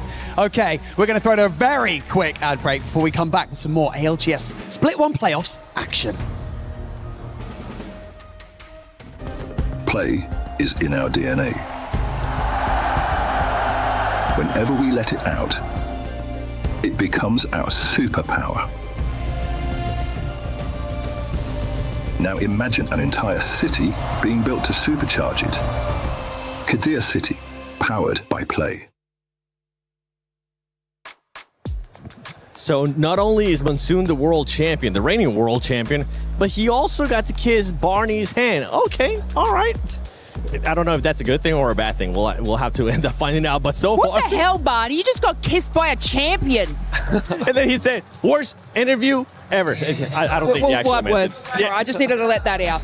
I don't think he actually meant it. And we actually didn't even get a chance to talk about this groups. Group C and Group D coming up earlier on. But honestly, from some of these performances, I'm looking at Team Liquid. Team Liquid has been putting up some good numbers as well. Is there anybody that's kind of pointing out to you, Snipedown? I mean, honestly, Panic. It was one of the recommendations I had. Sykes actually stayed at my house for one day after the last LAN, and I was talking to him because they were going through a little things with Flunk on the roster and trying to figure out what the best decision might be. And I was promoting Panic. I said Panic is one of those players that's been an absolute stud since he started coming into the league, and he's not really an up-and-comer anymore. He's definitely someone who has cemented his spot as one of the best fraggers in the league. I think he's a perfect fit for that roster. Just a little more character versatility out of him, and I think that team has a really strong point, and we've seen how Zero has bounced back after, teaming with Hal and it kind of being a little bit of a up and down since then, kind of weak, missed the last LAN. A lot of things went wrong. Now it seems like a lot of things are going right at the right moment heading into this EWC. How about you, Grace? Any teams that have been kind of standing out for you? I mean, the thing is that game number one, outside of Aurora winning it, I definitely felt that Liquid was taking over the game in general. Like in the beginning, I was like, okay, they're actually gonna drop 30 kills at this point because they were just steamrolling absolutely everyone. And it really goes to show that we saw, the scrims before this tournament started. We heard him pop off after they won, I think, back-to-back scrim games, and it's literally just, that's it, everybody can go home, we're just winning this whole thing. And that form, like you're talking about, that he used to have, that, that passion, that's a little cockiness. Yeah, a little cockiness, but you need to be confident in yourself to actually pull this off, and that was such a good thing to see. So if he can keep pulling that forward, that's even better. But overall, the stage has been great. Yeah, I mean, for Team Liquid right now, after 3 matches, 20 points, that's exactly, honestly, besides being towards the top, that's exactly where you want to be. And for you, Lace, I mean, for some of the squads, I know you want to talk about SAUL. I do, I really do. Look, I pulled a couple of stats. They are so consistent in placing top 10. It is absolutely insane. 75% of the time they place above that top 10. What they do struggle with is getting more into that sort of top 5 bracket to get those extra things, but they are exceptional zone pullers. So look, it's very tight on that leaderboard here. They still have a little bit more to go, but look, this team is showing up, and I feel like they're just getting started. I mean, even then, just look at number 2. This is one to me that also, at LAN, there's only so many teams you can talk about. Elite Esports is one of those teams. I think everybody in EMEA knows how good they are, but I don't think the world quite knows that just yet. Tell the world, but this right now, number 2 currently going 3 games in. They're showing off for the moment, and everybody loves a good kind of moment. Yeah, and I mean, if we saw anything from Group A and Group B, is you don't want to start slow, but if you do start slow, there might be a chance that you end up winning back-to-back matches like Seto was able to do earlier on. One squad that I didn't really see there towards the top was NIP, Snipedown. Yeah, NIP is actually one of my teams to watch. They ended up with a 3rd place at the last EWC, so they're here to try and defend their title. They're also one of the most dominant North American teams and the most consistent teams that we've seen in quite a while, truthfully. They were the #1 damage differential, most kills in the league and Pro League. And honestly, heading into Stormpoint, that is one of their best maps, if not their top map as a team. So it's going to be a big bounce back heading into this next series for them. I truthfully, I love this roster. I love the way they function. I love how they communicate as a team. Vayne can IGL it to his best with this roster because he has a former IGL in Kurev, and he has an amazing team that he doesn't have to micromanage. He knows that all their spots are watched, and he can focus strictly on where his team needs to be. And I'm looking for a big bounce back, and I expect that happening in the second half of the series. I mean, I think Mon said it the best as well. It's like, this lobby, everybody's just playing absolutely aggressive the first 2 games with Zero and Crypto specifically. And maybe it just takes that to adapt that really, and needing to adapt to that moment. Everybody's hyping up in the whole arena, and they need to do it right now because every team that hasn't made it so far needs their strength from that community, you know. But overall, I think they can bounce back. Look, I actually want to talk RRQ. Is that why we saw a little bit of a celebration there? Because strafing flame. Yes, because everyone's probably wondering, oh, but they didn't win that match. They basically they're first. Yeah, we're celebrating for what reason? It's because Easy Flash is back with strafing. I don't know if you guys knew that, but like they're like brothers. They kind of fight and break up and then make up and then come back and they pull numbers like that. Well, let's hope nobody ends up breaking out. But I know this is one fight that you guys wanted to watch, Snipe. Yeah, I was absolutely losing my mind watching this. Loader, the shots that he had here were just unbelievable. The knockdown shields, the communication that had to have happened to go into that. And then a lot of times when enemies are an altar, you know, the altar has an advantage because they can just pop up, you know, pop in and out of the fight. Loader used that to his advantage. The opponent, the altar, decided to use a Q to try and get behind him, hiding behind the knockdown shields. Not only did he decide to take the altar Q, he took it back in one clip the guy for the 1v3. So that was probably the most impressive clip of the tournament we've seen so far. Okay, well, hey, I'm gonna be looking at those impressive plays, and I know when that happened, you kind of jumped off the couch, you're like, oh my god, I can't believe that just happened. Oh, that was so sick. Any plays actually that stand out to you guys besides that one? If you don't have one, then that's completely fine. Okay, let me talk about this. Listen, I don't want to throw shade on SAUL, but dying to zone, and there's one thing if you're already 1 HP, I think that he went down in top 4, top 5, and it ended top 3 because of that. He dies to zone because he just eats so many ticks. That's way too many ticks, you know. And, you know, it can happen. It's kind of like it happens in other sports as well where we start to go the thing. But yeah, no, you can't have that happen. But if anywhere, it's in group stages. So you just got to wake up. But overall, they're still on the upper end of the leaderboard. A team that ended up in third place actually in that match. They could have maybe ended up contending for the win as well if that wouldn't have happened, Lace. Well, yeah, I mean, you know, everyone's got a little bit of contention for everything, but, you know, I'm going to go back to, like, that leaderboard. It's tight. It's still room to improve for absolutely everybody. Yeah. Why is it this? It's the same as the first lobby as well. It's literally that close for it to change at any point, at any moment. And I feel like we're so used to seeing someone just absolutely in the lead, you know, Falcons, always in the lead, but this is really tight. So even though, you know, you were saying before, you can have one mistake. Yeah, one day. What? I reckon they might even be able to have 2. It's that tight, this leaderboard. All right, well, hey, we're looking at all 4 of the groups right now for the overall ranking so far. Gaming Gladiators, I mean, they already played their 6 matches, so definitely they're going to be there towards the top. But one team that I know when we end up switching the page here that I didn't really get a chance to see much of is the reigning champions at EWC, VK Gaming. They were really kind of non-existent, at least from what I was able to see in this past 3 matches. I mean, I think once again, it's a little bit too early in the tournament to tell for sure, but if they go down crashing and burning, you even heard it in the interview as well. They said after we won, we got a little bit complacent and happy about the fact that we won.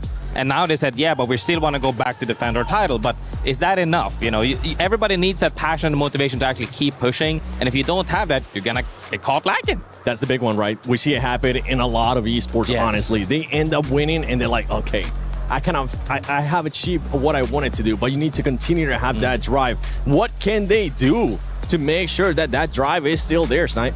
Yeah, I mean, honestly, just remember the feeling of what that tournament win was for not just themselves, but for the region in general. Literally put the entire region back on the map when a lot of people were counting them out.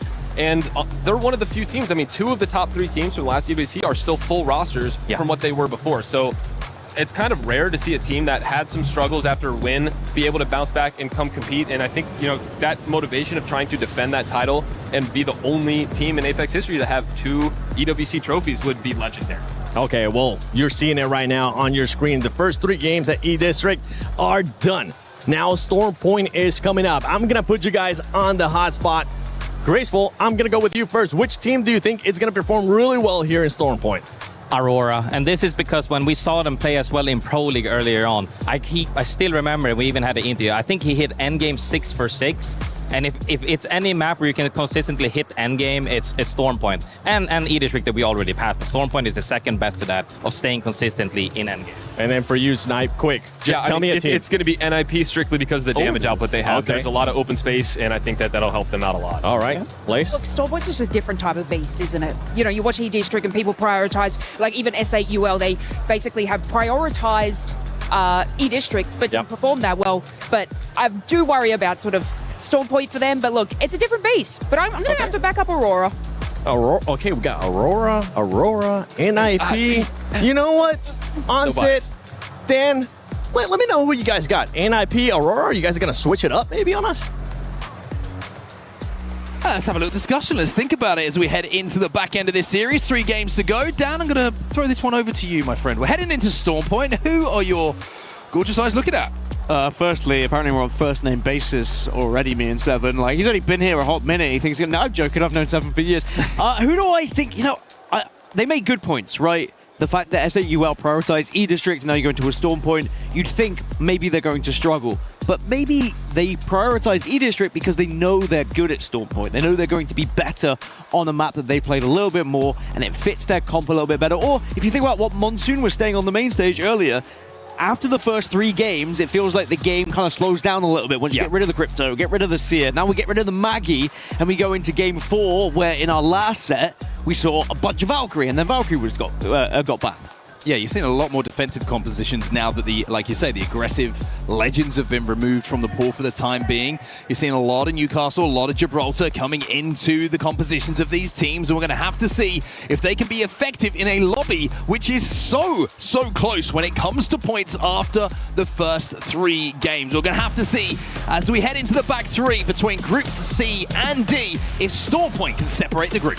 And a lot of teams do rely on Valkyrie. Valkyrie is definitely a bit of a crutch for a lot of these rosters, and this is going to be such a vital and important game here in this series. If you do not put points on the board, with Valkyrie potentially getting banned here, that puts you into such a tough situation going into games 5 and 6. Well, the good news for GK is they were the team who took the victory in that last game that we did see on E-District. A very simple win for them in the final moments, just controlling that high ground and being able to just clean up the final pieces that fell their way. And with 23 points on the board, I think it just shows, even with a win, Dan, how close this lobby currently is. A win for GK, only 23 points on the board for them as we're heading down towards Team Liquid at Barometer as we see where that zone's going to be pulling. So interestingly, looking at the pick rate for these legends, I was saying, we saw Valkyrie banned at this stage in the previous set. It's actually Gibraltar who has an 80% pick rate going into this lobby. That changes things significantly going into these next matches. If you think previously we got Gibraltar all the way through until match 6. So that means those teams who I was talking about there rely on Valkyrie a little bit, especially some of the APAC North teams. They're going to have Valkyrie in this next match.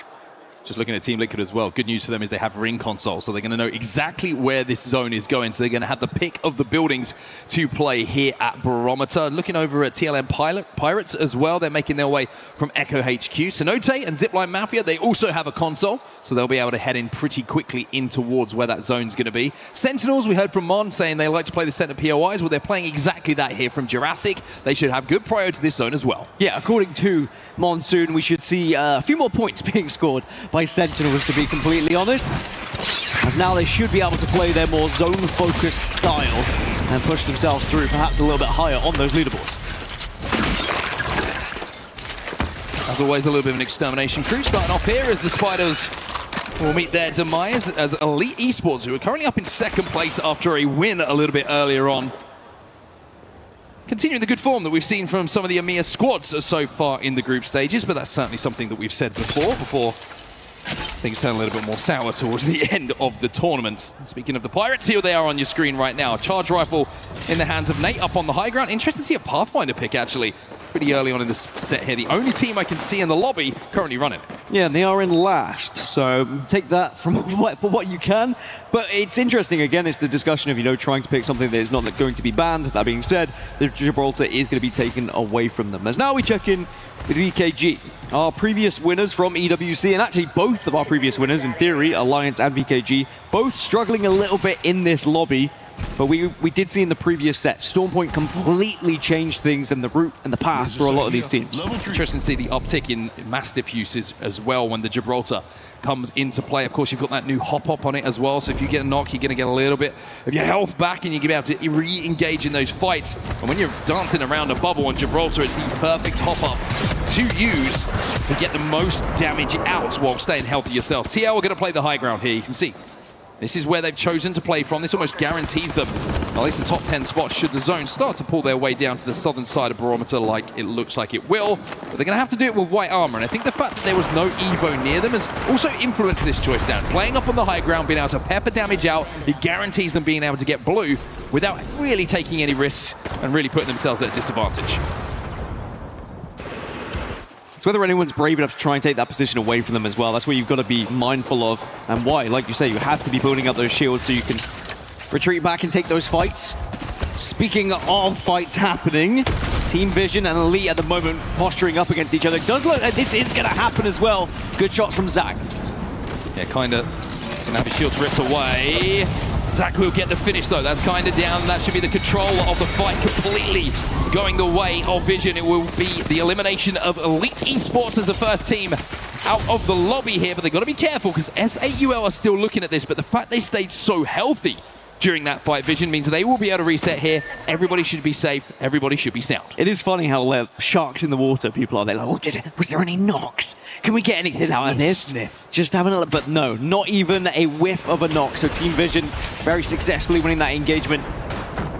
As again, we just check back in with Liquid. No one contesting them on height at the moment, but they are still slowly building, and they do have fallback options as well. If things do go south, you can always retreat into the center of this building. But at the moment, it's just about a lot of damage output, really, and making yourself big. Is actually, Blinkster had gone down, but it looks like Sentinels are not going to be in trouble. There's not going to be an attempt to push. Yeah, Sentinels just playing the bottom of the building. Team Liquid above them on the height. Sentinels, again, prioritizing that quick rotation. You can not only tell that by the positioning and the fact that they're in one of the prio positions, but the fact they're still on white armor as well. They really haven't had a chance to path to any Evo to output too much damage. The difference between their position and the one from Team Liquid is line of sight. Team Liquid have so many teams who are going to be rotating in they can pick a way out. It's going to be difficult to get that damage up for Sentinels down on the low ground until a little bit later in the game. But if they get sniffed out on white armor towards the end of the game, they're going to be taken down very comfortably. So I'm going to say something quite controversial, and I'm sure there's going to be a lot of people that disagree with me. Prepare yourself, sit down. Go on. I still don't think Alliance have really performed since the change of Effect into Aku. And when it first happened, I questioned it a little bit. I said, can Aku live up to what Effect was able to lay down? And I still haven't seen it. And I hope I do see it for Alliance fans' sake and for Aku's sake. But it's been a quiet start to them. We'll have to see whether they can ramp things up as they go in. Where is Huge? It's a good question. And one that I'll leave to someone else to answer. RRQ are going to be in first place at the moment. And they're right at the southern tip of Barometer. So if the zone does pull down to the south, they're in one of the only buildings that will be safe. We'll have to see on the zone close if it's going to be safe for that next zone. And if it is, the first place team are in a fantastic position, potentially for this endgame.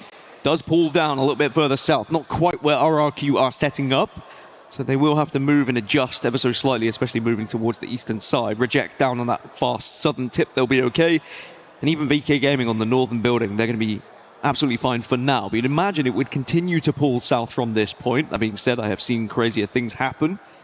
There's still about 8 teams outside of this circle, so expect a few more fights on edge here of these teams that are looking for some points here or there. Yeah, teams also looking to get up to purple as well, not just because of the Valkyrie purple perk to get to the skies quicker when they do have to Valk ult a little bit later in the game, but also the importance of the triple bombardment on the purple perk of Gibraltar. So devastating in those fights towards the end game where you really can just zone out not just one, but 2 or 3 different teams to try and stay alive. Speaking of purple, Alliance, they've got there. Unlucky, Hackers and Aku are going to have all their perks picked. They're going to be ready to fight here as they work their way in towards zone. A long way to go for them, though. Well, I do want to follow up as well. I do still think Alliance one of the best teams in the world. I just think it speaks volumes about how good Effect was. And really, as an individual, what he adds. And I mentioned it earlier, when you have that player who can just turn around and destroy a team in a 1v3, Effect was that kind of guy for them. And Unlucky has done very well at filling those boots himself, but also Aku stepping up to that plate as he grows as a player too. Here's Dinos on your screen, and they've got a long way to go. You can see they're at pylon at the moment. Team Vision are trying to hold them out. That's going to be one member of Team Vision up on that high ground, just watching their wrap. It's going to be Lota who's going to be able to do so pretty comfortably as well on Axel. He's going to be able to throw down that nitro gauge should he need to, just to scarper back to the closest of his teammates should Dinos decide to push. And it looks like Dinos might be actually walking up on him. So Lota's going to be very, very careful here that he doesn't get 3-2-1'd, all three guns firing onto him, and he finds himself, unfortunately, falling down. Vision made me laugh, by the way. I was chatting to Zach Mazer, and it's almost like he's their stepdad. Like, he's just that, he kind of looks after them. He's like, man, I've got these great kids that come in, they just play some video games, they're incredible, they listen. And Zach has grown as an IGL as well. It's just so funny to hear the kind of relationship that they have and the dynamic on that team. He left out some of that conversation, and this is for not only your benefit, but Team Vision's as well. Private. Let's leave it like that. Well, Neo on your screen right now. They're in zone pretty comfortably right now. They got the Watson in the composition as well, so they're not going to be moving for quite some time. Just interested to see where the zone actually pulls after this one. That's the big one. I think it might be going down towards the likes of Reject. Also Liquid's a good zone read here, but here comes Team Alliance. Falling from the skies. Hackis goes down, and that's the Gibraltar down as well. But Unlucky will be able to drag his teammate and his IGL back to his feet. They will be safe here. You've got to be ready as a Newcastle. You have to be instantly on that res. Otherwise, you just give that option for someone to pick them off. You know, a charge rifle or a longbow, and then suddenly you're looking at hoping to go for a death box res. But Alliance will survive, and it's just, at the moment, it's just knocks from distance, everyone just having a little bit of a poke off. No one at any real threat. As a lot of these teams on the edge at the moment just looking to hold out. Now, Mythic Bin has spawned on the north, and Enter Force 36 and Zipline Mafia are kind of posturing up against each other as well. Maybe going to contest each other for this one. They might have a poke off around the Mythic Bin that's spawning. I like that term. I'm going to use that a lot more. Are you making fun of me? Yes. Oh, okay. I'm offended you had to ask that question. Well, Zipline Mafia, who went on a historic run, by the way, winning the EMEA Regional Finals to qualify, going into EMEA Regional Finals to qualify for Split 1 playoffs here at EWC, they basically had to win the thing, and they went and did exactly that in match point. So a fantastic story up to now, but when you get to the dance, you want to make the most of it. And Zipline Mafia have certainly got some work to do. But with how close the lobby is, one big game here for any team could really solidify your place in those leaderboards. Looking where the zone's going, though, it is pulling out towards Dogred on that building. Liquid will be safe up on that high ground, I think, for a little bit longer. And we'll be able to actually look to play that roof a little bit later in the game, too, should they wish to. Hell of a call from Team Vision as well, to be able to play on that southeastern side. That's a typical Zach Mazer position, it feels. They gamble on them. When they are late, they like to go for something that's a little bit off and could be different. And if it does pull, it's a big advantage to them. Is SAUL actually going to drop in a similar position? Interesting zone, kind of comparable to what we actually saw earlier when we went down to Dev Coast to see the zone where, you know, playable spots there are, but they're broken. It was helped out by the fact that it was a game number 4, that the fact that the Gibraltar, the Newcastle was still available. A very similar situation here with the zone that we see. Not a lot of natural cover, but a lot of utility in the Legend compositions, which is going to help these teams survive towards the end game. If this is a game 5, game 6, even a game 1 or 2, you're probably seeing the lobby down to 7 or 8 teams as the zone goes into that final ring. But in this, you could see a lot more just due to the utility that is available for teams as RRQ make their move a little bit closer to the zone here. More knocks in the kill feed, but still just from distance, but this one is not. This has been a fight that's been extended for quite some time, as now Dinos have lost one. Zach loses his shields, but stays on his feet. J Future has to take a second here to play behind the knockdown. His teammate DJ Killer's going to hold that door. There's lots of fences around as well. You've got to be so careful where you step. You don't want to get stunned and find yourself in a position where you're so vulnerable to a 1v1. It looks like Vision have managed to get the res as well. It's a 2v3. Although now becomes a 3v3 again, as Dinos will get the full reset. Yeah, both teams back off, both teams get the res, as now Zipline Mafia have just arrived to the party. That puts a lot of pressure on the team on the outside here. So Dinos have to be careful, because remember, Vision were inside. They have protection from this. Dinos have managed to climb all the way up to the high ground. A couple of Valk missiles coming their way. That's going to force the bub. DigiKiller's trying his best to get his claws onto the top of that egg just to climb up to join his two teammates, but with the bubble being burnt, that makes it a little bit more difficult for them to survive if they take this fight. Anyway, looks like it's going to be happening right now, and it's going to be Dinos who get that first initial damage. Initial damage, you do follow up? Yes, you do. You've got to get rid of the fences, though, and you will, and it's going to be 2 going in their favor, and it looks like Vision are falling apart here. Can you escape, maybe? No, you cannot. Vision eliminated in 19th. Now, will we see Zipline Mafia re-engage? It looks like no. They are happy to be trolls under the bridge right now. By the way, all the meanwhile, Alliance have been able to get kind of north of Dinos, holding this eastern side, because they were able to just fly in for free, walk in for free, it feels like. Yeah, Alliance just Valkyrie over the entirety of the lobby, played that spider choke, and now we'll have a pretty good walk into where this zone is going to be going. Remember, they are on Baby Comp as well, so they have Newcastle and Gibraltar available to help them hold down that spot, increase their survivability chances as that endgame starts to take place. Everyone else who's on the western side of this zone has to go through each other. That's where the lobby will start to cut itself down, as Zipline Mafia, as we see on our screen, still hold that bridge position. Yeah, a lot of the teams on the east have a chance to pick up some big points, as now VKG down to just 1, but the res is happening, and they have been able to find a trade of their own. They're kind of backed into a room at the moment of EKG, and they only have 23 seconds to try and win out this fight and actually plan where they're going to move. It's always frustrating when you're this close to ring closing in. Someone engages with you, and it just takes away that opportunity to plan and talk about where you're going to go. I mean, so many teams are still outside of this zone, and it's starting to close in 10 seconds time. The problem is, nobody knows where to go. 2 teams who don't know where to go right now are staring straight into each other's eyes. That's going to be Alliance. The queue lasts a little bit longer for them. They get that initial damage, and it's down to J Future on the Gibraltar to try and clutch here. Alliance will go down thanks to the lobby, and it looks like Dinos will survive. Yeah, that was Zipline Mafia from under the bridge. Is now enter Force 36. They see their opportunity, and they will enter as a full 3 here. Dino, sadly, they will be able to toss some left behind remnants, but E36 will pick up this position as now Team Nemesis decide this could be a chance for them. Everyone dropping from the skies from the Valkyries, just looking to find somewhere to play. Jizzler's going to be able to get the castle wall down, and changes to that Massive to try and ward off the pressure coming in from Nemesis. Team Liquid still inside a zone though, still up on that high ground, and still able to take advantage of so many teams who are going to be falling into the open. Neo will be eliminated from the lobby next. 15 squads now remain. Team Liquid now taking a little bit of ring damage. They have to move to the other side. Remember, Sentinels are below them as well, as Nemesis now have the castle wall out.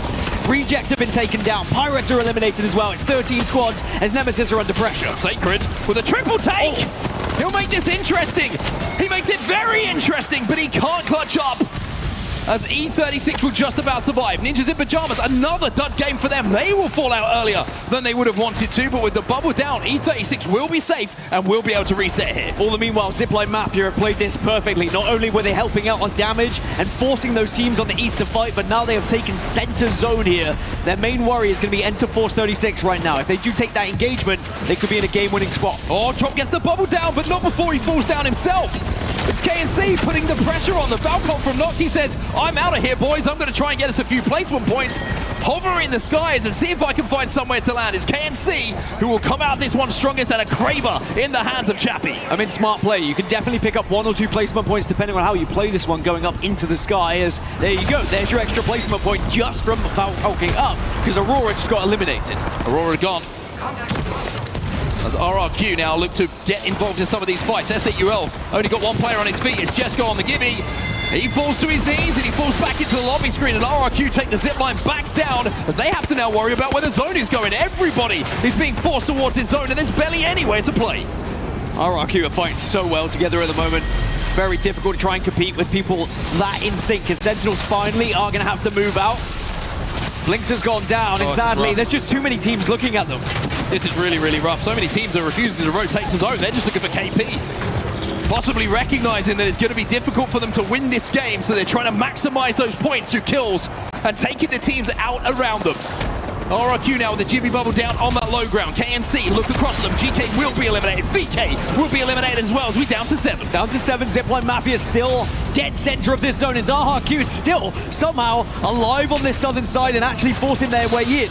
1 remains on Sentinels, by the way. It's going to be behind RRQ here. Rayba, you peek. And Chappie will look to teach. Almost manages to take the skull off of one player. We're gonna have to survive for now. Another fight going down. Over to his east. It's gonna be involving... Look on your screen right now. Sentinel's just been eliminated in the meantime. Dogred will go down. It's KNC who are starting to pick up KP after KP from this high ground position. And Team Liquid might be next. Zipline Mafia now being contested themselves as WeQ on the Gibraltar has to spray with that R9 and has to try and clutch. Strafing Flame, he's down into 1v1. Pricey last alive. Last alive, you've got the Gibby, you've got the bubble, you've got the shotgun as well. Pricey slams him home. Zipline Mafia out, Team Liquid. Now after dropping here, they can get very aggressive here, and it's a 2 versus 2. It's a 3 versus 1, it's a 2 versus 1, it's a 1 versus 1, and Zero barely has any KP. Sykes is trying to stick the knock. E36 looking to move up on this as well as KNC takes to the sky just to try and survive and buy a little bit more time. Panic has found a little ledge to play and gets into the top 3 because of it. Well, RRQ are watching all of this unfold, by the way, and it should just be a matter of patience at this point. Enter Force 36 is still alive, and then one remaining solo that's going to prove to be a thorn in the side of their chances of winning this game. Well, Easy Flash has got himself 5 kills in this game, so it's looking like a monster potential point tally for RRQ here. Panic still hasn't been spotted, by the way, and if he isn't spotted, there's a real chance he could win this one. If this 3v3 goes down and Panic does not get spotted, then all of a sudden Liquid have a chance. If anyone can do it, it's Panic. We know how good he is in these engagements. RRQ taking a lot of damage. Need to hand over. You need someone who can help you with this damage now. Pricey with a PK in his hand, the bubble goes down. Jizna with a massive in his hand. Where's Panic? Strafing Flame. Jumping around, he gets chunked by the massive 1, 2, 3 times. He's down as well. Panic's still alive. It's a 1v1. Panic does it for Liquid.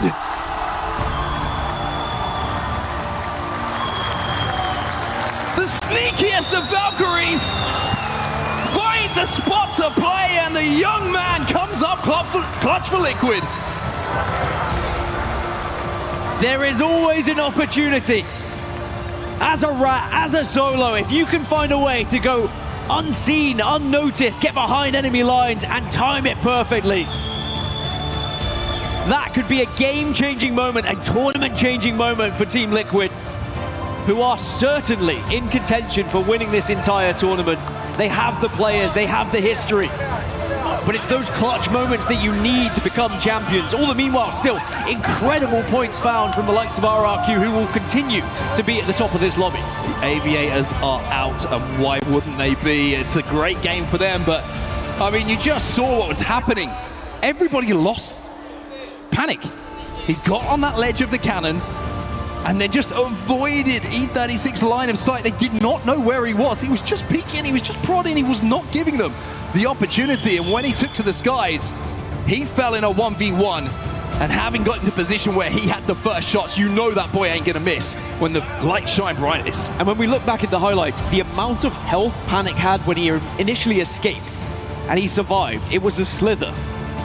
If you had sneezed on him, he would have gone down and it would have been a 3v3. And also, how many times do you see those situations where you stay alive as a player, you watch the fight happen, 2 or 3 players survive, you walk in and it is just, you fall over, you get second place, you're happy. But with the amount of damage that was being done between both of these two teams, it gave Panic that opportunity. And again, he just had to time it right here. This was the fight that gave them the opportunity to win. And then Panic, it's as simple as that. And when you're a new player on a team, when you're a young man who's been given an opportunity to step up onto one of the most storied players in the ALGS with wins under his belt in Zero. Sykes, who's been there before, been in finals, been close to winning those big tournaments. To have a play like that happen early in the tournament, it makes you feel like you belong. Now, don't get me wrong, Panic felt like he belonged probably 2 years ago. I mean, you've seen the confidence that the kid has, but those moments are massive. And the reason you see RRQ react in the way they just did, they put a 17-kill game on the board alongside that second place to put 26 points down in match 4, putting them at a total of 57, giving them a 20-point lead going into match 5 over Team Liquid. Such an advantageous position they find themselves in with 2 remaining now. And remember, Valkyrie will still stay alive going into matches 5 and 6. And you look what so many of these teams were able to do in that game thanks to Valkyrie. You can have one more opportunity to do it again, but this time, no Gibraltar. Well, that has made the lobby a little bit more interesting when you're looking at those overalls. The performance from RRQ has given them that gap now. They have a gap at the top of the leaderboard. Of course, we're talking about cumulative points, but it's a fantastic performance from them that's going to make these next 2 games a lot easier for them when it comes to pressure with the situations they find themselves in. For the rest of the lobby, they're going to be looking at that performance as a blueprint for what they do in these next 2 games. One big game, and all of a sudden you are flying up those leaderboards. Team Liquid had a damage difference in that game of 4,470. That's that higher barometer, baby. Pointed it out right at the start of the game that their aim is just going to be building up their shields, dealing damage, forcing people away, forcing people into uncomfortable positions, and then later on, they were able to take some of the priority space. But then you saw in the replay, you may have heard in the replay, Zero saying, who inted us in that point? Because even despite the int, they were able to survive with that single player and go on to win the game. And yes, they didn't get the most points in the lobby, but that win is so important for confidence, not just for Panic, but for Zero as well. How many times have we watched tournaments of Zero IGLing? They haven't quite got there. Perhaps confidence starts to dwindle a little bit. If Zero gets going and heating up, suddenly this Team Liquid roster, they become such a terrifying force to compete against. Yeah, there's nothing scarier than when Zero's focused and fired up and hyped up as well. I think that's when he plays his best Apex Legends. And when you've got a player like Panic who is never shy at getting hyped up himself. By the way, these massive shots here from Jusna, absolutely ridiculous. Those 3 that he chunked inside and around that bubble were absolutely beautiful. But when you've got a player who is going to be as fiery as you are, as motivated, as pop off, what's the word I'm looking for? Pop-off orientated. That's the one I'm looking for. It's going to motivate you as well. It's going to bring out the best in you, and I think the Panic's been a great addition to this team, even though there's a little bit of a gelling process. Liquid, coming into this tournament, for me, we're a team who haven't been spoken enough about. They are serious when it comes to winning this tournament. And those extra, 7 points that were just gathered in that single moment from Panic as well, that could be the difference maker from getting into the next stage, from getting into the finals lobby, to be honest. And you don't want to be one of those teams competing in the survival stage and then finding yourself having to play a long, drawn-out stage where you could be comfortably putting your feet up. And then you remember as well, you qualify immediately for finals, your POI draft becomes a lot more enticing. Exactly. The places you're going to be playing from in every single game in that finals are going to be a lot more enticing. And that's what things are looking like right now when we do look at our series results. RRQ on top, and that is that gap that we were talking about. 20 points now the difference. 32 kills, by the way, for RRQ at the moment. That is a big difference to the rest of the lobby. Most of them coming in that previous game. But Liquid, with that win in our game that we just saw, now find themselves in second place with 37. Wow, what a match 4 to set us up so nicely for 5 and 6 here as we look down at the lower half of the leaderboards. And there's a few teams we had mentioned that were struggling a little bit. 2 previous winners of the Esports World Cup in VK Gaming and Alliance, both down there right now, 12 points and 9 points. And between them, NIP, who I pretty much considered one of the best teams coming into this tournament. When you look at their consistency and how they were performing, they are struggling at the moment. They are certainly struggling indeed. Really not the Ninjas in Pajamas that we have seen in the Americas Pro League, and of course in the regional finals where they managed to win the thing. So a lot of work for them to do, but we've just seen, like I said, the blueprint of how to do well in this group. One big game with 2 remaining, and all of a sudden Ninjas in Pajamas will be right at the top of those leaderboards. And also if we can see, a northern zone, that might help them out dropping up towards Zeus. It was quite the journey they went on, as we can look at a more of a zoomed out POV of how this one went down. And as I was mentioning, just with how well both teams played on the damage, as Panic was just peeking over the waiting in the wings like a little terror, and he is able to get that final kill. As we check in with Team Liquid now, could they be the winners of this entire tournament? I know I was speaking to Barney, our stage host, and he was saying he just has a feeling about Team Liquid going into this event. He doesn't know why, but he just feels like they might finally do it. And I tell you what, maybe he's the good luck charm. Yeah, sometimes people not speaking enough about you just lets you go under the radar, takes the pressure off of your shoulders. We're talking here, in the caster booth, everyone's talking on the desk about, defending champions VK Gaming, Ninjas in Pajamas, a lot of expectation on them. Surprise, surprise, Falcons are always going to have pressure on their shoulders when you get to these events. Liquid just kind of been able to do what they want to do coming into this event. There hasn't been a huge amount of talk about them. There hasn't been as much when you compare it to some of the other squads. And I agree with Barney. I got to say, like, coming into this tournament, I had a list of 5 teams that I believe can win this tournament. Liquid were one of them, without a doubt. I think there's no doubt that they do have the pedigree to do so. And when I look at their trajectory through scrims, through match point results, whatever it might be, it's all looked good. And I think everyone's getting more comfortable. I think everyone is getting more comfortable on Legends. Maybe they weren't as adaptable on previously. And I feel like they're a real threat. It's always nice to see players being rewarded for trusting in other players, newer players, upcoming players. When we saw Panic originally on TSM, we were looking at each other like, all right, this guy looks like he could be the next big thing. Zero takes that risk, picks him up. Sure, there hasn't necessarily been all of those results coming instantly flooding in. Could all be worth it if suddenly you're at EWC and you find yourself winning the whole thing. Yeah, and I mean, he's also had to change Legends from what he's been comfortable on. Obviously, previously he's a massive entry fragger. Now he's having to play some anchor roles and some of those anchor Legends. And something has got to be found here for NIP on your screen right now, because things ain't looking too good for the boys on your screen. But one game can completely change that, as we've just seen in our previous one. A big game from this team, who have been known to drop big games as well, and all of a sudden we are changing the conversation. And if we can take anything away from the previous series that we had earlier on today, we saw 2 back-to-back wins in matches 5 and 6 for Zeta Division, and they suddenly soared all the way up from 20th to top 6. Perhaps we can see something similar here for NIP going into these last ones. They can show us why they are considered one of the best teams at the tournament.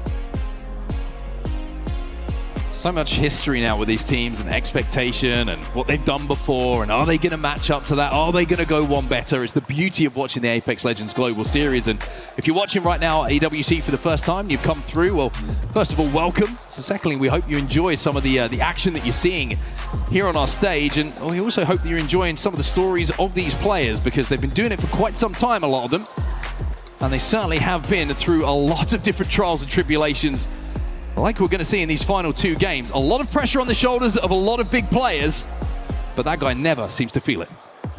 Somehow, someway, has always had nerves of steel as effect, even when he first entered the scene and he was considered the next big thing. Well, he has certainly been able to live up to those expectations. Can Aurora now answer back as we go into match 5? And as I mentioned earlier, we still have Valkyrie. She's going to be up for this one, but Gibraltar will be banned after an 80% pick rate in match 4. And that makes things more interesting when we're looking at where endgame is going to be played, as that Gibraltar bubble, like we saw in the previous game, was vital to the team's success in towards finding somewhere to survive in those final moments. Team Liquid, that win was a good one, and let me tell you, the zone's pretty good for them as well. We are going back down towards Barometer, and Team Liquid, who just managed to pick up a first place from their POI, might be thinking about going back-to-back. Yeah, not quite the same pull, but it's pretty darn close. You know, we often get repeated zones in ALGS, somehow, some way, it still happens. But Team Liquid will be delighted when they eventually see it. And as you are quite rightly mentioning, like, do they even have a ring console here to work with, which they don't. So they are not going to be able to get that information just yet. There is a survey beacon that they can potentially use a little bit later, but often it's used just to gain Evo.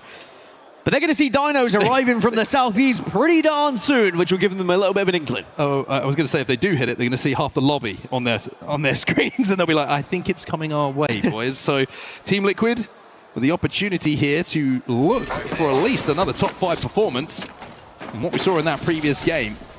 And that position almost becomes stronger if they want to play that height, considering the lack of Valkyrie and rotational abilities for the teams a little bit later on. Now, just to give you an idea of how well RRQ are playing right now, they've matched the winning points total from our previous series of Gaming Gladiators at 57 points after just 4.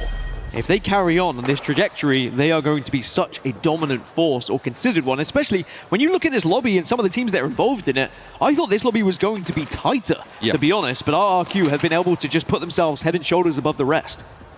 Well, Nemesis have got a long way to go here before they get towards Barometer. That's going to give them the idea that everybody is already ahead of them. 21 enemies going to be scanned by that survey beacon. The evac goes down.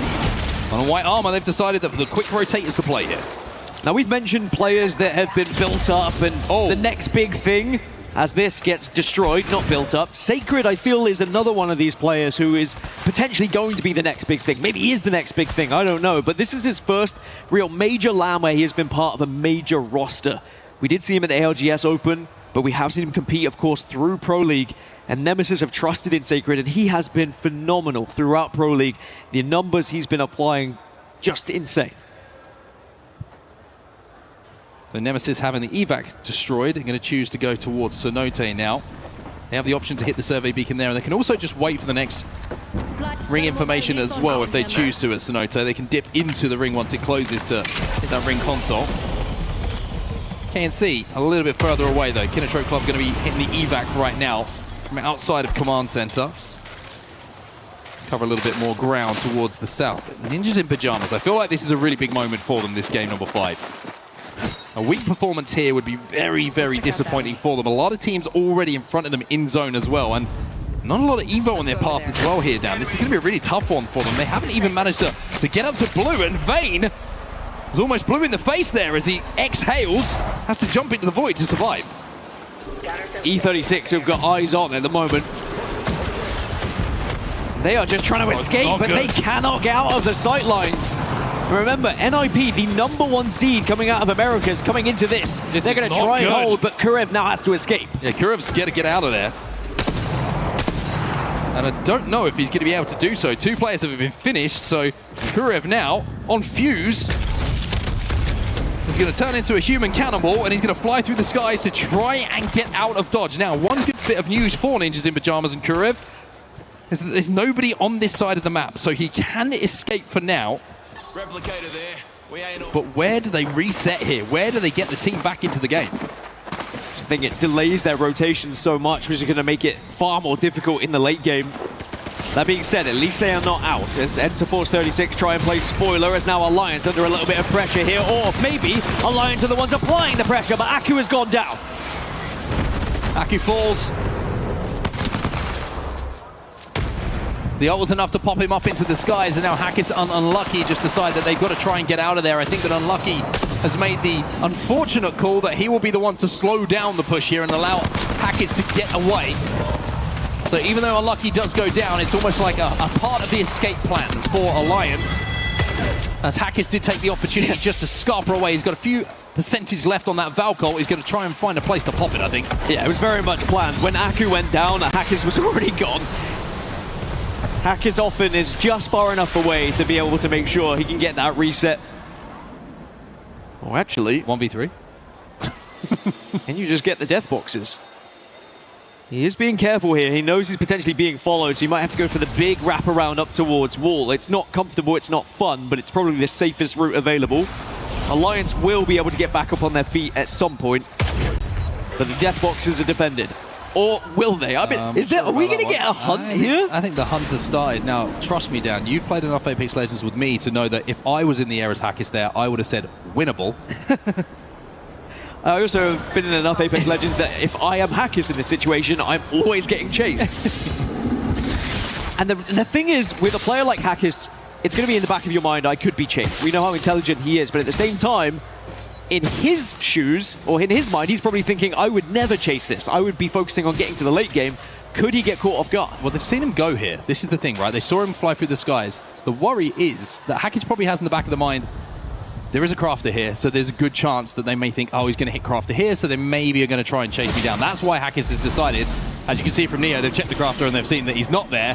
I've got to play this one a little bit slower. I've got to wrap all the way towards the north, and I think Neo decided, you know what, this isn't worth it. We're not going to find Hackis. It's time to allow Alliance to reset. Hackis has to go to E District to try and rest the rest of the team. Yeah, it's a long way. That's how far they were going to chase him, but now they will allow it to happen. But that being said, when they do get the res up, there's always going to be the chance that you get held out now. So Alliance in a difficult position.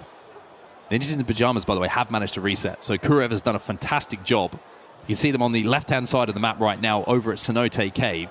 So 3 players back on their feet. They won't be dressed as well as they were previously when it comes to attachments, when it comes to ammo and obviously supplies in the backpack, but at least they can take a part in this game and see if they can make something of it. Alliance will be hoping they can do something similar as well. To be fair, I don't even know how much they had. They were not necessarily in the best position. They didn't look the wealthiest, shall we say. I think they went from poor to poor, and now they're going to have to see if they can work their way in from that west side, but it's about just being alive. That's all that matters, as we also check in with VKG, our current reigning champions of EWC. haven't been able to get going similarly to the likes of NIP and Alliance, but they are holding out Team Vision at the moment, and they've got eyes on them. In that ring console to find out where the zone is going. No Valkyrie here for Vision, though. So we're going to be hitting the Nitro gates. We're going to be sliding on the knees and get a little bit of a carpet burn. And queuing through to head towards Pylon by the looks of things. The interesting thing is that Elite Esports are currently here. You have to wonder if they're aware of that. Oh. Hackers in the kill feed going down. It was the ring, though. I think he got his teammates back in, but just didn't have the meds to survive himself. Should be dragged back to his feet, though. Yeah, they should be okay, but it is certainly not going to be a fun journey at all from that northeastern side all the way in. As Neo will just bypass Enter Force 36 on their rotation, so they're not even considering holding out Alliance. This is probably the smarter play. Start to think about the end goal here and picking up more points, as Aku also just went down to the ring. We can jet over there. So I think there's going to be a lot of rezzing happening to get Alliance back into this game. Now Kinotrope. They could potentially play spoiler here to Vision, who you mentioned earlier had gone over to Pylon to hit survey beacons, ring consoles, whatever they wanted to gain information. They might shadow Elite Esports, though, with their rotation as well. I always think it would have been interesting, you know, we never really have a Bloodhound meta at the moment, but just being able to see those remnants of people you're following. Because it very much is interesting how similar the pathing that is taken by some of these teams. Well, Alliance have done it. Hackers has managed to do it. He's got his teammates back into the game. They're healthy enough. But they still have a lot of work to do. Only 33% on the Valkyrie as well. Grabs a couple of extra syringes to drop off to his buddies. They need them. But how do they work their way in from here? That's the real question. They're going to work through Jurassic. They've got Kinotrope on the south side. They've got VK holding the fence line on the west side as well. It's a really tough rotate here for Alliance. And no Skyward Dive available at the moment either. And probably not any ultimate accelerants to work with, considering how poor they're going to be in terms of their inventory. Not good for Alliance at all. By the way, Newcastle, the most selected legend in this lobby. It really is funny how much it changes the legend bans. As soon as you get one different ban, it opens up so many different avenues. So Valkyrie will be surviving this entire series.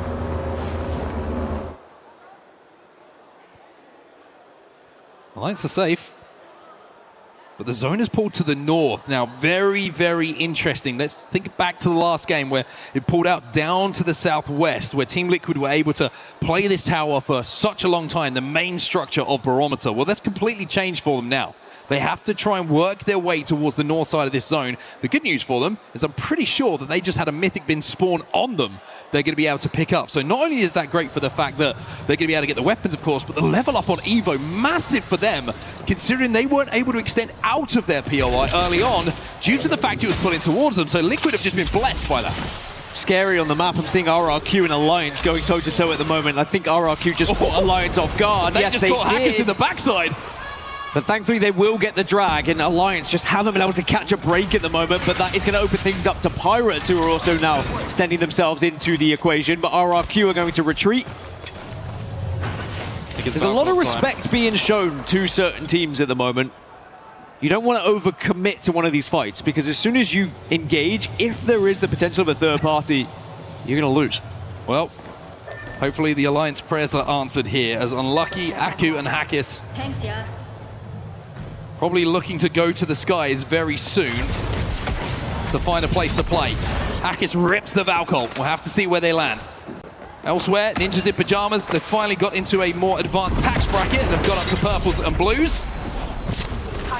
And now they're going to look to fight on the edge of this egg. Portal goes down. It's going to be Zipline Mafia who are inside. Breach charge initially, see if you can tag and get rid of anything that's going to be defending Zipline Mafia, as now they will full send it here. A lot of damage has been done. Zipline Mafia get the opener, but it's traded out, and now they've lost two. Oh, it's clean. It is as quick as that. It's clean from NIP. It's so clean from NIP, and the fences coming down as well in the middle of that fight from Cole. Just stunned everyone on Zipline Mafia. So Ninjas in Pajamas win the fight, build a bit of confidence, and now have a safe spot inside of zone as well. Speaking of inside of zone, Alliance have been able to land pretty much dead center and set up shop. So they will be able to compete potentially in the final circle if they don't get focused, as RRQ, our leading team. I had mentioned they're on 57 points, the same as what Gaming Gladiators were able to get after 6. They've not added any since. But there's still 18 squads remaining, that's why, as this zone gets even smaller, far less room to play. One thing they can do is if anyone tries to take that other side of the bridge is bully them with Fuse.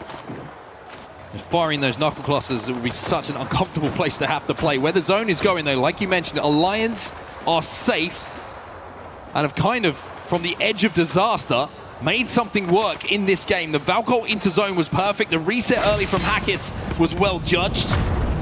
And now they've got to make the most of the situation they find themselves in. RRQ trying to pressure Ninjas in Pajamas. Both these teams will not be safe on zone close. That being said, with where Alliance are, they are in a very vulnerable position depending on where people try and force themselves in. Team Liquid have just flown in and been able to put themselves near the pipes, but you can see Alliance applying a little bit of pressure there. Thankfully, Team Liquid have been able to utilize this rock to their favor. But they can also play spoiler to Alliance a little bit here from distance. And most importantly, they can play spoiler to those who are arriving from the west, like NIP and RRQ. Yeah, in the perfect position to third-party that fight should it take place.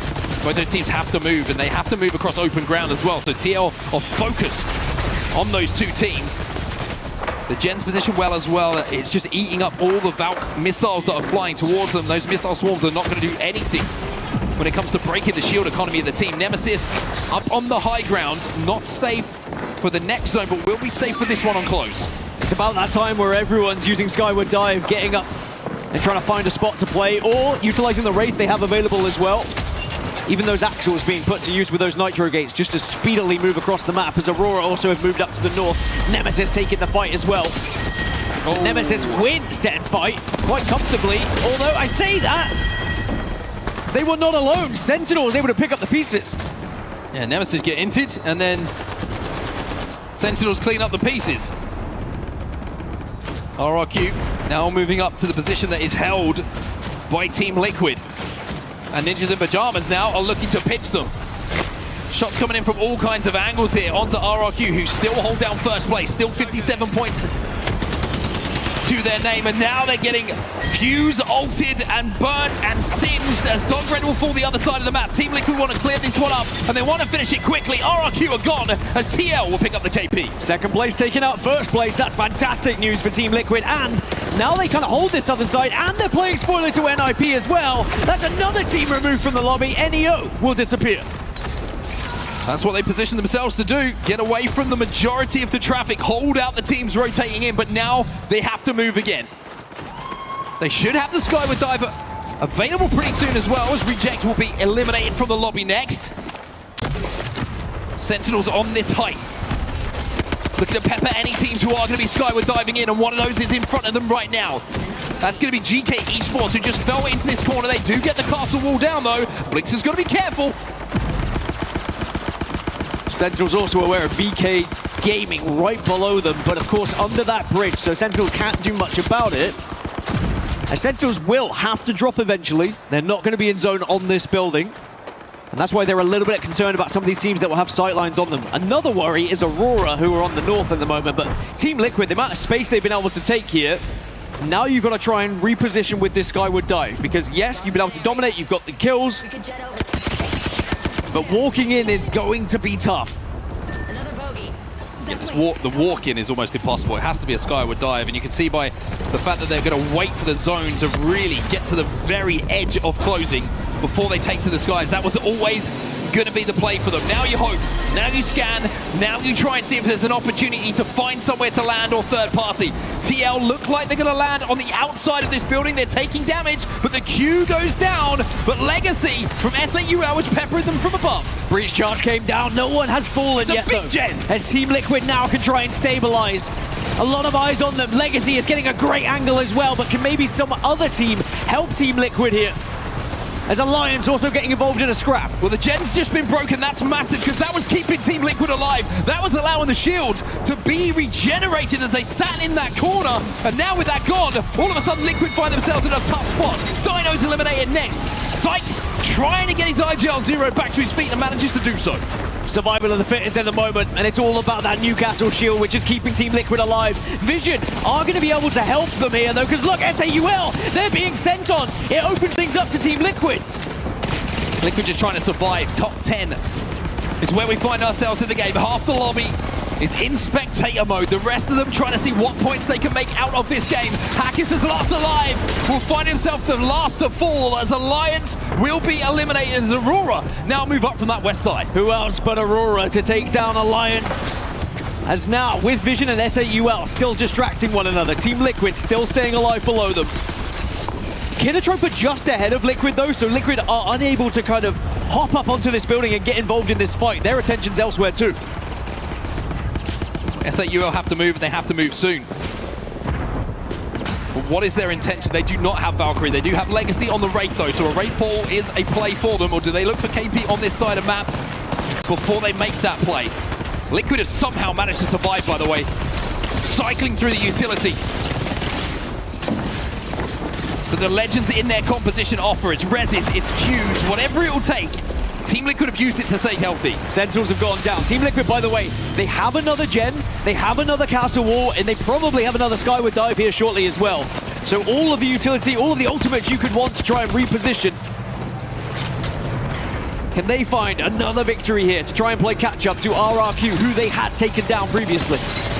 Oh, Vision, Loa's got to be careful as Jesco, combined with Legacy, manages to pick him off. As Visions were trying to make a play to see what damage they could do. Aurora on this west side, peeking and prodding at VKG. Here comes the portal now from SAUL. Legacy jumps into the void, through the fences, and finds a little corner to call home. 8 teams alive in this final circle. 7 of them have Newcastles as well, as Aurora taking a lot of damage, but SAUL will find somewhere to call home here. Great reposition from the Wraith. So starting to close on them as well. By the way, GK, who landed and would get peppered a little bit earlier on, and now bang center zone and up as a full 3. Team Liquid starting to do some damage themselves. That's 2 dead from 2 different teams. Sykes has gone down. That's the Newcastle. And now Liquid have to try and clutch, and this man could do it. Panic did it in the last game. Can he now again? Liquid said it's go time. We have to take advantage of this. He needs to work with Zero, the last remaining player, as Liquid will be wiped out in 6th place. Down to 4 now as VKG also gone. GK get another wall down, and they might control the height for the longest in this game. KNC, by the way, still in a good position up on the high ground themselves. It's SAUL, who we saw move a little bit earlier, who is staring into the whites of the eyes of Elite Esports in front of them. Everyone is peppering Elite, as KNC now make the play onto Gian. GK. SAUL weak down on that low ground. Elite still weak as well. They will fall next, up into the skies, but it's not enough, as Kinotrope will clutch the final moments and take game number 5. Such an important win for Kinotrope as well. When you look at that overalls and the amount of points they needed. In that final circle, we had 3rd, 4th, and 5th alive. Kinotrope were just that little bit lower, but now with that win, they put themselves up into 5th position. And again, just in touching distance of the lobby leaders, RRQ. Even though there is still that gap, you just have to put yourself close enough that if you can find another victory, maybe, just maybe, you could take the win in this series. It makes 2nd through 6th very tight indeed. Interesting way to end this series, with the teams being so close outside of that top 1 position down. It really is interesting to see who is going to be at the top of the leaderboards come this final game here on Stormpoint. I think RRQ maybe will kick themselves a little bit. They had such a massive lead, and whilst it will still be significant, they could have extended it here. They were only able to put 1 point on the board, of course eliminated by Team Liquid in that game. But what a final circle. 8 teams were left as we were closing. As I mentioned, 7 Newcastle, so absolute carnage when it comes to shields and walls that are down. But because Valkyrie's still alive as well, it plays a massive part being able to go up into the sky. And look what it means to Kinotrope as well to get that win on the board. We've mentioned it. If you can find that victory, if you can give yourself that confidence, it can be such a game changer for the rest of your tournament. You know, it's getting warm in here, and I think it's the gameplay that's doing the heating up at the moment as we find ourselves just one game left in today's action. And with multiple winners across multiple maps, it sets us up beautifully for the final game. Just keep looking at the leaderboards at the moment. I can't believe how close it is. You've got Team Liquid 45, SAUL 44, Elite Esports 38, 37, 37, 32, 32, 30, 20. You get the idea. It's literally a point or two outside of RRQ, who you talked about at the top of the leaderboards, that can change everything when it comes to those final standings. And even those who are down in the lower half of the leaderboard, there is still going to be that opportunity to have that big last match to put yourself up there and just put yourself out of, you know, kind of elimination range, right? After we get through these group stages, we will be eliminating teams. You do not want to be down at the bottom of those tables. As we now take a look at how the series is looking. There's that lead that we were talking about, 13 points for RRQ, but then it starts to get tighter thereafter. 1 point between Liquid and SAUL, 1 point between Elite and Kinotrope, and GK, sorry, they're tied. Two teams on 32 points. It's ridiculous. We really are in for a banger of a final game here. But down at the bottom of the leaderboards, that's where the concern starts to arise here, Dan. That's where the teams, like you say, are probably thinking that we need to take the pressure off our shoulders ahead of tomorrow's games and tomorrow's series. And especially considering the fact coming into this, we were very excited to see our previous champions. We were very excited to see the EWC champions from 2 years ago as well. Yep. And neither of them have really been able to step up to the plate. NIP as well, you look back at that game, they never really were able to get going. And now they rely on just one more match here. And sure, they are teams that are definitely capable of putting a big win on the board, but you're putting a lot of pressure on yourselves. Well, if there's one team historically whose fans have been put through high stress, I will say, when it comes to Apex Legends qualification, leaving it late, it's probably the Alliance lot. How many times have we thought, oh, Alliance, they've left it too late, they're not going to be able to do something, and then they just drop an absolute nuke in Game 6 of the day, and all of a sudden, they fly up the leaderboards, and we're just looking ahead to tomorrow and how they're going to play. They have historically done it so many times that it wouldn't surprise me to see them do it again now. However, with how the games have gone so far, and more concerningly, I think, for me, is how the team fights look like they're going down. It's a big ask of Alliance. It is, and even though they did their best to, you know, get back into the game, and they got back into that zone, they gave themselves a chance, but you are at such a disadvantage when you force your way in that late. You don't necessarily have the same kind of magnitude as everyone else does in the lobby. We'll have to see if they can get it done in this game number 6. For now, we're going to jump into a quick break. Game number 6 coming up the other side of this. Thinks he can come in here and play my game. Let's go. He knows nothing. Let's go! Tyler Wine, you're done. Raw energy. House for off, blow the house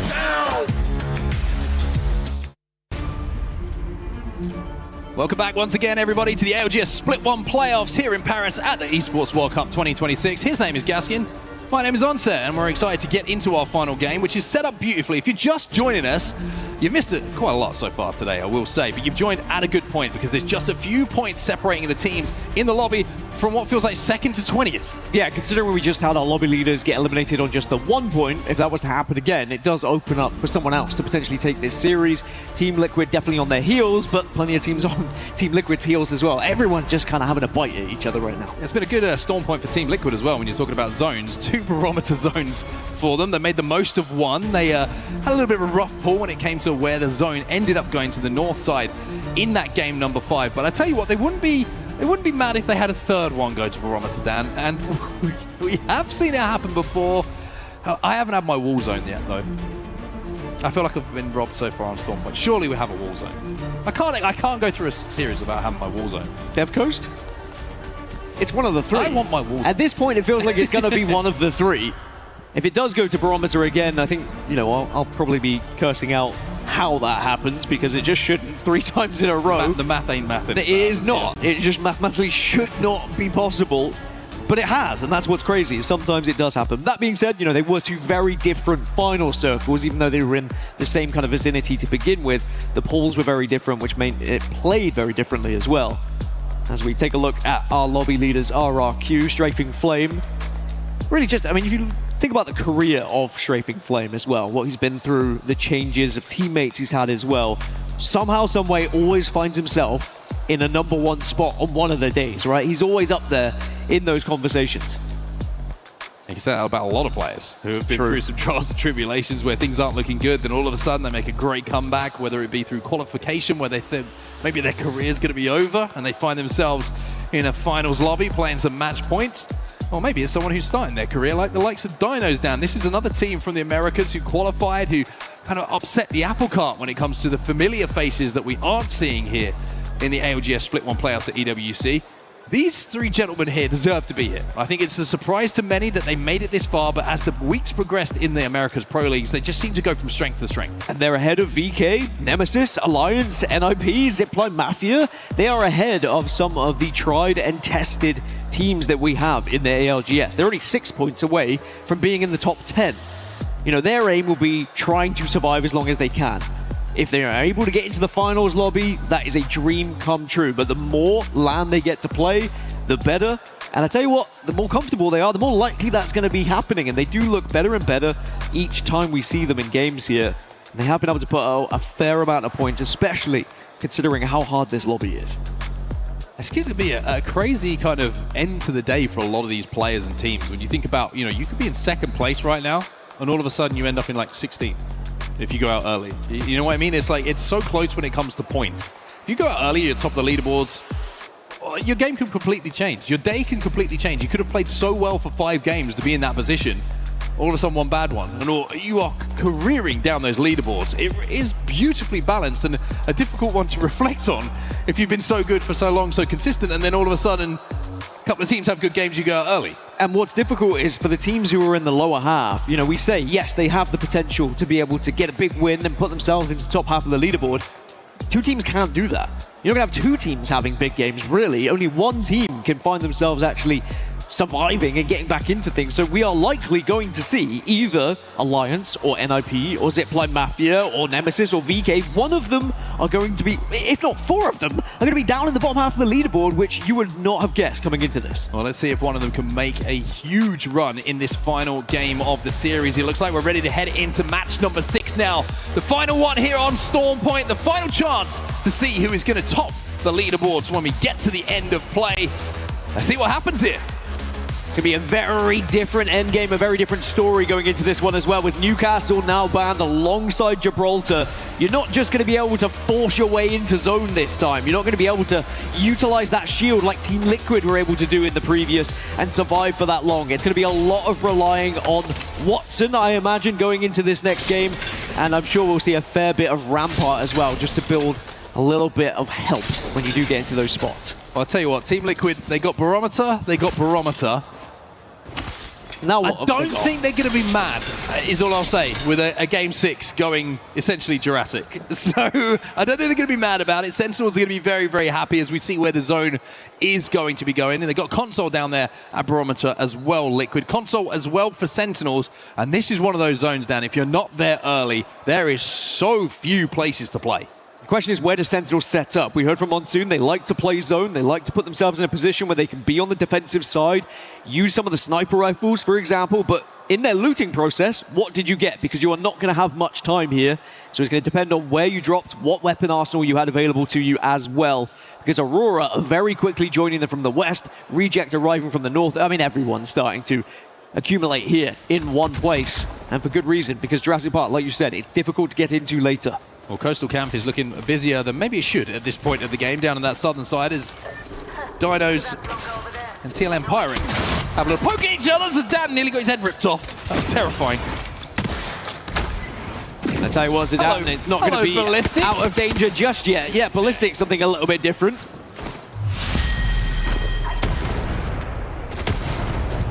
There's a breach charge.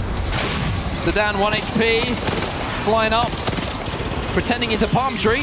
J Future on controller, cannot locate him. His teammate, however, Chaos Feelings is going to be able to do so. That's going to be Zidane down, and that is the IGL knocked. So Dino's playing confident going into this last one, and perhaps rightly so, going up against Pirates, who are in last position, only 2 points right now. And it looks like they are going to try and retreat and survive, as Dinos will at least take the minor victory of being able to pick up 1 KP and, of course, gain so much space and looting process along the way. Maybe surprised by seeing that Whistler flying in towards him. I was like, wait, there's a ballistic? I mean, that thing hits for 50 now. It really does do some damage. As TL. I wonder if Zero's thinking it'd be nice to have these zones a little bit later on in the tournament. Yeah. Can we get these You're not during going the to say finals, no. please? Don't get me wrong, but you'd certainly love them in the finals. They're going to be playing this egg at the moment, which is going to be on the southern side of Jurassic's. Ninjas in Pajamas in problems once again. Trying to move through that tunnel. It looks like they're going to be able to at least pull Kurev out to safety. But Dogrid do get that knock, and you have to wonder if they're going to try and push this one. They've also got Axel, so they've got that Nitro Gate down. They are closing this gap, and Kurev is not going to be able to get healthy. They are zooming. At least they got fences down. They've been able to play this one. Great nade as well. You have to back off. That's just going to allow them to get healthy enough to protect themselves. But this is going to bring a lot of attention to the rest of the lobby. And it looks like Dogred are just going to say, all right, we don't need to overcommit to this one. I like the speed of which they did try to engage, but you also have to be smart enough to get out when you realize that it's just not worth your time. That was a little bit scary, not gonna lie, for Ninjas in Pajamas fans. That would have been a very disappointing end to this series had they fallen early. Now Alliance, what have you got in this game 6? We've seen them go to the well so many times, and it's looked like there's no hope for them in having a good day and a nice conversation at the end of the day about how things went and the points total. And they seem to always pull something out. Is that Alliance magic still there in this game 6? It's another difficult rotation for them. And sure, they still do have the fallback of being on the Valkyrie, being able to throw themselves into zone, but now you don't have that Newcastle to play with. So they've gone for something a little bit different. They will have the fallback of Alter to work with, Bangalore as well to give them help crossing with the smoke. And I just wonder if there's a little bit too much left to do for some of these teams. That being said, I think when you get to this point, you have to look at the bigger picture. Like, okay, we're not going to win the lobby. Okay, we're not going to get to top 5. It's about making sure we're not at the bottom of the lobby, and we are at least getting to the next round, or at least giving ourselves a chance when we get into the next group stage games. Well, that zipline is extensive. ZaraQ try and hold this off. TLM Pirates have just been eliminated by the well, and Dinos might be next. You can see Easy Flash is clicking all over the place right now. But that reticle is landing exactly where it needs to be. J Future is the player down here for Dinos. They're going to try and push this one. RRQ trying to get a position to keep Pricey alive, who is taking a little bit of damage himself. The gen's going down. And this is completely isolated here, RRQ versus Dinos. One player has managed to escape and is just running down to the southern side of things. It's DJ Killer who's going to be able to scarper away from the attention. For now. There's an evac going down. I'm RRQ worried for his life. Popped said evac, and I'm wondering whether that's going to be a chasing evac or just a reposition to the fence line evac. It looks like it's a search crew, but we check back in with Dog Red after they retreated from the previous fight with NIP. Now they're looking to be aggressive yet again and try and put Axel to work here. The Sparrow provides that information, and then the Axel Nitro Gates get dropped down, and you engage as quick as possible, especially off the back of some damage from the triple take here. Up to purple. Goes Gas. Have the option to have multiple ultimates available. That Stinger Bolt, if they can get it kind of threaded inside of one of those buildings or force Zipline Mafia off this height, it makes it very, very interesting. They've got to be careful though, because Neo are behind them on that high ground, and they were not aware of it. They have found themselves in a pinch. So frustrating when you've done that much work to apply the damage and to be aggressive, and then sadly you get a taste of your own medicine as the aggression arrives from behind you as well, as Neo will be able to work in tandem with Zipline Mafia to do the damage to Dog Red. Even though one that was able to get away initially, now they'll be eliminated, and Zipline Mafia will probably be laughing at that one, saying that's what you get. But to be fair, Dog Red kind of had to move that way. They probably felt take advantage of Zipline Mafia being out of position. And now this should be isolated. No one else really to join in on this one, you'd think. But Alliance have just appeared on my screen from the northern side. Very late rotation from them. Yeah, all the way from wall. Hitting the evac right now. Wonder if they're going to just have a little bit of a stop here and collect some Evo, hit that survey beacon, looks exactly what the play is going to be, and they might be about to wander in behind Neo. So we'll have to see if there's going to be a little bit of a pinch going on here, as Zipline Mafia is still maybe watching their back here. But all these teams have to move in towards zone, as we do see the zone continue to pull towards that fence line, separating Pylon and Jurassic. That's an interesting zone pull for sure. It's a good pull for those who are in Pylon, because now it's been kind of split 50-50. Team RRQ will be able to claim that building. They'll be delighted with it, but Elite Esports are also starting to arrive as Dinos just got eliminated, by the way. No, they didn't. They're still one alive, excuse me. One player from Dinos did go down, but there is still one Ratito left. There's now Alliance on their journey from the north. They've just kind of bypassed Neo and Zipline Mafia. Instead, they're going to move to the eastern side. It's a long old route it has been for Alliance. You wonder where the points are going to come from, as Elite looking to see if they could push up onto RRQ, but RRQ have held strong. This is really interesting. This is a fight on that Pylon side, like you mentioned. If they win this fight, or whoever wins this fight, I should say, essentially controls one side of that fence line that we were talking about. It looks like RRQ have decided this isn't really a fight that we want to be taking right now. We want to just play the zone. We know that the height is going to be in for quite some time. Dino's just been eliminated in the meantime. Chaos wasn't able to get away from the attentions of the Hemlock of Sacred. I think this is a smart decision here. If the height is in, you should play it. Don't let Elite get behind you and pinch you. By the way, NIP, 2 in the kill feed have just gone down. And you might be wondering, it feels like we're picking on NIP a little bit, but they were the #1 seed coming out of Americas from Pro League. The expectation was that they would be at the top of a lobby like this, especially as in the POI draft, they had the #1 pick as well. And that was here, on Stormpoint. They have not capitalized. They have not been good enough to their own standards. That being said, they are still alive. It's not all doom and gloom just yet, but we're very close. Elite versus RRQ. The story continues to unfold. Light's going to have a little bit of a peek on the head glitch. We take ourselves over to the northern side. Neo just zipping down towards the bottom of this zip line on the hillside. Team Vision just been eliminated, by the way. That's a little bit of a surprise.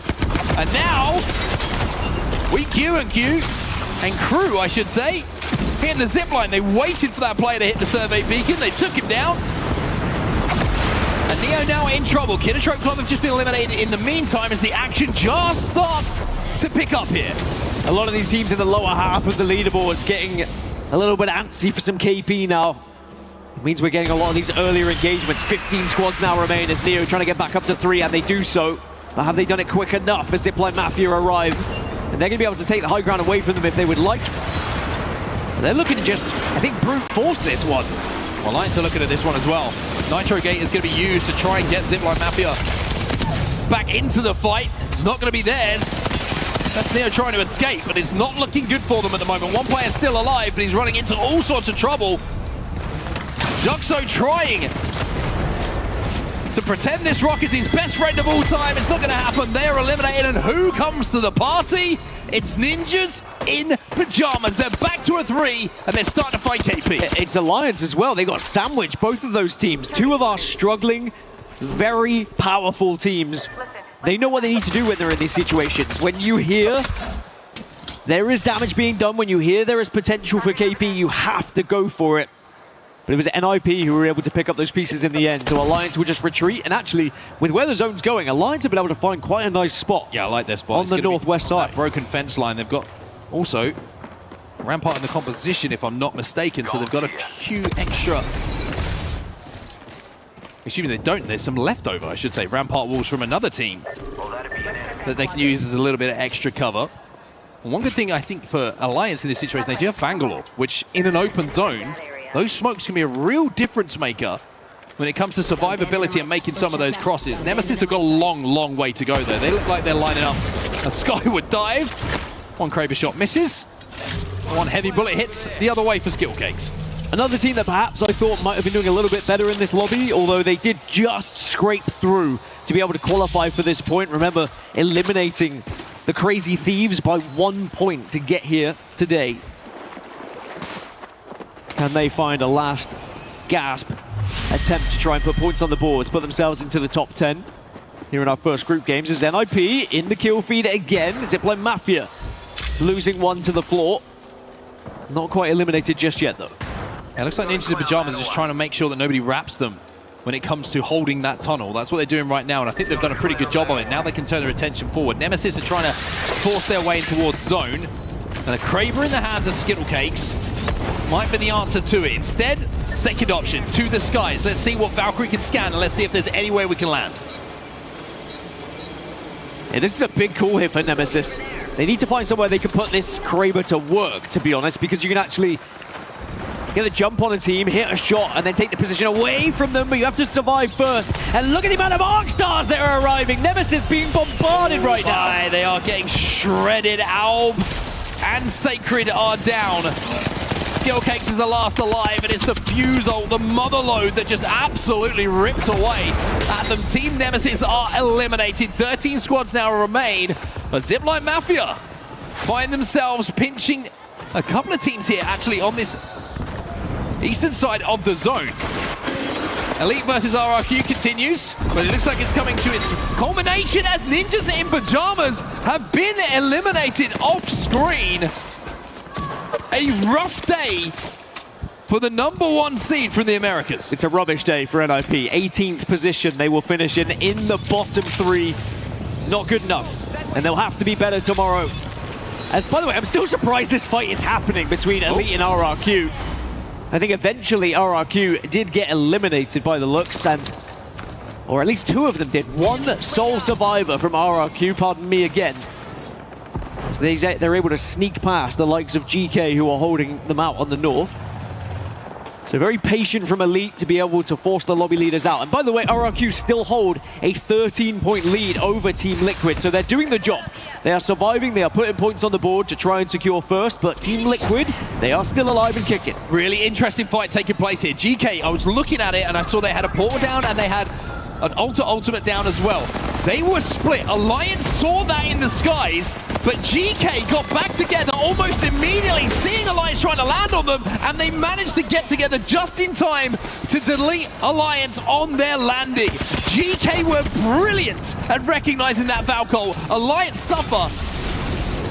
Aurora will also fall, but that is a great bit of communication coming in from GK to survive there. VK Gaming got involved as well. They were jumping on the fence line, adding that extra little bit of damage and ruining Alliance's day. Another after dropped.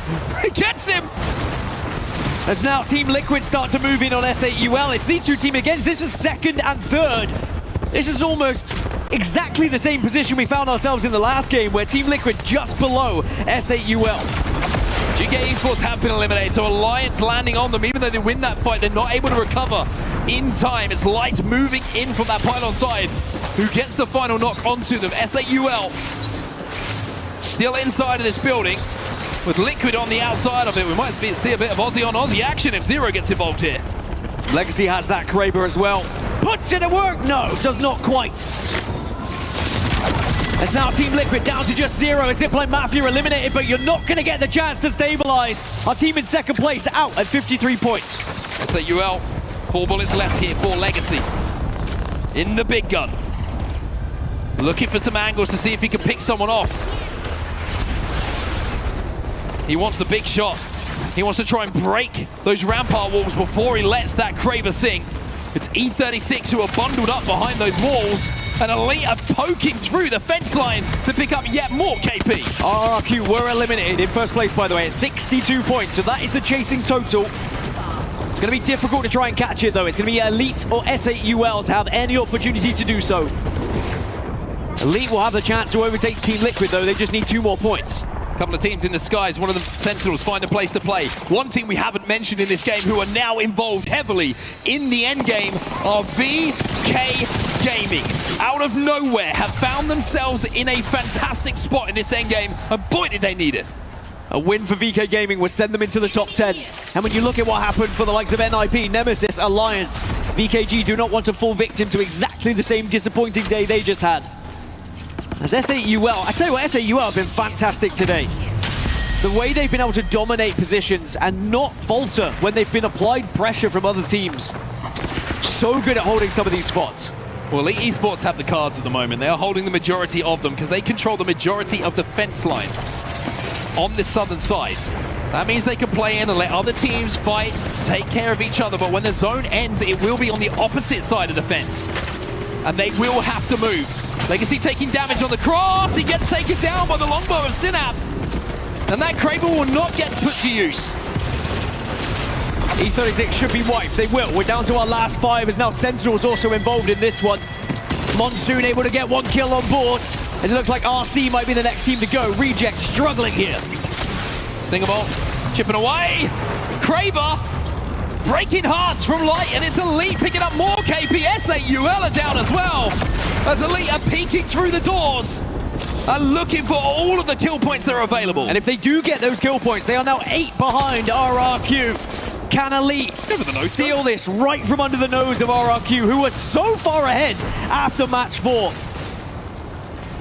But they still need KP. Sentinels now start to move in onto VKG here. Oh, they're making a play here, Sentinels. They want to try and take this fight, eliminate VKG from the lobby, and call this northern side their own, but Blinkzer has gone down. Kassa with the RE45 does enough, and now with Sentinels scarpering, Kassa is chasing, and boy is he taking Sentinels to the cleaners here. VKG, who are not only defending their championship, but defending their spot here so successfully against Sentinels, and they go right back up to it. Very important they do this, to use this fence line to their advantage. You don't want to overcommit to the fight, because otherwise you give so much space to other teams. They don't know where the likes of Reject currently find themselves, who, by the way, Reject, they get the res, they're going to be back up to 3. Light's got 7 KP. Elite are on a run here. 3 bullets in the Kraber. VKG not in a great spot. And with the Stinger Bolt forcing them out, VKG are really struggling to survive here. Fun will take one down. QQ's on his back. Elite have not been able to take advantage of their position as much, with Reject now going up to a full 3, by the way. ALGS managed to find one. Sentinels do lose the fight eventually to VKG. But can they get healthy here? Kassa has just been knocked. It's the wingman coming in from Axis from RC. Elite, they close the door and they fence it up and they say, hey, how about you two just fight? We'll watch and we'll clean up whatever happens afterwards. As now Stingerbolts come out as well. Everyone just trying to make sure that they are not the first to engage, but sadly they're going to be forced into it. My goodness, it's all lining up here for Light. He's only got 2 bullets though. He wants to make the most out of them. RC are trying to fence them in. On RC back to a 3, now become a massive problem. VKG are down to 1, I believe, on that low ground now. And it's going to become a very no scope, no problem! As Light finds the head of Axis. Has the drone as well, but it does get eliminated on its way. Elite are slowly being forced into this one, but they really want these 2 teams to engage.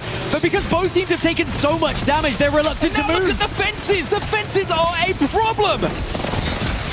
Now they have to walk through, destroying all these fences. VKG are still alive. Another Kickstart drone goes in. It sends VK into the sky. They'll be eliminated. Elite just looking for targets, looking for bodies, looking for wins.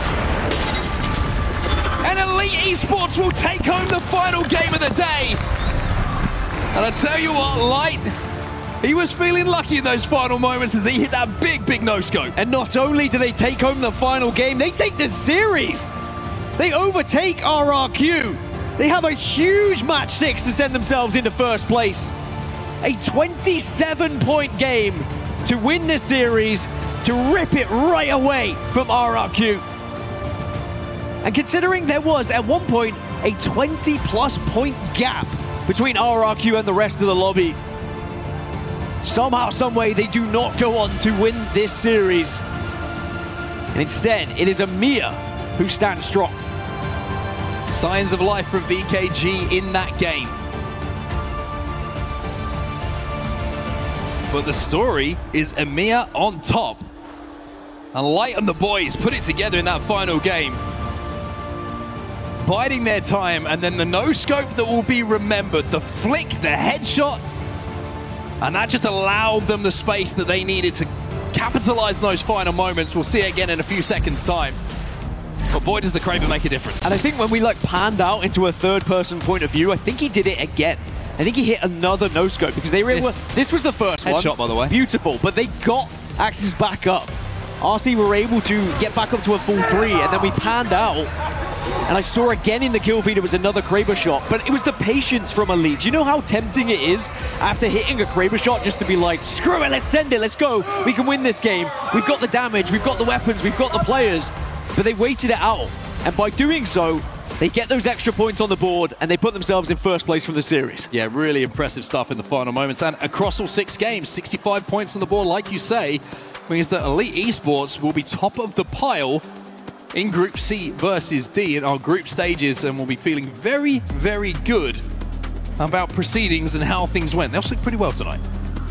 To second place for RRQ with 62. Team Liquid will finish in third place on 53 as well. A fantastic day for them. But we have to talk about the underperformers. Ninjas in Pajamas, Nemesis, Alliance, all 3 of them down in the bottom 5. You would not expect those names to be down there. We did see some resurgence though from VK Gaming. As you pointed out, the defending champions send themselves into the top 10. So they recover from a dismal start, but they at least get some points on the board here, which will give them that confidence going into tomorrow. But we need to see more from NIP and Alliance in particular for me when we get into the next set of group stages games. Yeah, I agree. I think both teams will have a real think about what happened today. Now, yes, there were some tough zones. You look at Alliance on Storm Point, had to move all the way from North Pad down to Barometer twice, and then down towards Jurassic as well, but it's what they do. They're used to that. It's not a surprise that they will have to play some of these zones that pull a long way away from them. It's usually they come out of those kind of games with at least a couple of team fight wins into that top 10, and then anything can happen. But I think it's just not clicking for a couple of teams here on the first day. But if we know anything about that lineup that you can see on your screen right now, they will come back stronger tomorrow. They will come back with a game plan. They will work tirelessly into the night to make sure that their performance tomorrow is something to talk about. And they always do. And that's the thing. They are one of the best teams in the world. Now, speaking of best teams in the world, we have one of the best IGLs in the world, or maybe actually it might be Panic. I don't know. We've got someone from Liquid on the stage with Barney. Barney, take it away. Thank you so much, guys. I mean, what an incredible day 1 of the ALGS Split 1 playoffs that we've had so far. And of course, I'm joined on the main stage by Team Liquid. I've got Zero here and I've got Panic. First and foremost, I'm going to head over to Panic, the human highlight reel. Today, map 4, I need you to tell me what was going through your mind. How was that end game for you? I just want to hear what it was like from your perspective to take home that win. Honestly, it was insane, and like I was just sitting there. I don't know how neither of the teams saw me, to be honest, but like as soon as I killed the guy, like it was just like an insane feeling that I can't even describe. Honestly, that's a fair point. We were all going crazy backstage, just to let you know. Zero, dude. I've got to talk a little bit about the history leading up to this as well, right? You haven't necessarily had the results that you were looking for leading up to this point, but it seems now that you guys have like found a groove. You're putting up big numbers. How does it feel now? What's changed for you guys? I think especially like Panic's confidence. Like he can be the best player in the game when he wants to be. And like on his old team, he pretty much solo queued. So just running around like a crackhead, trying to 1v3 everyone. And like getting him back into like that mindset, just telling him like it doesn't matter if you make mistakes, doesn't matter if you win, as long as you're like playing your game, like you will farm. You basically, one thing. Sorry, man. You've basically been like paving the way as well for, you know, Apex, showing us how it is to win. You're now IGLing this team. You've been super impressive. How does it feel? I guess the question is, do you feel like it motivates you when people start murmuring that whether or not you can get back to the top? Because we feel like you can, but I want to hear what it's like from your perspective. Honestly, like not really at all. Like came from Apex South, no one ever thought like we would do anything one back to back. It's kind of like the same sentiment since then. Like people just yap to yap, they watch Pro League and like convinced Naughty IGL is gonna win LAN for some reason. I don't know what's going on there, but no, I like know we can do it, especially on this team. Like last team kind of like threw it together last second because of deadlines, and like I never expected that to go well. But this, like I'm pretty sure our floor is like top 10 in the world and our ceiling is the sky. Dude, the motivation is there. I can hear it in your voice, Panic. Thanks so much for joining me in this interview, Zero. I really appreciate your time. For now, we're going to go back to the studio to round out day 1 of the ALGS Split 1 playoffs. Win, basically. Just throwing shade. Well, there you have it. Were you guys one of the ones that think that he could IGL with Zero or not? Yeah, I mean, if we're talking about with Panic, I think, or are we talking about with the JDG what he shot, just right? mentioned, the yeah. Naughty shot. Yeah, I mean, we'll see. It's Naughty's first event IGLing on LAN, and, you know, they had some really good online Pro League results, but that does not transfer over every time, so it'll be very interesting when the pressure's on in a whole different environment. I think Naughty can handle it. I like the way he plays. He plays without fear, which is what you need at these big events, so I think that's the benefit they have. But until times, like, I understand the Zero, and I love the shots. I love it. Honestly, you can now see like the faith that Zero has in Panic, which is a really good thing to see because, you know, over the course of, I guess, a couple of games, you know, it has been a little bit difficult for them to sort of gel together. But now hearing him say it and seeing that he's kind of like let Panic free, kind of free like this little butterfly I drew of Panic. So that was match number 4 and he was floating around in the sky. So I decided don't panic as a butterfly. Okay, and fair enough. That's Lace's notes for group day. Start off with the pig, then chicken, and then panic in a butterfly. Okay. I work really hard. I like it. Now, we were talking before we actually came on how Team Liquid, this has been one of their best series, Grateful. And do you feel that way as well? Yeah, I mean, I said it already after seeing that game 1. Like, you could see a different fire behind them that, like, people were just been missing from them. And they really showcased that once they stepped on that pedal, they just never let go, really. And having that faith in your teammate as well when he really says that he could be the best player in the world as long as he wants to be it. Like, what better way is it, especially from somebody who's won LAN several times? I think we can talk about that team over and over again, but one team that we definitely need to talk about is Elite. I mean, getting 2 wins. Yeah, that's impressive. This is the absolute craziest part because I think everybody in EMEA knows how good they are, and now they're showcasing it on the world stage. They really have been like showcasing over and over again how really strong both Kinda and Henchman. I feel like Henchman is mostly slept on rather than Kinda because Kinda has a little bit more showcase overall, but Light, that gelling from him that came pretty much straight out of, not from out of nowhere, but has been working his way steadily up now to the world stage and just still performing to this level is just phenomenal. So we could say Elite is Elite then, huh? Bro, you see him step out of that gate though with the fences, 2 teams on either side. Like that's insanity. And like it got 7 kills upon going into that section. Like it was great to just watch the replay there because we didn't really get to sort of capture what they've done before that moment. But I was like, that's just walking straight into a death trap. And they were just like, shoot this side, shoot that side, win. That's how easy it looked. Well, we're talking about replays. There's a replay that we really want to be able to check out, and it has to do with that butterfly that Lace drew earlier. So let's actually take a look at Panic just clutching it up here, Snipe. We're on the, I mean, this one was phenomenal as well. This was the Visions 1v3 here still. So we can kind of come back. There's just the one clip, and then the Ultra Q. It'll be after this he ends up taking. But this was the big one. You have RZ or RQ that was in a fight, and then you have Liquid, which was in a fight, and you can see him in the back. So Liquid just got done with the fight. Panic was on top of the lift. He was hiding. You could even see Panic going into the sky on ROQ's or Strafing Flame's point of view right when this fight went down, and then he just lets them go in. He just lets them take the fight and then just cleans it up with a nice little win there. And yeah, we saw he was a butterfly up in the sky. He evolved and took out the win, which yeah, we were all in the green room and just screaming at the top of our lungs. I straight up just jumped out of my seat and just couldn't believe it. Play the event for sure. I mean, I think the biggest part, it's so hard to capture everything, right? But the moment is that they actually fought on that cannon and they lost. It was 1 HP Panic that made it out alive, managed to fly up on the cannon initially to do this whole reset and still survive for another like 2 minutes, which is absolutely crazy, right? Thankfully, because of the zone in the background, they managed to face against the background, came in for the last 3P, and when it comes to can he one-mag him, it's Panic we're talking about. Of course he's gonna one-mag him. Well, him being able to one-mag that player came pretty much clutched up a lot of points for them as they do end up today in 3rd place with 53 points. You can see Elite Esports right there with 65. And as the casters were saying, Onset and Dan, RQ at one point did have a 20-point lead. Yeah. Snipe. Yeah, I mean, we have to talk about this RQ team because a lot of times that, Strafing Flame and his squad have come to these events, their group stages have been pretty abysmal. Their past many events, honestly, leading up to about the past year and a half. And for them to come out and have a very strong first series with 62 points, because, regardless of getting first, second, we're not doing the normal 12 points, 9 points, whatever. Your total carries over, and that's what's going to get you into the top 14 to make you into the grand finals. So 62 points, they got second in this lobby. Pretty sure that puts them at second overall in total points because 62 is more than the first place had in the very first series, A versus B. So it's impressive for them, awesome momentum, and we'll see if they can continue because they're a force to be reckoned with, it looks like. Yeah, and a force to be reckoned with. Those teams definitely in the first page. Now in the second page, we're looking at some surprising names too. You got NIP, you got Alliance, a team that has been able to win. I know they don't have Effect anymore, but they have been able to win at EWC anymore.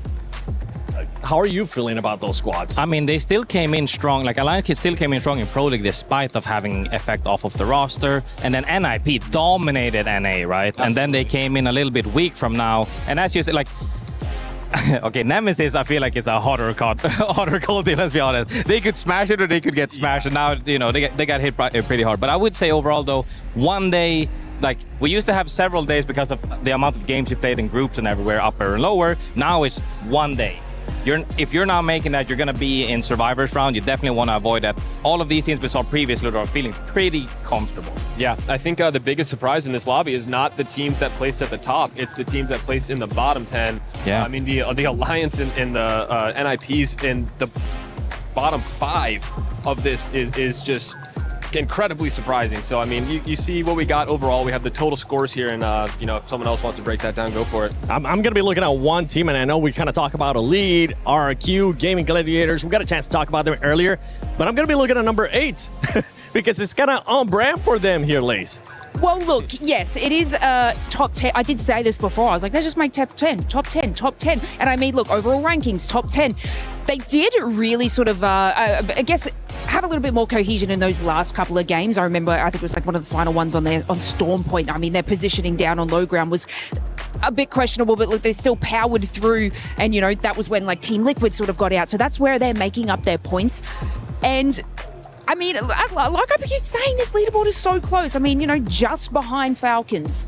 And, you know, then again, just behind Liquid. So it's still time will tell, but it is definitely a stellar performance from S8UL. Yeah, and I kind of feel like the performance here from groups C and D shut down some of the narratives that we had going on in regards to A and B. I mean, we're saying Sera being able to get those back-to-back wins, right? But then you had some other teams being able to way outperform them and just be consistent. Because remember, at the start of the day, especially you, Graceful, you were talking about teams being consistent. RQ was one of those. Any of the other teams here, I know they're currently 11th to 20th, but... I mean, the thing is that, you know, even on... It's been in different shapes and forms. Even I would even consider Falcons was consistent today. Zeta wasn't really consistent until those back-to-back dubs, but they got big games, like you said, either big or small. But RRQ for me is the best thing to see, because you could also see it in his emotions. He was so happy, even though they didn't close out the games, he was still so happy because he know we put so many points on that board. And at the end of the day, it's after 3 days that really matters, and putting on those consistent points on the board is really there, and he's so happy with it, and he should be, because this really helps them push them further up towards that top 14. It was just the first 6 matches. Don't worry, we still got a lot more matches coming your way as we have 2 days of group gameplay left. Don't forget, tomorrow it is going to be Group B versus Group D and Group A versus C, and I can't wait to see how we're going to end up spicing it up here. It's been a pleasure, honestly, being able to participate with you guys at ALGS at EWC 26 with Lace, with Graceful, and Snipe Down. Don't forget, tune in tomorrow and stay tuned to see who's going to end up in first place, who's going to be moving to the grand finals, and who's going to be going to Survivor Stage.